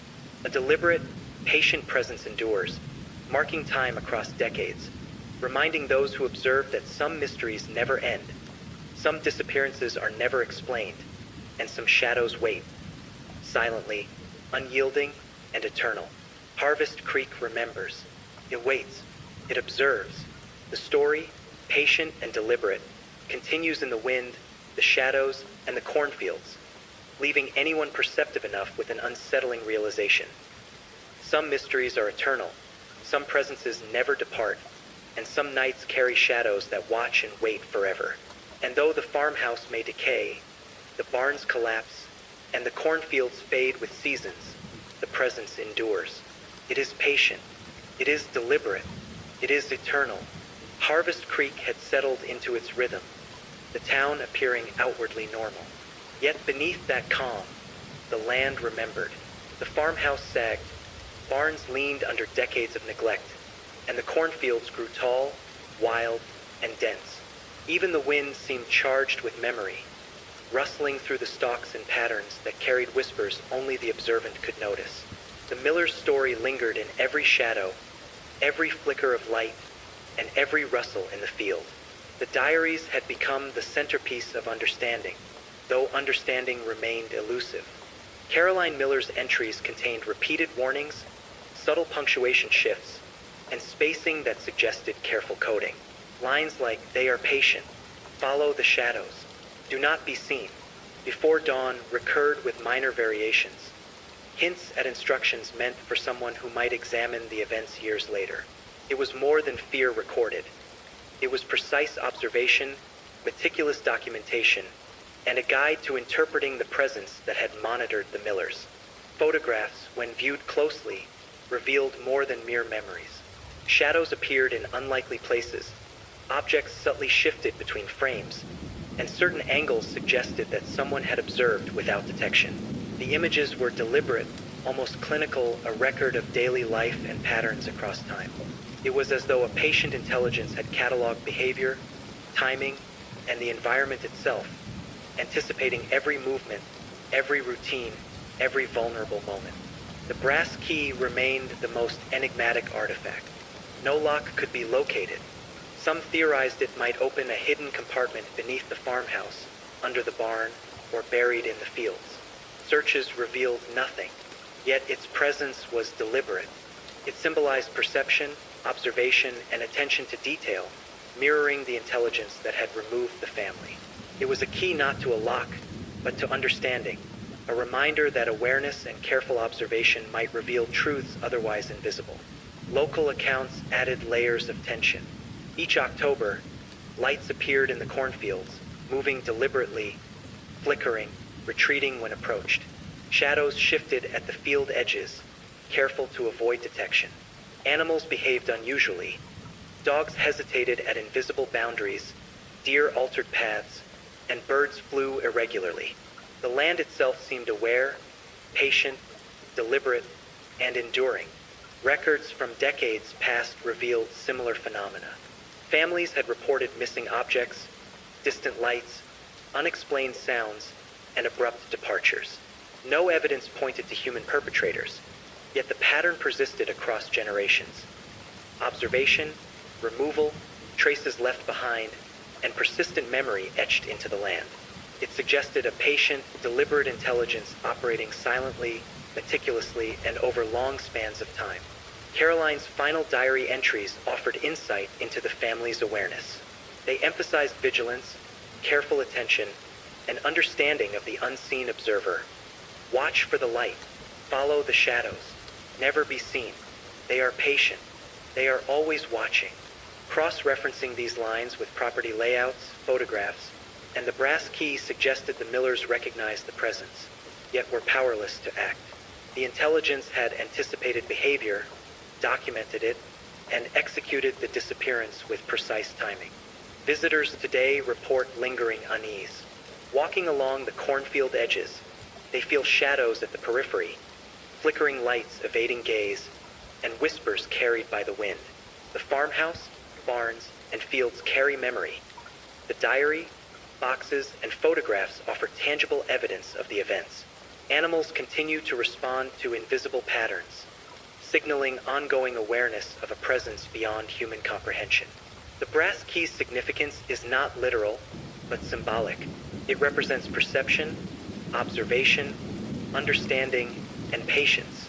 It reminds observers to notice subtle patterns, follow deliberate traces, and acknowledge the intelligence responsible for the Millers' disappearance.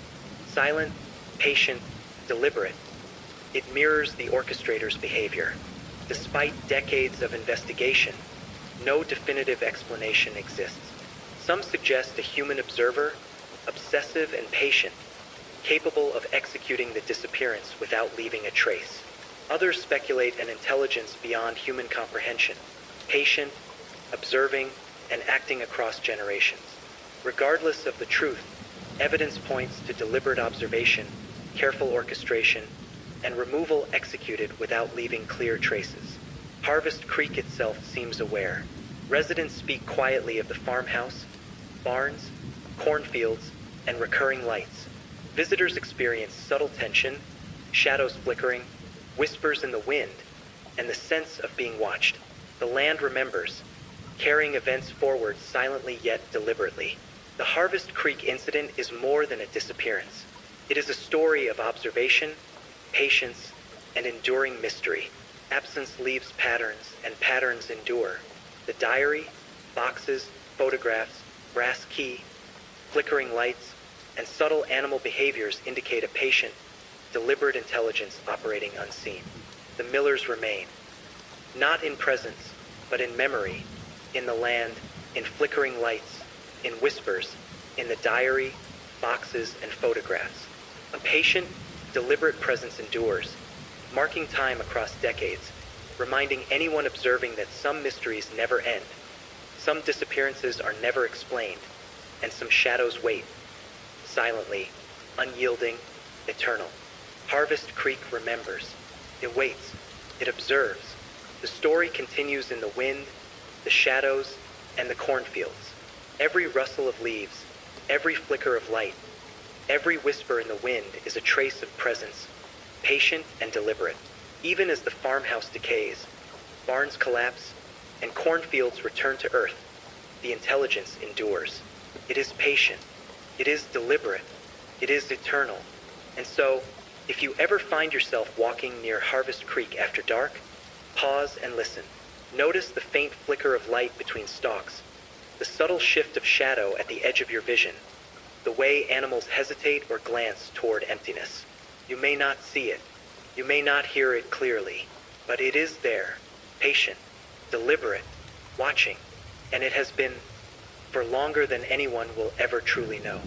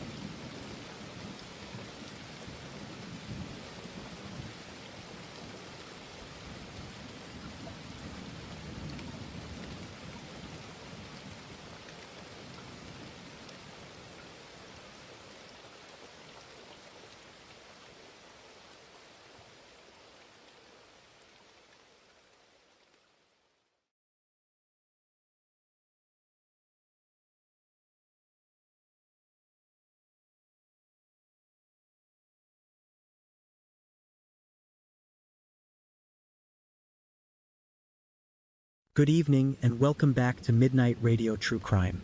It's always a quiet comfort knowing you're here, somewhere out there, listening in the dark, perhaps winding down after a long day, or maybe lying awake, searching for a voice to keep you company. Thank you for choosing this story tonight. We hope wherever you are, whether it's a city that never sleeps or a quiet town under a pale November moon, you find a little peace in the sound of our voices. Let us know in the comments what city you're tuning in from tonight. It always amazes us how far these stories travel. Tonight's story is about an ordinary morning in a small town. A woman who walked into a school expecting nothing more than a quiet day of teaching, and instead uncovered something so deeply wrong, it would haunt her for the rest of her life. So, if you're settled in, if your room is still, and the night outside feels just a little too quiet, let's begin. I still remember the smell of chalk that morning, and the faint sound of children's laughter spilling from the hallways as I stood in front of the classroom door, room 12. It was my first time substituting at Greendale Middle School, a small, low-brick building on the edge of town, tucked behind maple trees that were already losing their leaves. I remember thinking it looked like a place time had forgotten. The old bell out front, the faded blue benches, the mural on the wall that read, "Be kind, be brave." My name is Claire. I've been teaching for 8 years, mostly temporary jobs around the county, filling in for maternity leaves, long-term absences, or just when someone needed a break. That day, I was called in last minute. Just one day, the woman on the phone had said. 7th grade English. The kids are good. It felt like any other Tuesday. When I unlocked room 12, the morning light was just starting to filter through the blinds, soft and gold.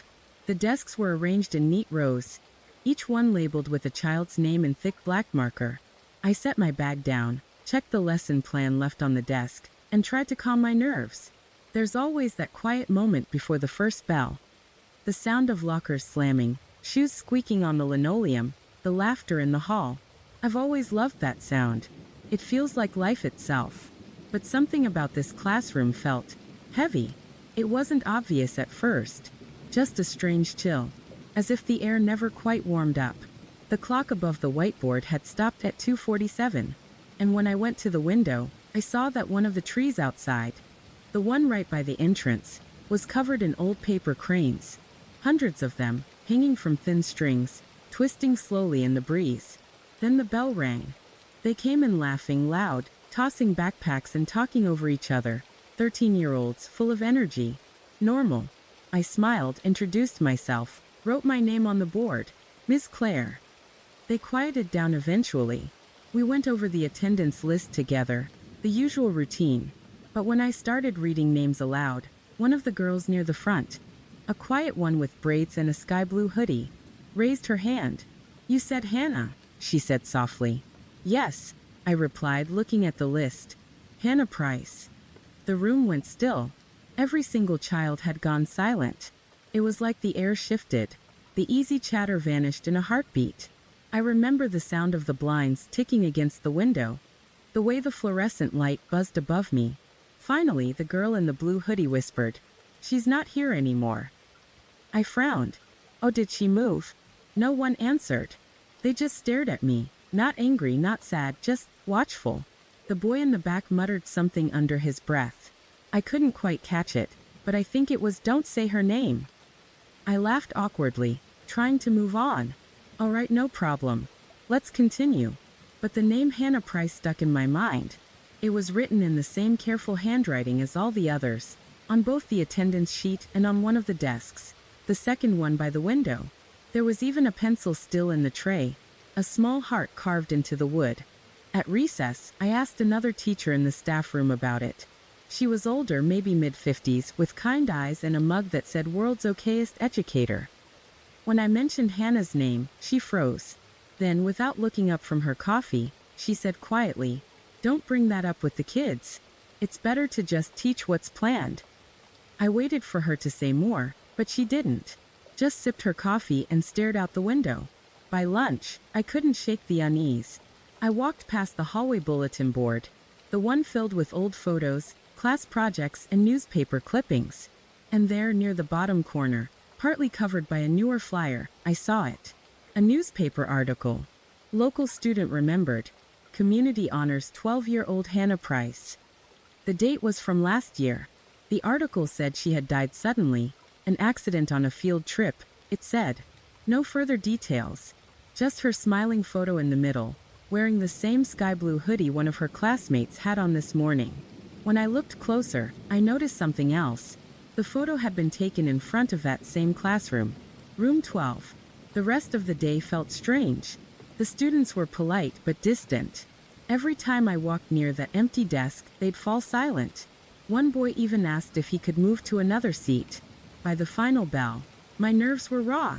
I packed my things, turned off the lights, and took one last look around the room. And that's when I saw it. On the back wall, near the supply cabinet. A faint handprint, smeared in dust, too small to belong to an adult. It looked fresh. And underneath it, written faintly in chalk, were 3 words. I didn't fall. When the last of the students left, the hallway grew still. That hollow kind of quiet schools have after the final bell. The air was thick with the smell of cleaning spray and old paper. Somewhere down the hall, a floor buffer hummed faintly. I sat alone at the teacher's desk, staring at those 3 words on the wall. I didn't fall. I tried to tell myself it was nothing. Kids playing pranks, maybe. A leftover message from last year. But the dust had been disturbed, like a fingertip had just brushed it. I erased the words with a tissue, but they smeared instead, faint traces clinging to the surface. Something about that small resistance unsettled me more than the message itself. I gathered my things and stepped out into the hallway. The afternoon light through the high windows painted everything in pale gold. Too calm, too gentle for how I felt. The staff room was nearly empty. A few teachers sat hunched over papers, the sound of pens scratching quietly. I spotted the woman from earlier, the one with the coffee mug, and approached her again. "Excuse me," I said softly. "About that student, Hannah Price. I didn't mean to bring up anything painful, but I saw her name on the roster today. I thought maybe it was a mistake." The woman set her mug down slowly. She studied me for a long time, her eyes tired. Then she shook her head. "It's not a mistake," she said. "The list hasn't been updated. Her mother still volunteers here sometimes, and well, nobody's had the heart to change it." I nodded, unsure what to say. "She was in my class," the woman added after a moment. "Smart kid. Kind. Always stayed late to help tidy up. It was a terrible accident." "What happened?" I asked. The woman hesitated. "She fell," she said finally. "On the field trip. The police said it was an accident, and that's what it was. Nothing more." Her tone made it clear she didn't want to continue, but I couldn't shake that last image from the classroom. Those words in chalk. I thanked her, grabbed my coat, and walked out through the main doors. The paper cranes outside rustled softly in the breeze. Hundreds of them, each one made from notebook paper, names and doodles faintly visible on the wings. They hung from the tree's branches like quiet memories. A small wooden plaque at the base read, "For Hannah. Fly high, sweet girl." I stood there longer than I meant to. The wind was cold, carrying the faint scent of rain. When I finally turned to leave, I noticed someone sitting in a parked car across the street. An older woman, maybe in her 50s, watching the school from behind the wheel. Her window was half down, cigarette smoke drifting out. Our eyes met for a brief second before she looked away. I didn't think much of it then. Not yet. That evening, I drove home through the quiet back roads, the trees arching overhead, their leaves a dying orange. My mind kept circling back to that classroom, the empty desk, the hush that fell when I said her name, the uneasy silence of the staff room. By the time I got home, I'd convinced myself to let it go. One day of work. That was all it was supposed to be. But when I went to hang up my coat, something fell from the pocket. A small folded piece of paper. It must have slipped in during the day. Maybe one of the students had tucked it there as a prank. But when I unfolded it, my hands started to shake. It was a paper crane. And on one of its wings, written in neat, looping handwriting, were the words, "Ask about the bus." I sat down hard on the couch, staring at it. I didn't know what it meant. The bus? The field trip? I checked my phone. No new messages, no missed calls. Nothing. That night I barely slept. The sound of rain tapping against the window kept me awake, mingling with a faint ache in my chest I couldn't explain. The next morning, I decided to go back. The office staff hadn't asked for me again, but I told myself I'd left something behind. My notebook, maybe. Something believable. When I arrived, the parking lot was half empty. The sky was still gray from the night's rain, and puddles reflected the building's tired facade. Inside, the secretary looked surprised to see me. "Oh, Miss Claire, right? Back again so soon." I smiled politely. "Yes, I think I left my planner in room 12. She nodded and went back to typing. "Keys are in the door. Everyone's at morning assembly if you need anything." The hallways were silent. I passed the bulletin board again. The same memorial photo, the same smile frozen in print. But now the bottom corner of the article was torn away. Room 12 looked exactly as I'd left it. Except for one thing. The desk by the window, Hannah's desk, was clean. The carved heart in the pencil groove was gone. It had been sanded smooth. And on the teacher's desk, sitting right in the middle, was a yellow sticky note. It said in small letters, "Stop asking." I froze. Then, from the hallway, I heard footsteps, slow, deliberate, not rushing like a student or teacher would. Just steady. They stopped outside the door. I turned, expecting to see the secretary or another teacher. But it was the woman from the car, the one I'd seen watching the school the day before. She stepped inside, eyes red, clutching a crumpled tissue in one hand. "Are you the substitute?" she asked quietly. "Yes," I said. "Can I help you?" She looked at me for a long moment. Then she said something that sent a chill through me so deep it felt physical. "She didn't fall," the woman whispered. "And nobody here wants to talk about it." She stood there in the doorway, pale, trembling, holding herself like someone who hadn't slept in months. Rainwater had darkened her coat, and a strand of hair clung to her cheek. I didn't know what to say. The air between us felt dense, charged with something unsaid. She stepped further into the room and looked around, her eyes scanning every corner like she was searching for something that wasn't there. Her gaze stopped on the window seat, the one beside the desk that had once belonged to Hannah. "She used to sit there," she said softly. "Always by the window. Said she liked the light." I hesitated. "You're Hannah's mother?" She nodded slowly. "Linda Price." Then she smiled, faintly, a reflex more than an expression. "I volunteer here sometimes. At least I used to. They told me to take a break after everything." She reached into her coat pocket and pulled out a folded handkerchief. I could see her hands shaking. "They told me to stop coming," she said quietly. "Said it made the other children uncomfortable." I didn't know what to say. Her voice wasn't angry. It was empty, like she'd been hollowed out by too much grief. "Mrs. Price," I began carefully. "I'm so sorry for your loss. I didn't mean to bring up painful memories. She interrupted me, eyes sharp. "They told you it was an accident, didn't they?" I hesitated. "Yes. That's what I was told." Her lips trembled as she gave a small, bitter laugh. "That's what they all say. Every one of them. But nobody saw it happen. Not one adult. Just the children. And they were told not to talk." I felt the floor tilt slightly beneath me. The faint rush of adrenaline that comes when you realize a story isn't what you thought it was. She walked toward the desk, fingers brushing over the smooth wood. "They fixed this," she murmured. "Sanded it down. I used to trace her name here. I'd come after hours, just to feel close to her." For a moment she stood very still. Then she turned toward me. She was afraid of that bus, she said. Every morning she begged me to drive her. Said the driver shouted too much. Said the other kids didn't like her. But I was late for work, and I told her she had to take it like everyone else. That day was the field trip. Her eyes met mine. And now she's gone. There was a rawness in her voice that made my throat tighten. "What do you mean she was afraid?" I asked softly. "She said things happened on that bus. Cruel things. I thought she was being dramatic. But I found bruises on her arms, small ones, like from fingers." I swallowed hard. "Did you tell anyone?"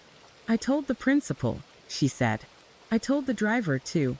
They said middle school girls fight sometimes, that it was just teasing." But she was different after that. Quieter. Like she was already trying to disappear. The rain outside began to thicken, faint taps against the glass. I could feel something pulling at me, a teacher's instinct, maybe. That deep ache that comes when a child's pain is ignored. "Mrs. Price," I said gently, "if you'd like, I can." She held up a hand. "No. You can't. Nobody can." Her eyes were wet, but her voice had steadied. "They said she fell at the overlook. But I saw the report. There were marks on her wrists. She didn't just fall, Miss Claire. Someone pushed her. Or made her run." The words hung in the room like smoke. I opened my mouth to ask something. Anything, but she was already walking toward the door. "They'll tell you to stop asking questions," she said quietly, not looking back. "Don't. Please don't. It's not just about Hannah anymore." And then she was gone, leaving the faint scent of rain and cigarette smoke behind her. I stood there for a long time, the hum of the fluorescent lights pressing into my ears. Eventually, I stepped closer to the desk.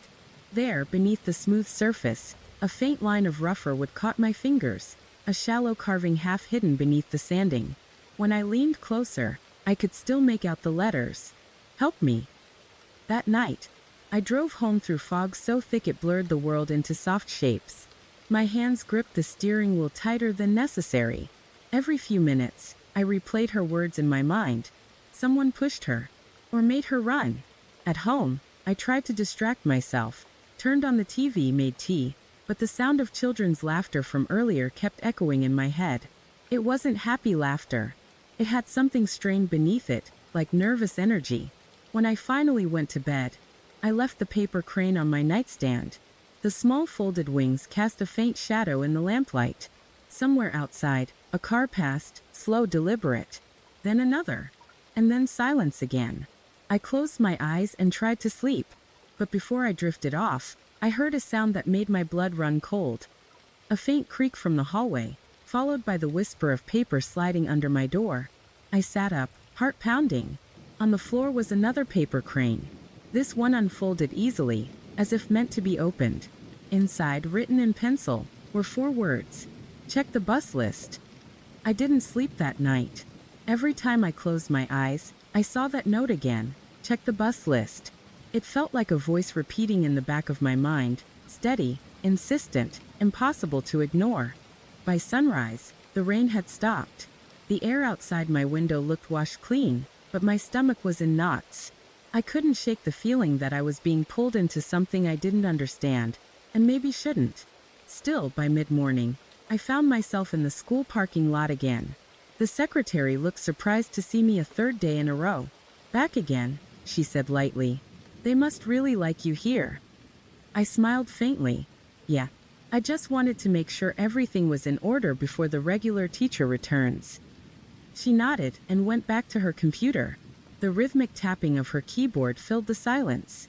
Behind her, a corkboard held all sorts of school documents, announcements, permission slips, old event posters. And near the bottom corner, half pinned under a calendar, was a list labeled, "Field Trip, May 14th, Bus Assignments." My heart started beating faster. I stepped closer casually. "Mind if I check something?" The secretary didn't even look up. "Go ahead." The paper was yellowed, the ink slightly faded. There were 3 columns, Bus A, Bus B, and Bus C. Each column had 20 or so names neatly typed, followed by the initials of the teacher supervising. I scanned the names quickly. Bus A, Bus B, Bus C. No Hannah Price. But halfway down Bus B's list, between 2 names, there was a faint gap. An extra line where something had clearly been erased. The space wasn't big enough to notice unless you were looking for it. The type alignment jumped ever so slightly, as if someone had deleted a row and nudged the list back together. I felt the back of my neck prickle. "Do you know who keeps these lists?" I asked. The secretary turned. "Those? Oh, probably Ms. Kent. She handled the logistics last year. She's still here." "Why?" "Just curious," I said quickly. "Ms. Kent." I remembered the name, a short, sharp woman from the staff lounge, always wearing cardigans and keeping her sentences clipped. I found her later that day in the library, rearranging books on a cart. "Miss Kent," I said softly. "I'm Claire. The substitute. I was wondering if I could ask you something about last year's field trip. She froze for just a second. A barely perceptible pause before she turned around with a polite smile. Oh, that. Yes, I remember. Awful business, wasn't it? I nodded. Do you remember which bus Hannah Price was on? Her expression didn't change, but her hand tightened on the book she was holding. Bus B, I think, she said. Why? I tried to sound casual. I just noticed her name wasn't on the printed list. Maybe a mistake? She set the book down slowly. You shouldn't go looking into that, she said quietly. It won't help anyone. I'm not trying to stir anything up, I replied. She's gone, Miss Claire. Her tone had changed, soft but final. What good does it do to dig her up again? You weren't here. You don't know how hard it was. I know she was 13. I said before I could stop myself. And I know someone wanted people to stop asking about her. For a second, something flashed behind her eyes. Guilt, maybe, or fear. Then she said, almost under her breath, You should talk to the driver. If you can find him. The bus driver? She nodded. He quit after that trip. Moved upstate, I heard. But he came back last month. I saw him near the grocery store. Still wears that same red cap. Do you remember his name? She hesitated. Doyle, she said finally. Rick Doyle. When I left the library, the hallways were empty again. The sound of rain had returned, tapping gently against the windows like soft fingers. That night, I looked him up. There wasn't much, just a few mentions in local news archives. He'd worked for the district for nearly 15 years, spotless record. Retired quietly. No statement about the accident. But there was something else. A small obituary from the same week as Hannah's death. A boy from the same class, Ethan Crow, had died only 3 days later. No details. Just unexpected causes.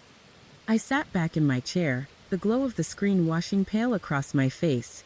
2 deaths in 1 week. 1 accident. 1 unexpected. I clicked again. The article about Ethan was only 2 paragraphs long, almost an afterthought. But there was a photo, a thin boy with wide, anxious eyes. The caption said he'd been a close friend of the late Hannah Price.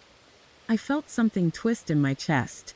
I closed the laptop and rubbed my temples. It was all too much coincidence. Too many silences, too many careful omissions. That's when my phone buzzed. Unknown number. I hesitated, then answered. Hello. For a moment, only static. Then a voice low, hoarse, shaking whispered, Stop asking about the bus. And then it clicked dead. I sat there in the dark, the phone still in my hand, my pulse hammering in my ears.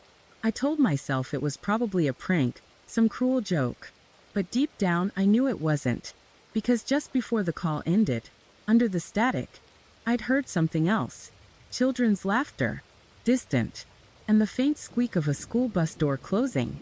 The next morning, I drove toward the outskirts of Meadow Ridge, my mind racing with everything I'd learned so far. Rick Doyle, the bus driver, was the next piece of this puzzle. And deep down, I knew he wasn't going to be easy to find. The directions were vague, just a rural street name scribbled in a local business directory. But eventually, I pulled up to a small house with peeling white paint and a swing set sagging in the backyard. A gray Honda sat in the driveway. The same one I'd noticed across the field near the lake days earlier. I took a deep breath and walked to the front door. I rang the bell. After a long pause, the door opened slightly. A man's face appeared, lined, tired, with deep-set eyes that had seen too much. Rick Doyle. Can I help you? He asked, voice rough. Mr. Doyle, I said softly. I'm Claire Rowan, the substitute teacher at Meadow Ridge High. I wanted to ask you about the field trip last year, May 14th. His eyes flicked toward me, narrowing. Why do you care? I just need to understand what happened, I said, trying to sound calm, steady. It's about Hannah Price. The name seemed to hit him. His jaw tightened, and he stepped back, opening the door wider. Kumain. But I'm telling you, this isn't a story anyone should dig into. The inside of the house smelled faintly of damp wood and old coffee. Rick motioned to a chair, and I sat. He poured himself a cup of black coffee, stirring silently. They told you she died in an accident, he began quietly. That's what everyone says. But accidents aren't the whole truth. And if you're here to judge me, don't. I'm not here to judge, I said. I just want to know what happened. He took a sip of coffee and let the silence stretch. Finally, he spoke. I was driving Bus B that day, he said. Field trip to Lake Meadow. 30 kids. A lot of noise. I remember her. Hannah. Quiet little thing, always in the back, always watching the world like it was a movie and she was invisible. I nodded. Did anything happen on the bus? Rick hesitated. I think I missed it. I should have seen it, but I didn't. A group of kids, older girls, they were picking on her. Pushing, teasing, calling her names. I didn't notice until she bolted. She bolted. I asked, heart racing. He leaned back, hands gripping the coffee mug. Yes. Down the aisle, straight to the door. I called her name, tried to stop her, but she was fast. And the bus was moving. I had to keep it steady. The lake was right there. She slipped. I could feel my stomach turn. And then I panicked, he admitted, voice breaking slightly. I pulled over, called 911, tried to save her, but by the time we got to her, she was gone. Was there anyone else involved? I asked cautiously. Rick shook his head. I don't know. I wasn't paying attention. I swear. And the police, they didn't look too closely. They called it an accident and moved on. I pressed on. But the other boy, Ethan Crow, he died 3 days later. Do you know anything about that? Rick's face went pale. He set the coffee down and ran a hand through his hair. I think it's connected. Ethan was close to Hannah. He knew something happened on the bus. He tried to tell someone, but I don't know. The school didn't listen. And after he died, I realized maybe it wasn't just an accident. The room felt smaller, the light outside dimmer. I swallowed, trying to process the gravity of what he was saying. Why did you come back to Meadowridge? I asked quietly. Rick sighed. I needed to see if anyone remembered, if anyone cared. But I see now, most people don't want to know. They'd rather pretend nothing happened. We sat in silence for a moment. The hum of the heater, the faint creak of floorboards, the distant sound of traffic, all of it pressed into me. Then Rick leaned forward, eyes intense. You need to be careful. People here don't like questions. Not about the kids, not about the field trip, not about anything. Dig too deep, and you'll find yourself in danger. I understand, I said. But I can't stop now. Not when so much is hidden. He nodded slowly. All right. But if you're serious, start with the bus roster. Look at who was absent that day, look at the gaps. And check the essays. Lila, Hannah, the papers. They tell a story that nobody else wants to hear. I left his house with my head spinning. The drizzle had turned into light rain. The Honda was gone from the driveway. The swing set sagged in the yard, silent still. And I realized the bus list wasn't just a roster. It was a map. A timeline. A record of what the school tried to erase. Somewhere in that small town, someone had gone to great lengths to cover up the truth. And I knew deep down that if I wanted to find answers, I would have to go further, even if it meant digging into secrets people had buried for a reason. The next day, I returned to room 104. The hallways were quiet, the fluorescent lights humming softly above. It felt different now, heavier. I carried the folder Rick Doyle had mentioned, the one labeled Hannah's essays, and my heart beat fast. I placed the folder on the desk near the window, the one Hannah had always used. I didn't open it immediately. Instead, I ran my fingers over the carved initials HB in the worn wood. The classroom smelled faintly of old paper and chalk. Dust motes floated in the sunlight that slipped through the blinds. I felt like I was walking into a sacred space, one the world had tried to forget. Finally, I opened the folder. The essays were stacked neatly, each one dated and labeled with Hannah's name. The first few were simple reflections on her favorite books, light, almost cheerful. But as I flipped through, the tone shifted. The handwriting became tighter, sharper. Sentences were crossed out, rewritten. Notes in the margins, small, almost frantic, hinting at tension, unease, and fear. One essay caught my eye. Dated the week before the field trip, the title read, The shadows on the bus. I read the first paragraph aloud softly, almost involuntarily. Sometimes the people around you smile and laugh, but they don't see you. They think you're invisible. And sometimes, invisible is what keeps you alive. The words sent a shiver down my spine. It was as if she had known that someone on that bus, someone she trusted, would hurt her. I kept reading. Her essays described daily life in the classroom, her friends, and quiet observations about the teachers. But the recurring theme was fear. Fear of being ignored. Fear of being pushed too far. Fear of the lake. And then I came to a page that wasn't dated, the handwriting almost smeared, as though written in tears. I can't tell anyone what happened. They won't believe me. Not the teachers. Not the police. Maybe someone will read this someday. Maybe someone will know the truth. I set the folder down, my hands trembling. Rick Doyle's words came back to me. The teasing on the bus, the moments he hadn't noticed. I had to know more. I pulled the papers carefully, one by one, and began comparing them to the attendance list. The gaps in the bus roster now felt deliberate. Someone had erased her presence from official records. Someone had tried to erase her entirely. I checked the names around hers. Some had notes, initials of supervising teachers. But in the erased line, Hannah's line, there was nothing. It was like a missing piece of a puzzle, leaving a jagged hole in the timeline of that day. Then I noticed something subtle. On the margins of several essays, small pencil marks in a different handwriting. Corrections. Feedback. Red ink that was clearly recent, written well after her death. It was Mrs. Carver's handwriting. She had been grading these papers, even after Hannah was gone. I leaned back in the chair, the weight of it pressing into my chest. The essays weren't just words. They were evidence. They told a story no one else had acknowledged. A record of a girl whose life had been overlooked, dismissed, then disappeared. I could hear the faint laughter of children outside the hallway, ordinary, unaware, continuing on with life. And in that contrast, I felt the depth of the injustice. But the essays didn't stop there. One page detailed a particular incident on the bus, the very day of the field trip. I tried to sit quietly at the back. I didn't want trouble, but they wouldn't leave me alone. Pushed me, called me names. And he didn't see. Not the driver. Not the teachers. Not anyone. I thought if I held still, maybe I could disappear.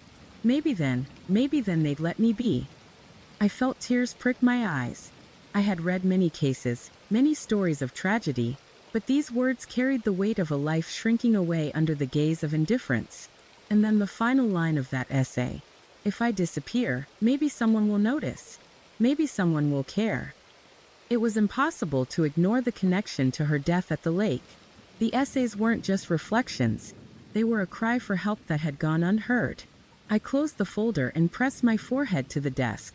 Silence surrounded me, save for the quiet hum of the classroom lights. The reality was clear. Hannah hadn't just fallen through cracks in supervision. Someone had been negligent.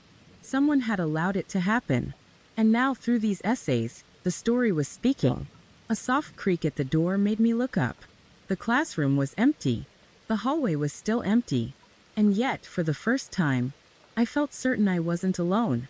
Somewhere, someone was watching, waiting, hoping that the past would remain buried. I gathered the essays, slipping them carefully into my bag. If I was going to uncover the truth about Hannah Price, I knew one thing. It wouldn't just be about reading her words. It would be about finding the people who had chosen to ignore them and holding them accountable. But as I stepped toward the door, I caught sight of a shadow across the hallway. A figure standing just beyond the line of fluorescent light, silent, still observing. And then just as suddenly as I saw it, the figure was gone. I couldn't shake the shadow I had seen in the hallway. My chest still felt tight as I left room 104, carrying Hannah's essays in my bag. The school felt emptier than usual, and every step echoed unnaturally against the tile floors. I knew what I had to do next. The essays hinted at someone, a teacher, who had been present that day, watching, but failing to intervene. Claire Rowan, substitute teacher. Observer. But not the only one. Someone else had been there. Someone whose negligence had contributed to the tragedy. I asked the secretary about the teachers who had supervised the field trip. One name repeatedly came up, Mr. Stanton, a literature teacher who had been with the district for over a decade. He had been absent the day Hannah's accident happened, on paper at least, but the essays hinted otherwise. I waited until after school and drove to his house. It was a modest, brick home tucked away on a quiet street. No car in the driveway. The front blinds were drawn. I knocked softly on the door. A middle-aged man with thinning hair opened it, blinking against the dim light. Yes. His tone was cautious, almost defensive. Mr. Stanton? I'm Claire Rowan, a substitute at Meadow Ridge High. I wanted to ask you about the field trip last May. His face tightened. What about it? There's a student, Hannah Price. She wrote some essays about her experience. I think you were on the bus that day. His eyes flickered, and for a moment, I thought he might slam the door. Instead, he stepped aside. Kumain. Inside, the house smelled of old books and dust. Rickety shelves lined the walls, filled with literary classics, dog-eared and yellowed with age. He motioned to a chair. Sit. But I warn you, you won't like what you hear. He said. He poured himself a cup of coffee, hands trembling slightly. Hannah, poor girl. She had so much potential, so much life. And she died because nobody took her seriously. I know, I said softly. Her essays, they suggest that someone, maybe even a teacher, saw what was happening and didn't act. He sighed, staring into his coffee. I should have. I saw her. I didn't act fast enough. I was distracted, stupid, busy with my own lesson plans, my own problems. I regret it every single day. I leaned forward. What happened on the bus? He swallowed hard. There was teasing, name-calling, pushing. I noticed it too late. By the time I tried to intervene, it was already too late. She bolted, ran straight toward the lake. I called out, but she didn't hear. Nobody heard. His voice broke. And after she died, they told us to move on. Pretend it was an accident. No one asked questions. Nobody wanted to know. And I didn't push either. I let it slide. I could feel the weight of his guilt pressing down on the room. It wasn't just Hannah's death. It was the negligence, the silence, the cover-up. Why didn't anyone else intervene? I asked. He shook his head. I don't know. Everyone was busy. Everyone was thinking someone else would act. And by the time it became clear, it was too late. I nodded, taking it in. And Ethan Crow? The boy who died 3 days later. His hands clenched around his mug. He knew something. He tried to tell someone. I think the shock killed him in the end. Or maybe the guilt. I don't know. But he paid the price too. Silence fell between us. Only the faint ticking of a wall clock marked time. I need to understand the full picture, I said. The essays, the bus, what happened that day. I need the truth. He looked at me for a long moment. Then quietly he said, The truth? The truth is that everyone looked away. Everyone. From the teachers to the administrators. Nobody wanted to deal with the consequences. And poor Hannah, she ended up alone, scared, and unheard. I swallowed, feeling the gravity of what he was saying. The essays weren't just words on paper. They were the echo of every person who had ignored her cries. Every hand that had let her slip through their fingers. Will you help me? I asked. He hesitated. I suppose. If it means her story is finally told.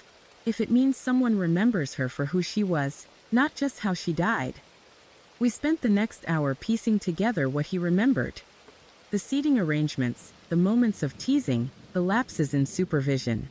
Every detail painted a clearer, yet more devastating picture. When I left his house, the sky had darkened. A gentle drizzle began to fall. The quiet streets of Meadow Ridge felt heavier somehow, as if the town itself were holding its breath. And I realized, with a sinking feeling, that uncovering the truth would not be easy. Not because the evidence was missing, the essays, the bus roster, the witness accounts, but because the people involved had spent a year pretending it never happened. Pretending Hannah Price, and the boy who died after her, didn't matter. And now, it was up to me to make sure the story was told. The folder of essays rested heavily in my bag as I drove back to Meadow Ridge High. Each mile felt longer than the last, weighed down by the gravity of what I'd just learned from Mr. Stanton. His guilt, his confession, had confirmed my worst suspicions. This wasn't a simple tragedy. It was a chain of negligence, apathy, and deliberate erasure. I parked in the faculty lot, slipping inside the school before most of the staff had arrived. The hallways smelled faintly of cleaning supplies and wet floors. The fluorescent lights flickered slightly, as if acknowledging the tension in the building. I went straight to the office, asking for the principal's calendar and any records from the day of the field trip. The secretary handed me a stack of papers, pretending casual disinterest. She didn't need to know what I was piecing together yet. As I sifted through attendance sheets, permission slips, and emergency logs, a pattern emerged. There were subtle anomalies: missing signatures, delayed submissions, vague notes about absences. The bus roster had been altered in multiple places. Lines erased, names shifted. And every adjustment had a faint type of urgency, like someone had been trying to hide something after the fact. I pulled Hannah's name again. The space she should have occupied was blank, almost ghostly on the page. Next to it, a note in small handwriting: removed per administration. I felt bow rise in my throat. Someone in authority had actively erased her existence from the official records. Not by accident. Not oversight. Deliberate. My mind circled back to the essays. Hannah had written about fear, isolation, and the teasing on the bus. Now it all made sense. Her absence wasn't just in her life. It was being erased from the documentation that could have exposed what happened. I copied every document I could, photographing attendance sheets, field trip logs, and emails between staff. I needed evidence. Concrete proof that the school had attempted to cover the tragedy. Then I found an email trail from the day after the accident, sent from the principal's office to several staff members. Ensure no further questions regarding the field trip. All records of student absences and attendance must reflect the approved roster. No discrepancies. Do not discuss with parents or press. Understood. My hands shook. This wasn't negligence anymore. This was willful concealment. I backed away from the desk, my mind racing. The essays, the bus roster, Mr. Stanton's confession, Rick Doyle's account, all pointed to a coordinated effort to suppress the truth. And if the administration had gone this far, I realized I was stepping into dangerous territory. I packed up the papers and slipped out the side door, trying not to be noticed. Outside, the rain had returned in light spurts, cold drops soaking through my coat. The empty playground echoed with the distant laughter of children, unaware, innocent, carrying on while the past rotted beneath the surface. Driving home, I considered my next move. Public exposure was risky. Going to authorities could trigger more cover-up. But leaving it alone was impossible. Hannah's words demanded action. Her essays weren't just papers. They were voices, a record of what had happened, evidence that someone had ignored the cries of a girl who didn't survive. I reached my apartment and spread the papers across the kitchen table, reading them again. Every essay, every note, every correction told a story of oversight, fear, and indifference. And between the lines, a haunting pattern. Those who could have acted chose not to. And then I noticed something subtle. On one of the essays, the last one Hannah had written, there was a faint smudge of ink, almost like a